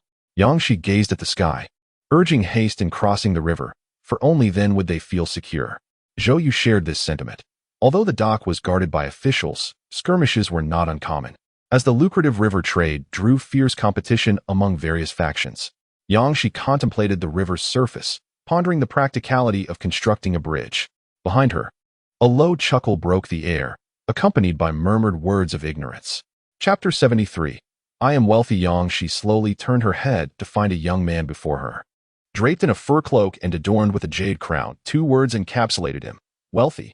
The young man, feeling uncomfortable under her scrutiny, furrowed his brow and took a step back, huffing dismissively. Ignorant woman. Zhou Yu, with a nonchalant expression, remarked, from the words of this gentleman, it is evident he possesses profound knowledge. The young man lifted his chin, exuding arrogance, affirming the depth of his family's scholarly background. Pointing to the flowing water, Zhou Yu inquired, if that is the case, might I ask if you could calculate the speed of the current? The young man stared in astonishment, furrowing his brow as he focused on the river's flow. Zhou Yu continued to smile, pressing on, and could you also determine the speed against the current? The young man inhaled deeply, casting a lingering glance at Zhou Yu. Can you? Zhou Yu turned to his wife. My wife can. Yang Shi blinked and smiled. I could certainly share the answer with you. The man wore a rigid expression, filled with disbelief and apprehension at the prospect of the woman revealing something. He shook his sleeves and turned away. Zhou Yu spoke with a hint of melancholy, ignorance, indeed. As Yongsan observed the departure, his previous anger transformed into a smile. And he humbly inquired, Sister, you truly possess remarkable foresight. Yang Shi merely hummed in acknowledgement. Indeed. Yongsan gave her a thumbs up, exclaiming, Sister, you are truly impressive. Yang Shi thought to herself, I learned this in the modern era. Would you like to learn? Yongsan felt a shiver run down his spine, an instinct urging him to decline. No, I still have much to learn. Yang Shi, with a tone of regret, replied, what I teach is exceedingly useful. Yongsan resolutely shook his head. I am already quite busy. Gazing at the river, Yang Shi mused. Once peace is restored, constructing a bridge would be far more convenient. After a brief wait, a cargo ship arrived, allowing them to board with their horses and carts without taking up much space. The vessel moved at a leisurely pace, reaching the opposite bank in a quarter of an hour. Upon disembarking, they encountered the haughty man again, who stood beside Zhou Yu, letting out a heavy snort and casting a disdainful glance at Yang Shi and her group as they departed in their carriage. Yang Shi blinked, noting, this man almost has wealthy written across his face, yet he is accompanied by merely 4 guards and 2 attendants? Zhou Shumei pondered. Does this imply that there are few bandits in this area? Yang Sen pointed towards the other caravans, expressing, I find it quite the opposite. Banditry seems rampant here. Zhou Xiaomei stared in astonishment at the lines of guards, questioning, wasn't that peacock afraid just now? Zhou Xiaodi, momentarily dazed, echoed the term peacock, then burst into laughter. Indeed, it is a peacock. After Wu Shan and Zhou Xiao had their fill of laughter, he spoke up, this place seems rather unsettled. Should we consider traveling with a merchant convoy? Zhou Yu, glancing at the sky, replied, let us first rest in the county town. And tomorrow we shall see if we can find a security company to accompany us. He had noticed a firm engaged in escorting goods, and he found himself more inclined to travel with them than with a merchant caravan. The group set off towards the county town, their vehicle making swift progress. The dock was situated at the edge of the town, and within half an hour, they arrived. The county served as a vital supply point for travelers, bustling with activity. After much searching, they finally located an inn for lodging, though the prices were exorbitant, causing the Wu family considerable distress. Among the families accompanying Zhou, the Wu family had the least financial means. With daylight still remaining, Yang Shi expressed a desire to explore, and Zhou Yu accompanied her. Meanwhile, Yi wished to rest, and the younger sister also preferred to stay in, leaving Zhou Xiao to keep watch. Yang San, unable to remain idle, decided to join them as well. It was evident that Yang Shi and her companions were not locals. Upon spotting Yang Shi, who was with child, the street vendors selling river delicacies grew bolder. Two boys, barely in their teens and carrying baskets on their backs, approached her, saying, Madam, we have dug up some river clams. You may not be aware, but just a few days ago, someone found pearls in a clam. Would you care to try your luck? The boys insisted, Our father did the digging. We would not deceive you, madam. If you inquire, you will learn that indeed, clams have produced pearls. They spoke the truth. After the discovery of pearls, the townsfolk had gone into a frenzy, with everyone rushing to dig for clams. However, in the end, the larger pearls remained elusive, and only a few tiny ones were found, leading to a subsequent disinterest in clam digging among the populace. Their father had excavated quite a number, and the family had profited significantly from selling river clams, which yielded pearls to outsiders. In recent days, their earnings surpassed an entire year's income. Yang Shi and Zhou Yu sensed that the two children were not being entirely truthful if they were indeed producing a substantial amount of pearls. They would not be so willing to sell them, as keeping them would be far more advantageous. Yang San inquired how much silver would be required to purchase all the clams in their baskets. The two boys grew somewhat agitated. One of them remarked, We still have 10 clams left, and we would sell them for 2 taels of silver. Yang San scoffed, That is overly expensive. I am not a fool to gamble on illusory fortune. As the group began to depart, the boys became anxious. Recently, clams had been increasingly difficult to sell, and 1 tael of silver was the bare minimum. Yang San turned back, 51. He believed he was already offering a generous price. Delighted, Yang San hoisted the 2 baskets, saying, Sister, why not try your luck as well? Yang Shi agreed. She selected 5 clams, leaving the rest for Yang San. Zhou Yu sat down to open the clams, and after 2 attempts, he found nothing. Yang San also opened 2, yielding no pearls. When they opened the 3rd clam together, Yang San struck gold, a pearl the size of a pinky nail. Zhou Yu was astonished. When all the clams were opened, everyone stared at Yang San. Zhou Yu found nothing from his 5 clams, while Yang San had 2 pearls from his 5. The last clam was extraordinary, producing 5 or 6 pearls, albeit of irregular shape. Nonetheless, they were indeed pearls. Yang San was left in disbelief, marveling at his extraordinary luck. Yang Shi clutched her heart, realizing that their fortunes were not merely complementary. Several individuals in Wushan became intrigued, their gazes settling upon Zhou Yu before regaining composure. The Zhou family had not offered any pearls, hence, they might as well retire for the night. The following day, Zhou Yu sought out the escort agency, which was reluctant to take on any passengers due to prior experiences of being deceived. Zhou Yu assured the head of the escort that they required no protection, merely the company of the escort. They possessed both horse-drawn and donkey carts, ensuring that they would not hinder the agency's schedule nor cause any inconvenience. As he spoke, he presented the prepared sum of silver, 10 taels in total. The head of the escort did not even glance at the money, stating that their pace would be swift. Zhou Yu, smiling, responded that they would not impede the escort's speed. Upon hearing this, the head chuckled and accepted the silver, requesting a written receipt.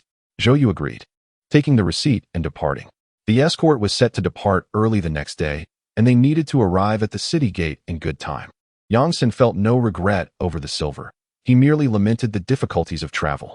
Zhou Yu was content with the 10 taels, which had been pooled from several families, and he had not placed the burden solely on one. His judgment of character proved to be astute. On the following day, they departed the county town. Indeed, the escort's pace was brisk. Zhou Yu and his companions, with their horses and donkeys, quickly acclimated to the journey, keeping close behind the escort. The head of the escort, initially surprised, resumed his pace. For an entire day, they took only brief respites, spending the remainder of their time on the road. After 2 consecutive days of travel, they had scarcely journeyed for an hour when the head signaled for the convoy to halt. Zhou Yu inquired about the situation ahead, only to behold lifeless bodies and a wrecked cart upon the snow-covered ground. The blood had turned a dark crimson, and the corpses bore signs of having been torn by wild beasts, accompanied by chaotic hoof prints, indicating that mountain bandits had committed murder for plunder.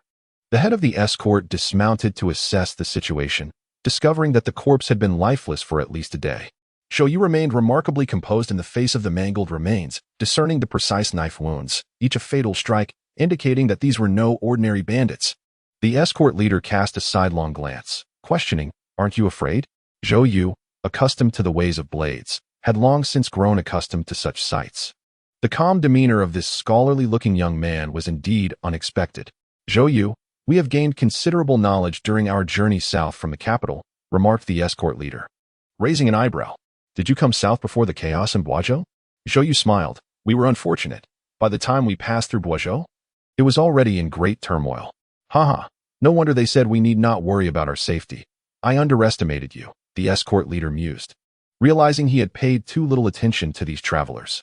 Zhou Yu pointed toward the corpse, noting the scarcity of remains. The escort leader furrowed his brow, pondering whether any survivors had been taken. "It doesn't seem likely," he concluded.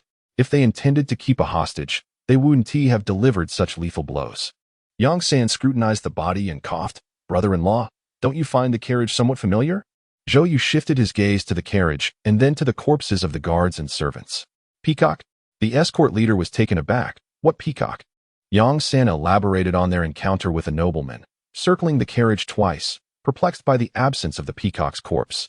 The escort leader, eager to leave the area, furrowed his brow and stated, "Based on your account, it seems to be a case of familial strife. We must depart swiftly to avoid drawing trouble upon ourselves." The convoy resumed its journey, passing the unburied corpses by the roadside. In such a world, one could only rely on oneself. Zhou Yu mused silently, still too naive, uncertain of the road conditions for their journey, and wary of the fierce familial strife. Yangshi drew back the curtain of the carriage to gaze at the towering mountains on either side. The presence of bandits was rampant, and it was unclear whether they were in collusion with official forces. Zhou Yu lowered the carriage curtain, and the multitude of horses was telling enough. Ye's complexion paled slightly, but fortunately, they were traveling with a caravan. The bodyguards were tall and robust, each possessing remarkable skills. A company of 100 would not easily provoke the mountain bandits, a testament to her son's prudent foresight. As Zhou Yu and Yongsan maintained their composure in the face of death, the caravan captain was willing to engage with Zhou Yu during their evening rest. Seizing the opportunity, Yongsan inquired about sword techniques, understanding that only through personal prowess could one gain recognition.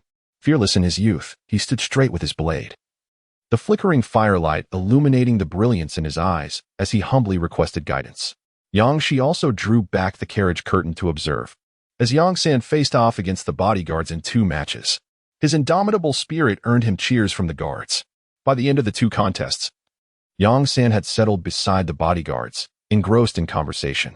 The captain, curious, noted that he had heard someone refer to the man as Mr. Zhou and prompted, "Please, sir, share your thoughts."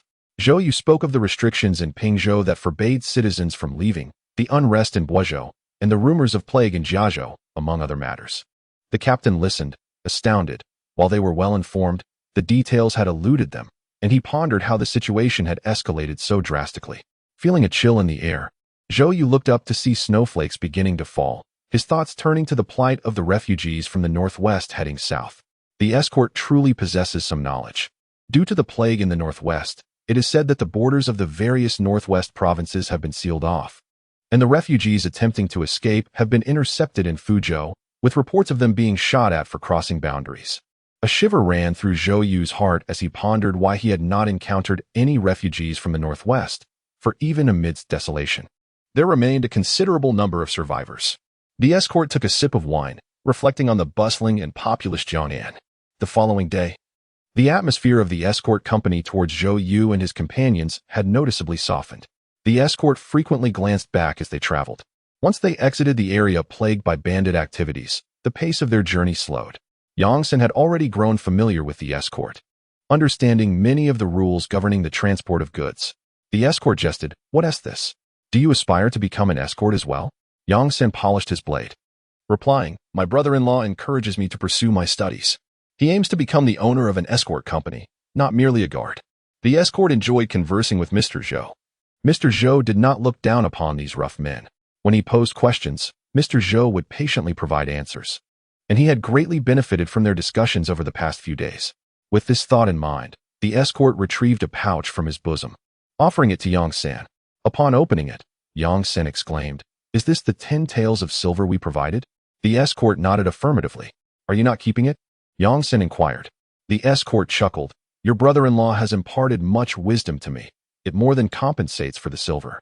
Yang San, grinning, accepted it, saying, "You've profited from this." The escort too felt fortunate, for the questions he had asked were beyond the grasp of an ordinary scholar. Mr.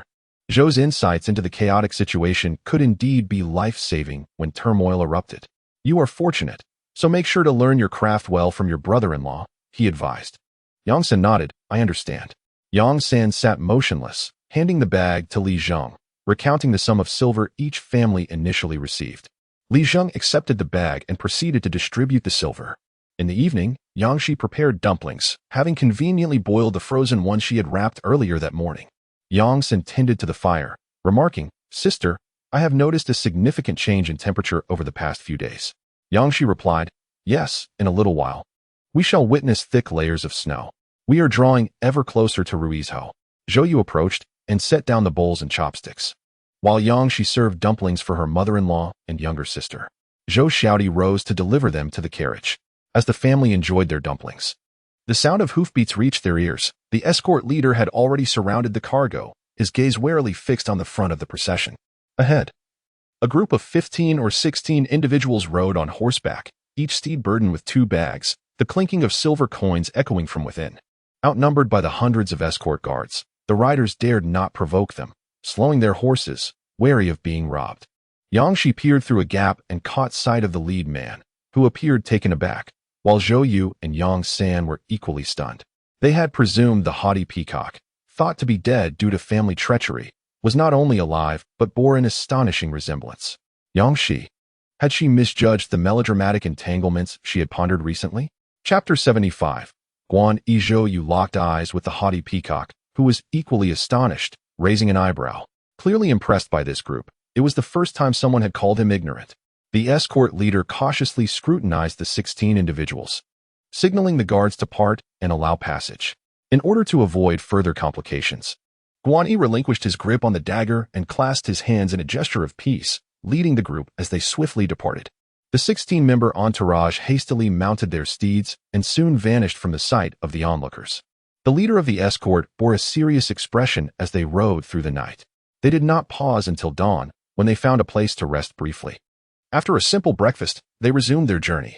An hour later, the convoy encountered government soldiers who halted their progress. The officer in charge inquired of the escort leader and signaled to the accompanying officials to inspect the convoy's registration, ensuring that no suspicious individuals were present. Once the officials departed, Yang Shi and her companions learned that the officers were investigating mountain bandits.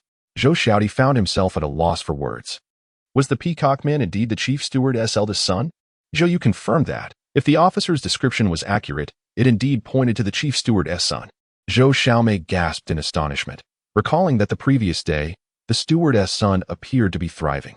Zhou Xiaodi was speechless. Not only was he alive, but he had personally led the mountain bandits to annihilate his own family. What profound enmity could drive someone to do such a thing? To bring ruin upon their own kin and plunder their wealth? Zhou Yu was equally taken aback, realizing that one should not judge by appearances. What was initially perceived as a proud young master turned out to be a wolf in sheep's clothing. Zhou Xiaodi's curiosity about the steward's grievances grew. What could possibly be the extent of such hatred? Yang Shi shared his intrigue, eagerly anticipating their arrival in the capital city later that afternoon. The convoy traveled swiftly, arriving ahead of schedule in the capital. However, due to the heightened scrutiny following a recent massacre, they took half an hour to gain entry. The streets were notably quieter in the aftermath of the tragic event. Upon finding an inn to rest, Yang San and Zhou Xiaodi ventured out. Yang San wore an expression of newfound wisdom. He remarked on how Lord Guan had married a wealthy widow, and within a year, they welcomed the birth of their son, Guan Deguzi. Tragically, after childbirth, she fell ill and did not survive the month. Heartbroken, Lord Guan mourned his wife for 3 years. After this period of sorrow, he achieved scholarly success and later remarried a widow, treating her son as his own. Upon hearing the phrase treated as his own, Yang Shi found it intriguing. Yang San had previously examined the body of the servant, noting that the cause of death was undoubtedly violent. Sister, the reputation of Lord Guan in the capital is particularly esteemed. It is said that he dotes on his eldest son, who was tragically murdered, causing Lord Guan to faint from grief multiple times. Zhou Yu looked at Yang San in silence, perceiving the heavy irony in his tone. Zhou Xiaodi blinked, recognizing that while Lord Guan could feign innocence, his eldest son was even more adept at deception. Yang Shi mused that Guan Deguzi was more straightforward, having grown strong. He would not engage in pretense, but rather eliminate threats directly, such as patricide. Zhou Yu stated firmly that once they left the room, no one was to mention the Guan family again. Yang San covered his mouth, indicating his silence. As Yang San went downstairs to order, Yang Shi remarked that the escort chief had also suspected the Guan heir, but had shared not a word with the officials. Zhou Yu, cradling his considerably plump son, understood that the escort chief, navigating the treacherous paths of bureaucracy, wished to avoid inciting the mountain bandits. Reporting the matter would yield no benefits and would instead invite endless troubles. Thus, the escort chief chose to remain silent for the sake of profit. Yang Shi felt a shiver of apprehension. Such a ruthless individual as Guan Deguzi raised questions about whether he bore a vengeful disposition. Zhou Yu seemed unconvinced, observing that his reaction upon meeting her was merely one of surprise, devoid of any anger. Yang Shi dressed her son quickly, deciding it would be wise to leave Jiangzhou post-haste. Zhou Yu sighed, reflecting on the tumultuous journey they had endured. Yang Shi felt a deep sense of melancholy. Indeed, it had been fraught with challenges. After a night's rest, they set forth the following day, fortunate to accompany the escort service to Yizhou, traversing 2 provinces. As they became increasingly acquainted with their surroundings, they learned the name of the head escort, Bai Xiao, who was the second in command of the largest escort company in Yizhou. Traveling with the escort, they were free from worries about safety and gained a wealth of knowledge. Along the way, they encountered bandits twice, yet the escort displayed no fear, opting to pay a toll instead. Bai, the head escort, remarked that any issue resolvable with silver was not a true trouble. He noted that these bandits sought only wealth and were not inclined to harm lives. They targeted merchant caravans but never the common travelers. Yang Shi and her companions were fortunate to benefit from the escort service. Zhou Yu reciprocated by engaging Bai in conversation, explaining matters in detail. The escort moved swiftly, reaching Yizhou in less than half a month.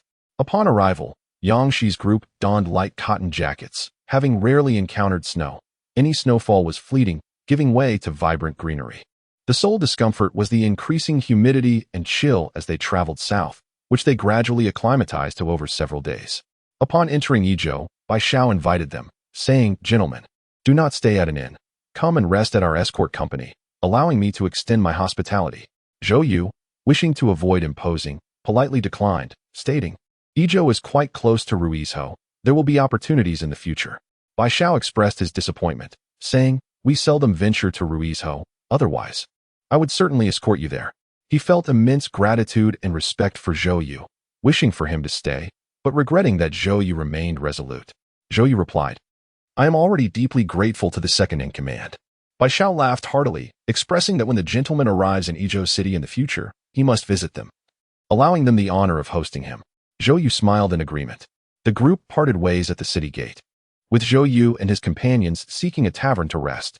They were exceedingly delighted to have reached Ruizhou before the year's end. The group planned to rest for 2 days in Yizhou City, as they were quite fatigued from their continuous journey.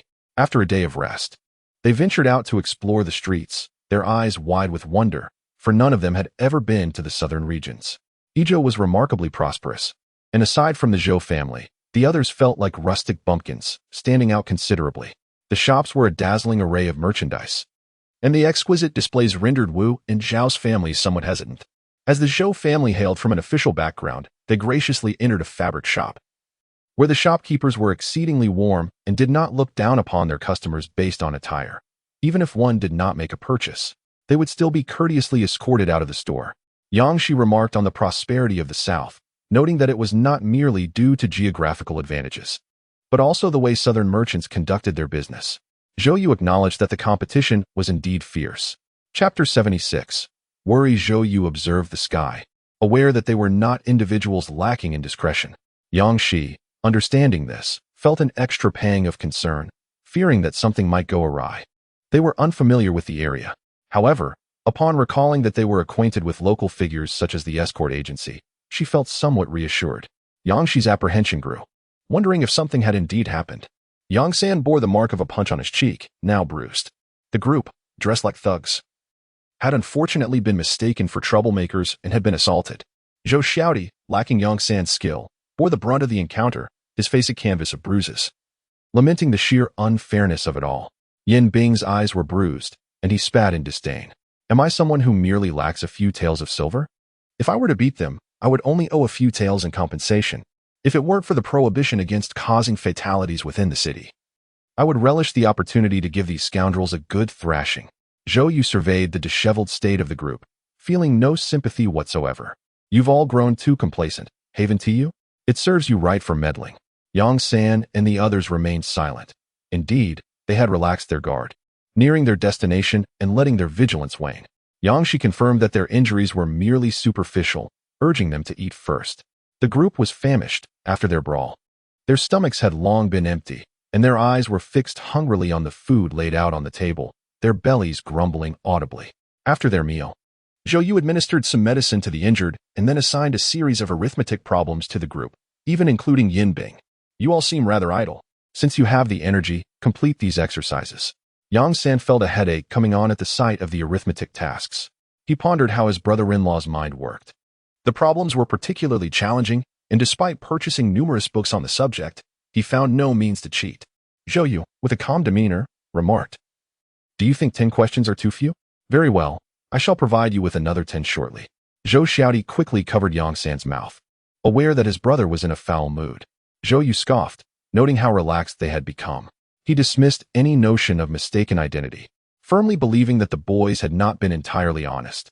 Yang Shi, with a playful glint in her eye, seemed to thrive in the lively atmosphere.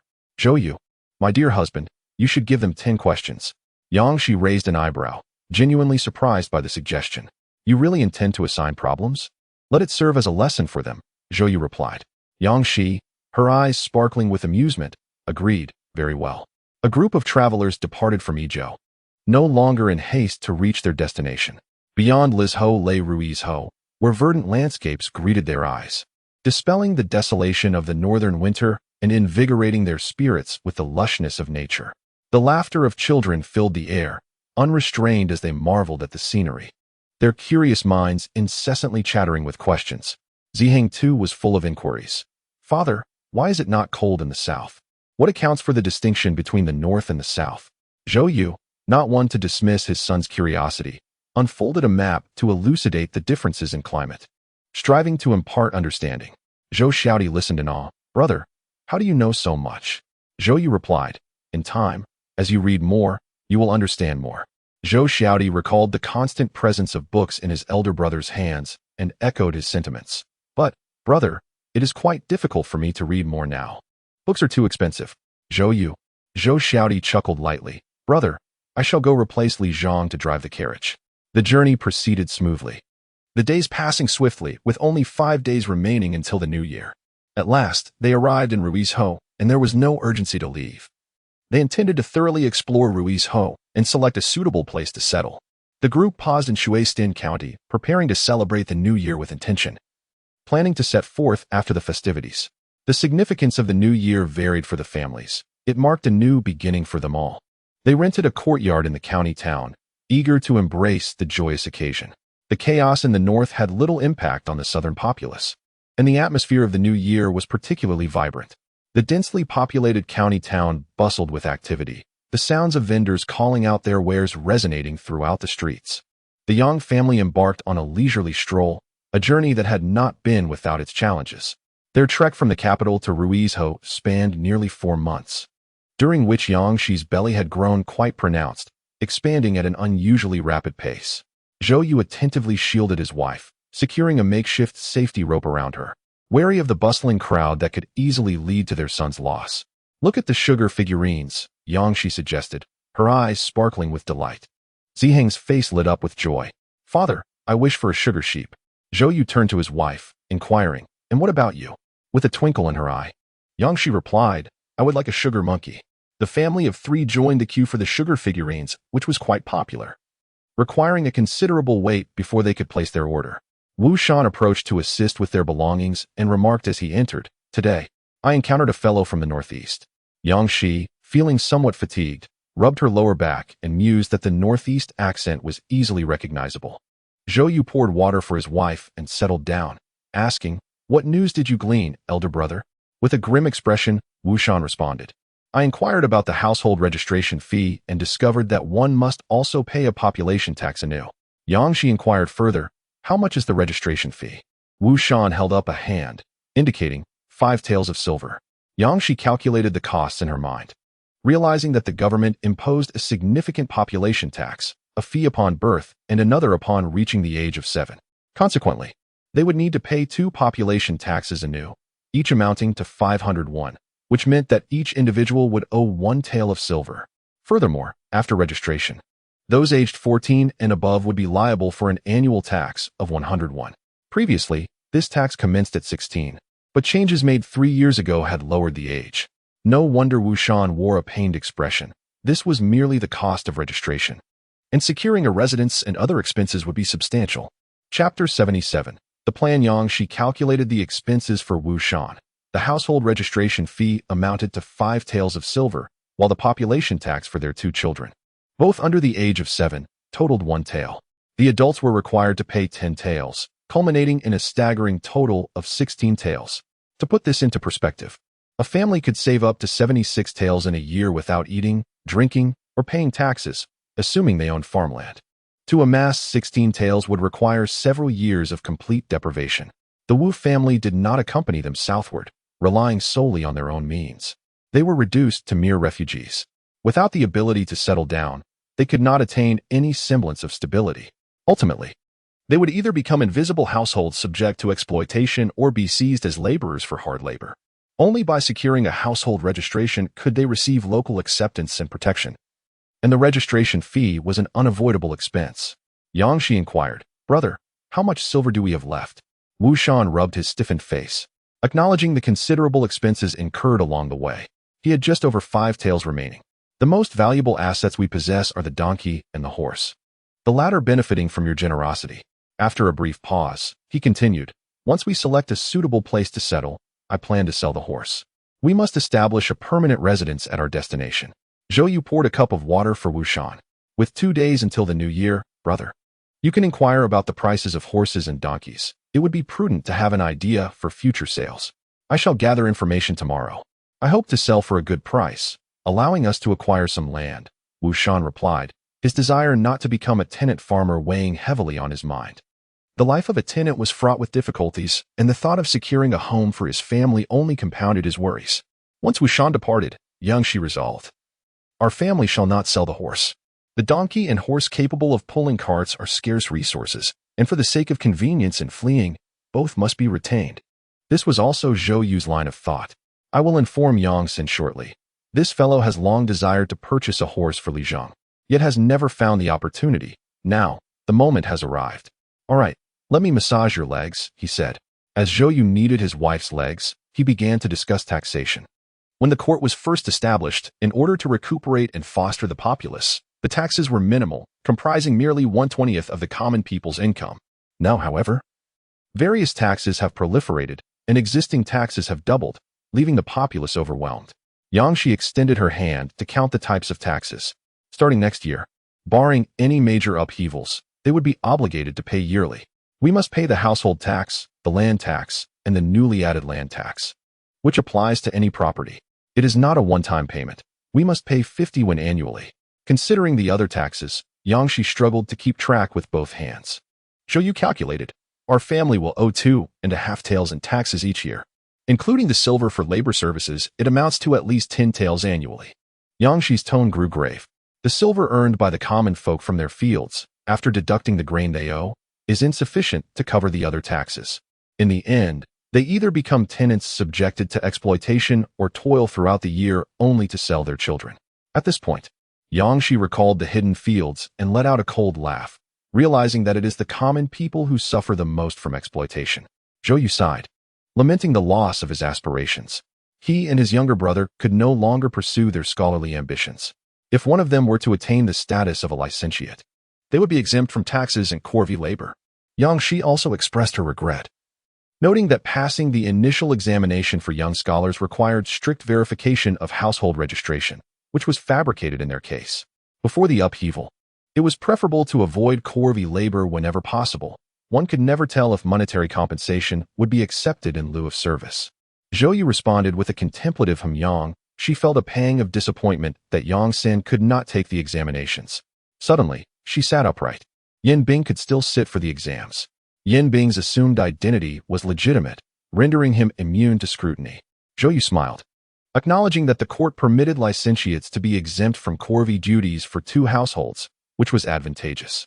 Yangshi also smiled, noting that Yin Bing had his own separate household. If he wished to evade labor, he must succeed in the examinations. The couple's heavy hearts lightened in an instant as they began to discuss what dishes to prepare for the new year. Rui Prefecture was far from Boizhou, and Prince Jiang currently faced the emperor's suspicions. Discovering that Yin Bing was alive and seeking him would prove challenging.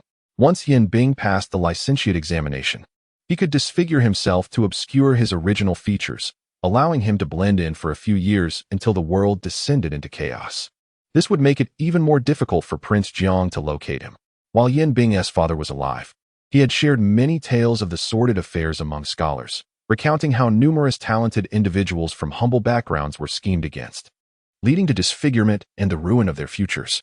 Yin Bing raised his hand to touch his own face, pondering whether he too was destined to succumb to the fate of disfigurement. Yangshi cleared her throat, assuring him that it was not true disfigurement. With the right makeup, one could achieve a transformation. Just wait and try it out, you will see. Yin Bing felt a wave of relief wash over him, grateful for his sister-in-law's assistance. After the meal, Yangshi utilized cosmetics to disguise her disfigured appearance.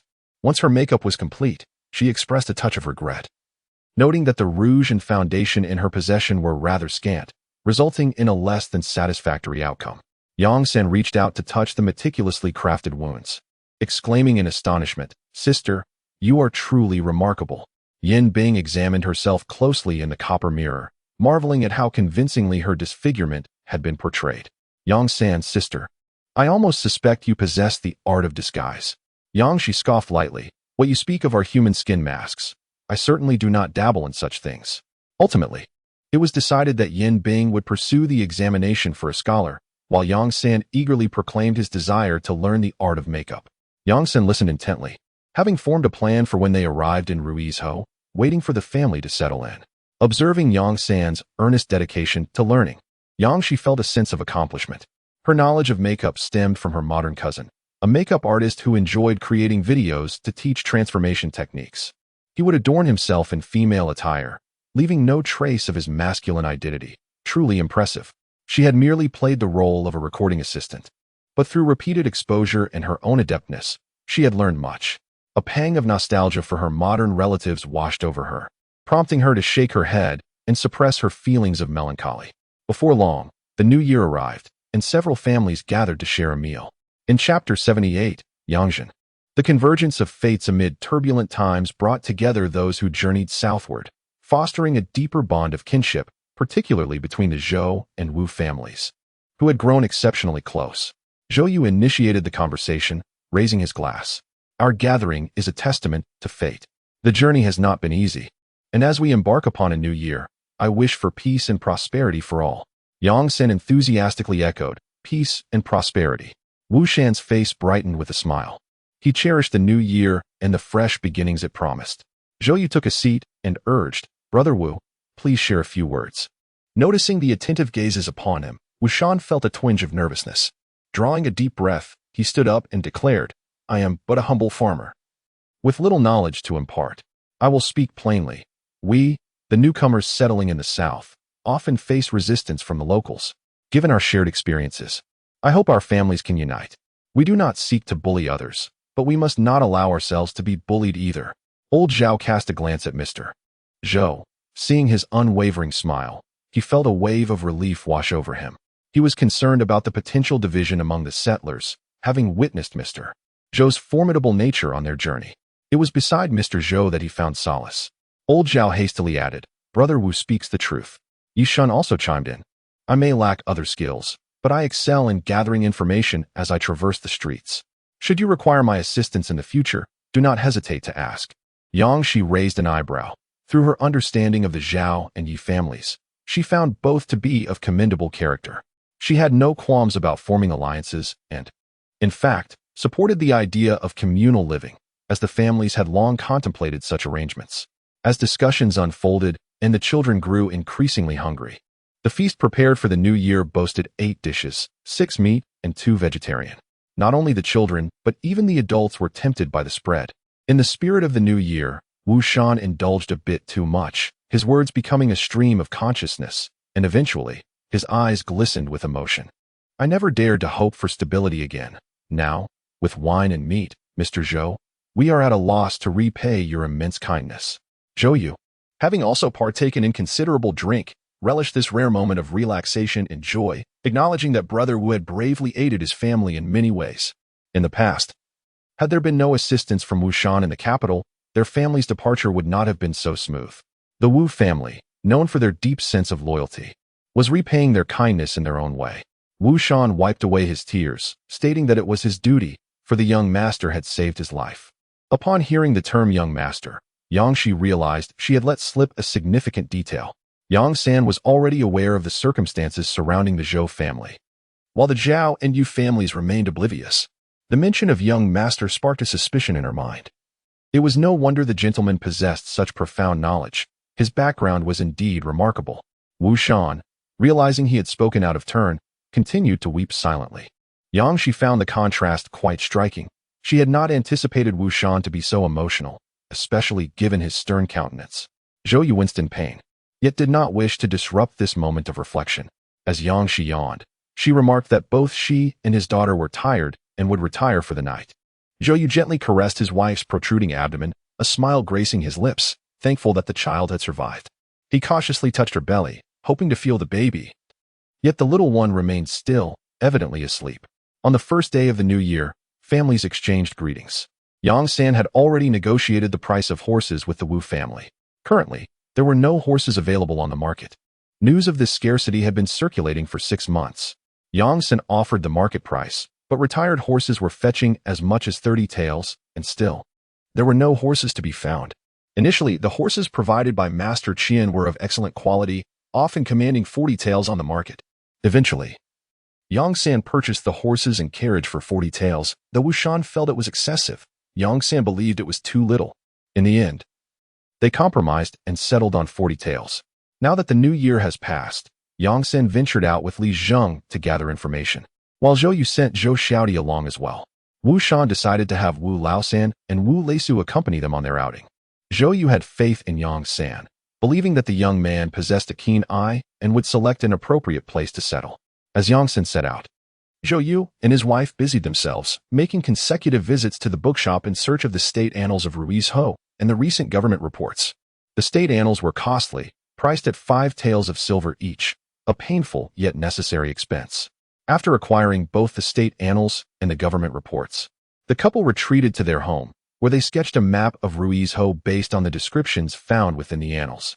Although the map was rudimentary, it was a valuable document, marking the families they had inquired about. They also gleaned information about the local officials and significant events in Ruiz Ho from the government reports. However, the reports contained only optimistic news and imperial policies, with no mention of the people's livelihood. This left them with a clear understanding that the officials in Ruiz Ho were not truly the guardians of the populace.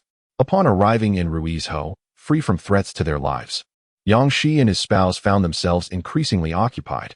They also visited seed shops to inquire about the availability of crops such as corn and potatoes. As they traveled southward, they made inquiries along the way, but unfortunately, they found no seeds. Corn had been introduced before the maritime ban and had adapted to the land. Yet the common folk remained skeptical. The newly established court was vigorously promoting agriculture and grain production, but domestication required time, and thus the court had not aggressively advocated for it. In the interior regions, no one cultivated it, and with the maritime ban in place, corn was not designated as a grain by the court, leading to even fewer plantings. It remained uncertain whether anyone along the coast was still cultivating it. In the south, there are 2 rice harvests, with rice serving as the primary staple food. Compared to the north, rice prices in the south are relatively affordable. However, Yang Shi still prefers the annual harvest of paddy rice. The seed shop did not have the corn seeds that Yang Shi and her partner inquired about, but she did purchase a considerable amount of spice seeds. Wu Shan, feeling anxious, urged him to speak quickly. Yang San, let me have a sip of water. Ziheng, though not large in stature, offered his water cup, saying, Uncle, have some water. Yang San picked up Ziheng, remarking that Ziheng still cared for him.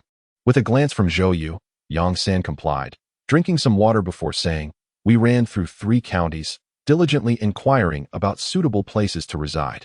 Ultimately, we chose to settle in Yang Town, located in Xiang County. The town is near a river, ensuring ample water supply, and its terrain is favorable. It has not suffered from natural disasters in a century, making the feng shui exceptionally good. Yang Shi nodded in agreement. Aware that the ancients placed great faith in feng shui, and the fact that there had been no natural disasters for a century was indeed enticing, Yang San continued. The county magistrate of Xiang County is one who genuinely addresses practical matters. He recently repaired the roads and is willing to accept the relocation of southern citizens. Zhou Xiaodi interjected, In the county of Da, they are quite exclusionary. For instance, they do not allow our families to settle in one area, as it would disrupt the community, and the conditions for settling are particularly stringent. Yang Shi turned to Yang San, who then shared another piece of news. I mentioned that the county magistrate takes action. Not only is he willing to accept southern migrants, but he also permits land reclamation. Each family can cultivate 2 acres of land, and the only cost involved is the fee for the land deed, making the land yours. With this revelation, Yang Shi understood that the families of Wushan had indeed confirmed their decision to settle in Yang Town. Chapter 79. Resettlement. The journey from the county to Yang Town in Lishui County spans 2 days. Having resolved to settle in Yang Town, Yang Shi and her companions hastily packed their belongings overnight and set off early the next morning, departing from Lishui County. After inquiring about the sites along the way, Yang Shi adjusted the meticulously crafted map of Ruizhou based on Yang San's observations. On the road to Yang Town, Yang San, while carrying the revised map in the donkey cart, remarked to Yin Bing, Did you see that? My sister's skills are remarkable. Yin Bing couldn't help but touch his own face, nodding in agreement. Her abilities were indeed impressive. With mischief in his eyes, Yang San asked, What do you think about becoming my sister's brother-in-law? Yin Bing rolled his eyes in response. You won't let this go without mentioning money, will you? Yang San tucked the map into his coat, exclaiming, Come on, you're all alone. Don't you wish to have a family? The more he pondered, the more fitting it seemed. His younger sister was such a fine young lady, capable enough to support a household. Yin Bing, too, was not suited to a delicate flower. Their ages were closely aligned, making it a suitable match. Lost in thought, Yin Bing mused that Miss Zhou was indeed a good woman, but he deemed himself incompatible with her. Yang San squinted, recognizing the signs of affection. At his age, being unmarried, and given his family background, he ought to be engaged by now. Do you have a fiancé? He probed. Yin Bing responded softly, Yes. Yang San perked up. Your fiancé's family isn't in Guozhou, nor in the south, so it must be in the north, Beijing? Yin Bing smirked slightly. You certainly have a keen mind. Yang San replied, What can I say? I spend every day with you. He often observed Yin Bing, perceiving even the subtlest nuances of his emotions. Throughout their journey south, aside from encountering young Master Jiang, Yin Bing exhibited no significant emotional fluctuations. With a dismissive grunt, he thought to himself that, after all, he had someone in his heart who was unworthy of Miss Zhou. Yang San understood that Yin Bing was not merely being modest. He had no intention of placing his younger sister in a compromising position. It was inherently unfair for Yin Bing, who was not yet resigned to his fiancée, to contemplate any other young woman. so he refrained from bringing it up. After 2 days of travel, the group finally arrived in Yang Town, where winter rain began to fall from the sky. They sought refuge in an inn to rest. The winter rain struck against their skin like daggers, the chill enveloping them so thoroughly that even the warmth of the fire inside seemed inadequate.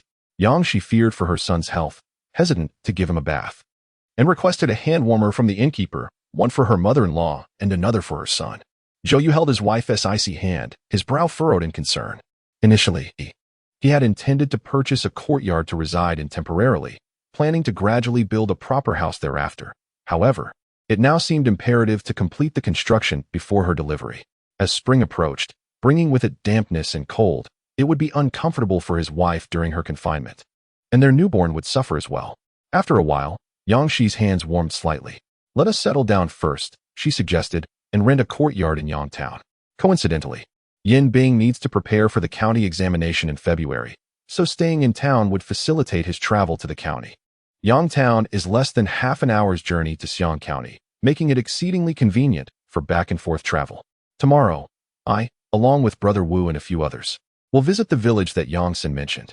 If the village is indeed as commendable as described, we can approach the village head to arrange for our settlement. Then I shall remain at the inn to draft the architectural plans for our residence. We should purchase as much land as possible, with Yin Bing's goodwill. We can exchange the hidden jade pendant for silver, alleviating any concerns about funding the construction of our home. Yang Shi sighed. Upon leaving Jiazhou, she believed that the money in her possession would suffice for their expenses, yet their family required nourishment. They indulged in food and drink throughout their journey without restraint. And when combined with various expenditures in the substantial household registration fee, the funds allocated for building a residence dwindled. Zhou Yu observed the rosy hue of his son's cheeks, a sign of warmth, and handed the hand warmer to his wife, assuring her that she need not conceal her jade pendant and other jewelry, as he had plenty more. Yang Shi acknowledged with a hum. They held no particular fondness for jade and similar items, viewing them merely as currency. She sat for a while, warming herself by the fire, before retrieving the box containing their silver. The journey southward to Nanzhou incurred the highest expenses, as they had purchased a considerable amount of grain and donkeys. In Shuixian, they also acquired the provincial gazette and local news publications, while other states consumed the majority of their funds on lodging and meals. Currently, they possessed 18 taels and 4 coins of silver left. Initially, in Qijia village, they had over 40 taels of silver, but after distributing several amounts for the journey south, they had spent more than 30 taels, which illustrated the lavishness of the Zhou family's consumption along the way. The Wu and Zhao families primarily expended on accommodation with minimal cost for food, as they had never ordered dishes at inns, instead opting to borrow fire and prepare their own meals. Zhou Yu also mentioned the considerable amounts spent on fabric, spices, and seeds for planting, which added up to a significant sum. Yang Shi chuckled. Look at me, I forgot to tally that up. This did not even account for the medical expenses incurred by Yang San, who had also spent a fair amount during the journey. The couple reviewed their expenditures, exchanging a glance of relief, thankful that the Su family had not searched them, allowing them to conceal their belongings. Otherwise, upon arriving in Ruizhou, they would have faced financial distress. A winter rain fell throughout the night, leaving Yang Shi and her family wrapped in 2 layers of blankets, still feeling the chill. Upon rising in the morning, Yang Shi noticed dark circles under her eyes, a result of a restless night spent in the cold. She longed for a cashmere blanket.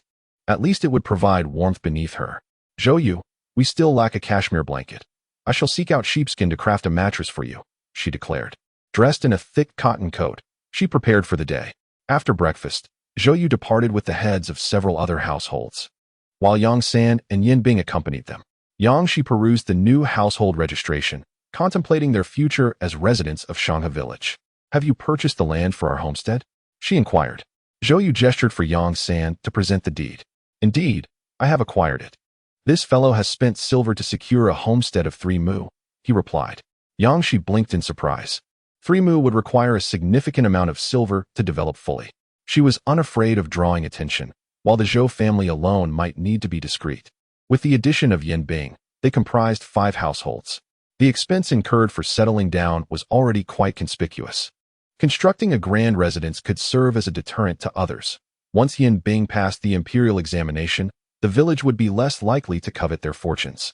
A village with multiple scholars would allow its residents to walk with pride. Yang San took a seat and drank a couple of cups of water before adding, "Sister, I will contribute silver towards the construction of the house." Yang Shi responded, "We have sufficient funds." Zhou Yu interjected with a huff, "We possess valuable resources." Yang San proposed, "Then shall I contribute half?" Yang Shi shook her head, "You have already taken the funds for the land. Be obedient." This young man is quite restless. She is well aware that he will not remain obedient, especially since their family resides together. Yang San, who is already benefiting significantly from the land allocation, understands his sister's determination. Once she makes up her mind, it rarely changes. Shifting the conversation, he noted the Zhao family's considerable wealth. Not only have they purchased a homestead, but they have also acquired 10 acres of land, consisting of 5 acres of paddy and 5 acres of dry land. Zhou Yu remarked that Zhao Laohan has an uncle who emerged from a distinguished household, leaving behind valuable assets, which is quite commonplace. Yang Xin continued, mentioning the Yi family, who have bought an empty homestead in the village along with 2 acres of land. Yang Shi was more concerned about Wu Deji's family. She realized she had not seen the land deed and wondered if their family would not purchase land. Chapter 80. Zhou Yu shook his head, stating that none of them were farmers, and that cultivating 2 acres of wasteland was sufficient. In this day and age, 1 year of farming is hardly enough to sustain a family. Merely having 2 acres registered under their name suffices to prove they are landholding citizens. Yang Shi inquired about Yin Bing. Yang Sen looked at his brother-in-law, scratching his head, and replied that he lived with him. Zhou Yu reached for the household registration and pointed to Yin Bing's name, indicating that he would eventually share their household registration. Yang Shi noticed that Yin Bing's surname had changed to Zhou Bing and exclaimed, "He has taken residence with the Zhou family. Does this mean I have gained a little uncle?" Zhou Yu confirmed, "Yes. By passing the scholar examination, he can be exempted from 2 units of corvée labor. And having him registered under our household will create an additional quota." Yang Shi frowned, expressing concern that their household registration was fraudulent while Yin Bing's was legitimate. Now that he was incorporated into their household, could he still take the scholar examination? Zhou Yu cast a glance at Yang San, who rubbed his nose and said, "Sister, on the day we decided that Yin Bing would take the scholar examination, I inquired about the village. I specifically sought information regarding the influx of people to Xiang County in recent years. Many have settled there to take the scholar examination, and the county does not conduct thorough investigations into their original household registrations. They only review the newly established ones."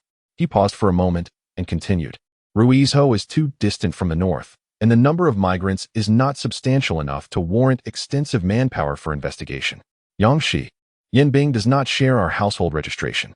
Now that he has changed his surname, you must have spent quite a bit of silver, haven't you?" Zhou Yu interjected, "Indeed. The expenses for the arrangements amounted to 100 taels of silver." Yang Shi nodded in agreement. "That makes sense.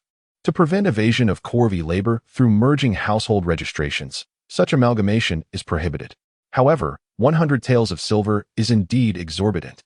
Furrowing her brows, Yang Shi questioned, "Isn't the county magistrate supposed to be practical? I find it hard to believe he is unaware of the implications of merging household registrations." Zhou Yu speculated, "This magistrate possesses his own foresight. He likely turns a blind eye to certain circumstances." Yang Shi squinted, pondering, "Is the magistrate's intent to manage the population?" Zhou Yu affirmed, "The allowance for settlement indicates that the magistrate has his own considerations." Yang Shi felt reassured that their household registration would not be scrutinized, and she contemplated, "With Yin Bing settled in our household, will the additional quota for exempting corvée labor be allocated to the Wu family?" Yang Sen remarked, "That Wu Lao San and Wu Lao Si will follow me in the future. I want them to feel secure." Yang Shi understood. Acknowledging Yin Bing's surname change was due to Yang San's efforts. Yang Sen explained that Yin Bing did not intend to purchase a residence and wished to live with their family instead. Their household had an unmarried younger sister.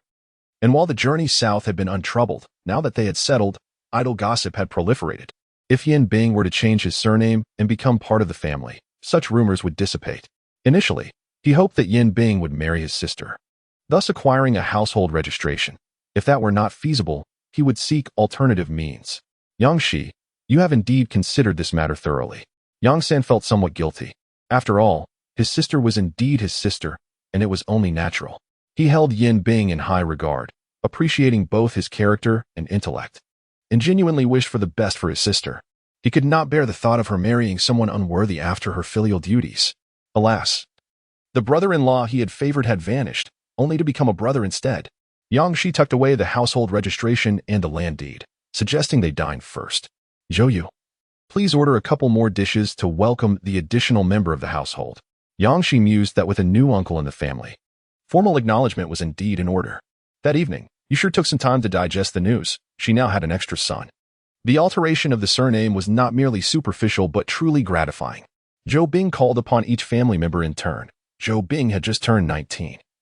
Zhou Xiaodi was 17, Zhou Xiaomei was 15, and Yang San had reached 18. Among them, Zhou Bing was the eldest and brought gifts for Zhou Xiaodi and the others. Yang San, holding a jade pendant, remarked, "I have one too." Zhou Bing smiled thinly. "Who told you to be younger than me?" Yang San, receiving the practical gift, called out, "Brother." The mere utterance sent a shiver down Zhou Bing's spine. Zi Heng was the only younger generation present, and Zhou Bing gifted him a gold lock, clearly a recent purchase, inscribed with the word peace. Zhou Yu and his spouse also presented a gift upon their meeting. Zhou Yu gifted concealed ink, and Zhou Bing accepted it with a sense of reassurance, recognizing it as a mark of acknowledgement. The exchange of gifts was discreet, leaving the other families still processing the transformation of Yan Bing into Zhou Bing. The following day, Yang San busily attended to the construction of the residence alongside Zhou Xiaodi. The house, built of blue bricks, required a sufficient supply of these bricks, which could not simply be purchased without guidance. The Wu family had already procured a courtyard and moved to the village to commence their agricultural endeavors. The Zhao family, possessing considerable wealth, saw the elder Zhao accompany the Zhou family to rent a courtyard in the town. The elder Zhao had no intention of constructing a blue brick residence. Thus he did not feel rushed in the matter. As Zhou Yu's family had just settled, the guarantee fee had doubled, while the local rate was 5 taels. Zhou Bing was required to pay 10 taels, totaling 12 taels when including the gift. The village head was in high spirits, anticipating future assistance within the same village. Zhou Yu, not one to be overly formal, acknowledged that he would indeed require the village head's help on numerous occasions. The village head, feeling the weight of the silver in his possession, did not perceive this as a burden. Unlike the residents of Shaha village who resisted newcomers, he had accumulated a fair amount of silver over the past 6 months. In these tumultuous times, silver remained the most reliable currency. Yang Shi observed Zhou Bing's joyful demeanor and inquired if everything was settled. Zhou Yu confirmed that it was. Yang San, putting down his pen, remarked on the value of silver, noting that without it, many endeavors would remain unfulfilled. Zhou Xiaodi looked up and urged haste, insisting they complete the calculations. Yang San, disliking the tediousness of accounting, lamented that their sister had insisted they itemize every expense related to the construction, resulting in an exceedingly complex ledger. Yang Shi cast a glance over, while Yang San resumed writing, becoming more obedient. Zhou Yu inquired about dinner plans, to which Yang Shi gestured towards the kitchen where Sun Lu was rolling out dough, indicating that they would have noodles for dinner. Zhou Yu felt his stomach rumble. In this weather, he craved something warm. He picked up his son and declared that he would indulge in a hearty meal tonight. Yang Shi then asked about Brother Wu and the Yi family's situation in the village. Chapter 81. Familiarity. Zhou Yu placed some candy from his pocket into his son's hand, stating that both families were doing quite well. When I visited, their courtyard was nearly tidied up. Brother Wu has invited us to partake in a hot pot meal in 2 days. Yang Shi pondered, considering that Brother Wu's family lacked many essentials. Should they send over 2 large jars and 4 smaller urns? Zhou Yu agreed. The Yi family did not clash with the Wu family over the hot pot date, which was set for 4 days hence. Dinner consisted of 2 large pots of noodles, consumed in one sitting. After the meal, Yi Shi quietly confided in Yang Shi, expressing her astonishment at how much the young ones could eat. Yang Shi was equally taken aback, noting that the dishes contained oil and were thus more filling. She realized that without the oil, they would consume even more, prompting her to consider purchasing additional grains for storage. As Zhou Yu's teaching time approached, Zhou Bing joined them this time. Today, Yang Shi did not remain to audit the lesson. Her mother-in-law had summoned her for a chat. Yi Shi, unaccustomed to the damp chill of Rui's Ho, wrapped herself tightly and gestured for Yang Shi to sit by the fire to warm herself. In this region, winter was harsh enough that one dared not remove their cotton-padded coat indoors. The northern homes were far cozier. The north boasted kangs and heated floors, so their new house would also feature these amenities, ensuring that they would not suffer through winter this year. Yi adjusted the quilt once more and noticed her daughter still embroidering a handkerchief. "Look at your hands. They're freezing red. Stop stitching," she urged. Zhou Xiaomei continued her work, insisting, "I'm almost done, mother. The handkerchiefs here in Ruizhou cost 2 more coins than those in the north." Yi replied, "I know that the prices for handkerchiefs are stricter here without having to visit the embroidery shop with you. At your previous pace, you would have finished long ago. The extra 2 coins are merely the result of the additional effort you've put in." Yangshi had many tasks to attend to. Once they reached the safety of Ruizhou, she could no longer keep a constant watch over her mother-in-law and younger sister. "When did you go to the embroidery shop, Xiaomei?" Zhou Xiaomei set down the handkerchief, saying, "I went with the second young lady of the Zhao family yesterday." Yangshi was not well acquainted with the Zhao girl. During their journey south, she had only interacted with the women of the Wu family. "Do you get along well with the second young lady of the Zhao family?" Having witnessed the rivalries among the young ladies, Zhou Xiaomei had developed a keen eye. With a gentle smile, she replied, "She flatters me at every turn. She is the most cunning of the 4 Zhao sisters." Yangshi was not concerned about her sister being taken advantage of. She glanced at the embroidery thread beside Zhou Xiaomei. "Do you wish to learn embroidery?" Zhou Xiaomei nodded. "Yes, seeing the handkerchiefs I've embroidered sparked my interest." It wasn't the Zhao family's influence. Yangshi acknowledged, "Old man Zhao is a man of measure. It is only natural for a family to have differing personalities and thoughts." He looked at the sky and said, "Ranner, go heat some water for a while to soak your hands."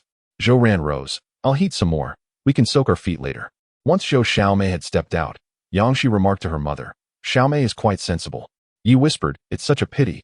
I have been observing Yin Bing for quite some time." Upon hearing this, Yangshi understood well. She had already been informed by Yang San that Yin Bing had someone in his heart, and it was inappropriate to discuss Yin Bing's personal affairs. "Mother, Yin Bing harbors deep-seated grudges, making him unsuitable for my younger sister," she remarked. Yi sure mumbled, "But we have our own troubles." Yangshi was aware of her mother-in-law's intentions. She wished to find a suitable match for her younger sister, someone with a commendable lineage and education. To shift the topic, Yangshi said, "Mother, you should be delighted to have another son." Yisha responded with a simple acknowledgement, "Indeed, we have gained another son." The Zhou family settled in Yang Town, and Zhou Yu, in order to guide Zhou Bing to become a scholar, took it upon himself to educate him at home, relinquishing the matters of the household entirely to Yang San and Zhou Xiaodi. Now that Yangshi had found stability, she had no time to make clothes for her children during her travels. However, with her newfound peace, she purchased ample cotton fabric to create swaddles and small quilts for her children.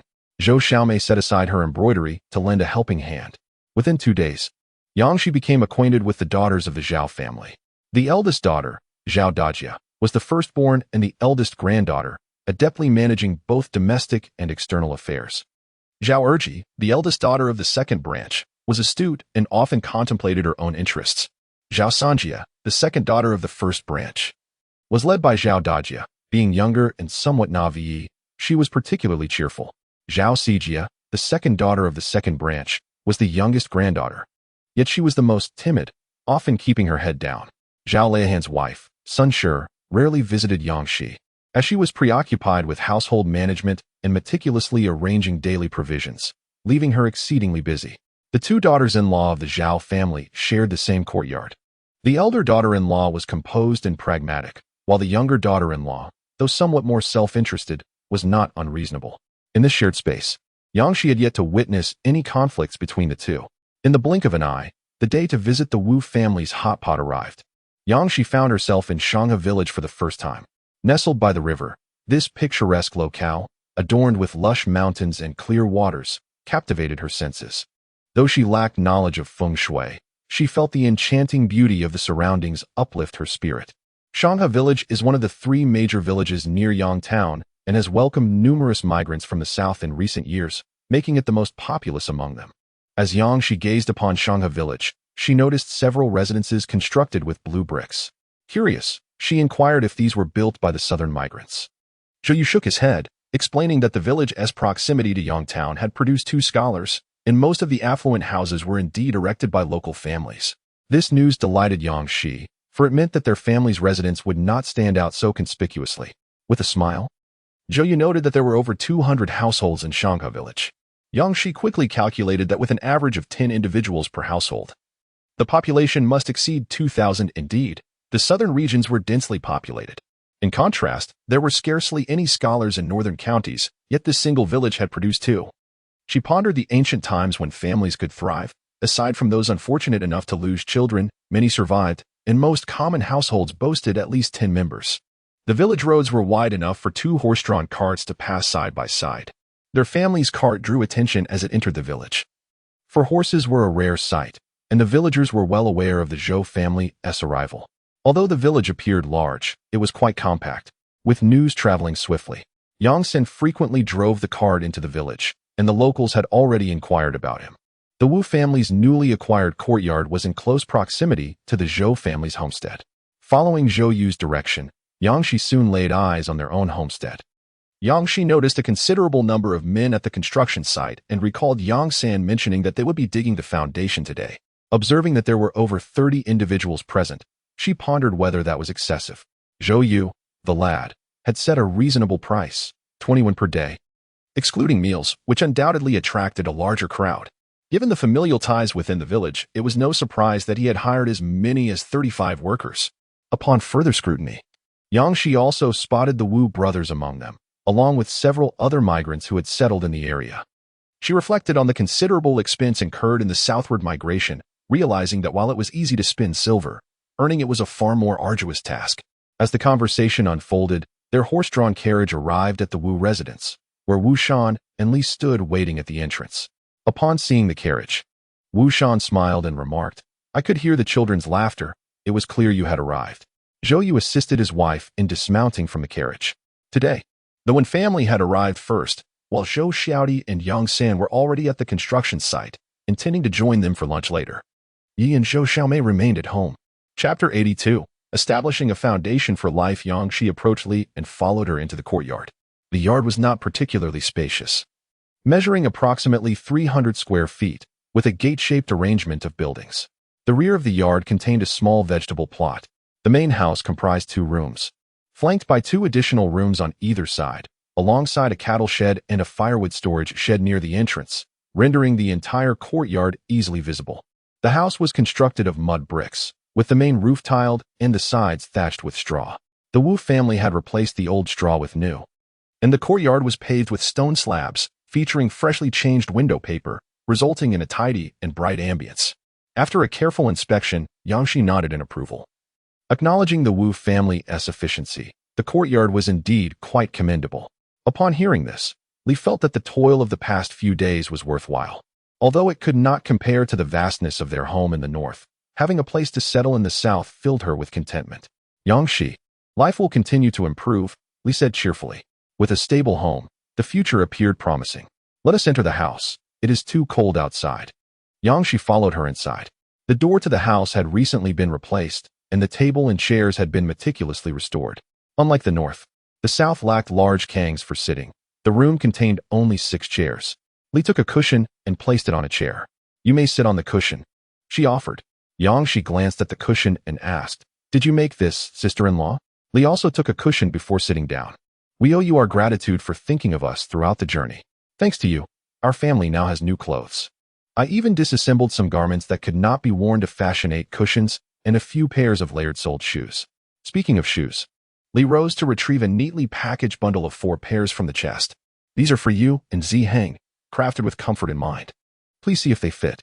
Yangshi quickly assessed them and knew they would suit her perfectly. Her sister-in-law was indeed observant. Li smiled. "As long as they fit, that is all that matters." Yangshi graciously accepted the shoes and inquired about life in the village. "Has anyone been troubling you?" Looking at Li, who stood nearly 1.7 meters tall, Yangshi couldn't help but laugh. "The Wu family is clearly not one to be trifled with. Our neighbors wouldn't dare provoke us." "That is reassuring. Once the house is built, we will have each other's support in the village." Li was eager for the house to be completed at once. She examined the size of the foundation and recalled hearing Yang Sen mention that the architectural plans were drawn by Yu. Yangshi nodded, affirming that she had designed the house for her sister-in-law's future reconstruction. Li praised her, acknowledging the impressive skill and literacy, noting that both Mr. Zhou and Yangshi possessed remarkable talents. Seated nearby were Li's 2 daughters, who had also learned a few characters. Their eyes sparkled as they looked at Yangshi, who had a fondness for the Wu sisters. The eldest, with her bold and straightforward demeanor, and the second, who was both perceptive and assertive, appealed to Yangshi. With a gentle smile, she promised, "Once the house is built, I will continue to teach you both arithmetic and reading." The sisters were thrilled, but the second sister, after a moment's reflection, inquired if it might disrupt Yang Shi's rest. The eldest, noticing Yang Shi's noticeable belly, suggested, "You need your rest, we will not intrude." The two girls held Yang Shi in high esteem, considering her akin to a teacher. Yang Shi understood this was the reason for her affection towards the Wu sisters. She thought that a half hour of their time each day would not be a burden. Rather, it would be delightful for them to converse with her and her younger sister. Recognizing the rarity of this opportunity, Li encouraged them, stating that they were strong and nimble, and she would assign them tasks as needed. Meanwhile, in the outer hall, Zhou Yu asked, "When will you begin the land clearing, elder brother?" To which Wu Shan replied, "I intended to ask you the same. When do you plan to start?" Zhou Yu chuckled, "Yang Sen has arranged everything. I do not need to worry about such matters." Wu Shan expressed his envy. "If I had even half the sons Yang Sen has, I would feel at ease visiting my ancestors." Zhou Yu gazed at Wu Shan and remarked, "Do not speak so. I believe my elder brother is indeed fortunate." Wu Shan chuckled heartily. "The very fact that we have successfully settled here is a stroke of great fortune. Speaking of land reclamation, tomorrow my wife and I shall commence our work, allowing a few young lads to dig the foundation and earn a bit of silver." He had heard from Yang San that constructing a dwelling requires a considerable workforce, and it would take nearly half a month to complete the house.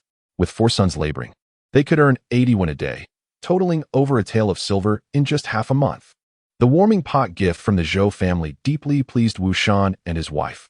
Jars and pots are essential items, and the jar is particularly costly. Thus, they saved a significant amount on that expense. Zhou Yu silently observed this, recognizing it as an expression of gratitude from the Wu family, and refrained from further comment. His gaze shifted to Yang San, then to the 4 Wu brothers, who were bowing their heads, and he couldn't help but smile inwardly, certain that Yang San had spoken to them beforehand. The Wu family prepared 6 dishes: chicken, pork, fish, 3 substantial dishes, along with greens and river shrimp. Li remarked, "The winter in Ruizhou is damp and chilly, but it brings many advantages. In the north, only the aristocracy can enjoy greens in winter. Here in Ruizhou, I dug for just a short while and gathered enough for 2 dishes. Due to Yangshi's pregnancy, Li refrained from harvesting wild vegetables that might be unsuitable for expectant mothers, focusing instead on edible greens. Yang Shi, having traveled south, relished the abundance of cabbage and radishes, expressing her delight at these wild vegetables and feeling guilty for putting her sister-in-law to work. Li waved her hand dismissively. "Gathering wild vegetables is no burden. I am more than happy to do it. When food is scarce, wild vegetables can suffice to fill our stomachs. Indeed, the south is a wonderful place," she continued, "especially here in Ruizhou, where we can cultivate 2 crops of rice each year. I find myself waking from dreams filled with joy. Recently, I have gained quite a bit of knowledge." Li added, "In a few days, I shall go dig for spring bamboo shoots. I will gather plenty, so you needn't worry about purchasing any." Yang Shi shook her head, stating that their family had many members and consumed a considerable amount. So how could they let her sister-in-law dig? If her sister-in-law were to dig a lot, she might sell them some at a bargain. Li did not desire silver. The Zhou family had already assisted them greatly, and although she lacked extensive knowledge, she understood the importance of repaying kindness. Zhou Yu declared, "Then it is settled."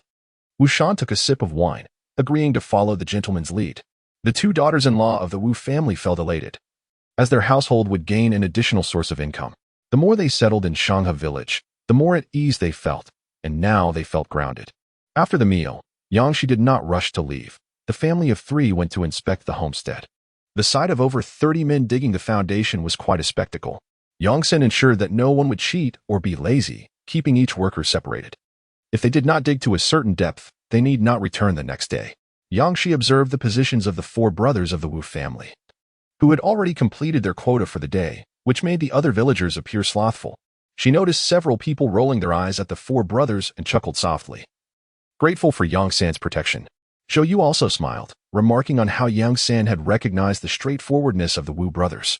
Yang Shi laughed, noting that Zhou Yu had also appreciated the Wu family's loyalty. Just as Yang Shi was about to mount the carriage, she heard someone calling Zhou Yu from behind. Turning, she saw an older man in his 50s approaching briskly, his forehead glistening with sweat. Zhou Yu stepped forward, asking, "Lu Jing, is there something urgent that requires my attention?" The elder, having hurried too much, paused to catch his breath before standing upright. "You mentioned last time that your calculations were quite good. if I recall correctly.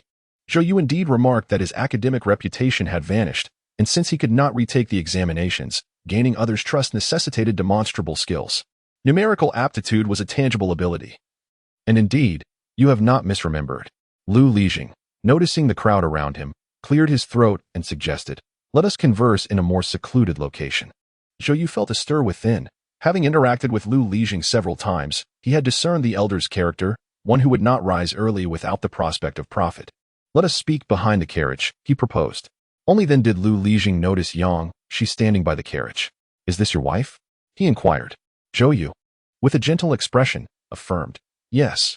Lu Lijing, a man seasoned by age, recognized that the Zhou family was unlike other settled families. Their demeanor was unmistakable. Reflecting on the information his son had sought, he realized that those Zhou Yu bore no official title. The Wu and Yu families referred to him as Sir, indicating that there were undoubtedly many secrets. With a genial facade, Lu Lijing thought to himself that he cared not for any secrets, provided they did not threaten his interests or cause him trouble. He held no curiosity regarding them. Upon reaching the rear of the carriage, Lu Lijing lowered his voice, saying, "In recent years, we have experienced abundant rainfall. Our county has been fortunate, spared from floods, unlike others that have suffered considerable misfortune." His expression conveyed that settling in our county was a wise decision. Zhou Yu responded with a smile. "We have inquired about several counties, and it is indeed here that both the geography and the people are favorable." Lu Lijing's smile deepened. "Our county magistrate is quite capable. He has stated that we cannot solely rely on the terrain. As you can see, the sky is overcast, and the recent rains have been plentiful. The magistrate has decided to take preventive measures and repair the dikes before the spring plowing commences." The smile on Zhou Yu's face faded. The construction of the dam implied a service obligation, requiring permission from the county magistrate to relocate southward, a clear indication that plans for the dam had long been in place. And naturally, the more individuals available for labor, the better.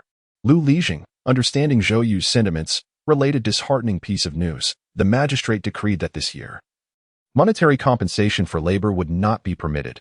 Each household must provide a strong laborer for duty. Zhou Yu inquired about the registration for this service. Lu Lijing replied, "Your inquiry is futile. I know your younger brother is preparing for the scholar's examination. There are 3 rounds for the student tests, and after passing the county exam, he still has the provincial examination to contend with. Time is of the essence." Zhou Yu felt a twinge of pain in his jaw and said, "Surely you must have a solution." Lu Lijing took a drag from his pipe, unperturbed, and suggested there might be a mutually beneficial strategy. "What is it?" Zhou Yu pressed. Lu Lijing lowered his voice, explaining that each time labor was required, the county would post notices to recruit individuals for accounting tasks. In the past, scholars had been willing to toil for a modest sum, but regrettably, being merely a scholar was insufficient. Every year, there were numerous who had to serve, and the constant accounting duties consumed precious study time, leading to dwindling interest in such calls for labor. Zhou Yu understood, if scholars were reluctant to respond, one could hardly expect the same from the more advanced candidates. As for the elementary students, they were eager to stretch their time as thin as possible, for after passing their preliminary exams, who would not aspire to become a scholar, unwilling to squander their precious hours? Moreover, those who possessed the skills for accounting were typically bound by contracts. In ancient times, education was a formidable challenge, and illiteracy was rampant.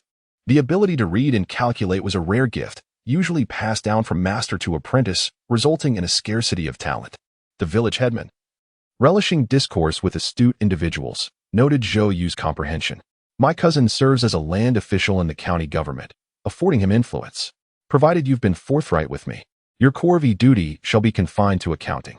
Zhou Yu, eyes blinking, inquired, "What is it you require of me in return for such assistance?" The headman chuckled. "My youngest son is rather feckless, nearing 25 without any particular skill. I was contemplating having him attend you, assisting with various tasks. Not in the hope he masters half your abilities, but merely to glean some guidance." Zhou Yu mused, the youngest son being the apple of his father's eye. The headman's partiality was quite evident. "Why have you chosen me, sir? Our village harbors numerous individuals with hidden talents." He was not well acquainted with the relocated villagers. Yet he knew that those with the audacity and resourcefulness to reach Rui's Ho and settle were undoubtedly capable in their own right, possessing their own means of survival. The headman was candid. "Your family has wealth." Zhou Yu was taken aback. In the headman's mind, it was only natural for his son to associate with those of means. For that was the path to prosperity. It was as simple and clear as that. In his eyes, the Zhou family's wealth sufficed. The headman took another puff of his pipe. What do you think of my proposition? Zhou Yu inquired. When does the Corv E duty commence? The headman, with connections in the Yamen, had access to the most current information. Registration begins in 5 days. Zhou Yu considered that his family had a considerable number of able-bodied men, and also that he needed to demonstrate his capabilities to establish authority in the village. Therefore, it would have to be him performing the Corv E duty. How long will this Corv E duty last? The headman replied, at least a month. My cousin says the magistrate wishes for the dikes to be reinforced. However, there is also good news. This Corv E duty comes with wages, hence the greater need for those skilled in accounting. Luli squinted his eyes, assuring, rest assured. I will make the proper arrangements. Yangshi sat inside the carriage. Despite the hushed conversations outside, she managed to catch snippets of the discussion. The labor of Corv E was exhausting, and the construction of levees was fraught with peril, far more so than road building, which was considerably safer. Currently, the news had not spread, but once it did, the village would surely be filled with lamentations, as casualties were an annual occurrence during levee construction. Zhou Yu adjusted the cushion for his wife in the carriage, inquiring, did you hear all of that? Yangshi nodded. Yes, I did. Are you truly going? Zhou Yu replied, indeed, I will go to settle accounts. It poses no danger. Besides, it is an excellent opportunity to showcase my abilities to the village, so that no one dares to provoke you. Yangshi scoffed lightly. My heart has grown remarkably resilient. Having endured much, she found it futile to become easily angered. Zhou Yu continued, I will also take my younger son along, which will help us integrate into the village. It's a win-win situation. Yangshi felt uneasy about the Corv E. The thought of transporting heavy stones for levee construction made her anxious, as accidents were all too common. Zhou Yu gently patted her hand in reassurance. The county magistrate is pragmatic. With his foresight, the likelihood of injuries will be reduced. Yangshi sighed softly. I hope so. Wushan rubbed his face, lamenting. It seems I cannot escape Corv E, no matter where I go. I once repaired the city walls, and many lives were lost during that endeavor. Zhou Yu stated, I will go with my elder brother. Chapter 84. Trust in Wushan's eyes. Mr. Zhou had indeed not ceased his training. Following Yang San, his martial skills had improved significantly, and his physique was commendable. Yet, he remained a scholar at heart. Zhou Yu placed his trust in Wushan, confiding in him about the transaction with the village head, assuring him that he would do his utmost to protect his elder brother when the time came. Wushan was profoundly touched. Such a clandestine matter was shared with him, reflecting Mr. Zhou's trust. Upon hearing of Zhou's promise of protection, Wushan's fears dissipated. The kindness of Mr. Zhou was a favor he would not forget, and he resolved that his family would heed Mr. Zhou's guidance in the days to come. Having followed Mr. Zhou from the outset, the formal acknowledgement of their bond brought Wushan a sense of relief, a feeling of having someone to rely upon. Truly delightful. Zhou Yu, by voicing this, also enhanced their trust, smiling as he said, from now on, we are all one family.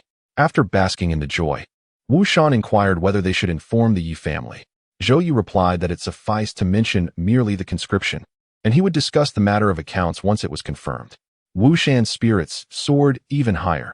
His family held a unique place in Mr. Zhou's heart. Yangshi observed the scene with keen clarity, feeling a sense of awe at their simplicity. Once the smoke had cleared, Zhou Yu approached again, noting that silver could not be used to offset the conscription. Old Zhao, squatting with his face creased in worry, confessed, to be truthful, Mr. Zhou. My eldest son once repaired the dam. Zhou Yu inquired, did he perish? Old Zhao's voice was heavy. My family had some means due to an uncle, as you have seen for yourself. That year, my eldest son spent a significant amount of silver to secure a lighter workload during his conscription. However, misfortune struck. Before the dam was completed, a torrential downpour came, sweeping away many lives. Zhou Yu felt a weight in his heart. In ancient times, laborers relied solely on their own strength, and every enduring edifice bore the marks of sacrifice. I have heard from Lu Lijing that our county magistrate is benevolent. Old Zhao was momentarily taken aback, contemplating how swiftly Mr. Zhou had integrated himself. Now he was the county magistrate. Who among Mr. Zhou's household would undertake the Corv E labor? The Imperial edict expressly forbade servants from substituting for their masters, and indeed, few common folk could afford to own servants. Zhou Yu pointed to himself, declaring, I will go. Old Zhao exclaimed in surprise, what? How can it be you? The Zhou family has plenty of strong laborers.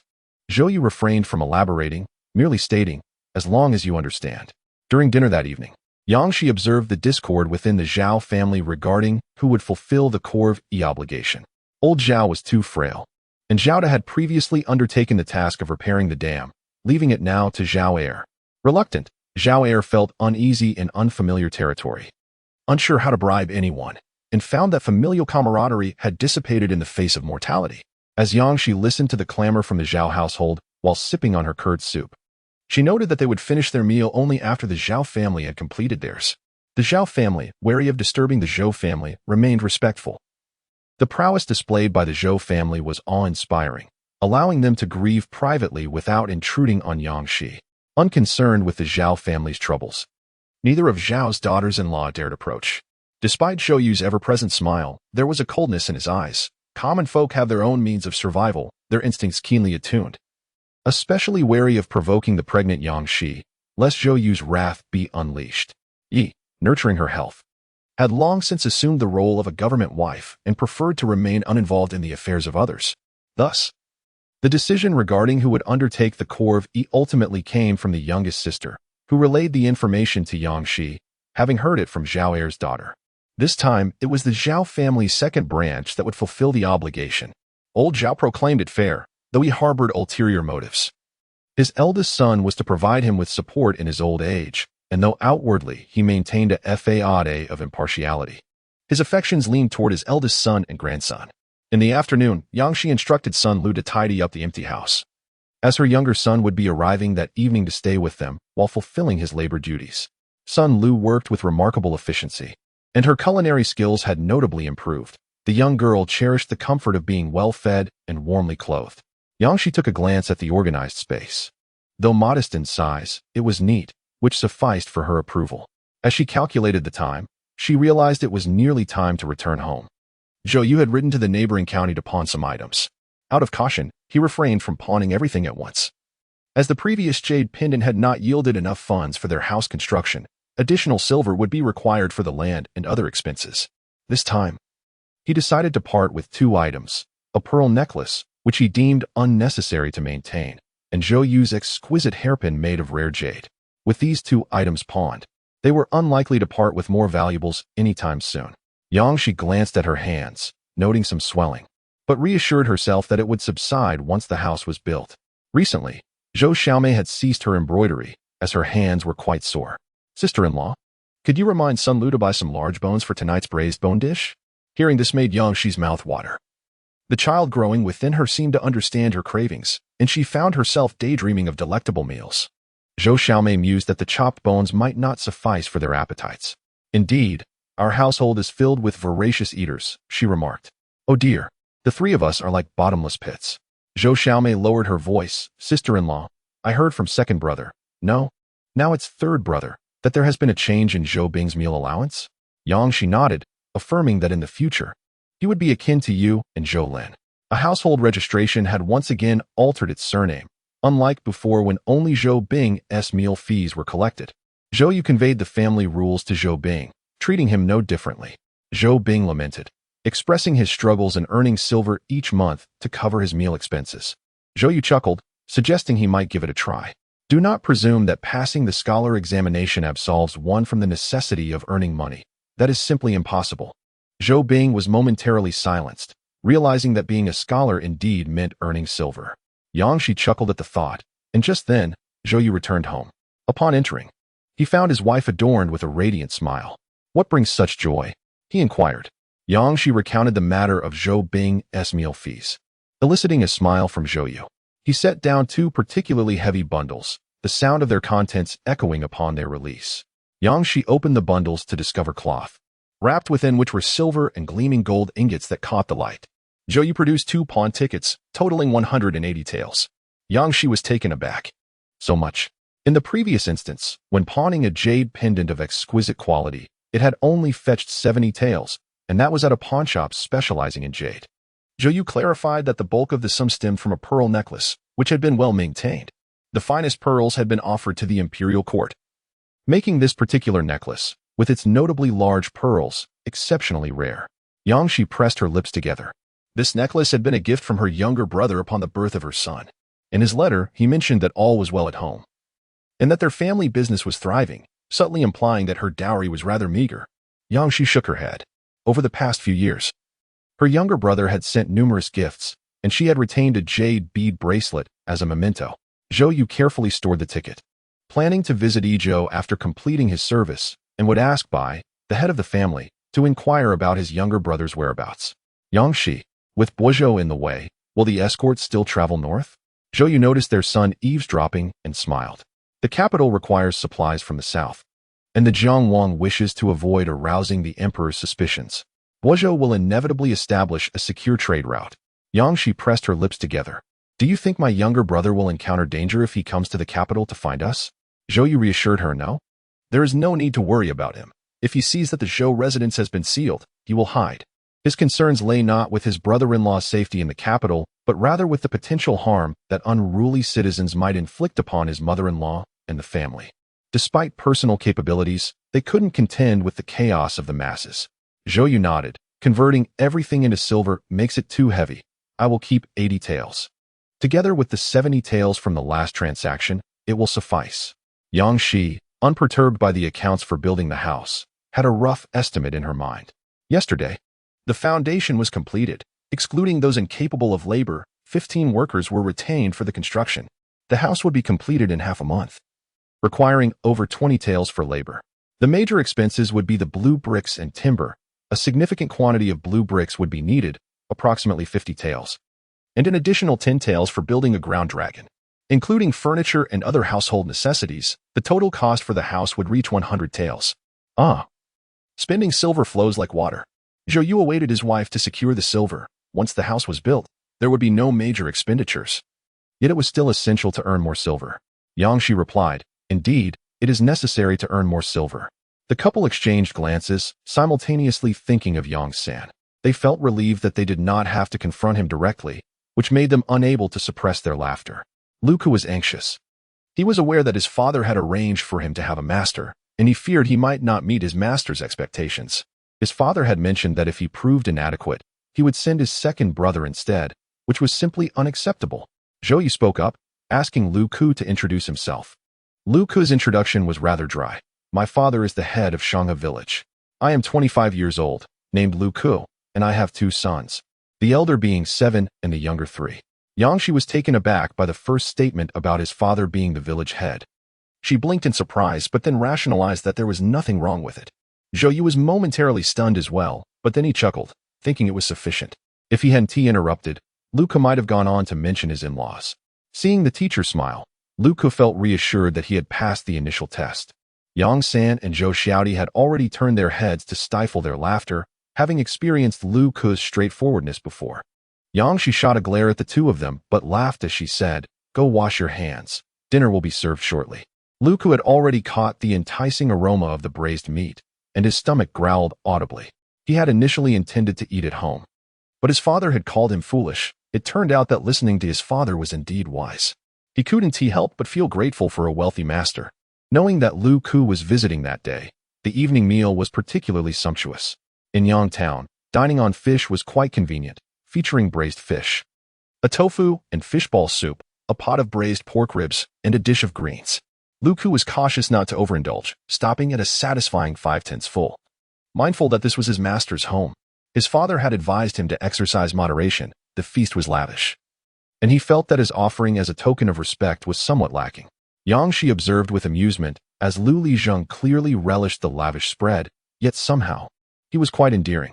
In the evening, during the teaching session led by Zhou Yu, Lu Ku was present today.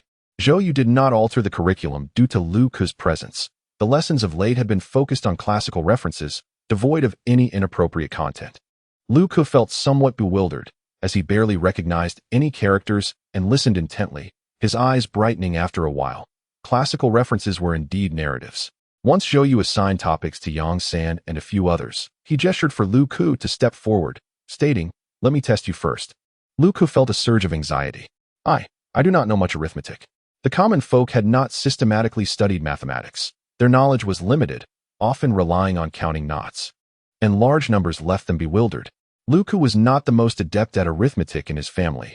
That title belonged to his second brother, for he was the favored younger son, receiving preferential treatment from their parents. Zhou Yu's questions were quite simple, ranging from numbers within 10 to those within 100.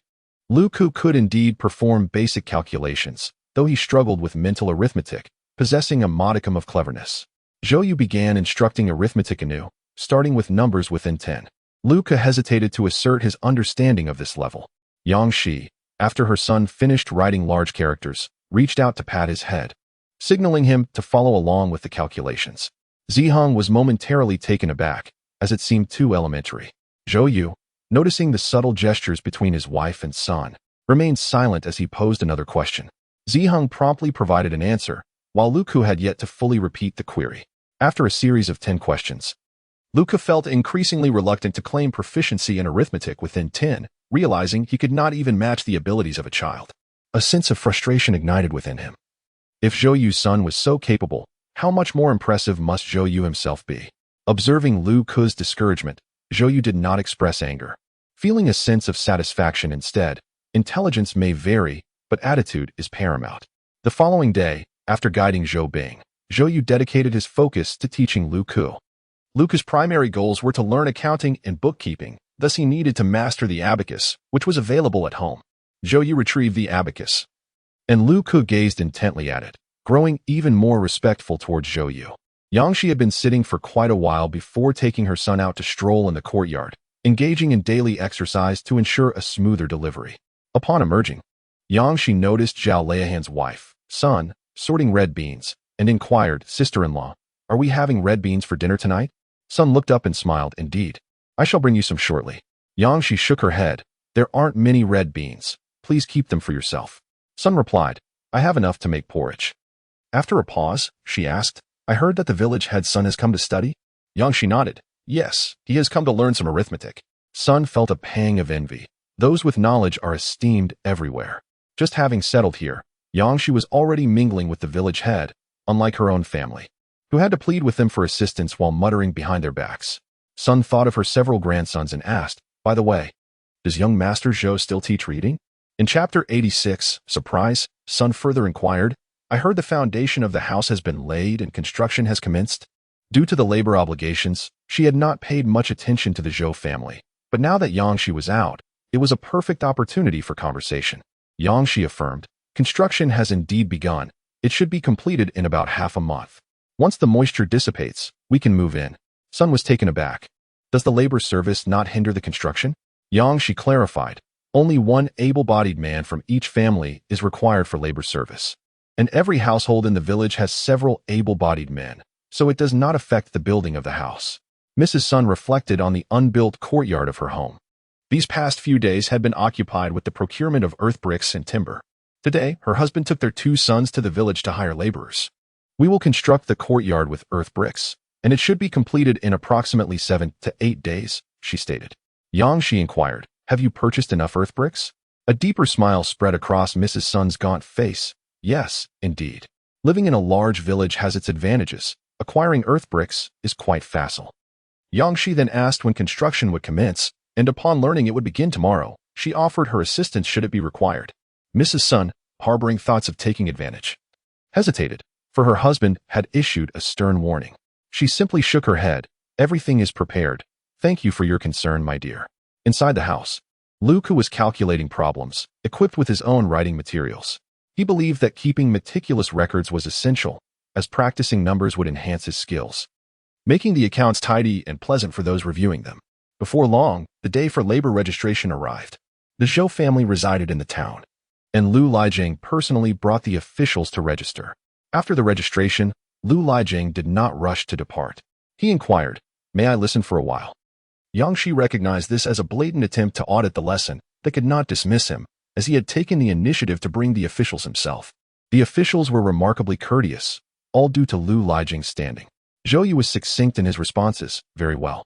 Lu Lijiang seized his son's pen, glancing at the considerably more elegant characters his son had written, feeling a profound sense of satisfaction. He stroked his beard, ignoring the pleading gaze of his younger son for the pen. Zhou Yu had no intention of re-explaining anything to Lu Lijiang. Whatever he understood was sufficient. Lu Lijiang, despite his advanced age, found it remarkable that there existed such a simple method for calculations. It was no wonder his youngest son grasped it so swiftly. His mind was undoubtedly agile. Nevertheless, he felt compelled to consult Mr. Zhou. Zhou Bing set aside his book and cast a sidelong glance at Lu Lijing. Reflecting on his own limited knowledge, Lu Lijing, please add a few more dishes, he said. Zhou Yu smiled, though not genuinely. He had observed the old man hoarding silver recently and was surprised to see him finally willing to spend some. Please. Speak your mind so that we can enjoy the meal without pretense. Lu Lijing clicked his tongue in thought, finding Zhou Yu's caution rather excessive. I merely wish to inquire whether the simplified calculations my youngest son has learned can be imparted to his second brother. With 5 sons, maintaining equality was a formidable challenge. The eldest was favored for the legacy, while the second and third were often overlooked.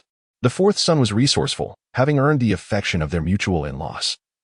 Mastering the art of medicinal concoction, the youngest, being the latecomer, naturally received preferential treatment. Sending the youngest to learn had stirred some discomfort in the second son. Though he had not voiced it, Zhou Yu pondered for a moment and asked, "Is your second son adept at calculations?" Lu Lijing replied, "Is that what my old man has been saying?" Zhou Yu smirked. "No, it was merely a guess." Lu Lijing was taken aback. Was it truly so easy to surmise? Zhou Yu then gathered his son into his arms, squeezing his plump little hands. "He may be entrusted only to your second son, and no one else." Lu Lijing, however, had aspirations for his son to teach his grandson as well. Zhou Yu expressed his aspirations. Once the house is completed, he intends to establish a school in the village, teaching the children literacy and arithmetic. "If you trust me, you may send your children to learn." Lu Lijing was taken aback, furrowing his brow, inquiring whether the gentleman possesses any credentials. At the very least, one ought to be a student. The private schools in town are all run by scholars. Zhou Yu replied, "I do not have such qualifications, but if you trust me, send them along." He did not compel the children to attend, which reflects the differences between the north and south. In Jiazhou, when he mentioned teaching in the village, no one questioned his authority. However, in the south, 2 scholars had emerged from Shangha village, and there were 3 private schools in town, presenting a multitude of choices. His situation lacked recognition or legitimacy. The absence of a private school in Shangha village can be attributed to the scholars relocating to the town. If Mr. Zhou can guide his younger brother to pass the student examination, he surely is not lacking in capability himself. That evening, Yang Shi prepared Zhou Yu's belongings for his labor service in advance, packing fresh clothes and essentials, as the living conditions in communal dormitories would not be particularly favorable. Even if the accounting conditions were somewhat better, warm bedding was essential. Yang Shi scrutinized Zhou Yu's hair, making him uneasy. "Is there something wrong with my hair?" Zhou Yu questioned. "That is indeed an intriguing question," Yang Shi replied. Since their journey south, they had not encountered refugees, and their caution had spared them from lice infestations. The labor service environment was notably chaotic. Opportunities for bathing in winter were scant, leading to many contracting lice. Every household kept combs for grooming. Zhou Yu felt disinclined to partake in labor service, and merely contemplating it made his scalp uncomfortable, prompting him to instinctively scratch his head. Yang Shi felt a tingle of unease. When one person becomes infested with lice, the entire family is unlikely to escape unscathed. "I shall visit the apothecary tomorrow to procure some medicinal powder for you." Zhou Yu very well. The embankment repairs commence at the boundary with Xiang County, somewhat distant from the town. If it were nearer, he could commute easily. Before long, the day of Corv-E arrived. There were no constables to escort you. Everyone had to make their own way. Those with means had ox carts to transport them, while those less fortunate relied solely on their own 2 feet. Yang Shi was apprehensive. She and Yang San personally accompanied Zhou Yu to fulfill his Corv-E duties. Lu Lijing was driving the ox cart, and the 2 families traveled together. The journey from Yangtown to the embankment took nearly an hour, starting with the repairs at the boundary of Xiang County. They did not arrive particularly early, as the villagers from nearby had already gathered. Yang Shi observed the long queue of laborers waiting to register. The constables at the front were marking names to ensure no one was evading their duty. Yang Shi remained in the cart while Lu Lijing took Zhou Yu and Luca to find their cousin. Yang Shi noticed an increasing number of laborers approaching from the road, and the sight was quite astonishing. She inquired, "What is happening?" Chapter 87. Surprises abound. Lu Lijing glanced around, holding the luggage, and said, "I will take the luggage inside first." This was an invitation for the couple to converse privately. Once Lu Lijing departed, Zhou Yu stood beside the cart and whispered, "I have seen the county magistrate." Yang Shi was puzzled. Was it not normal to see the magistrate? Zhou Yu's tone was grave. "Not only do we know the magistrate, but we are quite familiar." Yang Shi was taken aback. Yang San suddenly turned his head. his eyes wide open. He understood all too well the reasons behind the Zhou family's decision to live in obscurity as they journeyed south. Zhou Yu noticed his wife's anxiety and grasped her hand. Do you still remember Uncle Zhong's eldest son? Zhou Yu nodded. Uncle Zhong hailed from Chuanzhou, and Ruizhou is not far from there. Brother Zhong is the magistrate of Xiang County. Yangshi, wait a moment. I recall that Brother Zhong was a jinshi from your last examination. Father initially intended to assist him in securing a position, but Brother Zhong declined. I believe his official title was a 7th-rank judge in Huai Prefecture. How has he now become the magistrate of Xiang County in Ruizhou? Zhou Yu speculated that Uncle Zhong had orchestrated this change. Even if he had resigned, he still possessed valuable connections. Yangshi pondered that the Zhou family also had some influence, but regrettably, they currently trusted no one. Yang San was indifferent to the Zhong family. His primary concern was, brother-in-law, should we leave Ruizhou? He feared that his brother-in-law's family might be betrayed, leaving them with nowhere to escape. Zhou Yu mused that life was full of surprises. He had deliberately avoided Chuanzhou to evade encounters with the Zhong family, yet fate had conspired against him, directly placing him in Brother Zhong's jurisdiction without the need to depart. The Zhong family remained trustworthy. Uncle Zhong and his father pretended to be at odds publicly, yet they maintained considerable private correspondence. Although they did not exchange gifts yearly, they communicated at least once annually, and mutual trust existed between them. Initially, Uncle Zhong had advised Zhou's father to resign early and leave the capital, but Zhou's father was overly cautious. In contrast, Uncle Zhong's early resignation had granted him peace. Yang San coughed twice, prompting Zhou Yu and his wife to look up and see Brother Zhong approaching the carriage, alone, without any attendants or officers. Upon seeing this, Yang San leaped down from the carriage. Sister, brother-in-law, I will go for a stroll nearby. Yangshi replied, do not wander too far. Yang San waved his hand in acknowledgement. Zhong Jin pondered for a moment, sensing that Zhang Peng seemed to have transformed. Yangshi shook her head, her tone somber. No, he is Yang Xishuan, my younger brother whom I recognized while traveling south. Zhong Jin, possessing an astute mind, refrained from further inquiries about Yang Zhangpeng. The crowd had made conversation difficult earlier, but now, with only the three of us, he asked, what transpired in the capital? How did you journey south to Ruizhou and even change your name? He had been utterly astonished just moments ago, as he had inquired how many scholars had arrived this year to settle accounts, and Zhou Yu had come to register, nearly betraying his surprise upon hearing the name. Zhou Yu and his wife wore expressions of profound sorrow. Zhou Yu spoke, my father was wrongfully ensnared by the Su family. In order to save us, he perished while escaping the capital. Zhong Jin, filled with trepidation, could hardly believe it. How could this be? Uncle Zhou was a man of great cunning. How could he fall prey to the machinations of the Su family? Zhou Yu's voice was heavy with grief. That old scoundrel Su Chen has risen to power, and my father has long been a thorn in many people's sides. The incident occurred so suddenly that my father had no choice but to sacrifice himself to ensure our escape. Zhong Jin inwardly cursed the inept court and condemned the treacherous ministers. You managed to escape, so uncle can now find peace. Yet, why did you not send word before leaving the capital? This brief statement revealed an abundance of information. Zhou Yu then asked, how did you become the magistrate of Xiang County, Brother Zhong? Zhong Jin explained, my father believed the world was in decline and did not wish for me to stray too far from home. Thus, he leveraged his connections to secure the position of magistrate for me. Had it not been for the restrictions on holding office outside one's registered domicile, my father would have preferred to keep me close at hand. Zhou Yu, observing their exchange, softly interjected, this is not the time for idle chatter. Let us converse when we have leisure. Zhong Jin nodded in agreement. Come, I shall assign you a different task. Zhou Yu hurriedly replied, Brother Zhong, my position is already quite satisfactory, and I do not wish to attract undue attention. Zhong Jin felt a sense of injustice on Zhou Yu's behalf, being a successful scholar. Zhou Yu appeared well-dressed and traveled in a carriage, which eased Zhong Jin's concerns. I will heed your advice. Yangshi nodded, assuring him, rest assured. I will take good care of myself. Her memories were somewhat distant, yet she harbored trust in the Zhong family, knowing them to be dependable. Yang San moved his lips, reflecting, such a shrewd brother-in-law would certainly not misjudge character. Reliability is paramount. His keen eyes noticed the county magistrate's demeanor towards Mr. Zhou, akin to that of a brother. Their casual conversation indicating an extraordinary bond. He felt a swell of pride, affirming his discerning judgment. Yangshi did not conceal her thoughts, instead of appearing secretive. It was better to be open to diminish suspicion, given the friendship between their families. She remained mindful of her family. The carriage turned its head, and the road was lined with citizens serving their labor duties. The vehicle did not proceed swiftly, taking a quarter of an hour before accelerating. The road to Xiong County was remarkably smooth.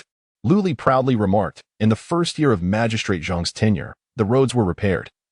My second son is serving his labor here, and among the nearby counties, our Xiong County boasts the smoothest roads.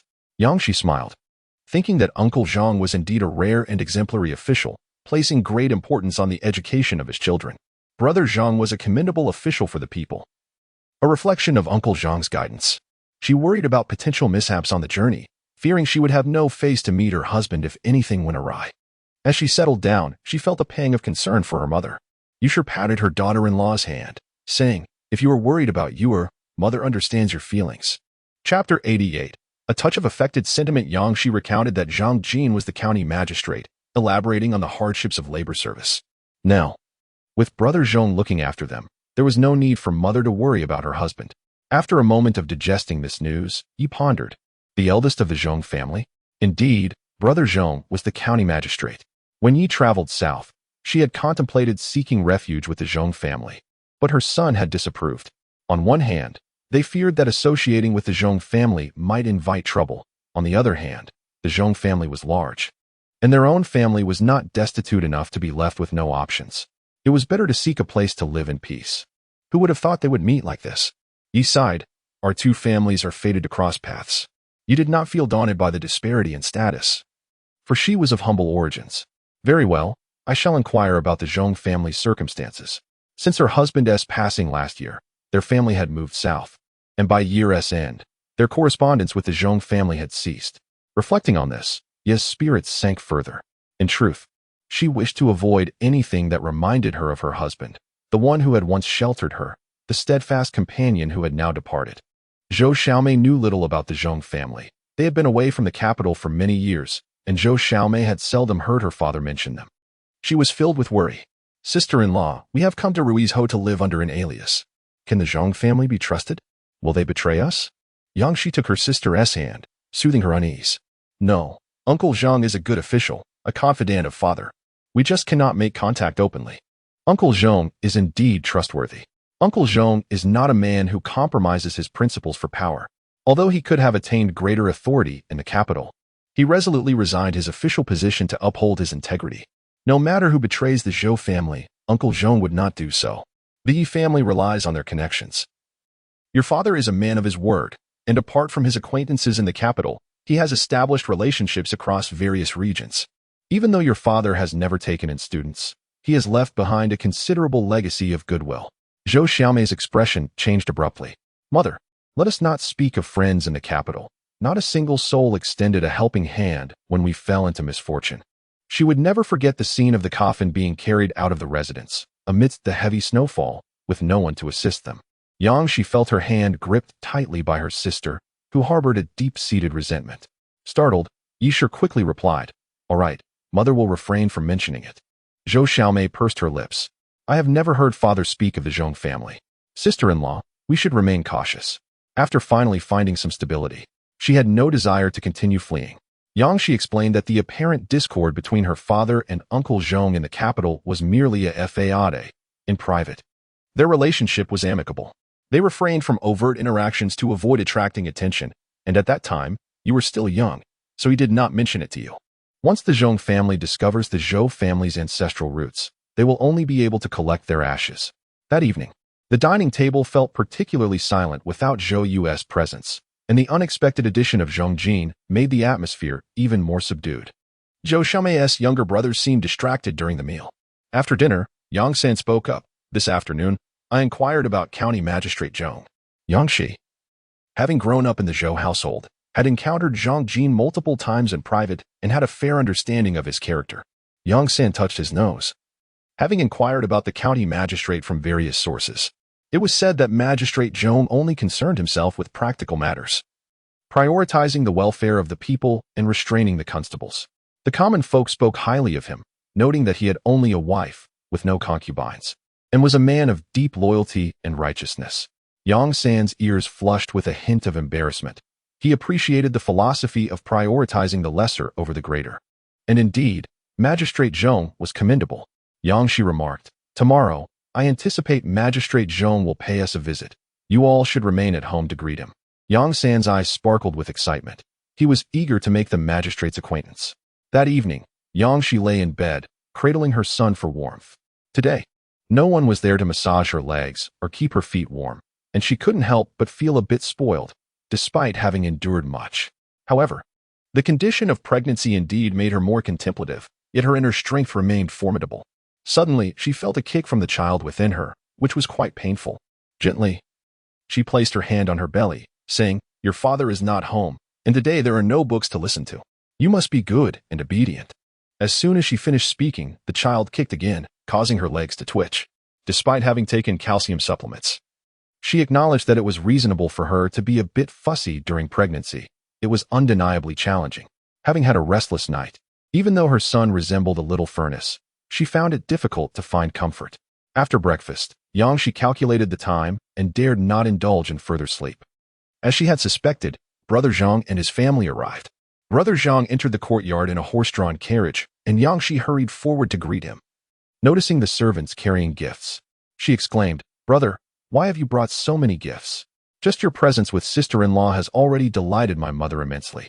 Upon her first encounter with Mrs. Zhong Jin, Yang Shi noted that Zhong Jin was 5 years senior to Zhou Yu, having recently celebrated his 30th birthday.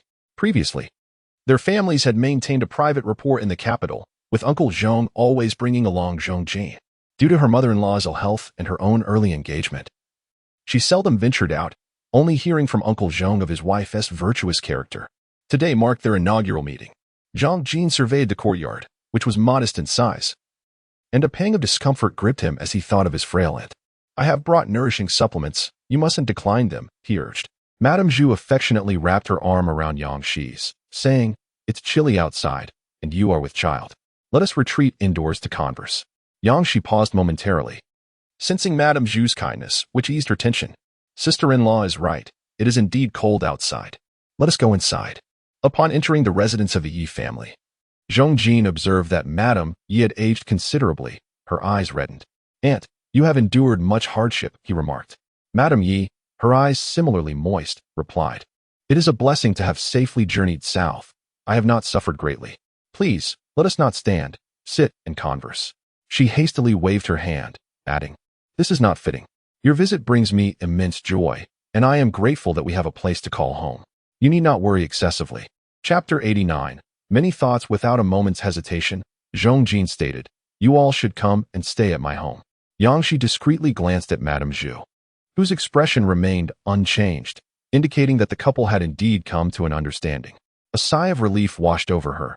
Sister-in-law was amiable. Zhong Jin then turned to Yang Shi, saying, "Sister-in-law, Zhou Yu is not at home. Please give me your thoughts." Yang Shi shook her head and said, "We have already settled in Shangha village, and there will be plenty of time for us to interact in the future. Our house is currently under construction, and once it is completed, I will invite my elder brother's family to visit, so we won't trouble him any further." Zhu's eyes widened in surprise. She had assumed the Zhou family would naturally take up residence in the county office. Upon reflection, she realized that the Zhou family had chosen not to go to Chuanzhou, indicating their desire for independence, which left her feeling impressed by their integrity. Zhong Jin had posed a similar question to Zhou Yu, who had also declined. He had considered taking advantage of Zhou Yu's absence to have his aunt stay at the county office, but recalling Zhou Yu's knowing smile, he realized that his intentions would not be accepted by his sister-in-law. His nasal voice chimed in, "Xia is right. The future stretches long ahead of us, and we should engage more often." Zhong Jin mused on the Zhou family's steadfastness, pleased that their lineage remained intact and that there was no need for further insistence. Good, indeed. For future interactions, seizing the moment, Yang Shi introduced the new members of the Zhou family. Zhong Jin listened intently, furrowing his brow, but then reconsidered. "Zhou Yu must have possessed considerable insight, as gaining household registration would certainly require his approval," which softened his expression considerably. "Excellent news." Zhou Bingsong, taking a breath, chose not to press further, quietly standing in the corner to diminish his presence. Yang San grew enthusiastic, positioning himself beside Zhou Xiaodi, occasionally engaging in conversation and sharing tales from his journey southward. Observing the magistrate's gaze upon him, Yang San reflected on the chaotic state of the world, uncertain of when it might reach their shores. Zhong Jin found amusement in the young man's demeanor and turned his attention to Yang Shi, saying, I only learned yesterday about Zhang Peng's incident. Once the labor service concludes, I shall accompany Zhou Yu to Yizhou. Yang Shi, brother Zhong, is preoccupied with his official duties. It is unnecessary for you to trouble him. Brother Zhong has been increasingly aware of everything concerning the Zhou family and cannot help but draw parallels to his own father. Did his father, who chose not to resign from his post, find himself in a situation akin to the Zhou family's? Might the current Zhou Yu be a reflection of himself? Zhong Jin genuinely wishes to offer assistance. He comprehends the significant upheaval at home and understands the cautiousness of the couple. With enemies lurking, they cannot rely on Uncle Zhou's connections. The Zhong family has no one monitoring their networks, so they must gradually seek their own solutions. When will they manage to locate Zhang Peng? He has encountered Yang Zhang Peng a few times and heard some news about him from Zhou Yu after he left the capital, but subsequently, the Zhong family also departed from Beijing. Yang Shi's eyes reddened. Adversity reveals true character. She rose to express her gratitude, saying, Thank you, Brother Zhong. Zhu Shi hurriedly supported her, aware that she should not allow her sister-in-law to bow in thanks. Her sister-in-law felt uneasy, so she helped her sit down, saying, No need for such formalities between our families. Quickly wipe your tears. You are with child. Yang Shi had been constantly preoccupied with thoughts of her brother and mother, a burden that had weighed heavily on her heart, and today it finally erupted. Her tears became uncontrollable, alarming Zihong. Mother, please do not cry. Grandmother and uncle must be safe. Yang San felt a twinge of discomfort in his heart. He also missed his lost second sister and wondered how she was faring. He had contemplated inquiring about her whereabouts, but as she was an unmarried woman, he hesitated to seek information. The Zhong family remained for lunch, ordering dishes at the restaurant. After the meal, Zhang Jin took out a box containing neatly arranged silver ingots, totaling 50 taels. Yang Shi firmly declined, saying, Absolutely not. Uncle Zhong has lived a life of integrity, and we cannot accept this money. Brother Zhong, although the confiscation was abrupt, we have hidden away some jewelry. You have seen that we possess a carriage and have built a house. Our family is not lacking in silver. Noticing that Zhong Jin was about to speak, Yang Shi interrupted. Once the house is completed, we will devise ways to earn money. We will not rely on our past savings. Brother, rest assured. Zhong Jin understood that Zhou Yu would not accept it, so he intended to take it out while Zhou Yu was absent, but his plans fell through. Seeing his aunt's serious demeanor, he hurriedly put away the box, and his nephew promptly tucked away the silver. Yusher pointed to the tonics and said, In the future, do not purchase expensive supplements when you visit. It is not easy to support a family, with brothers and children at home studying, and a son who also needs education. There are many social obligations leading to considerable expenses in recent years. The wife's jewelry has seldom been updated. Zhang Jin has 4 children, his eldest is 12, and the youngest 5, 3 sons and 1 daughter, none of whom dared to reach out for anything. Seeing her husband nod, Zhu Shi smiled and said, Annie has given you something. Do take it and express your thanks. The 4 children sequentially accepted the pouches, saying their thanks. Yang Shi beamed. They are all good children. In the afternoon, as Zhong Jin's family departed, Yisher felt a sense of emptiness within, yet she forced herself to think positively. We have some support now. Observing her mother-in-law's fatigue, Yang Shi suggested, Mother, please rest for a while. Yisher responded, All right, you should also take a moment to rest. After ensuring her mother-in-law was lying down, Yang Shi stepped outside, only to find Yang San squatting at her door. Are you waiting for me? Is there something you need? Yang San's eyes were filled with myriad thoughts. Sister, may I seek advice from Brother Zhong regarding matters in Ruizhou in the future? Yang Shi gestured for Yang San to enter the room and replied, Certainly. Is the Zhou family's network extensive? Yang San inquired. Yang Shi warned him, Do not harbor ulterior motives. You must understand that connections require substantial benefits to sustain them. The Zhou family is currently in decline. Not everyone is as dependable as the Zhong family. Yang San rose to pour his sister a cup of hot water. I understand. I am merely curious. Yang Shi took a sip of the warm beverage. Are you aware of the meaning of haste makes waste? Yang San acknowledged, Sister, you need not worry. Yet Yang Shi was far from reassured. Just moments ago, this lad had inquired about Zhang Jin regarding the pirates of Ruizhou. Were it not for the construction of a house and Zhou Yu's pressure, he would have already been darting about. Zhang Jin had not donned official attire for the visit, leading the Zhao family to wonder about the Zhou family's newfound relative, yet they dared not ask too many questions, becoming increasingly cautious around the Zhou family. Even Miss Zhao refrained from mentioning embroidery lessons. The intricacies of human interaction are remarkable. During their journey southward, the Zhou family had no official titles to boast, merely revealing their capabilities. The Zhao family respected them and held no fear, but now, with the addition of a relative, one who clearly possessed stature, the Zhao family's apprehensions vanished entirely. Time passed swiftly. Before long, Zhou Yu had completed 7 days of labor. Yang Shi wished to visit, but after the discomfort she had endured last time, she could only contemplate the idea. You should not go, Yang Xiaomei declared. What business does an unmarried woman have there? The embankment is filled with men. Yang Xiaomei felt a twinge of displeasure. She missed her elder brother. Without him at home, the days felt devoid of a steadfast anchor. Chapter 90. Tranquility. Ye's family was deeply concerned about their eldest son, fearing for his well-being. Go and check on your elder brother, and bring him some food to replenish his strength, they urged. Yang Shi prepared a selection of braised meat and steamed buns, along with a jar of fish sauce. And finally, a bundle of medicine and clean clothes. Zhou Xiaodi set off early in the morning, and by the time he arrived, the dam was already bustling with activity. He was halted by the constables, who inquired about his purpose. Handing over his pouch, the constable asked, "Who are you looking for?"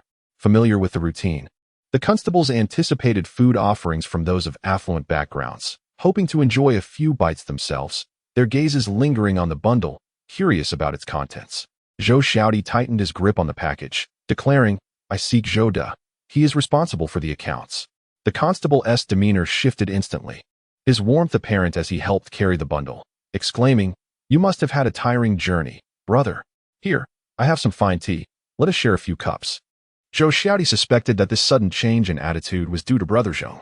Upon finally seeing his elder brother, he was taken aback. Zhou De sat comfortably, sipping tea and enjoying snacks, with a brazier warming his feet, his attire impeccably clean, surrounded by individuals eager to please him. Dazed, Zhou Xiaodi announced, "Brother, I have brought you some fresh clothes." Lu Ku received the bundle, saying, "What need have I for fresh clothes? I wash master's garments myself." This was a task he had taken upon himself. Zhou Xiaodi was bewildered, realizing that brother Zhang wouldn't be so obsequious towards Zhou De. A closer look revealed not only flattery in the surrounding gazes but also reverence. Lu Ku was momentarily stunned. He had never heard Master mention this. Zhou Yu clarified, "I have taught them efficient accounting methods, sufficient to handle the records. In light of this contribution, I have been exempted from this labor service." Zhou Xiaodi held great admiration for his elder brother, who possessed the remarkable ability to thrive in any environment. Observing that those around his brother tactfully distanced themselves, Zhou Xiaodi inquired, "Brother, where's Wu Shan?" His brother had specifically visited the Wu and Yi families the previous day, bringing along provisions for them. Zhou Yu rose from his seat, stating, "I shall escort you to find them." Zhou Xiaodi retrieved several items from his bundle for Lu Ku to examine while following closely behind his brother. Zhou Yu asked, "How's everything at home? Is your sister-in-law well? Has the child been troublesome?" Zhou Xiaodi recounted the state of affairs at home, placing particular emphasis on the fact that brother Zhang had personally visited their mother. "Brother Zhang came to speak with me the day before yesterday," Zhou Yu informed him. Even though Zhou Xiaodi was aware of the Zhang family's reliability, he still longed to hear his brother affirm it verbally. "Is the Zhang family truly trustworthy?" he asked. Zhou Yu affectionately ruffled his younger brother's hair and replied, "Indeed, they are." With this assurance, Zhou Xiaodi felt a sense of relief wash over him, allowing him to take in the sight of the embankment. The embankment had been excavated with steps, and 2 laborers were hoisting baskets of stones onto it. They had only just begun their work, yet the exhaustion was evident on their faces. Zhou Xiaodi shivered at the thought of such arduous labor. Zhou Yu, accustomed to such sights, remained unfazed. Spotting a pulley, Zhou Xiaodi asked, "Brother, why aren't they using pulleys to transport the stones?" Zhou Yu glanced over and responded, "There are too few pulleys available. Moreover, after enduring prolonged labor, the workers grew irritable and prone to conflict. Lighter tasks often led to discord. With so many laborers, the officials and county soldiers found it challenging to maintain order. It was safer and more convenient for them to tire themselves out." Upon encountering Wu Shan and his companions, Zhou Xiaodi noticed their work was comparatively easier as they took turns operating the pulley ropes. Although it was tiring, they could rest in shifts. Wu Shan, enjoying a break, asked, "What brings you here, little brother?" Zhou Xiaodi remarked, "The family is concerned about you, so I came over to check in. This is the food my sister-in-law prepared for my elder brother." Wu Shan recalled the smiles on his wife and child's faces, realizing his worries were unfounded. The provisions here are quite satisfactory, sufficient to satiate hunger to a degree of 8 parts full, and they enjoy a daily serving of white rice porridge. Zhou Xiaodi was astonished. Indeed, the meals are quite good. Even though Ruizhou has 2 harvests a year, his family does not have rice at every meal. He handed over the food from the Yi and Zhao families and chatted for a while before departing with his elder brother. Zhou Xiaodi, still feeling apprehensive, thought that the labor was exhausting. Zhou Yu, at first, had asked Wu Deji to cook, but he found that pulling the ropes was more comfortable than cooking for an entire day. The task of pulling ropes is relatively light compared to the grueling work of clearing silt. It is not only tiring but also poses health risks. The river water is unbearably cold this month. Despite drinking medicinal soup daily, several individuals are currently bedridden due to illness. Zhou Yu chuckled and tapped his brother's head. Stop fretting, let's head down. Zhou Xiaodi covered his forehead and, with a mischievous glance, asked, Brother, you haven't caught lice, have you? Zhou Yu felt a surge of irritation. Are you looking for a beating? Zhou Xiaodi laughed heartily. As long as you haven't gotten them, the family's hair is safe. Zhou Yu. His wife believes he has become thinner, but in truth, he has gained weight. He has been indulged by several generous students lately, and his belly is beginning to show. Yishur also emerged from the house, first scolding their youngest son. The family has been worried about you all day. Upon returning indoors, Yang Shi, after her initial excitement, turned to Zhou Yu's head. Zhou Yu, feeling helpless, explained, I sleep with the constables. They are quite particular about hygiene, so I haven't caught lice. Yang Shi patted her chest in relief. That is good to hear. Zhou Yu gestured for the old man Zhao to enter and converse. Once Zhao had taken a seat, Zhou remarked, I have taken on the responsibility of accounting and have earned some merit. Therefore, I arranged for them to undertake lighter tasks. Rest assured, the risk involved in pulling the ropes is minimal, and the provisions at the dam are commendable. They have all grown considerably stronger. In his heart, Zhao recited prayers, rising to pay his respects, expressing profound gratitude to the gentleman. We, the Zhao family, will remember your great kindness for a lifetime. He harbored fears of local bullying towards outsiders and had been unable to sleep well these past few days, anxious that his younger son might be assigned to dredge mud. Now, he felt he could finally sleep soundly. Zhou Yu accepted Zhao's gratitude, well aware that kindness begets both favor and enmity. It was essential to acknowledge the courtesy received, as it would clarify the distance between their families. You need not worry, the progress at the dam is swift. As long as rain does not delay the work, the month of labor will soon conclude. Zhao exclaimed 3 praises in quick succession, expressing his gratitude to the county magistrate, declaring that the magistrate was indeed a benevolent official for the common people. Chapter 91. Talent misapplied. Zhou Yu planted a kiss on his son's cheek. I too miss Ziheng. Little Ziheng, with his chubby hands covering his face, felt overwhelmed with shyness, as his father had never been so openly affectionate in the presence of his grandfather. Yang Shi playfully teased her son, causing him to blush further. Zhou Yu laughed heartily. Does Ziheng not like his father? Ziheng glanced from his father to his mother, his plump arms tightening around Zhou Yu's neck. I do like you, father. I like both father and mother. Yang Shi, with a mischievous glint in her eye, inquired, Whom do you like the most? Ziheng's dark eyes sparkled brightly as he replied, I like both father and mother the most. Yang Shi pressed on. If you could only choose one, who would it be? Zhou Yu. Ziheng's eyes began to glisten with tears, on the verge of crying. Yang Shi quickly reassured him, Mother is just teasing Ziheng. Zhou Yusin mused that it was fitting for his wife to tease their son, who was already remarkably astute for his age. However, the boy was indeed vexed. Yang Shiqing cleared her throat, noticing her son perk up at the sound, his eyes sparkling with mirth. She thought to herself that her child's happiness outweighed that of his father. Zhou Yusin, however, felt a twinge of disappointment when his son was pleased, yet he was not.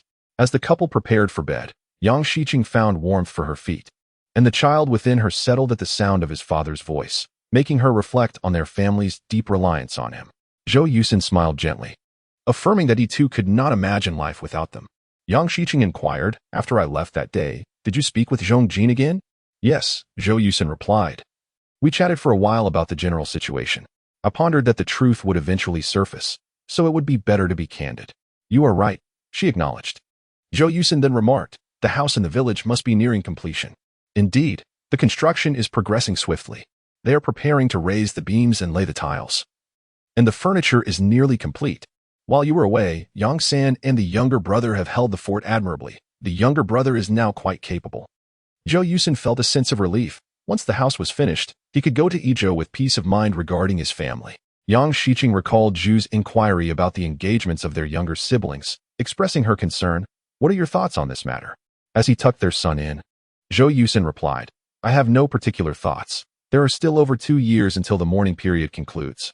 If they find suitable matches, that would be splendid. If not, they can take their time in seeking companionship, considering they are still quite young. Yang Shiqing felt a wave of fatigue wash over her since Zhou Yusin's absence. She had not slept soundly.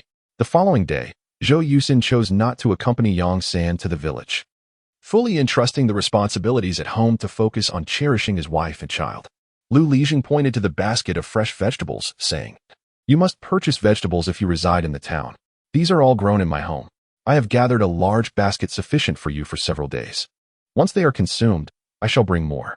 Zhou Yu felt somewhat overwhelmed by Lu Lijing's warmth and invited him inside for tea. Lu Lijing indeed partook of the tea and then inquired, Is there an age restriction for your private school, sir? What is the minimum and maximum age? Zhou Yu had not given it much thought. After a moment of contemplation, he replied, The youngest is 7 years old, and the oldest cannot exceed 16. My school mandates a minimum of 3 years of study, though those wishing to continue may do so, depending on the children's desires. Lu Lijing remarked, Sir, as you establish this school, several of my grandsons are of appropriate age. I shall trouble you when the time comes. Aside from his eldest grandson, who attends a private academy, he intended to send all the children from his family to the school, recognizing this as a rare opportunity. However, entry into the academy was not easily granted. Candidates had to undergo a rigorous examination to uphold the institution's reputation. Zhou Yu genuinely enjoyed conversing with Lu Lijing, who, instead of inquiring about the county magistrate, introduced the prominent families of Shanghe village and shared various local taboos. Yang Shi admired Lu Lijing's sense of propriety and, after he departed, remarked with a smile, It seems that Lu Lijing is the one we must not offend in Shanghe village. Zhou Yu concurred, expressing that once they settled in Shanghe village, they would cultivate a closer relationship with the Lu family. Yang Shi stretched her back and mused, When will I be able to relieve myself of this burden? Zhou Yu, feeling sympathy for his wife, reassured her, It will be soon. He had just inquired with Lu about the midwives, intending to hire several more. The harsh living conditions of ancient times weighed heavily on his mind, and the more he thought about it, the more anxious he became. The gifts Yang Shi had prepared were not intended to impress. Their family was currently building a house, and it sufficed for the Zhong family to believe that the Zhou family had some resources. Even the reward for Zhou Xiaodi for rescuing Zhou Bing was not elaborated upon. Zhong Jin was exceedingly pleased. My father had received the news of Uncle Zhou's passing and, though saddened, could not set off immediately. Now that his emotions had stabilized, he wrote that he would arrive in 6 days.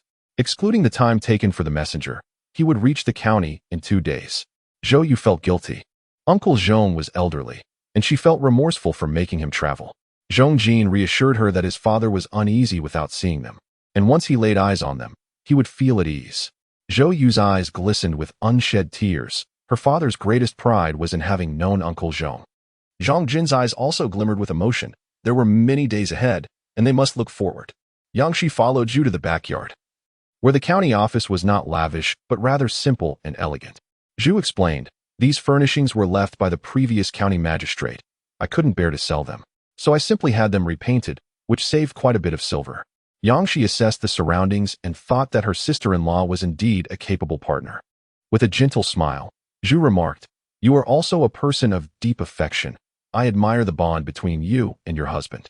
The journey south had been arduous, and Yang Shi, pregnant, pondered whether she could endure it. She dared not claim she could manage better than Yang Shi. In the hall, the laborers were a mixed crowd, and Zhong Jin did not inquire further. In the comfort of home, they spoke freely. What are your plans for the future? Will you live off your resources, or will you pledge them to get by? Zhou Yu cleared his throat. We have not concealed many jewels. We have pawned quite a few along the way. I have a plan. Once the house is built, I intend to establish a school. A private academy? Zhong Jin inquired. Zhou Yu shook his head. My reputation is lost. No one would recognize a private academy under my name. A school differs from a private academy. It is meant to teach children to read and acquire basic arithmetic skills. Zhong Jin furrowed his brow, feeling it was a waste of talent. You are a scholar of the highest rank. Your vast knowledge should not be squandered. How will you accompany me in the future? Zhou Bing, upon hearing scholar, cast a sidelong glance. Yang San and Zhou Xiaodi exchanged glances, as they seemed unaware of Zhou Bing's past. Zhou Yu, too, would not have disclosed this to Zhou Bing. Zhou Bing had only a vague understanding of the Zhou family's background. Zhou Yu declined the offer. Eldest brother knows that turmoil is inevitable in this world. My purpose in establishing a school is not solely to earn silver, but to impart survival skills to the children. Chapter 92. Illness. Zhou Yu spoke with a somber tone. The unrest in the north has escalated, and the chaos in Boizhou has added fuel to the fire. The court now sits atop a powder keg, waiting to explode. The hall fell into silence.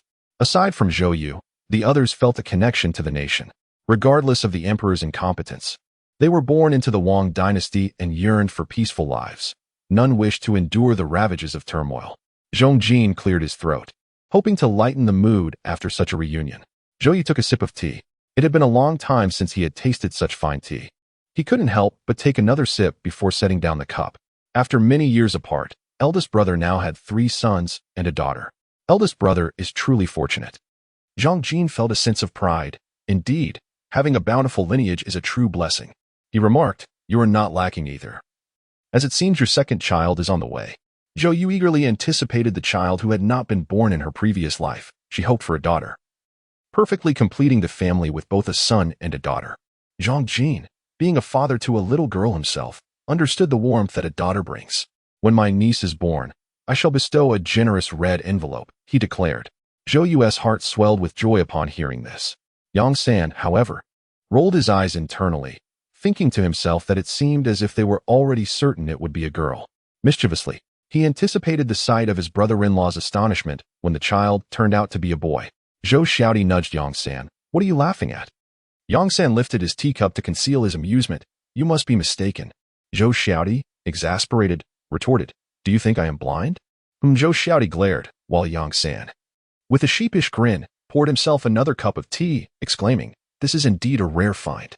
Their family rarely indulged in such luxuries, and he could not help but inhale its fragrant aroma.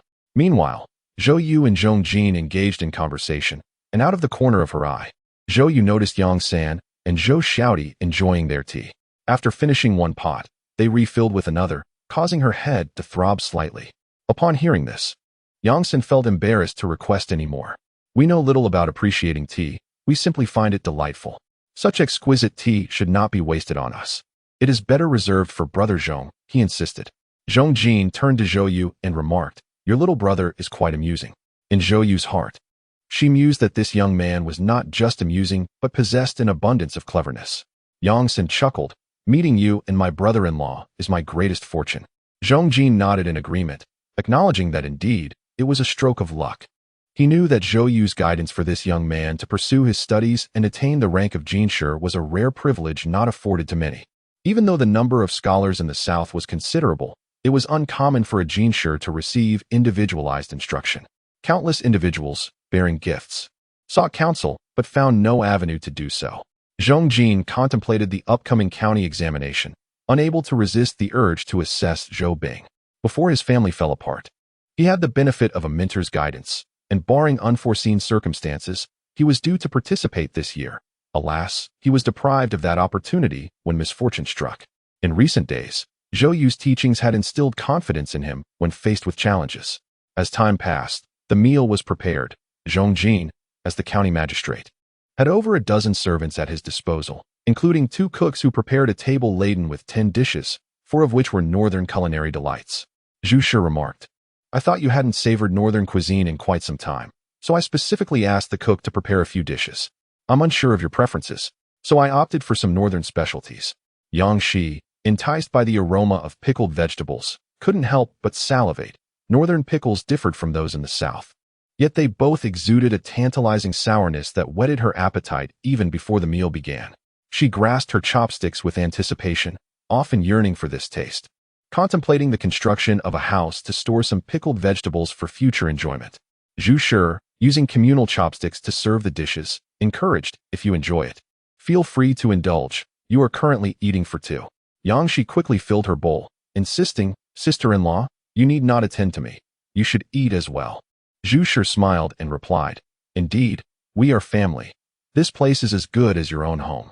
Yang Shi was genuinely unpretentious, relishing the meal heartily.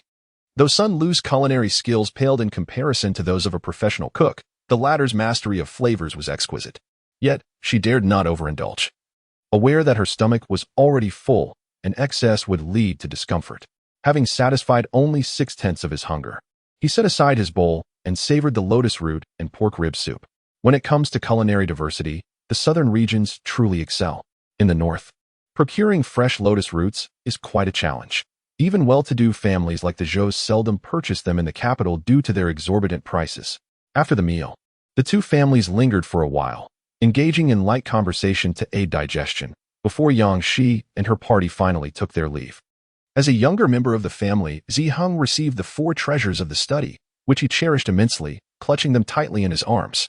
Yang Shi playfully tugged at her son's small braid and suddenly suggested, "Son, shall I give you a new hairstyle?"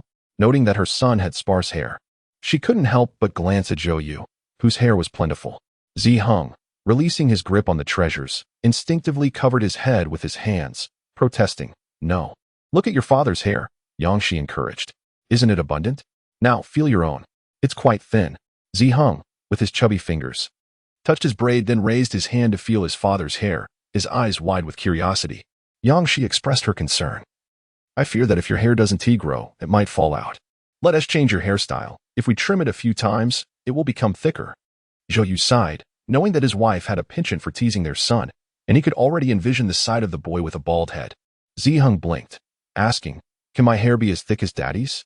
Yang Shi nodded without hesitation. "When you grow up, it will surely be more abundant than your father's." Zi Heng touched his braid once more, deciding to trust his mother. Yang Shi planted a kiss on her son, finding him irresistibly easy to tease. That evening, the Zhou family's little monk emerged, and Zi Heng became a little bald boy, which prompted him to burst into tears.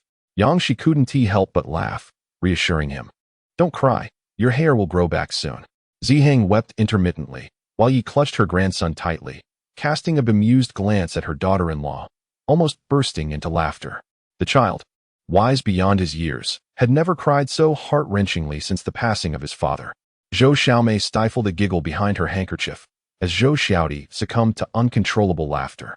After much effort, Zi Heng finally ceased his weeping, turning his bald head towards the room, where silence reigned momentarily before everyone erupted into laughter.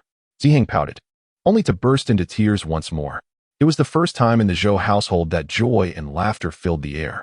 Eventually, Zi Heng found solace, caressing his smooth head while sharing in the merriment.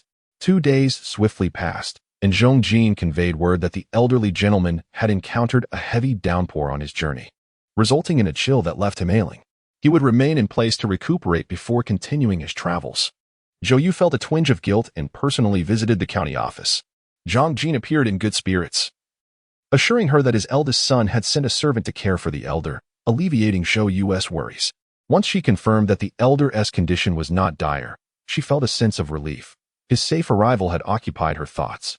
In the blink of an eye, the Zhou residence was ready for occupancy, and the entire family arrived at Shanghe village.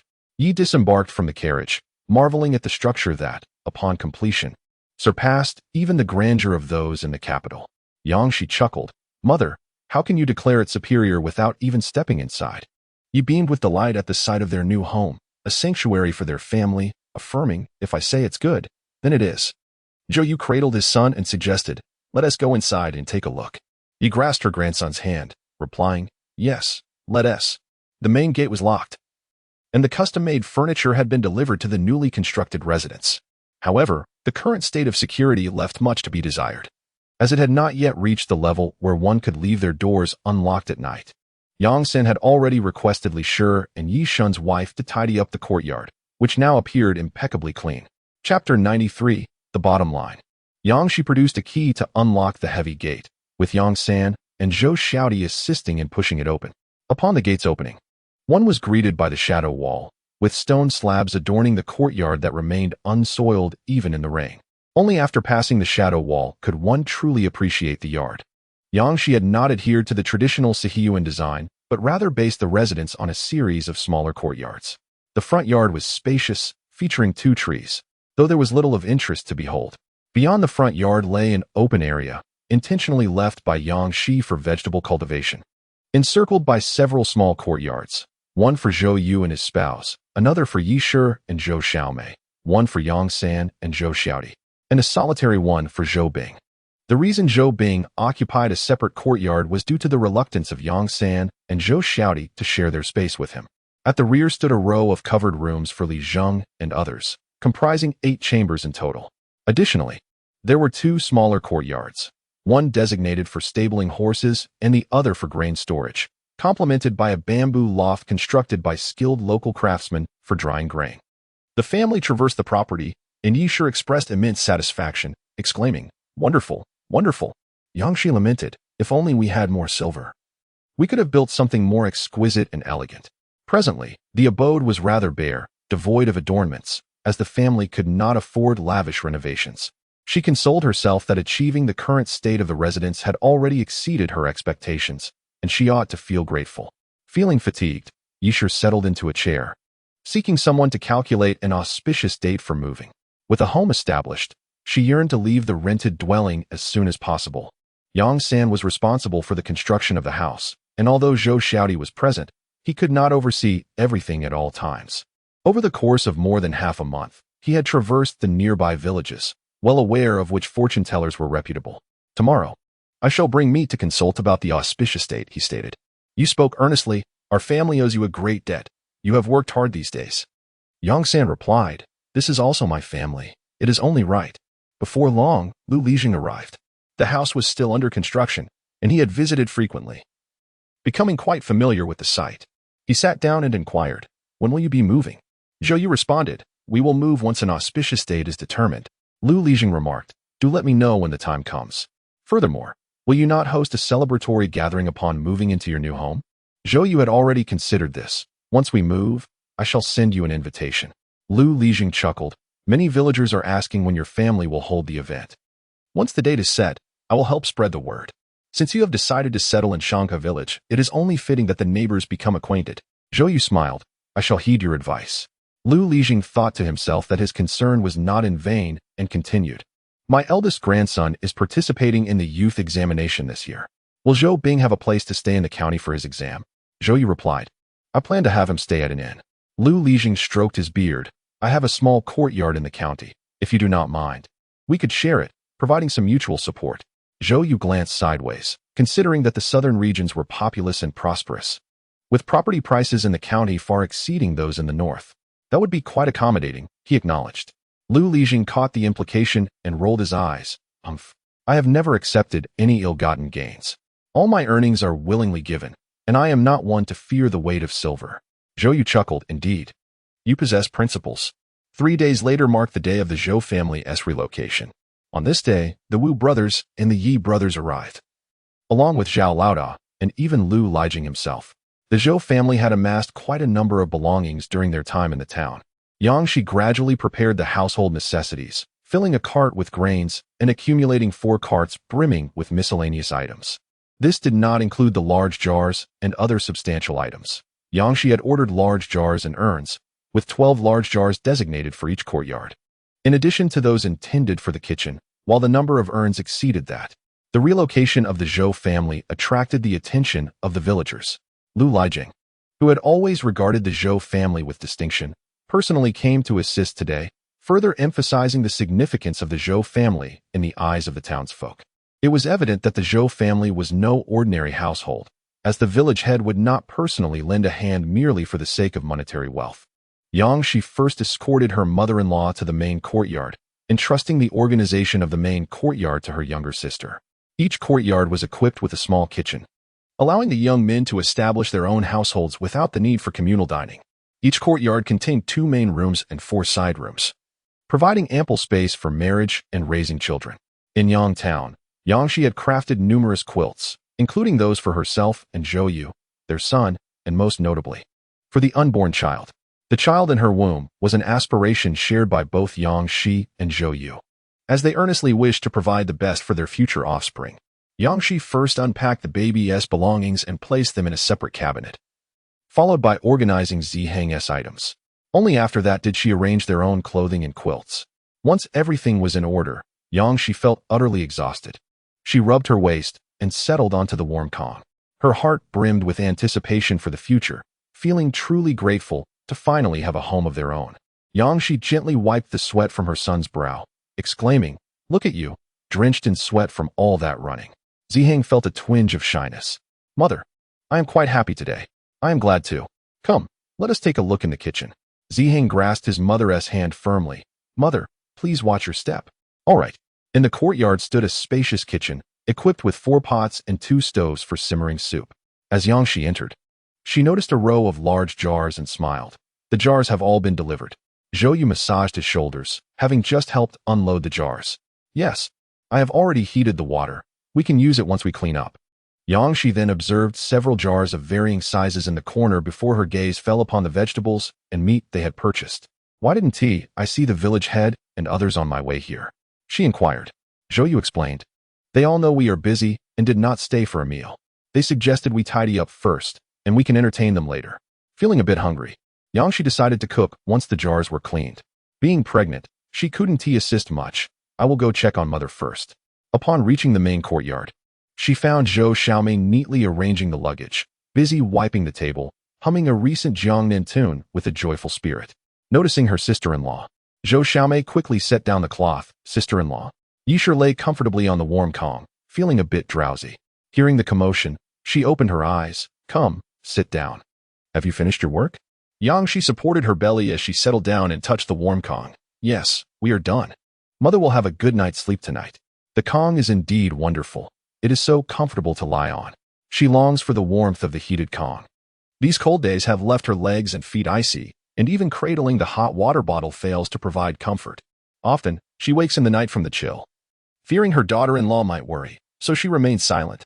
In Chapter 94, Zhang Yin awakens to find Zhou Yu seated at the kong table, writing invitations. Rubbing his forehead, he sits up and asks what time it is. "It's the hour of Shun," she replies. "Yangshi, have I slept for over 2 hours?" "Yes. I didn't want to disturb you since you looked exhausted. The food is warming in the pot. I'll bring it to you right away."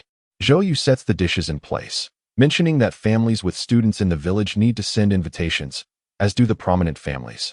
Totaling 30 invitations as per Lu Lijing's instructions.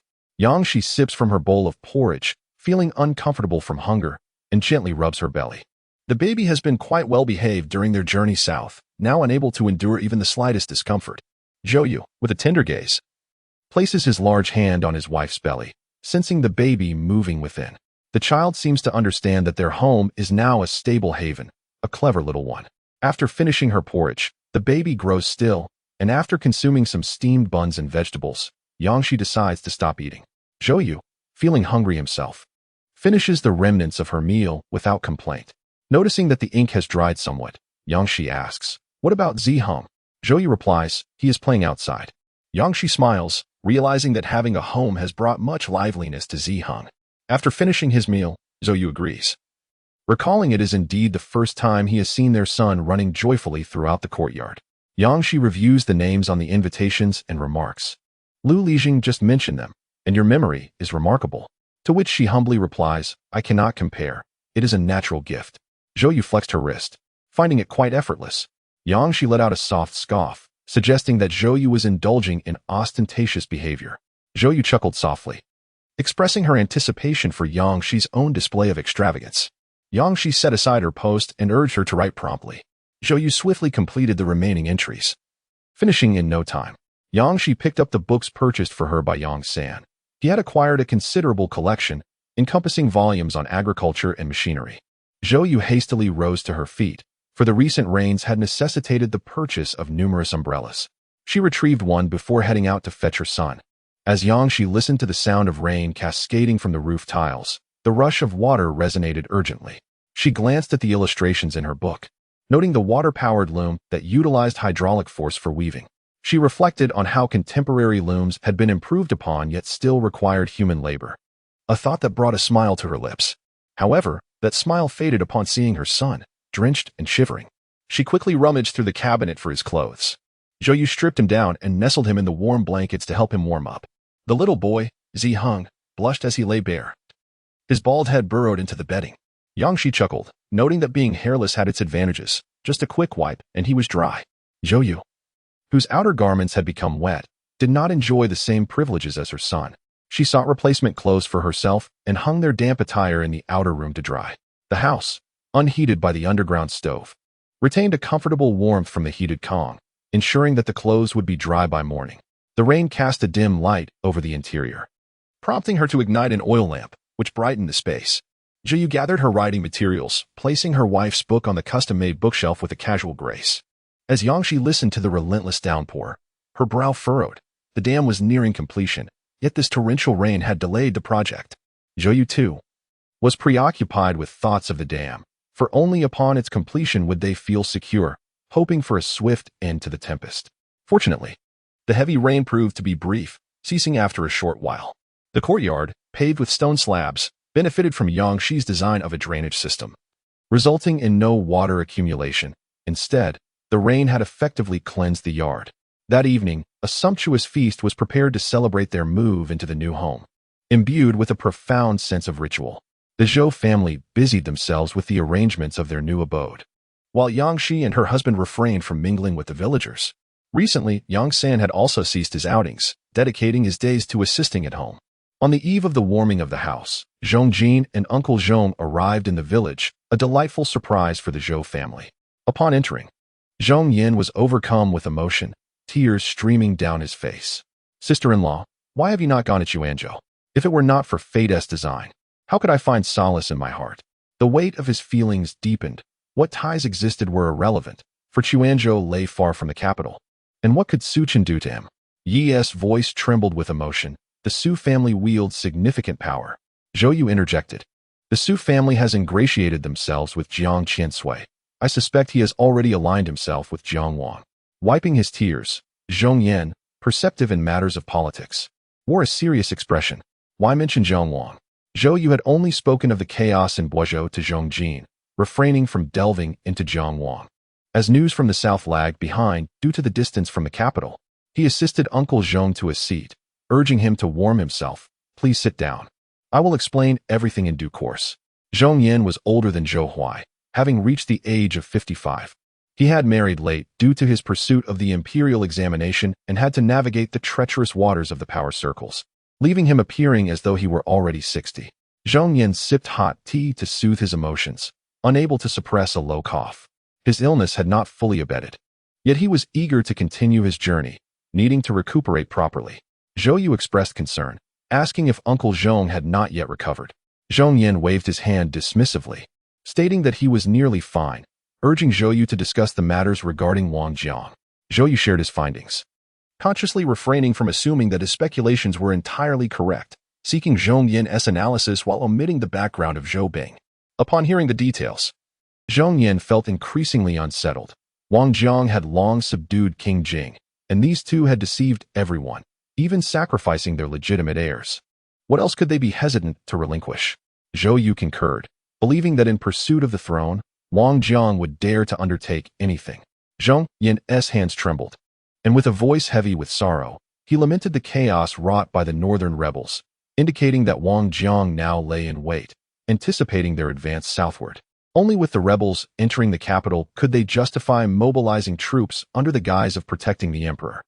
Zhou suggested that Zhong Yan feared there were those within the capital who might conspire with Wang Jiang, facilitating the rebels' entry. Zhong Yan commended Zhou's perceptiveness, his voice laden with grief, proclaiming that everything had descended into utter chaos.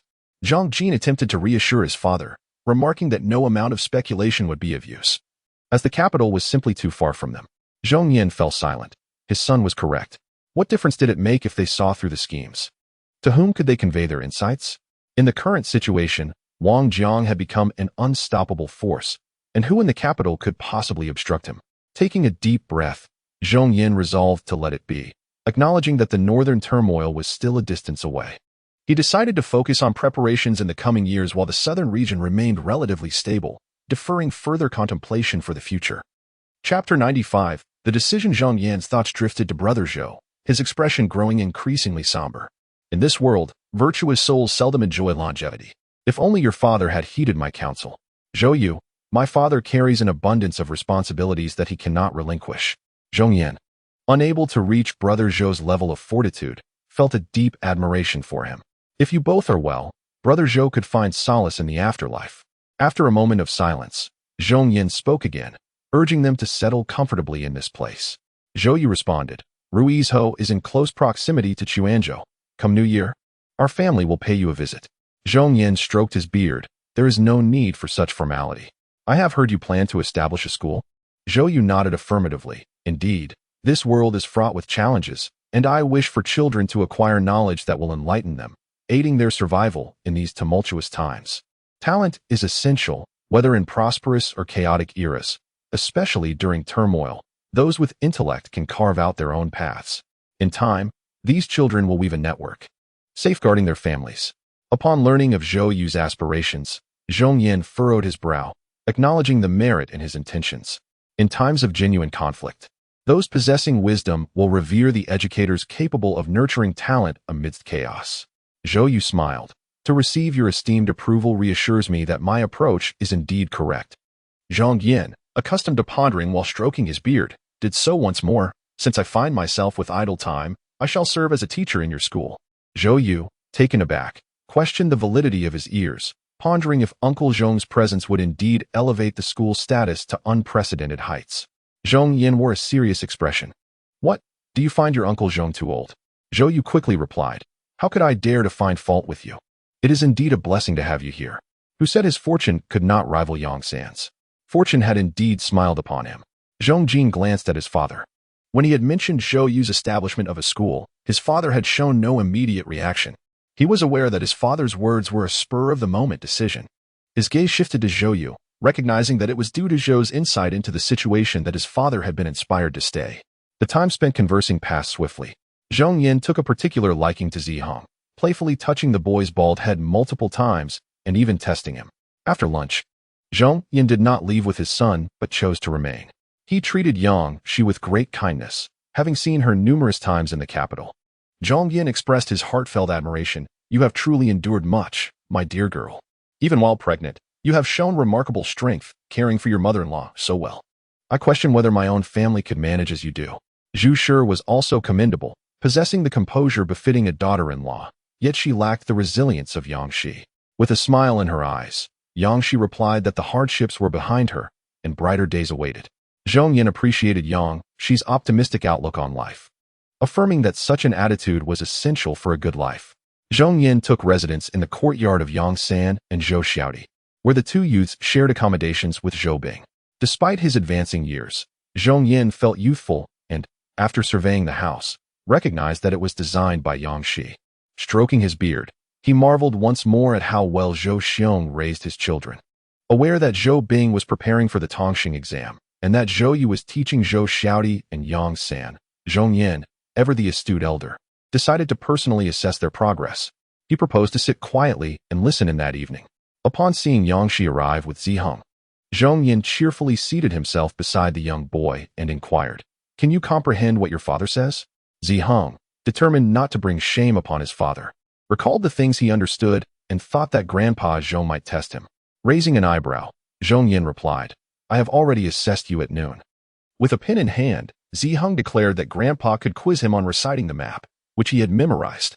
Zhong Yin turned to Yang Shi, asking about the map.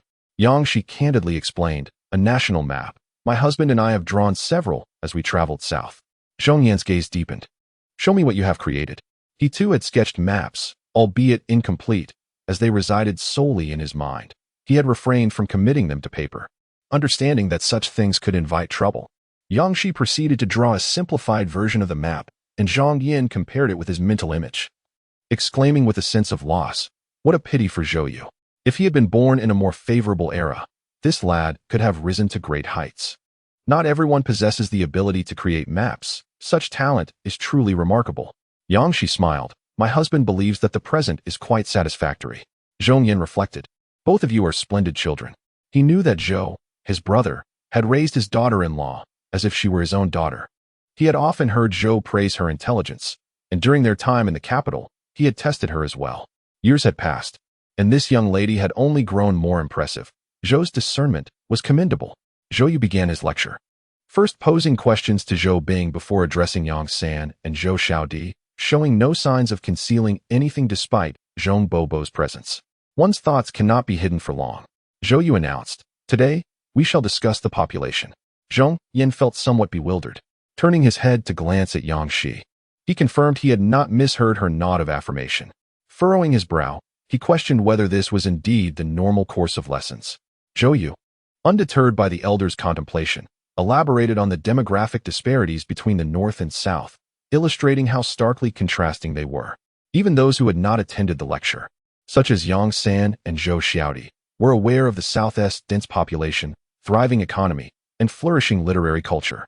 Many luminaries hailed from the southern regions.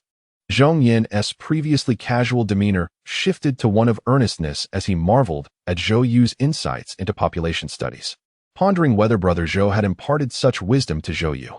His gaze then drifted to Zhou Xiaodi and Yang Xishuan. Contemplating Zhou Yu's motivations for educating these two youths and the implications he had highlighted regarding current circumstances. Meanwhile, Yang Shi indulged in some crispy rice. Unable to resist her hunger, occasionally feeding pieces to her son, Ziheng had indeed become plump under his mother's nurturing, his cheeks moving rhythmically like a hamster's. Zhou Yu, catching a glimpse of this scene, felt an urge to pinch his son's chubby cheeks and chuckled at the sight of the mother and child relishing their meal with such delight. Upon hearing the crunch of crispy rice, Zhong Yin, unable to resist, also took a piece. The experience of simultaneously eating and listening to the lecture was quite agreeable. However, before long, the entire plate of crispy rice had vanished. Ziheng, having missed out on the last piece, looked up at his grandfather with wide eyes, fixated on the morsel in Zhong Yan's hand.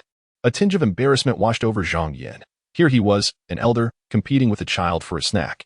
Under the gaze of his grandson, he reluctantly popped the final piece into his mouth. Yang Shi, observing this, was taken aback. This was not the grandparent she had envisioned. Ziheng, in disbelief, exclaimed that this was indeed the kind of grandfather Zhong Yin was. Chapter 96, A Visit. Zhong Yin cleared his throat, remarking that the child had consumed quite enough, cautioning that overeating could lead to discomfort. Ziheng silently turned his head, consuming his meal at the slowest pace and in the least quantity, ensuring that he would not suffer any discomfort. A smile danced in Zhong Yan's eyes. He had many grandchildren, with 3 sons and 2 daughters. His eldest son was Zhong Jin, while his second and youngest sons each had 3 children. Regrettably, being the eldest in the family, all the children were apprehensive of him, and none were as amusing as Ziheng. Zhou Yu witnessed Uncle Zhong teasing his son, and as a father, he could only remain silent. Upon meeting his son's gaze, he quietly turned away. With grandfather Zhong's arrival, it seemed that the father was no longer the most formidable figure in the household. The following day, on the day of the warm pot, Yang Shi rose early.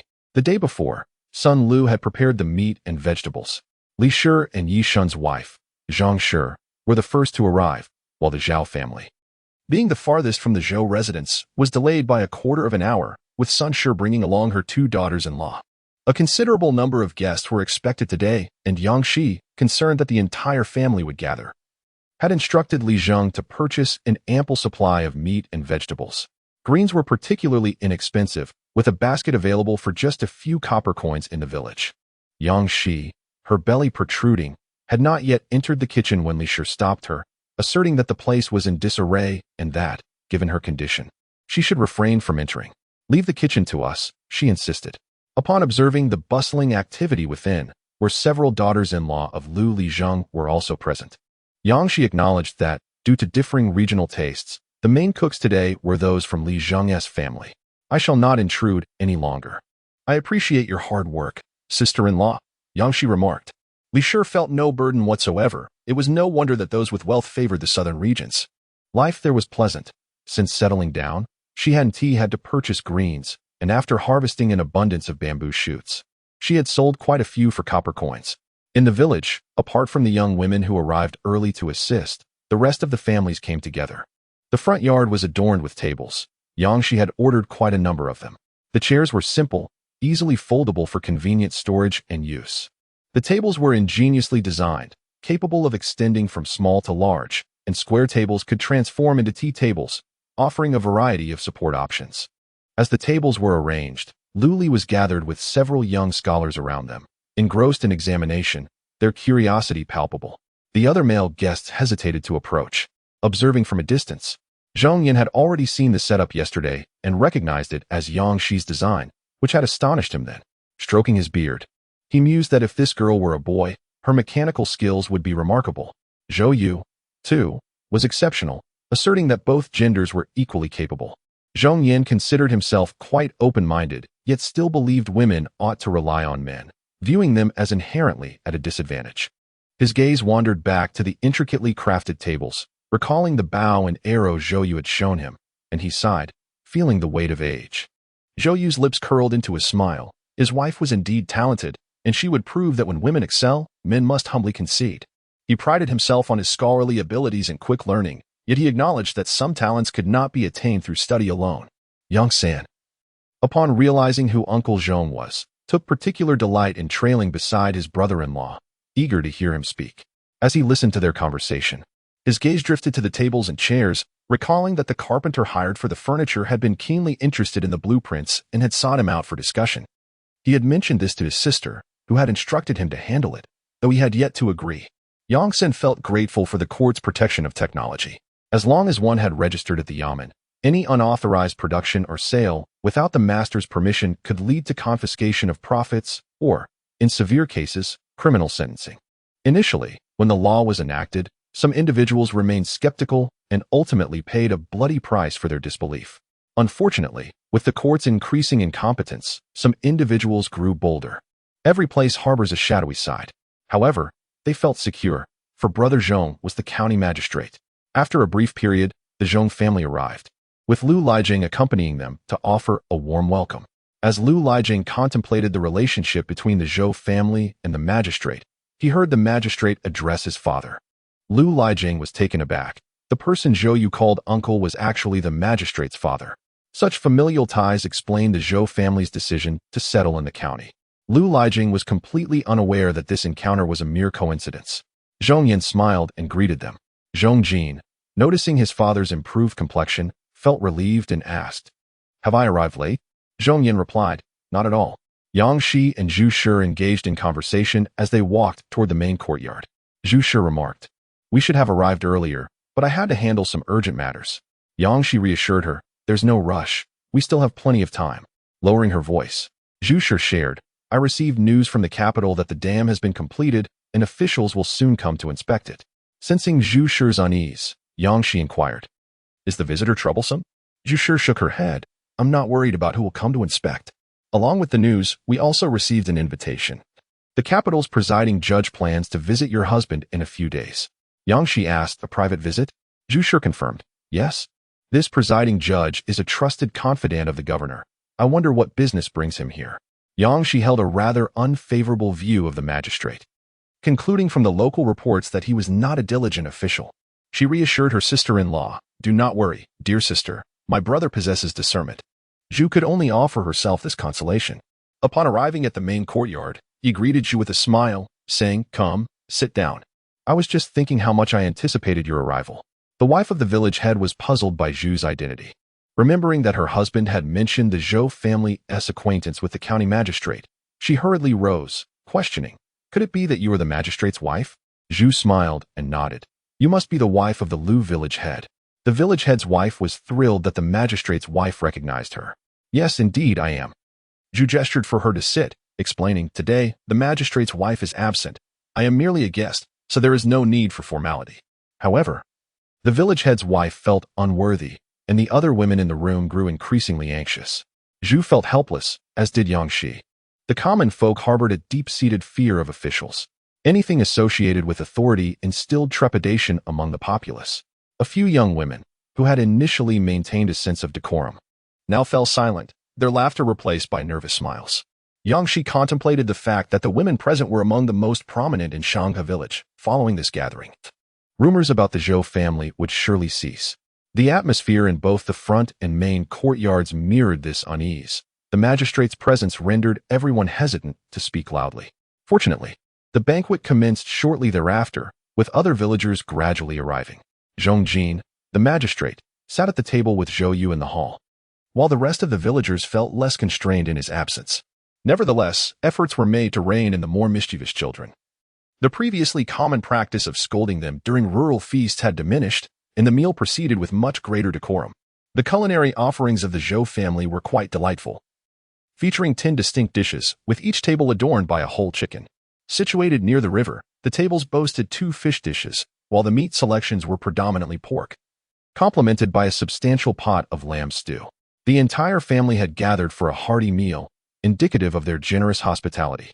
The Zhou family had set up over a dozen tables to accommodate everyone. With so many guests, they had even borrowed bowls and chopsticks from the village head's household.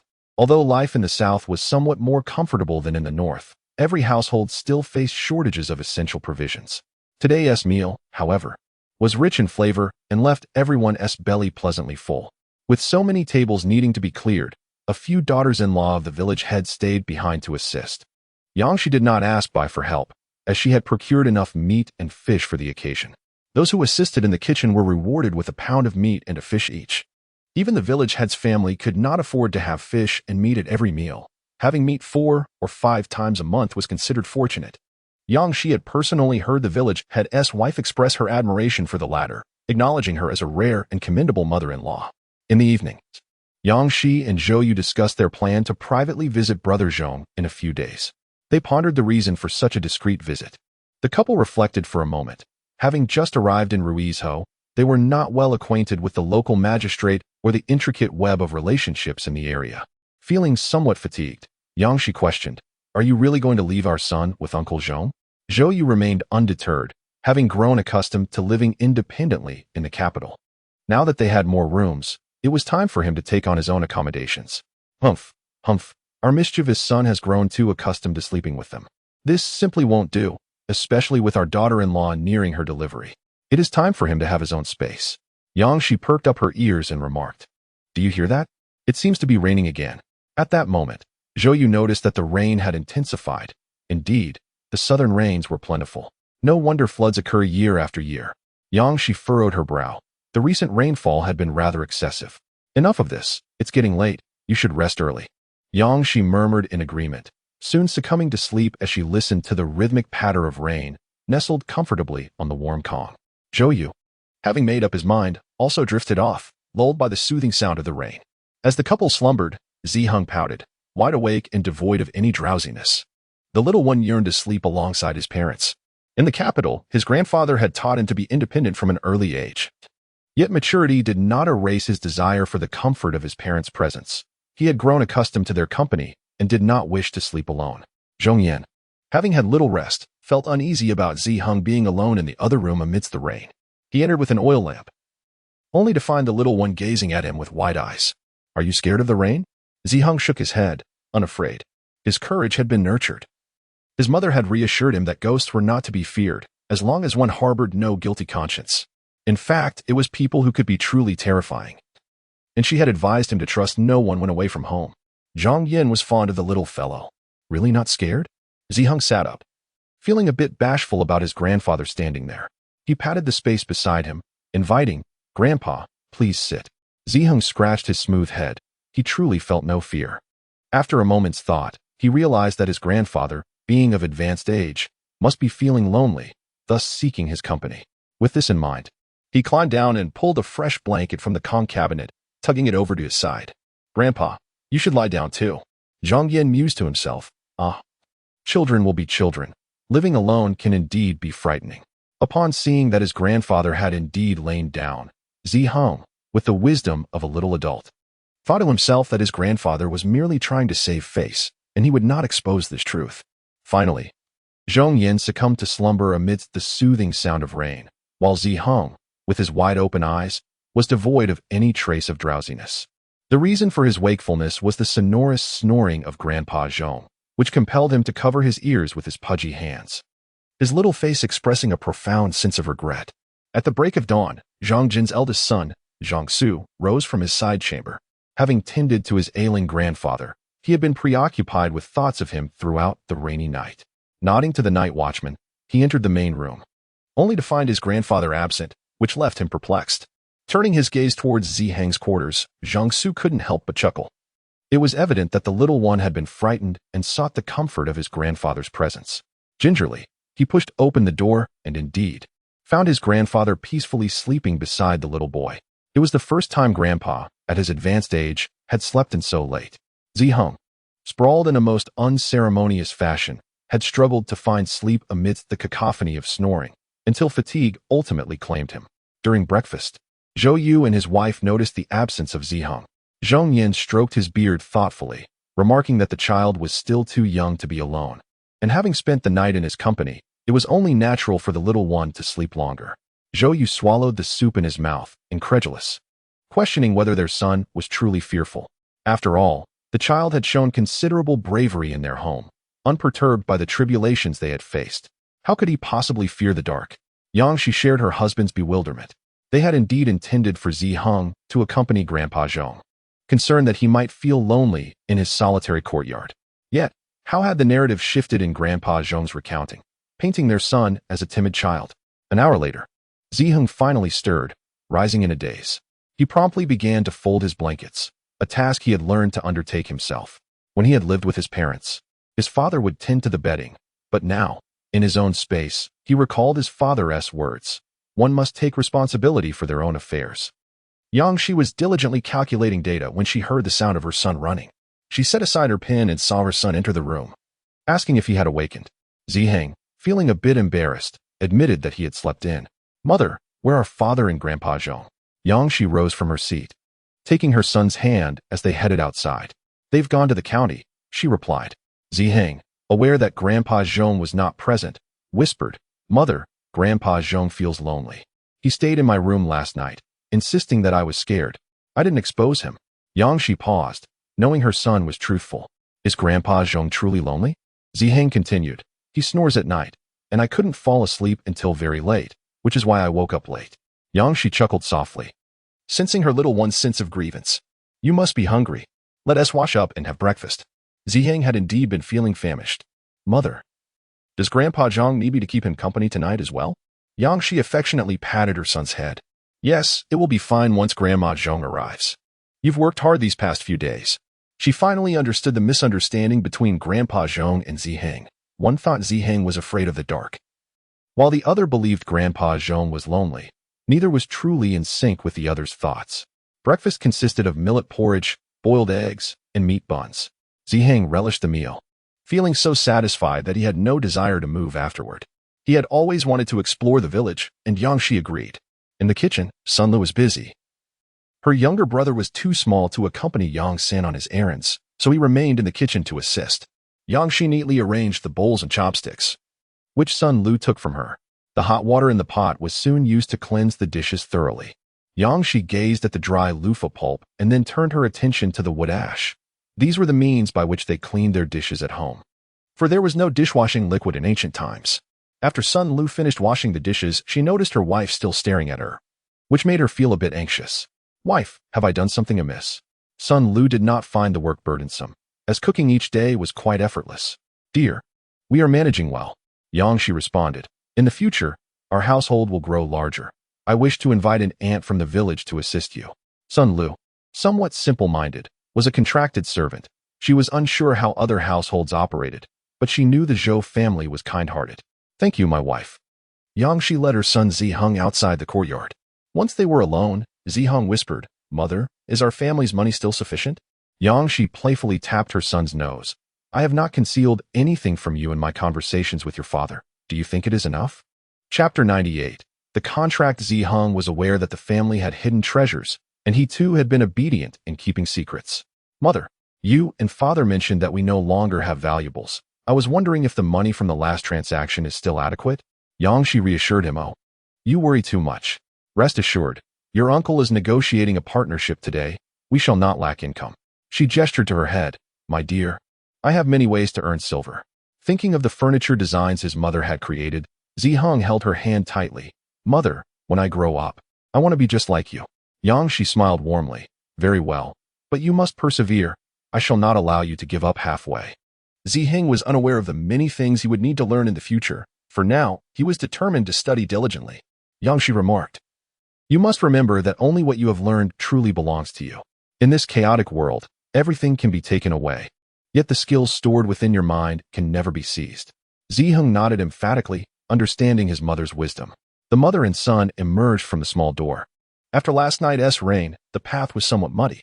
Yangshi hesitated at the entrance, asking, "My son, are you certain you wish to venture outside?" Ziheng glanced at his immaculate shoes and then at the muddy footprints left on the path. "Mother, the The sky appears overcast. I fear it may rain. Perhaps we should remain indoors today.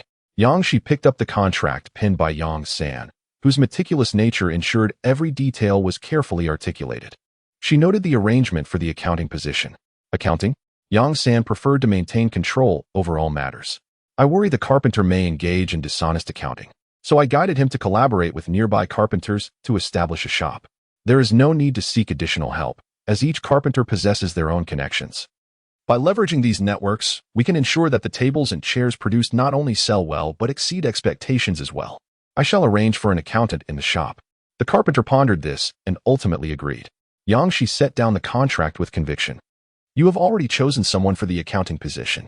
Yang Sen rubbed his nose and replied, Yes, the Wu brothers lack the aptitude for accounting. I am considering having Yishun take on the role. Sister, what do you think? Yang Shi thought to herself, Is this already decided, yet he still seeks my opinion? She nearly rolled her eyes but restrained herself. Has Yishun decided not to be a peddler any longer? Zhou Xiaodi interjected, Sister-in-law. Yishun approached Yang San regarding labor service. He expressed his desire to no longer be a peddler.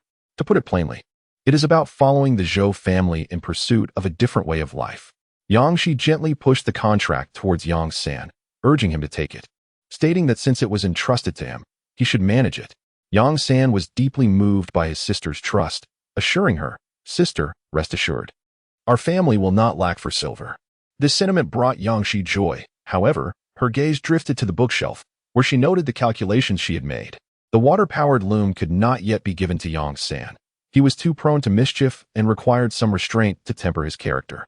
Yang San, puzzled, looked towards Zhou Xiaodi, then turned back to Yang Shi and inquired, Sister, what is a limu fruit? Yang Shi described it as an exceptionally sour fruit that had been cultivated in the previous dynasty, specifically supplied to the royal family. However, once the Wang dynasty was established, it ceased to be tribute due to its sourness, and she was uncertain if it was still being cultivated. The limu fruit was not yet referred to as lemon. She believed it might still be grown, as there were indeed people who enjoyed sour flavors. Yang Shi began sketching a lemon, indicating that it resembled something like this, albeit likely smaller than the fruit depicted. The current fruits had not been optimized and were akin to wild fruits. Yang San took note. Assuming his sister had a craving for sour flavors and that she wished to try them upon reaching the south, thus he thought little of it. I will inquire about it tomorrow. With the family experiencing an increase in income, Yang Shi felt elated, envisioning a hot pot dinner. The south boasted an abundance of vegetables, unlike the north where winter hot pots lacked greens. Vegetables in the south are so plentiful. Yang San also felt tempted, asking, What kind of broth shall we have? Yang Shi considered mushrooms for the broth, but then shook her head, recalling that in modern times, such combinations could be quite unpalatable, and in ancient times, her concerns were even greater. Fish broth it shall be. Yang Shi also pondered, wondering if something might have delayed their plans. As Yang Shi observed the overcast skies, she illuminated the oil lamp within the home, signaling her son to cease his large characters. She grasped her son's chubby hand, guiding him through the eye exercises. The little one took great delight in this, as his mother patiently demonstrated each step, prompting him to replicate her actions.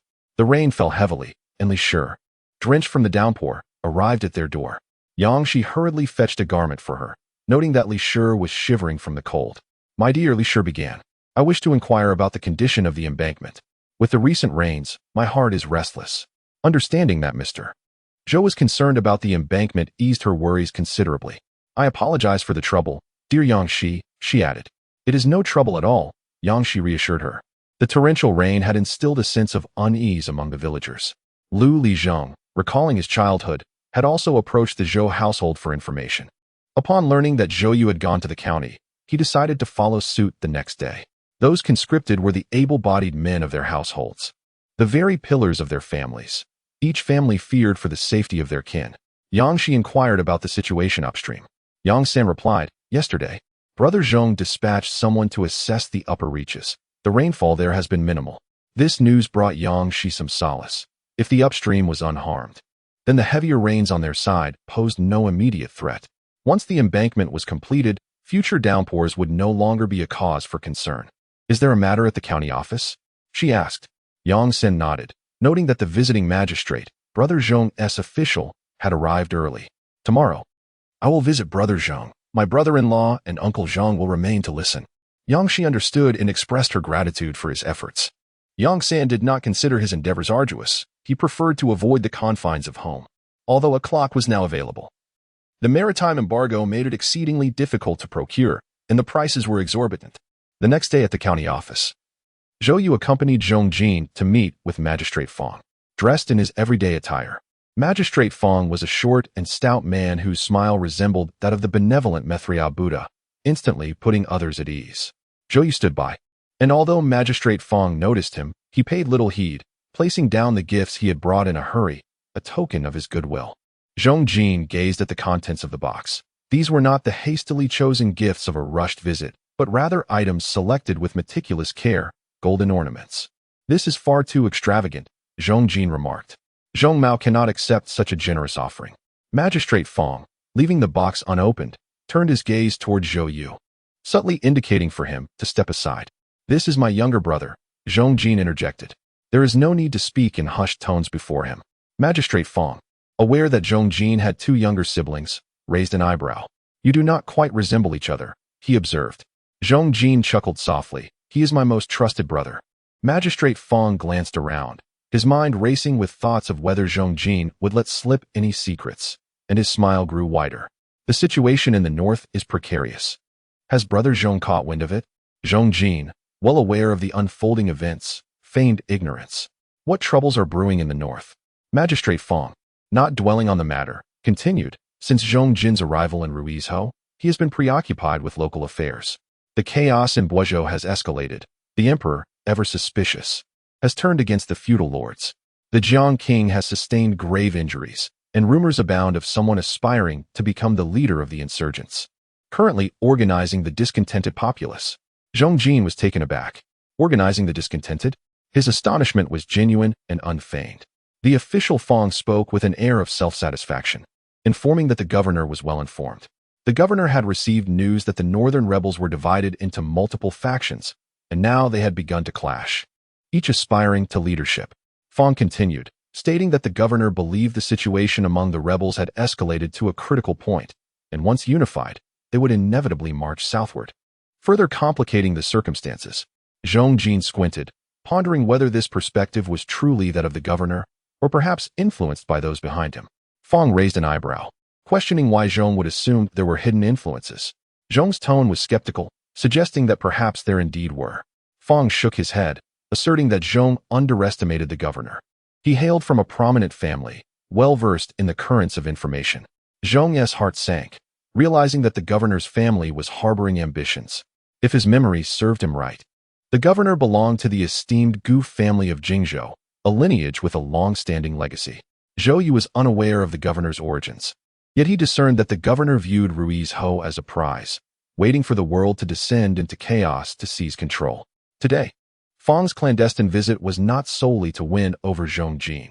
After all, Uncle Zhong had once been a formidable figure, leaving behind a substantial network. Certainly, Zhong had his own merits, for aspiring to govern the realm required not only support, but also competent subordinates. Fang continued, Brother Zhong, you are a wise man. I come with no ulterior motives. The governor genuinely wishes to communicate with you. The hour grows late, and I shall not impose further. Zhong Jin suppressed the turmoil within, maintaining a composed demeanor as he replied, Allow me to see you off, Master Fang. Upon observing that Zhong Jin maintained a composed demeanor, Fang Tue Guan held him in even higher regard, for he was indeed the eldest son of the esteemed Zhong Derun, which justified the governor's attention towards him. Brother Zhong, please stay for a moment. I have matters of importance to discuss, Fang Tue Guan stated. Zhong Jin insisted on escorting Fang Tue Guan to the door, which pleased Fang, who departed in a good mood aboard his carriage. Zhong Yin was acutely aware of the myriad influential families vying for power. He pondered the ambitions that had arisen, particularly from Gu governor, who believed he had a firm grasp on Rue Prefecture. It was only a matter of time before the lurking spirits and phantoms would emerge in abundance. Zhong Jin recognized that with his father as support, he possessed a distinct advantage over others. Thus he remained unhurried. Father, how should we handle this ornament? He inquired. Zhong Yin glanced at it and replied, You may keep it. Delighted by his father's approval, Zhong Jin thought to have it melted down, as it was pure gold. Indeed, Zhong Yin affirmed. Zhou Yu, Having stood for a while, grew fatigued and pulled up a chair to sit. Gu governor's ambition to seize Rue prefecture hinged on the military governor and the households of soldiers. Military strength is paramount. Zhong Yin mused, stroking his beard. The general of Rue prefecture, surnamed Bai, was exceedingly astute and quite cunning, making it difficult for Gu governor to win him over. Hearing this, Zhou Yu felt reassured. The mutual constraints of power among the forces in Rue prefecture would ensure stability. A relaxed expression appeared on Zhong Yan's face as he concurred, yes. General Bai is a man of principles. Zhou Yu, feeling further reassured, inquired, Uncle, do you know General Bai? Zhong Yan responded, we have met on a few occasions. After a brief pause, he continued, General Bai is a martial figure, deeply concerned about his only child, who has been indulged and has turned quite unruly. The general has long sought someone to guide him, yet has not found the right individual. Zhou Yu asked, how old is he? Zhong Yan, with a smile, was 11 years old, a time when one is most prone to be disliked. Zhou Yu inquired again, how old is General Bai? Zhong Yan replied, 45. Zhou Yu fell silent, reflecting that having a child at 34 indeed seemed old, as in ancient times, one could be a grandfather by then. The courtyard behind the county office was small, and he had long tired of it. Zhong Jin, listening to his father's tone, one might mistakenly think that Zhou Yu was the true son. In Shanghe village, Yangshi was meticulously carving bamboo with a knife, recognizing the true value of this material. Zhou Yu frowned, expressing concern, aren't you afraid of injuring yourself while pregnant? Yangshi felt a twinge of guilt. The village roads were too muddy for her to venture out. Her younger sister was embroidering a handkerchief, which she found uninteresting. So she had asked Yang San to fetch tools, forcing a laugh as she said, I want to make some small items. Zhou Yu cautioned, the bamboo strips are too sharp, they can easily harm you. Yangshi assured him, I won't continue. Zhou Yu remained unconvinced. He had initially planned to set off for Izhou, but with her in this state, he found it truly worrisome. Yangshi. Zhou Yu's concern for his wife was evident as he incessantly chattered, causing Yangshi to lower her head, looking rather pitiful. Chapter 100, Zhongsu. Zhou Yu frowned, asking, is there going to be another chance? Yangshi raised her hand in promise. No more, there won't be another chance. Thus, he should cease his nagging. Yangshi indeed deserved recognition. Brother Zhong had not abandoned the gravely ill. Not only did the county physician remain at the dike, but he had also invited a doctor from the county to attend to the sick. The common folk were immensely grateful to Brother Zhong. Zhongsu continued, I also examined the accounts of the county office. Both overtly and covertly, they claimed that my father should not squander silver, asserting that this year's wages are excessively high, and that the expenses for medicinal concoctions should not have been incurred. Zhong Yin slammed the table in frustration, exclaiming, nonsense. Zhongsu, equally enraged, recalled his upbringing. He aspired to be an exemplary official like his grandfather and father, and could not abide corrupt officials who disregarded the dignity of the common people. At merely 12 years of age, his sense of justice burned brightly, and his eyes were reddened with indignation. Yangshi, meanwhile, pondered whether the governor had begun to regard Rui's Ho as his personal fiefdom. Zhong Yin scoffed, how impatient he is. Yangshi then inquired, is there still silver in the county office's accounts? The fury on Zhong Su's face dissipated, replaced by a smile. Not much remains, just enough for daily sustenance. The Yamen wouldn't have any silver to extract even if they wished to. Yangshi remarked, well done, elder brother.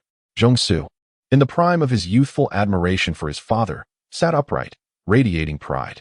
After a moment of contemplation, he asked, grandfather, the governor won't trouble my father. Will he? Zhong Yin stroked his beard, replying, hasn't he praised your father? Sensing Yangshi's gaze upon him, the old man discreetly diverted his eyes and cleared his throat. He had privately shared with his son what Zhou Yu had conveyed, and after his son expressed surprise, they agreed that their grandson would come to Shanghe village to study. Yangshi mused, there are far too many discerning individuals, and our own population is steadily increasing. Yangshi felt reassured about Zhou Bing, remarking that there was no need for concern since the county examination was not as rigorous as the Imperial examination. Zhong Yin stroked his beard, conceding, indeed, Zhou Bing's county examination should pose no issue. Yangshi instantly understood, acknowledging that they had fallen into a predicament due to the prevailing circumstances, which were beyond their control. Li herself was a tidy and efficient individual. Back in the refugee district of the capital, her family had managed to avoid lice, which she could scarcely tolerate. Had it not been for the inability to shave heads, she would have taken it upon herself to shave her husband's.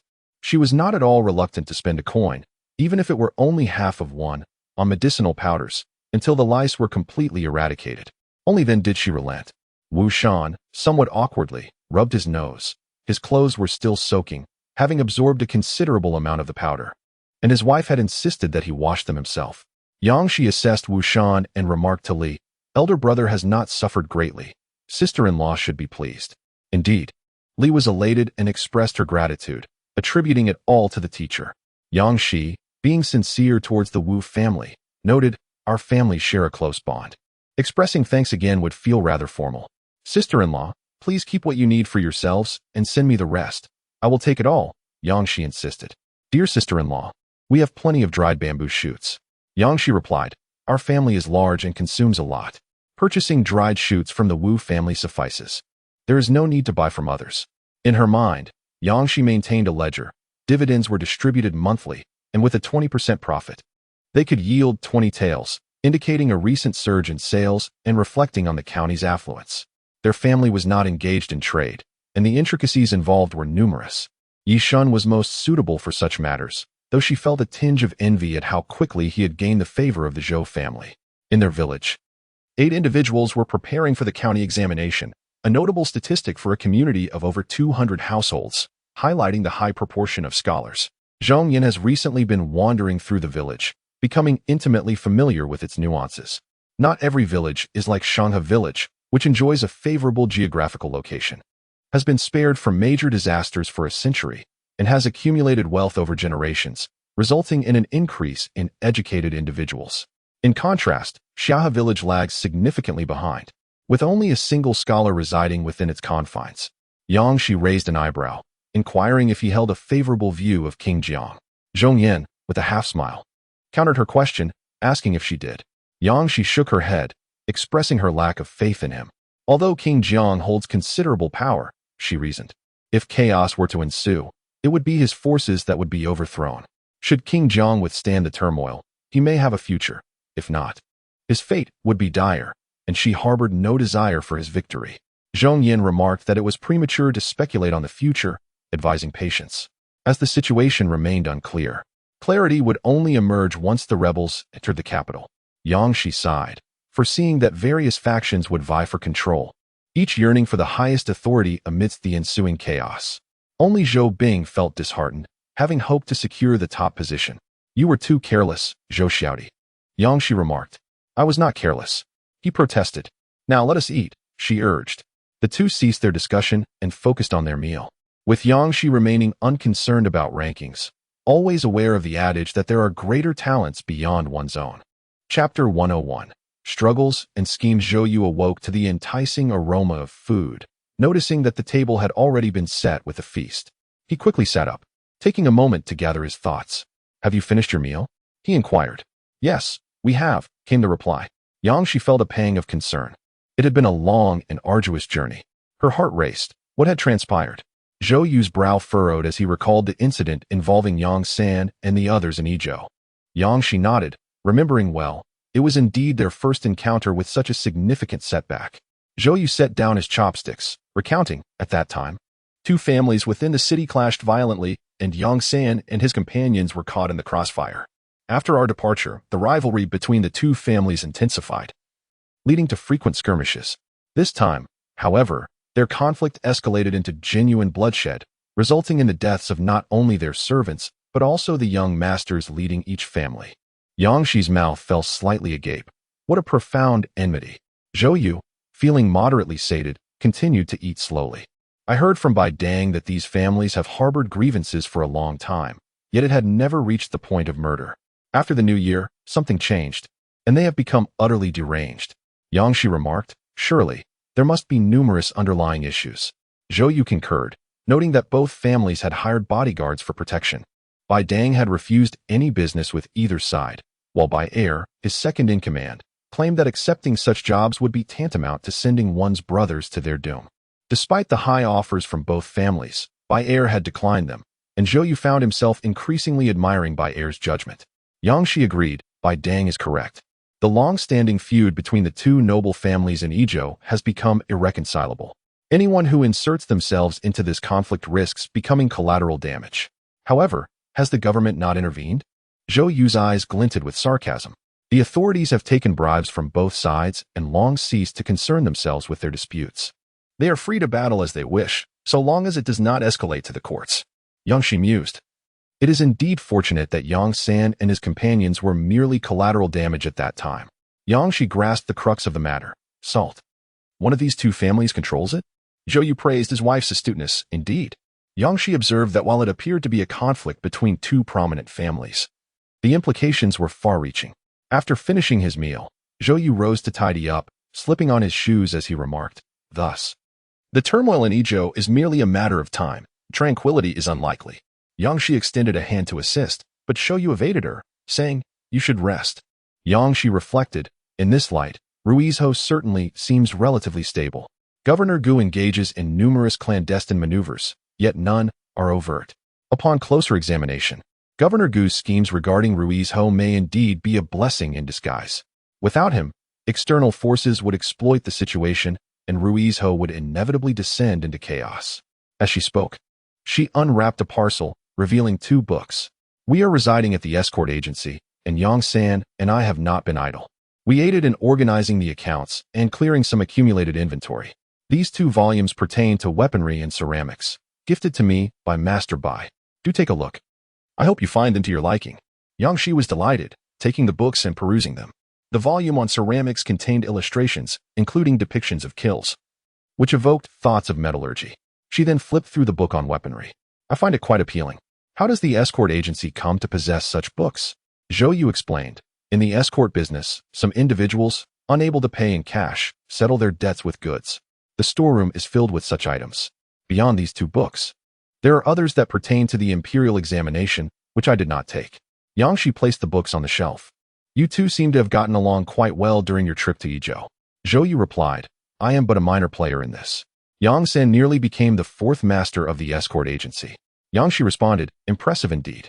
Zhou Yu chuckled softly, his laughter resonating for quite some time before it subsided. And at that moment, the term impressive crossed his mind. He then retrieved other gifts, while Yang Shi gestured for Zhou Yu to take a seat, assisting him in arranging his hair. Zhou Yu's hair was lustrous and dense, a quality Yang Shi particularly admired. He remained still, as his hair was too long and rather cumbersome. In no time, Yang Shi had neatly styled his hair and secured it with a wooden hairpin, which Zhou Yu found quite pleasing. Knowing that you like it makes the inconvenience bearable, he remarked with a smile. Zhou Yu presented a gift to his mother, saying, Mother, this is a calming incense and sachet I bought for you. Yi Shi, who had not used calming incense in a long while, expressed her concern about the extravagance of such a costly item, commenting on the waste of silver and the need to save for future expenses. Deep down, she understood, but it was the reluctance to part with money that troubled her. Nonetheless, she was genuinely delighted by her son's filial piety. Zhou Yu also procured embroidered threads and silk for his younger sister, who received them joyfully, thanking her elder brother. Zhou Xiaodi and Yang San were not in the main courtyard. The couple sat for a while before departing with other gifts. They found Yang San and his companions in the front yard, where Uncle Zhong was also present. Zhongyan, are you awake? Zhou Yu inquired. Yes, I am, replied Zhongyan. Uncle Zhong, are you playing chess? Zhongyan pointed to the chessboard, explaining, your elder brother Zhong has sent a new board. I am playing chess with Yang San.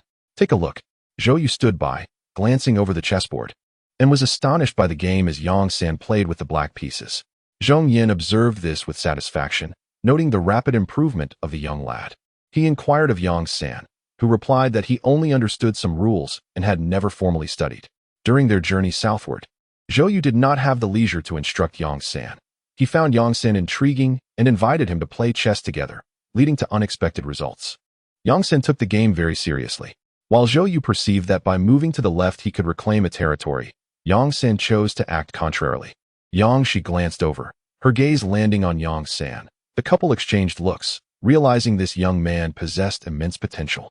Thus the study of chess could be put on the agenda. Yang San shivered slightly, looking up at the sky. It wasn't raining, so why did he suddenly feel cold? Zhou Yu distributed gifts to Zhou Xiaodi and Zhou Bing, and he also purchased a present for Uncle Zhong. Lastly, he had something for his son, a hat. Ziheng took the hat, his hair already peeking out. Now that no one touched his head, claiming it was prickly, he asked, "Father, is that all?" Zhou Yu placed the hat on his son's head, playfully teasing him. "Let me think of what else there is." As he spoke, he rummaged in his pocket. And in the expectant gaze of his son, he produced nothing but air. "See, my dear, this is also a token of my affection. Ziheng." She chuckled softly, and then felt raindrops on her face. Looking up, she realized it had started to rain. Chapter 102.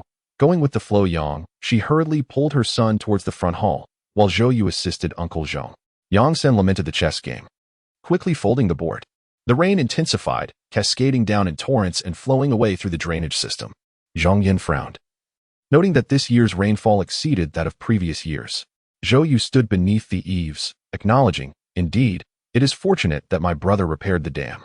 Zhong Yin felt a deep sense of relief. Should the dam burst, the entire county would be doomed. Zhou Yu had agreed to assist, and by Dong Jia had also kindly informed other escort agencies that those heading north would inquire on their behalf. However, Zhong Yin remained pessimistic, remarking that Bai Dongjia was indeed a man of honor. Yang Shi, somewhat distracted, found solace in the thought that the escort agency's assistance provided a glimmer of hope, no matter how faint it may be. Unlike the modern era, where cameras abound and communication flourishes, searching for someone in ancient times was akin to finding a needle in a haystack. Yang San, seated nearby, fiddled with the chessboard, finding the game increasingly enjoyable and contemplating a continuation. Noticing Uncle Zhong and his brother-in-law gazing out at the torrential rain, he observed the relentless downpour, which had recently brought rainfall to Rui Prefecture that rivaled the northern region's precipitation over half a year. The rain had transformed from a heavy downpour to a steady drizzle. Never ceasing, the temperature had dropped, making the front yard rather chilly. Zhou Yu carried his son on his back, one hand supporting the child while the other steadied his wife, who held an umbrella, all while being mindful of his footing. Yang Shi carefully stepped forward, and upon returning to the courtyard, the rain intensified once more, soaking her skirt. She quickly retrieved fresh clothes for the father and son, changing into a dry outfit herself. "Such heavy rain at the onset of spring bodes ill," she remarked. Zhou Yu replied, "These past few years have been devoid of favorable weather." Lighting an oil lamp, Yang Shi listened to the sound of rain, her eyelids growing heavy. "I shall lie down for a while," she said. "Very well," Zhou Yu replied, refraining from having their son practice writing in the dimly lit room. Instead, he quietly narrated stories to his son, recounting tales of idioms, and before long, both father and son drifted off to sleep. Zhou Yu was awakened by Zhou Xiaodi. Rising from his slumber, he noticed the rain pouring outside. "How did you come here?" he inquired. Zhou Xiaodi's clothing was somewhat dampened. "Brother, the village head has arrived." Zhou Yu responded, "In such heavy rain, why would the village head come?" Zhou Xiaodi shook his head. "I do not know, but it seems he has matters to discuss with you." Taking an umbrella, Zhou Yu said, "I will go to the front yard." Zhou Xiaodi followed him to the front yard, where the village head was warming himself by the fire in the hall. Zhou Yu, having gotten wet, sat down before the charcoal basin to warm himself and asked, "What brings you here, sir?" Lu Lijing, puffing on his dry tobacco, replied, "With the rain falling so heavily, I felt uneasy, so I took a stroll and ended up here to sit for a while." Zhou Yu inquired about the situation in the village. Lu Lijing frowned.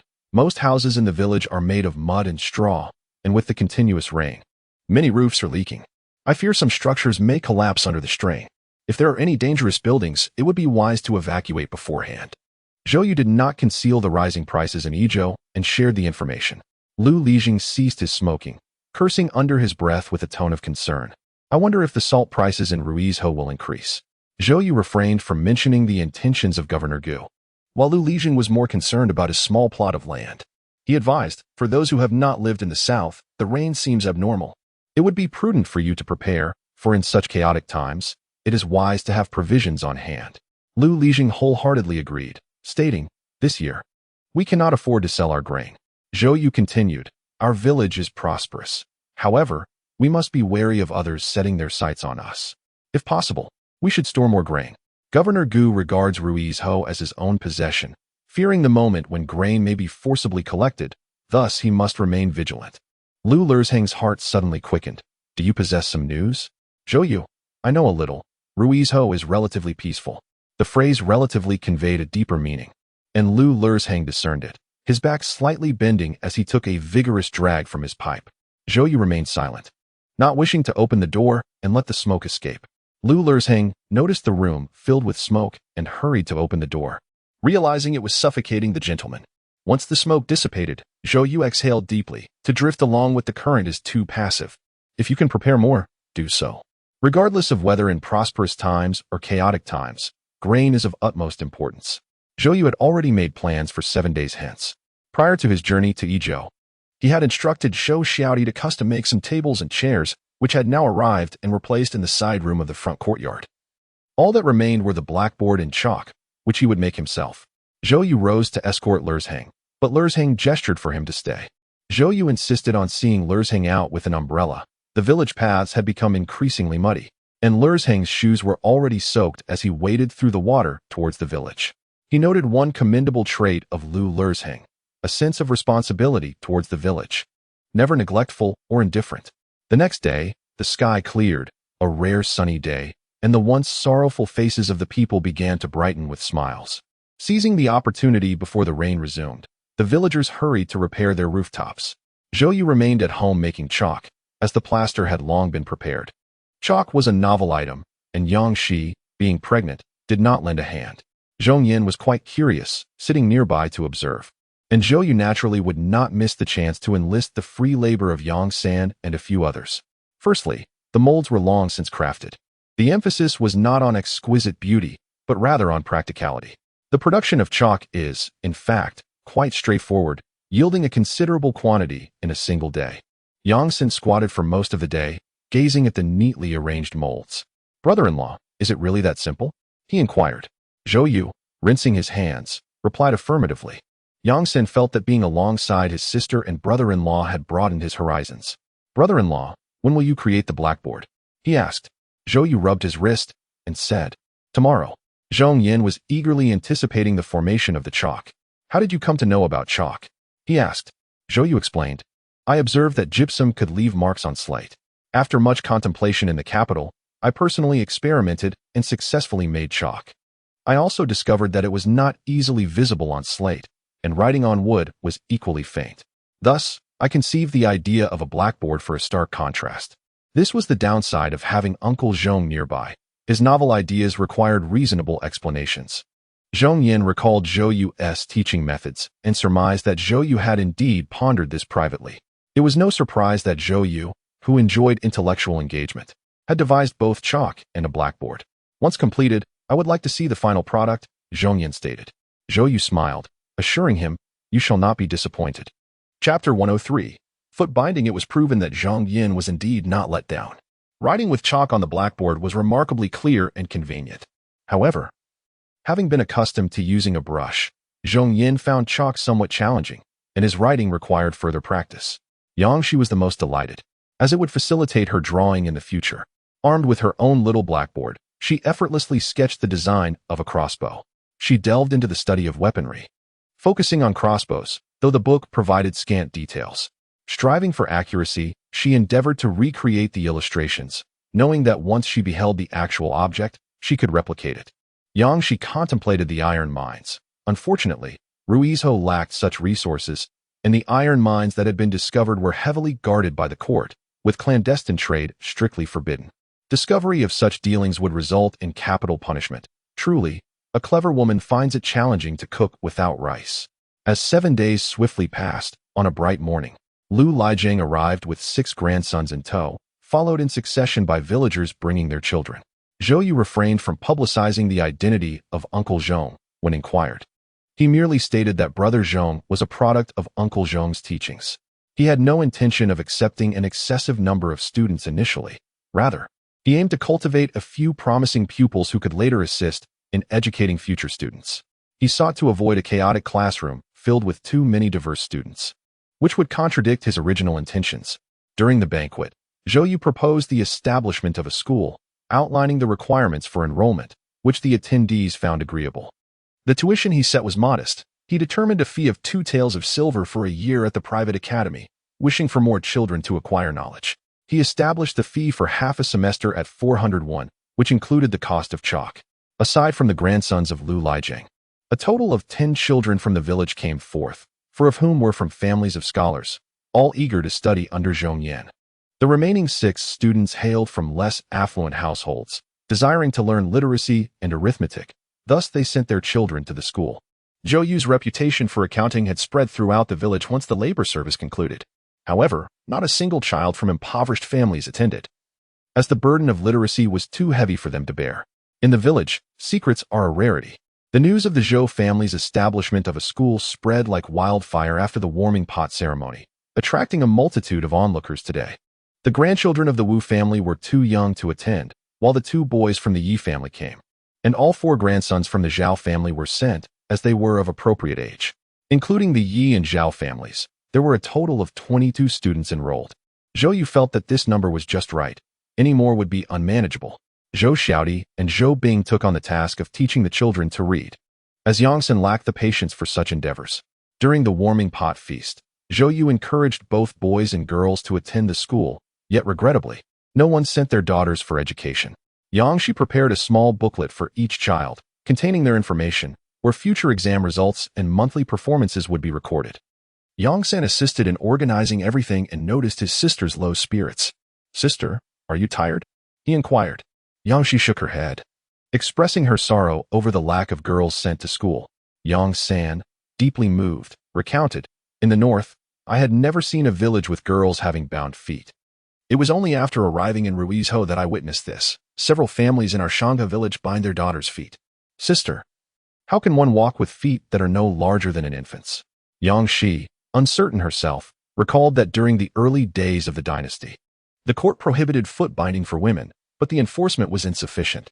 After the passing of 3 emperors and the subsequent regency of the Empress Dowagers, foot binding resumed until the ascension of Emperor Xianyang, who abolished the practice. Noble women never bound their feet, and the daughters of families near the capital also refrained from it.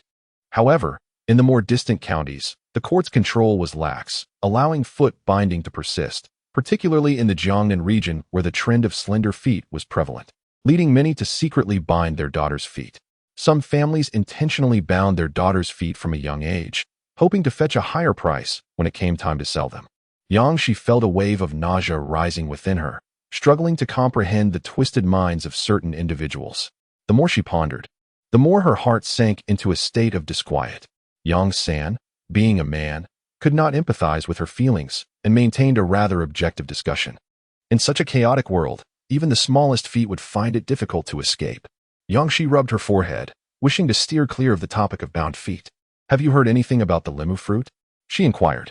Yongsan had been out and about recently, yet had found no trace of the limu fruit. "I've asked the merchants in the county to search for it. They will inform me if they find any." Yongsan expressed his disinterest. "I shall not go." Yangshi rose to head towards the classroom, where Uncle Zhong stood outside. "Why aren't you going in to listen, Uncle?" she asked. "There's no room inside," Zhong Yin replied. Upon glancing within, Yangshi indeed noted the lack of space. As she appeared at the doorway, the children inside became aware of her presence, and several older village children frowned disapprovingly. Yangshi cast a calm glance, recognizing the disapproval in their eyes towards her presence as a woman outside the classroom. She felt no anger, fully aware of the severe gender bias prevalent in society, particularly among certain scholars who were exceedingly narrow-minded, imposing countless restrictions on women. The more educated the village, the more demands placed upon women.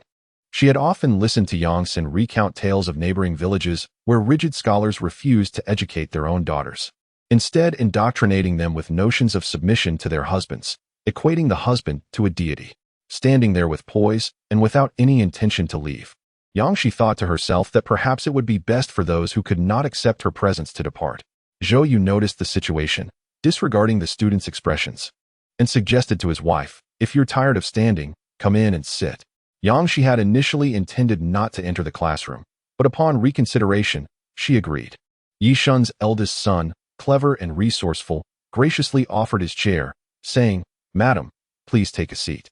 Yangshi elegantly settled down, expressing her gratitude. Yu Guang noticed the discontent etched on the faces of the students, their brows furrowed in displeasure. Outside, Zhong Yin observed, stroking his beard, contemplating that a lady from an official family, capable of reading and understanding the fundamentals, was already commendable. Anything beyond that, such as poetry or classical literature, was seldom pursued, as daughters were rarely raised with the same expectations as sons. Among common folk, he considered himself quite progressive, though the most enlightened of all was Brother Zhou, who raised his daughter-in-law as if she were a son, a rarity indeed. Lu Lijing returned and noticed Madame Yang in the classroom. He was aware of Mr. Zhou's regard for his wife and was surprised by his allowance for her presence in the classroom. Lu Lijing furrowed his brow, recalling that the popular desks and chairs were crafted by Madame Yang. Recognizing her respectable background in literacy, he had never underestimated her abilities. However, Mr. Zhou permitting his wife to enter the classroom seemed a bit excessive. Yang San, spotting Lu Lijing, exclaimed, "Sir Lu?" Lu Lijing was taken aback, remarking, "You move with such stealth." Yang San replied cheerfully, "You seem lost in thought, sir." Lu Lijing turned back to observe the class, while Yang San smiled, inquiring, "How does my brother-in-law teach?" Lu Lijing, having attended Mr. Zhou's class, responded positively, "He is an excellent teacher." Yang San grinned, "In truth, my sister's skills are just as formidable as my brother-in-law's. Back in Qijia village, my brother-in-law only taught the children to recognize characters, while it was my sister who instructed them in arithmetic and the abacus." Lu Lijing casually remarked, "The matriarch of a prominent household is always adept at managing finances." Chapter 104. Qini and Fangqing. Yang San chuckled softly, noting that his brother-in-law had openly acknowledged that many areas of knowledge did not surpass those of his sister. Surely, one would be gravely mistaken to think that his sister was merely skilled in accounting. She and her husband had settled in Shangha village, a fortunate choice indeed. As chaos loomed on the horizon, the couple harbored a deep connection, finding solace in their life in Shangha village. Lu Lijing stood, lost in thought, watching Yang San walk away, now regarding young Yangzi with newfound caution. In the afternoon, Zhou provided each child with a wooden board, instructing them on how to create a blackboard. "As you are just beginning to learn characters, you have no need for ink and brushes yet. In due time, this blackboard will serve as your paper, and you must cherish it." To instill a sense of value in the chalk, he limited each child to a single piece every few days, and once it was used up, they would have to wait for the next distribution. Of course, those with sufficient silver could purchase more. Yang San took a liking to the blackboard and chalk, but Zhou refused to allow them to be sold, believing that some items were not yet ready to be shared with the world. As the school year commenced, Zhou Bing and Zhou Xiaodi began teaching, earning a modest stipend for their efforts. Both had their own family resources, and Zhou only collected a portion of their earnings for food expenses. Zhou Bing, having ranked second in the county examination, found the monthly stipend rather paltry and felt embarrassed to contribute such a meager amount for meals. He decided to create illustrations for travelogues in the county, drawing upon his childhood education in painting, which had honed his skills remarkably. His illustrations fetched several hundred won, evoking envy from Zhou Xiaodi, who could not withstand the latter's eager gaze. After 2 days of private instruction, Zhou Bing ceased to impart further lessons. Zhou Xiaodi, unwilling to be the least profitable member of the family, hesitated to approach his elder brother directly and instead sought his sister-in-law's counsel. "Sister-in-law, what can I do to earn some silver?" He also aspired to take the examination for the scholar's degree, yet alas, he could not. Yangshi refrained from offering any suggestions, leaving him to ponder on his own. Zhou Xiaodi, noticing his sister-in-law's silence, lowered his head and departed. Upon learning of this, Yang San insisted, "Follow me, and I shall employ you." Zhou Xiaodi. Yang San was utterly unperturbed about the prospect of earning silver coins. Occasionally, Yangshi attended classes. Although she did not actively teach, her presence had become familiar to the students. Recently, the villagers had been discussing her, yet none dared to approach her directly. Li Shi had mentioned it once, but seeing Yangshi's indifference, she chose to remain silent thereafter. Indeed, Yangshi was unconcerned. Let them speak, for she could not hear them, and she reveled in stirring the sentiments of the women in the village. Days passed, and the Wu family ceased their bamboo shoot harvesting. Li Shi's 2 daughters found themselves with free time and finally could come to the Zhou household to learn their letters. After a prolonged absence from the 2 young ladies, Yangshi noticed their sun-kissed skin and slender figures, a testament to their hard labor, their hands now calloused. Nevertheless, the young ladies exhibited no signs of inferiority, presenting themselves with grace. Yangshi gestured for them to sit and inquired whether household chores had been completed. The eldest daughter of the Wu family sparkled with excitement, affirming that they had nearly finished. Their toil was rewarding, as it translated into silver. Yangshi smiled, realizing they must have earned quite a sum. The eldest daughter revealed that from bamboo shoots alone, they had earned 1.5 taels of silver. And combined with what their father and brother had earned, They had saved over 3 taels since settling down. Furthermore, with 2 acres of land cultivated, they had only just begun this year, and the future brimmed with promise. The youngest daughter, at 9 years old, spoke with the maturity of an adult, stating that their mother had advised them to save more silver to help their third brother marry and to prepare a dowry for their elder sister. Miss Wu blushed, remarking on your propensity for chatter. Miss Wu chuckled, Sister, recently a matchmaker has inquired about you. Yang Shi was genuinely perplexed. The Li family was quite occupied and seldom visited the Zhou family unless it was of utmost importance. She glanced at Miss Wu, who, being the same age as her younger sister, had also reached the age of 15 this year. Yang Shi inquired, What did your mother say? Miss Wu's cheeks flushed slightly, her tone lacking the previous cheerfulness. Mother believes I am still too young and wishes to keep me at home for a couple more years. Miss Wu scoffed. Mother disapproves of the suitors, fearing that they might mistreat my sister. Yang Shi asked, Do you interact with the girls in the village? Miss Wu shook her head. The village girls have little time to venture out. Some of them have it quite hard. Our neighbor to the left has a girl my age. Yet I could easily accommodate her twice. She is frail and petite, burdened with excessive chores daily. Despite her diligence, I still hear her mother lamenting that she does not work enough. Miss Wu interjected, Do you think everyone is as cherished by their mothers as we are? Miss Wu continued, The girls from our hometown are quite formidable. Miss Wu was left speechless. In our homeland, the population is sparse. Men labor like beasts of burden while women take on masculine roles. When crisis strikes, it is the women who shoulder the household responsibilities. The circumstances are distinct, and thus the upbringing of girls varies. In our homeland, delicate and fragile girls cannot bear the weight of a household, with frequent raids along the borders. Those lacking resolve face a grim fate. The southern regions differ, offering a comfortable existence. Who wouldn't desire a gentle and agreeable wife to share their life? Yang Shi smiled at Miss Wu. I perceive that you have quite the ambition. What kind of brother-in-law do you envision? Miss Wu twirled her eyes.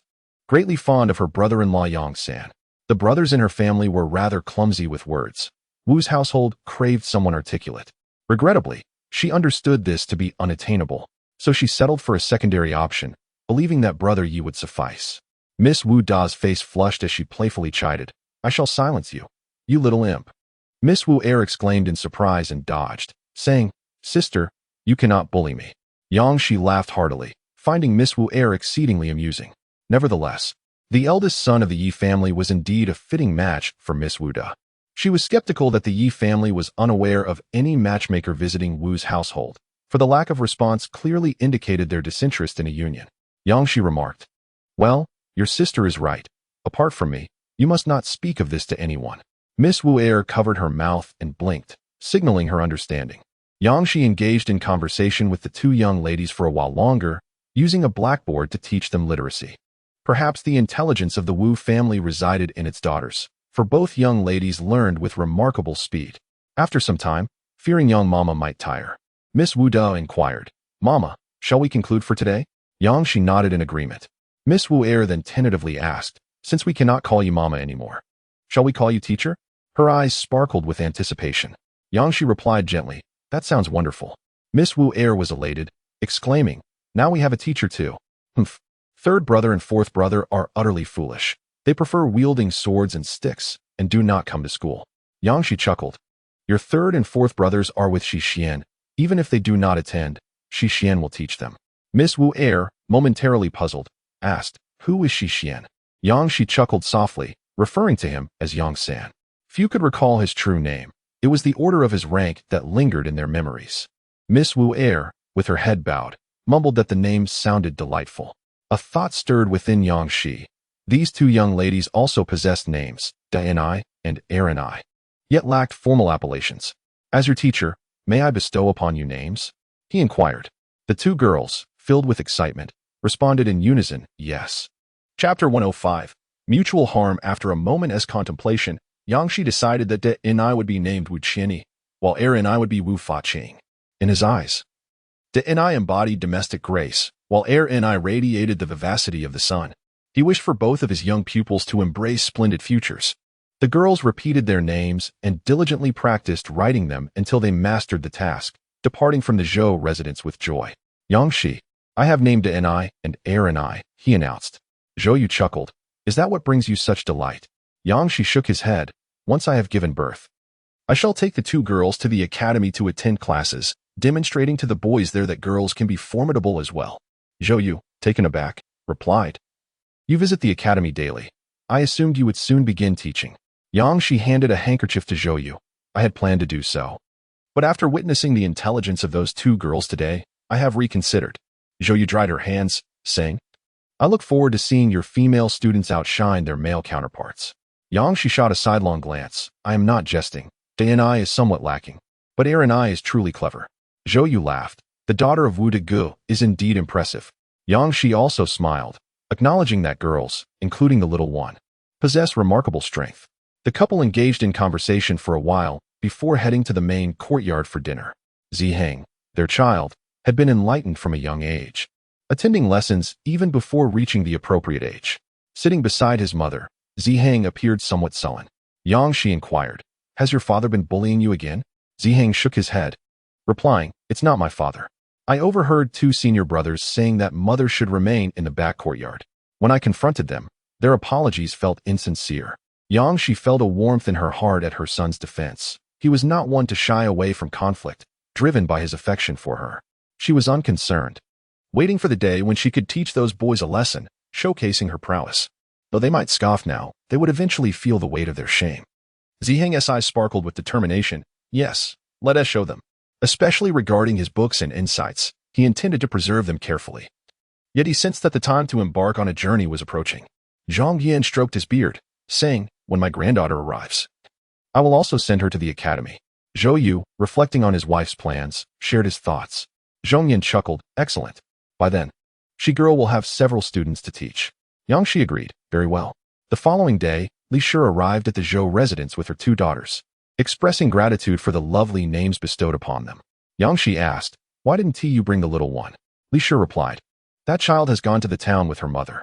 Wu Fanqing interjected, The little one envies us for having names. She said that when she becomes a student of a teacher, she would like the teacher to name her.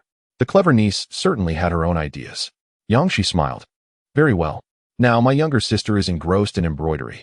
After finishing her work, the two young ladies assist Yang Shi, and their strength allows them to quickly master the tasks of polishing and carving. Wu Fanqing, a chatty individual, remarked, Sir, yesterday Uncle Zhao visited our home to discuss the matter of my sister and me studying. This is precisely why Yang Shi harbors a discontent towards the Zhao family. They could have graciously inquired of her, What did your mother say? Wu Fanqing chuckled. My mother mentioned that the Sir himself proposed our studies, yet Uncle Zhao remained silent. Yang Shi contemplated that if the old man Zhao sent his granddaughter, she too would be welcomed. Unfortunately, the old man did not come today, nor did the Zhao family's daughters. Ever since the Zhou family moved in, the Zhao girls have ceased to visit, and the scheming second daughter of the Zhao family no longer seeks out my younger sister. Wu Qianyi interjected. I heard from my mother that the eldest daughter of the Zhao family is being courted. Yang Shi mused that indeed, she has reached the appropriate age. But who is the suitor? Wu Qianyi was well informed, stating that the prominent Hu family in the village has a grandson of similar age to the Zhao girl. Yang Shi found it difficult to express her thoughts. The Hu family is indeed a prestigious clan, with some members having achieved scholarly success, though not from this particular branch. If her memory served her right, there are a couple of footbound girls from the Hu family in the village. Wu Qianyi inquired, Sir, is there something amiss with the Hu family? Yang Shi recounted what she had heard from Yang San, mentioning that the Hu family is particularly strict with their rules. They are indeed a prosperous household, regarded by some as a desirable match. However, the Zhao family seems to be reliant on the Zhou family, leading one to wonder if the Hu family's proposal is aimed at the Zhou family. It is said that the Zhou family is known for its filial piety, and Zhou Xiaomei has reached the age of maturity. Yet surprisingly, no one has come to the Zhou residence to inquire about news. Thus, attention has shifted to the Wu and Zhao families. The Wu family declined, while the Zhao family harbored their own thoughts. With Miss Zhao growing older, a decision was made. Yang Shi had no intention of making inquiries herself, but in the afternoon, she mentioned it to Yang San, who said he would look into it. Yang Shi inquired, I have heard that you have taken in two 18-year-old youths to teach them martial arts? Yang San was taken aback. Sister, your information is remarkably astute. Yang Shi replied, The village is not particularly large. Yang San continued, These two youths are one an orphan from the village, and the other is someone who, like us, has settled down in the south. They secretly observed me teaching Wu San and Wu Si martial arts, and upon discovering their commendable character, I decided to take them in. Yangshi fixed her gaze on Yang San, saying, "This year, you shall not leave anywhere. Remain at home and study diligently." Yang San felt a pang of guilt, insisting, "I had no intention of leaving." Yangshi chuckled softly. "Am I not aware of your little schemes? Have you managed to uncover the whereabouts of the pirates?" Yang San hesitated, and Yangshi scoffed, realizing that he had gone to the county to borrow documents, fully aware that he had scoured the entire county. Yang San cleared his throat. "Sister, I have some delightful news to share." "What is it?" Yang San replied. "The fruit has been located and will arrive the day after tomorrow." Yangshi remained silent as the siblings exchanged playful banter, sitting across from each other without uttering a word. Finally, Yangshi spoke up. "You are quite remarkable. Isn't my brother especially considerate?" Yangshi maintained a stoic expression, replying, "Indeed." Yang San's eyes sparkled with mirth, though his sister lacked thoughtfulness. Yangshi picked up the newly crafted ruler and beckoned him closer. Regrettably, she yearned to test whether the ruler could inflict pain, yet her son was reluctant to part with it. The two young female students were invaluable, and Yang San was the most suitable candidate. Chapter 106. By Lang Yangshi opened her mouth in astonishment. Indeed, it was a significant revelation. Upon reflection, she grasped why Uncle Zheng had penned a letter to General Bai. By sending his son to the academy, General Bai would only enhance the fortunes of both the Zhou and Zheng families. Governor Gu's meticulous schemes were astutely designed, as military power was a pivotal element in Ruizhou, and General Bai was indispensable. A teacher is akin to a father. With the establishment of their mentor-student bond, General Bai would safeguard the Zhou and Zhong clans. In times of turmoil, those who wield military authority hold the reins of power. As long as General Bai remained unscathed and retained his command, everyone would be compelled to show him respect. Zhou Yu pondered how to cultivate relations with General Bai, while Uncle Zhong had already taken action, yielding favorable results. His efforts were commendable. Zhong Yin laughed heartily, for the child understood his intentions. There was no hardship, as it was all for their future. As for Zhou Yu's ability to manage Bai Gongzi, he was filled with confidence. Yang San, brimming with cunning, harbored fears of Zhou Yu, let alone an 11-year-old child. The following day, General Bai arrived. He was never one to comprehend the notion of traveling discreetly. As the general of Ruizhou, commanding an army of 50,000 and overseeing 60,000 military households, he placed immense value on his own security.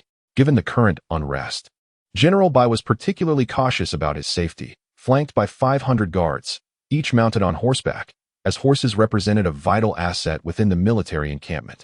General Bai had not yet entered the village, but the villagers, upon catching sight of him from afar, fled in terror, leaving no one behind to witness the unfolding scene. The women washing clothes by the river even abandoned their garments in haste.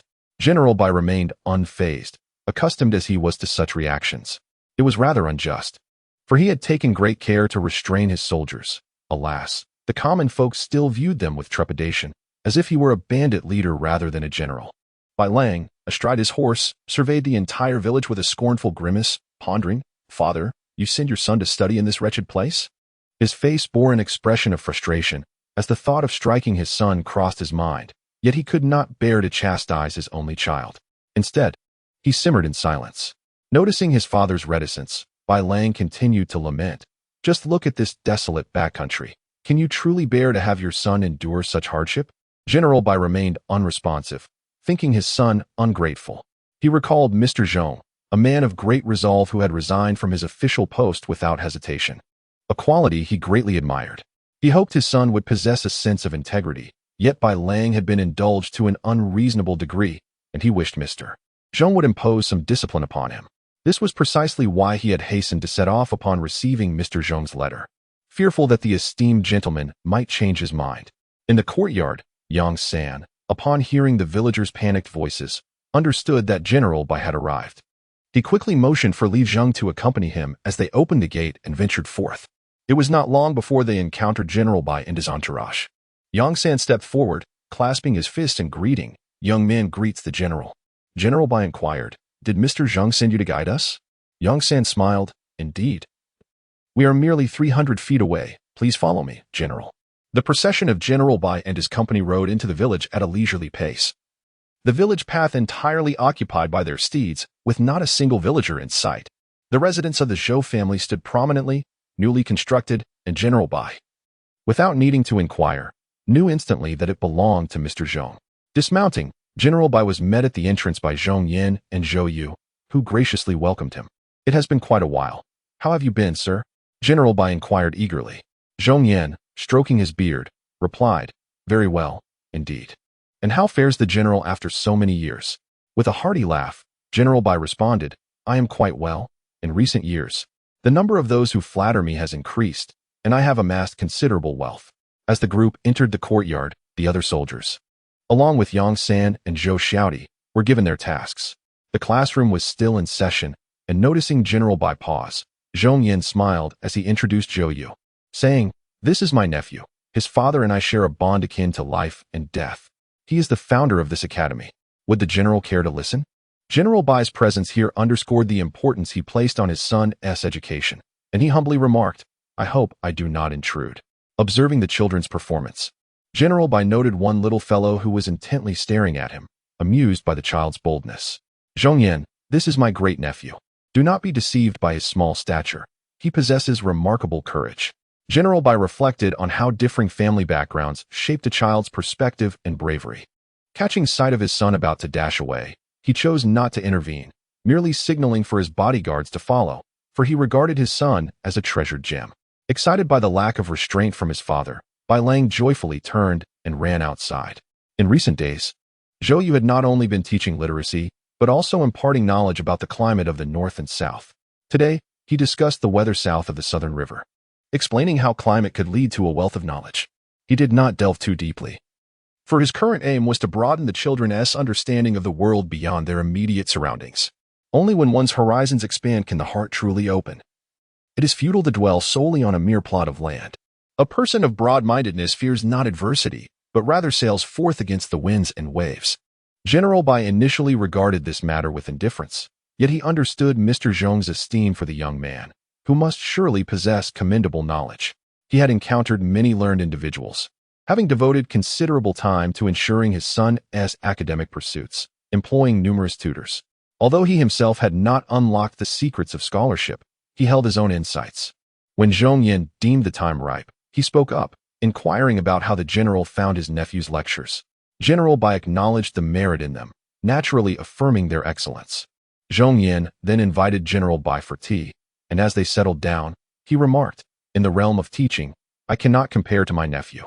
General Bai took a sip of tea, noting the gentleman's humility. Zhong Yin laughed heartily. "I assure you, I am not being modest. His father was a distinguished figure, and this young man has surpassed his predecessor. I know that General Bai holds Bai Gongzi in high regard, and I am certain my nephew will meet your expectations." Raising an eyebrow, General Bai smiled and asked, "Has your nephew not participated in the Imperial examinations?" Zhong Yin's expression turned somewhat melancholic as he replied, "This young man is indeed a scholar, but the turmoil in the north compelled my dear friend's family to migrate south to Ruiz Ho after his passing.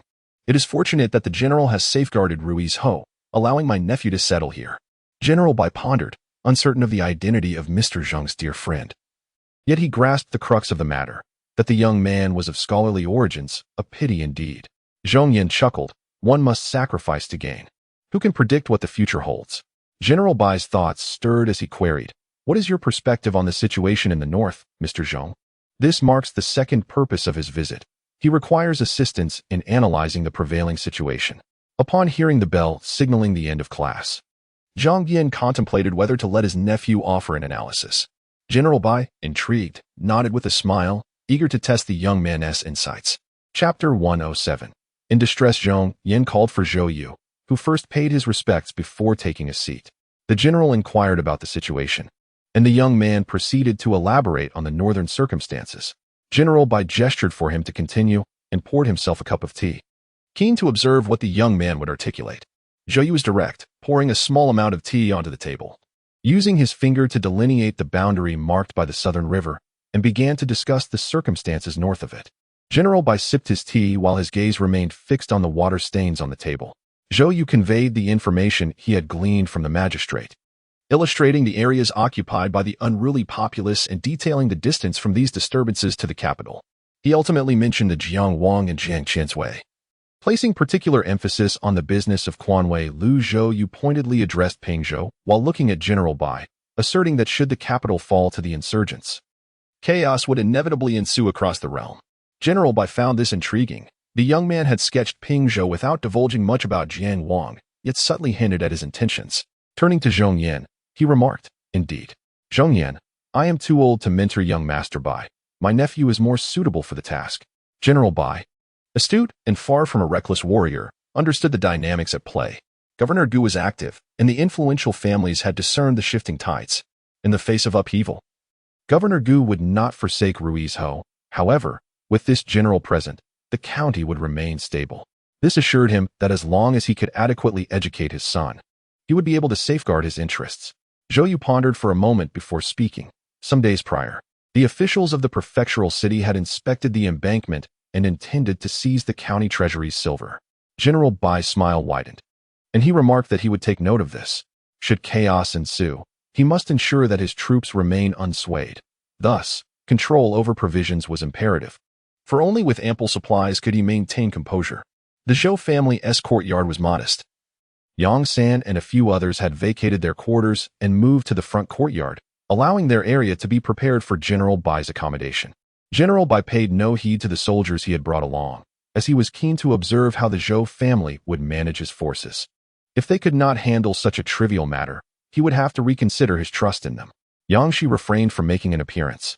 Recognizing the significance of welcoming General Bai, she would not engage in frivolous displays of self-importance. Instead, she was in the courtyard instructing the Wu sisters on the intricacies of polishing components. She aspired to create a model of a loom to conduct preliminary experiments. For without a prototype, adjustments would be impossible. The local populace soon noted that these soldiers had arrived due to the Zhou family. Observing Yang San diligently organizing the troops and horses, the villagers were taken aback. What was the true standing of the Zhou family? Upon hearing the news, Wu Shan, apprehensive, hastened over with his two sons. He found the Zhou family untroubled and observed Yang San and Zhou Xiaodi engaged in conversation with a man clad in armor. Yang San, upon seeing Wu Shan, felt a deep sense of satisfaction. The Wu family indeed valued loyalty, confirming that both he and his brother-in-law had not misjudged their character. With Yi Shun absent and the Yi brothers occupied with their studies, it was notable that no one from the Zhao family had yet arrived. Zhou Xiaodi approached Wu Shan, explaining that they were quite busy, and he had intended to summon his elder brother Li Zheng for assistance. And now, fortuitously, his brother had indeed come. Zhou Xiaodi did not conceal the matter. General Bai of Ruiz Ho had sent his only son to study, and the general's safety was of utmost importance, which explained the presence of so many cavalry. The individual conversing with Yang San was the general's deputy. Wu Shan's eyes widened in astonishment as he muttered, "Is the academy already this renowned?" Zhou Xiaodi smiled and replied, "It is not the academy's fame, but rather the influence of Uncle Zhong that draws General Bai here. Brother Wu, there is nothing to worry about. This will only bring us benefits, not drawbacks." Wu Shan's hands trembled slightly, for in these times, one fears the absence of support. The Wu family had allied with the Zhou family, which was even more formidable, having first produced a county magistrate and now the commander of Ruiz Ho. Wu Shan rubbed his hands together and said, "Little brother, just tell me what my father and I should do. I will follow your instructions." Zhou Xiaodi responded, "My family was prepared for General Bai's arrival as soon as we learned of the date. Yang Sen has procured a considerable number of bamboo curtains. We need to set them up, but we currently lack enough. Eldest brother, please purchase as many as possible from the village and also bring some hay. Yes, and find some villagers to cut fresh grass for the horses. The feed requires grain, and the horses are quite precious. The Zhou family has grain, but we are short on grass." Wu Shan noted everything diligently, saying, "I will go buy them right away." With that, taking the silver Zhou Xiaodi handed him, Wu Shan departed with his two sons. Fortunately, it had not rained recently, and the ground was dry. The soldiers were accustomed to spending the night outdoors and were not overly particular. Due to General Bai's courtesy towards the Zhou family, the deputy had warned his men to behave themselves. Yang San, being sociable, tactfully revealed that his father was a 7th-rank commander, thereby strengthening his rapport with the deputy, who took the opportunity to inquire about the tumultuous situation in the north.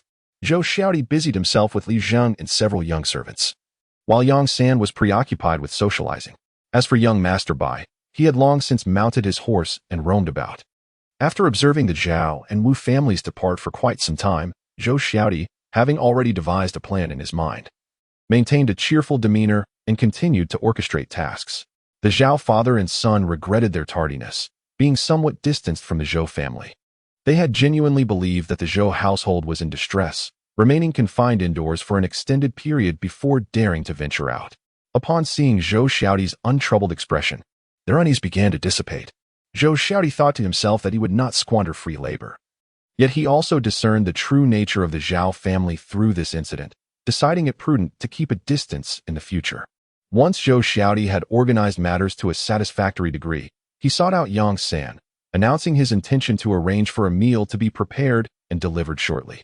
Yang San was equally occupied, having purchased a considerable number of tables and chairs that the villagers had replaced with newer styles.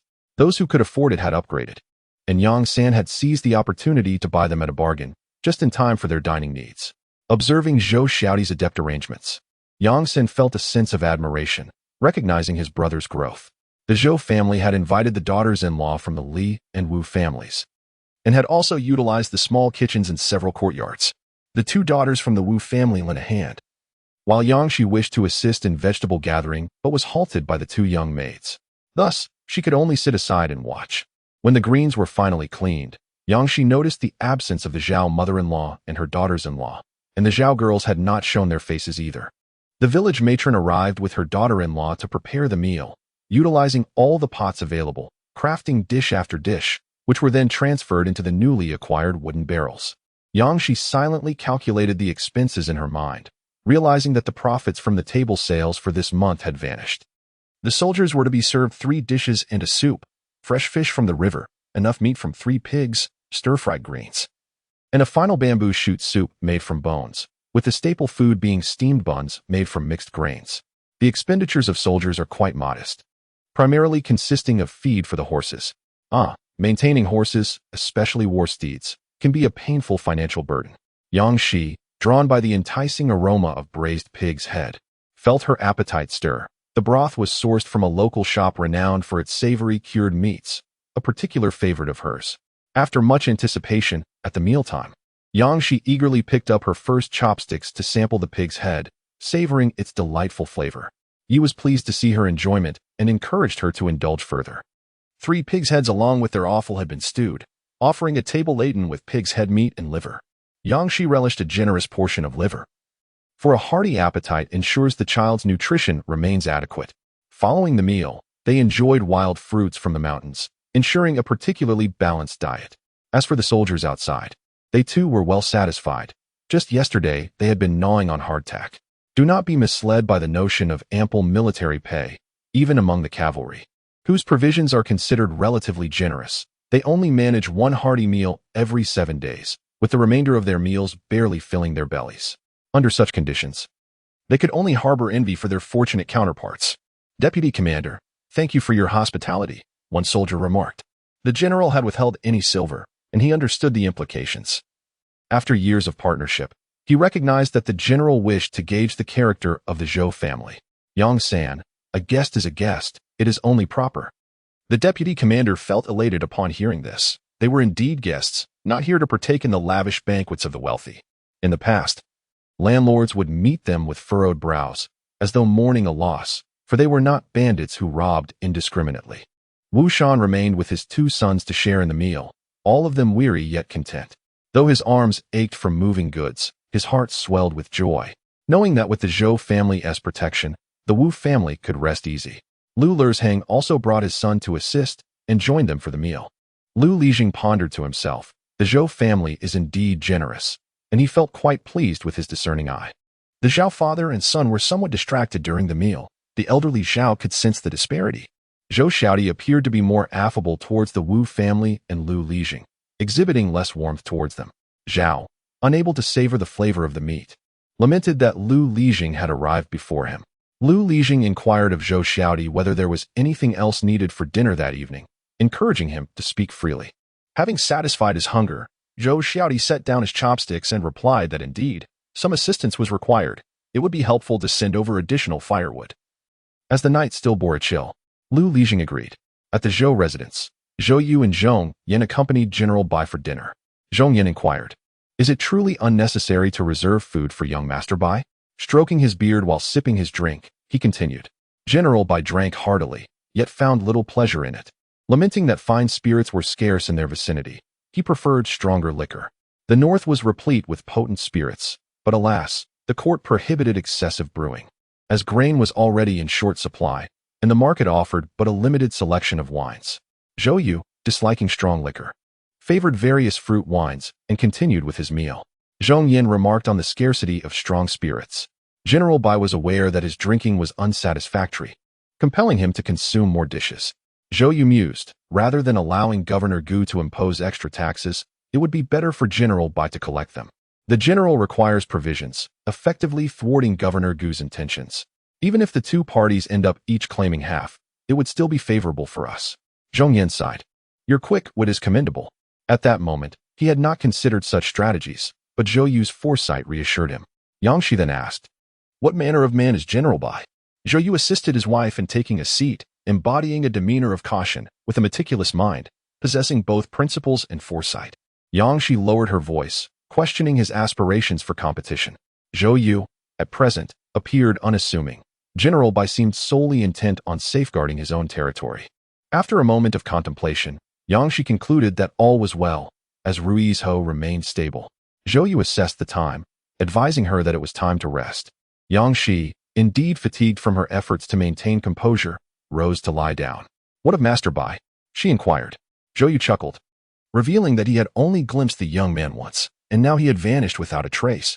That lad will not easily settle for remaining behind to study. Just wait, there will be some lively happenings at home. Yang Shi yawned, mentioning the presence of Yang San.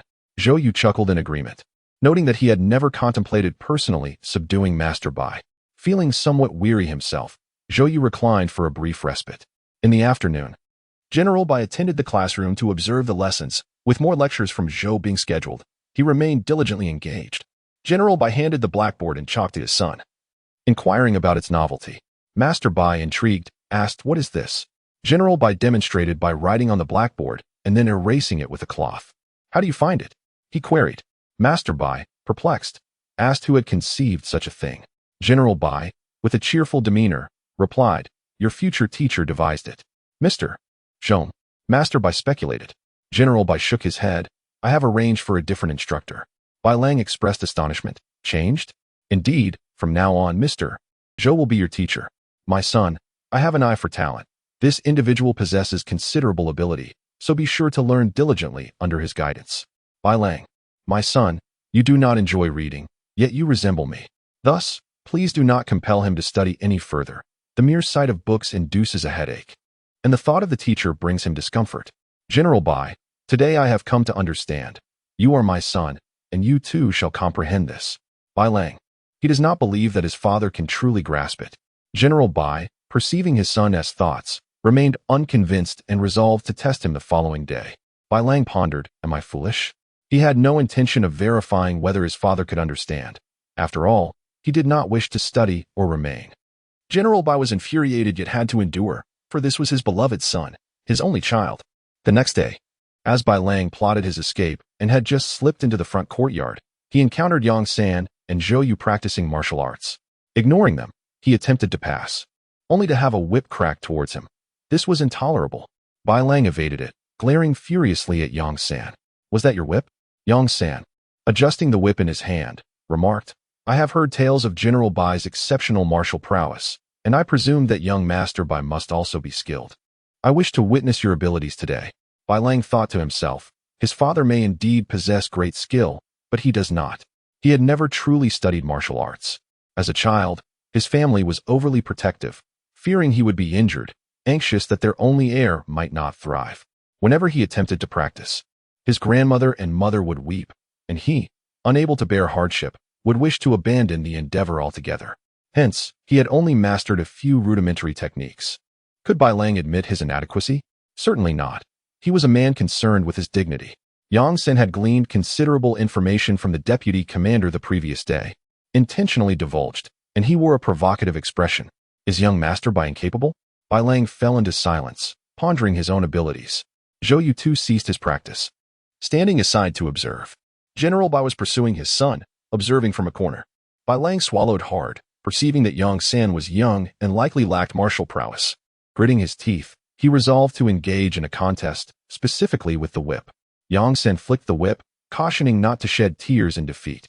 Rest assured, I will not weep, nor will I lodge a complaint. Yang San suggested adding some stakes to the competition. Bai Lang, knowing himself all too well, thought it foolish to raise the stakes. He was the first to strike, lashing the whip towards Yang San's wrist. Despite his limited skills, there was a semblance of flair in his movements. Chapter 109, Strategies. Yang San, seasoned in combat and having taken many lives, found Bai Lang's actions painfully slow and lacking in ferocity. With a swift flick of his whip, he aimed for Bai Lang's face. Bai Lang, startled, quickly retreated. Glaring at Yang San, "Are you hitting my face?" Zhou Yu, watching nearby, felt no concern. Yang San was remarkably controlled, always just missing Bai Lang, causing him to retreat in fear. Yang San's intent was to instill fear in Bai Lang, for it was only through fear that he could dominate him. Initially, General Bai was worried for his son, but as he observed the unfolding dynamics, his anxiety dissipated, shifting his focus to Yang San. The deputy remarked on Yang San's eloquence, and upon witnessing his capabilities, General Bai recognized his cleverness and commendable martial skills. Rubbing his chin thoughtfully, he felt a burgeoning admiration for talent, realizing he needed a capable and articulate confidant. A quarter of an hour later, Bai Lang sat on the ground in a disheveled state. Despite having sustained no injuries, he felt utterly humiliated, fuming with frustration yet restrained by his sense of dignity, for he too valued his reputation. Yang San approached and extended his hand, aware that the perils outside were numerous and more ruthless than he. Having inadvertently offended earlier, he humbly asked for young Master Bai's forgiveness. Bai Lang's words fell silent, realizing the concern was genuinely for his well-being. He rose, snorting softly. General Bai approached, scrutinizing Yang San. "You possess great potential. Have you considered serving in the military?" Zhou Yu. Yang San. No, he did not wish to endure the slow grind of military life. He yearned for his own followers. General Bai, understanding the unspoken sentiment, chuckled. "Whenever you wish to join the military, seek out this old man." Yang San scratched his head, expressing gratitude for the general's kindness. Before long, they gathered for breakfast, and Bai Lang reappeared, maintaining his proud demeanor. Yang San edged closer to Bai Lang, but upon catching a glimpse of his brother-in-law's gaze, he instinctively shrank back, a movement noted by Bai Lang, whose eyes gleamed with intrigue. As they dined, Yang San contemplated speaking, but met his brother-in-law's knowing look and obediently sealed his lips. Bai Lang consumed an extra bowl of rice before breaking the silence. "Are you afraid of your brother-in-law?" Yang San, meeting his brother-in-law's half-smile, lifted his chin defiantly, declaring he was not afraid. Bai Lang remained unconvinced, delighting inwardly. "Father, I shall stay behind to learn. You need not worry." General Bai cast a complex gaze at his son, pondering how well he had sheltered him, hoping that through more experiences, his son would grow wiser. Zhong Yin observed with amusement, even assisting Zi Heng with the tea egg. Ever since the old man had tasted the tea egg, he had developed a fondness for it. Zi Heng relished the dish, exclaiming, "Thank you, Grandpa." General Bai harbored a fondness for plump children, particularly those endowed with intelligence. As he gazed upon his son, who was brimming with self-satisfaction, he pondered the prospect of his grandson being equally astute. After breakfast, General Bai departed. It was a considerable effort for him to visit his son personally, and he could not linger away from the military camp for long. As he took his leave, he imparted no words of guidance, merely bestowing a firm pat on his son's shoulder. Bai Lang felt somewhat bewildered. "Father, you are leaving just like this?" Yang San looked skyward, resolving to deceive young Master Bai less in the future. With General Bai's departure, the Zhou family received 100 taels of silver, which included not only a generous gift but also the expenses for the previous day's feasting. Yang Shi observed the silver, recognizing that General Bai had deliberately tested their family, and this outcome was indeed satisfactory. Zhou Yu noted that General Bai had proven to be more astute than he had anticipated. Yang Shi withdrew 10 taels, setting the remainder aside, acknowledging it as a blessing for the people of Ruizhou and a fortune for themselves. Their choice of Ruizhou had proven wise. Yang Shi divided 2 5-tael ingots, allocating one to the Wu family and the other to the Lu village chief's household, as both families had labored diligently the previous day, and thus deserved their share. Zhou Yu accepted the silver, affirming its rightful distribution. The Wu family, without hesitation, approached the Zhou family, deserving of favorable treatment. The Lu village chief's reaction surprised Zhou Yu, yet he was pleased. After all, the village chief and his daughter-in-law had spent the day preparing meals, and 5 taels was well-deserved. Yang Shi also mentioned the Zhao family, indicating that maintaining a good reputation in the future would suffice. Zhou Yu nodded in agreement. Indeed, the Zhao family had an uncle who served as a eunuch, and some principles of conduct were ingrained in their very essence, leaving Zhou Yu unperturbed. As for the Yi family, Yi Shun is assisting the Zhou family in earning silver, which, although not comparable to the Wu family, still earns the Zhou family's trust. The silver has been sent to both families, and both Lu Lijing and Wu Shan have arrived, each holding silver. Zhou Yu is attending class, and Yang Shi is handling the reception. Wu Shan is accustomed to this. He is well aware of the Zhou family's affairs and knows that Yang Madam has full authority. Lu Lijing, however, is still somewhat unaccustomed, though Yang Madam's frequent visits to the school have alleviated his discomfort. The two have come to return the silver, insisting that they should not accept payment for their assistance. Yang Shi replies, "The general left this silver. Our Zhou family is not ungrateful. While we cannot guarantee a continuous feast, we certainly will not neglect our relationships. This is owed to both of you." Lu Lijing gazes at the smiling woman and accepts the silver, acknowledging her words. "You are right. There will be plenty of goodwill in the future, so I shall accept this silver." Yang Shi responds, "I hope you will look after us in the future." Lu Lijing agrees. Mutual care is what matters. Yang Shi smiles and sips her tea. Lu Lijing reflects on the saying that a woman's lack of talent is her virtue and thinks that if his granddaughter were like Yang Madam, he would wish for her to learn more. He cannot help but glance at Wu Shan, knowing that the 2 daughters of the Wu family are studying under Yang Madam. The 2 leave before Zhou Yu finishes class. As Lu Lijing walks with Wu Shan, he cannot resist asking, "You have known Yang Madam for a long time. What do you think of her abilities?" Wu Shan, stroking the silver in his arms, replies, "She is formidable. This Yang San has immense respect for her." He knows that Yang Madam is capable of improving bows and arrows, a topic he refrains from mentioning. Lu Lijing stroked his beard, contemplating further, when he suddenly remarked, "The Zhao family, who came along with you, has gained nothing." Wu Shan scoffed, while Mr. Zhou and Lady Yang's eyes sparkled with intrigue. Lu Lijing understood clearly how to deal with the Zhao family in the future. He decided to take his leave first. Wu Shan cast a glance towards the Zhao family's direction, realizing he would need to keep his distance in the days to come. In the classroom, Bai Lang was incredulous.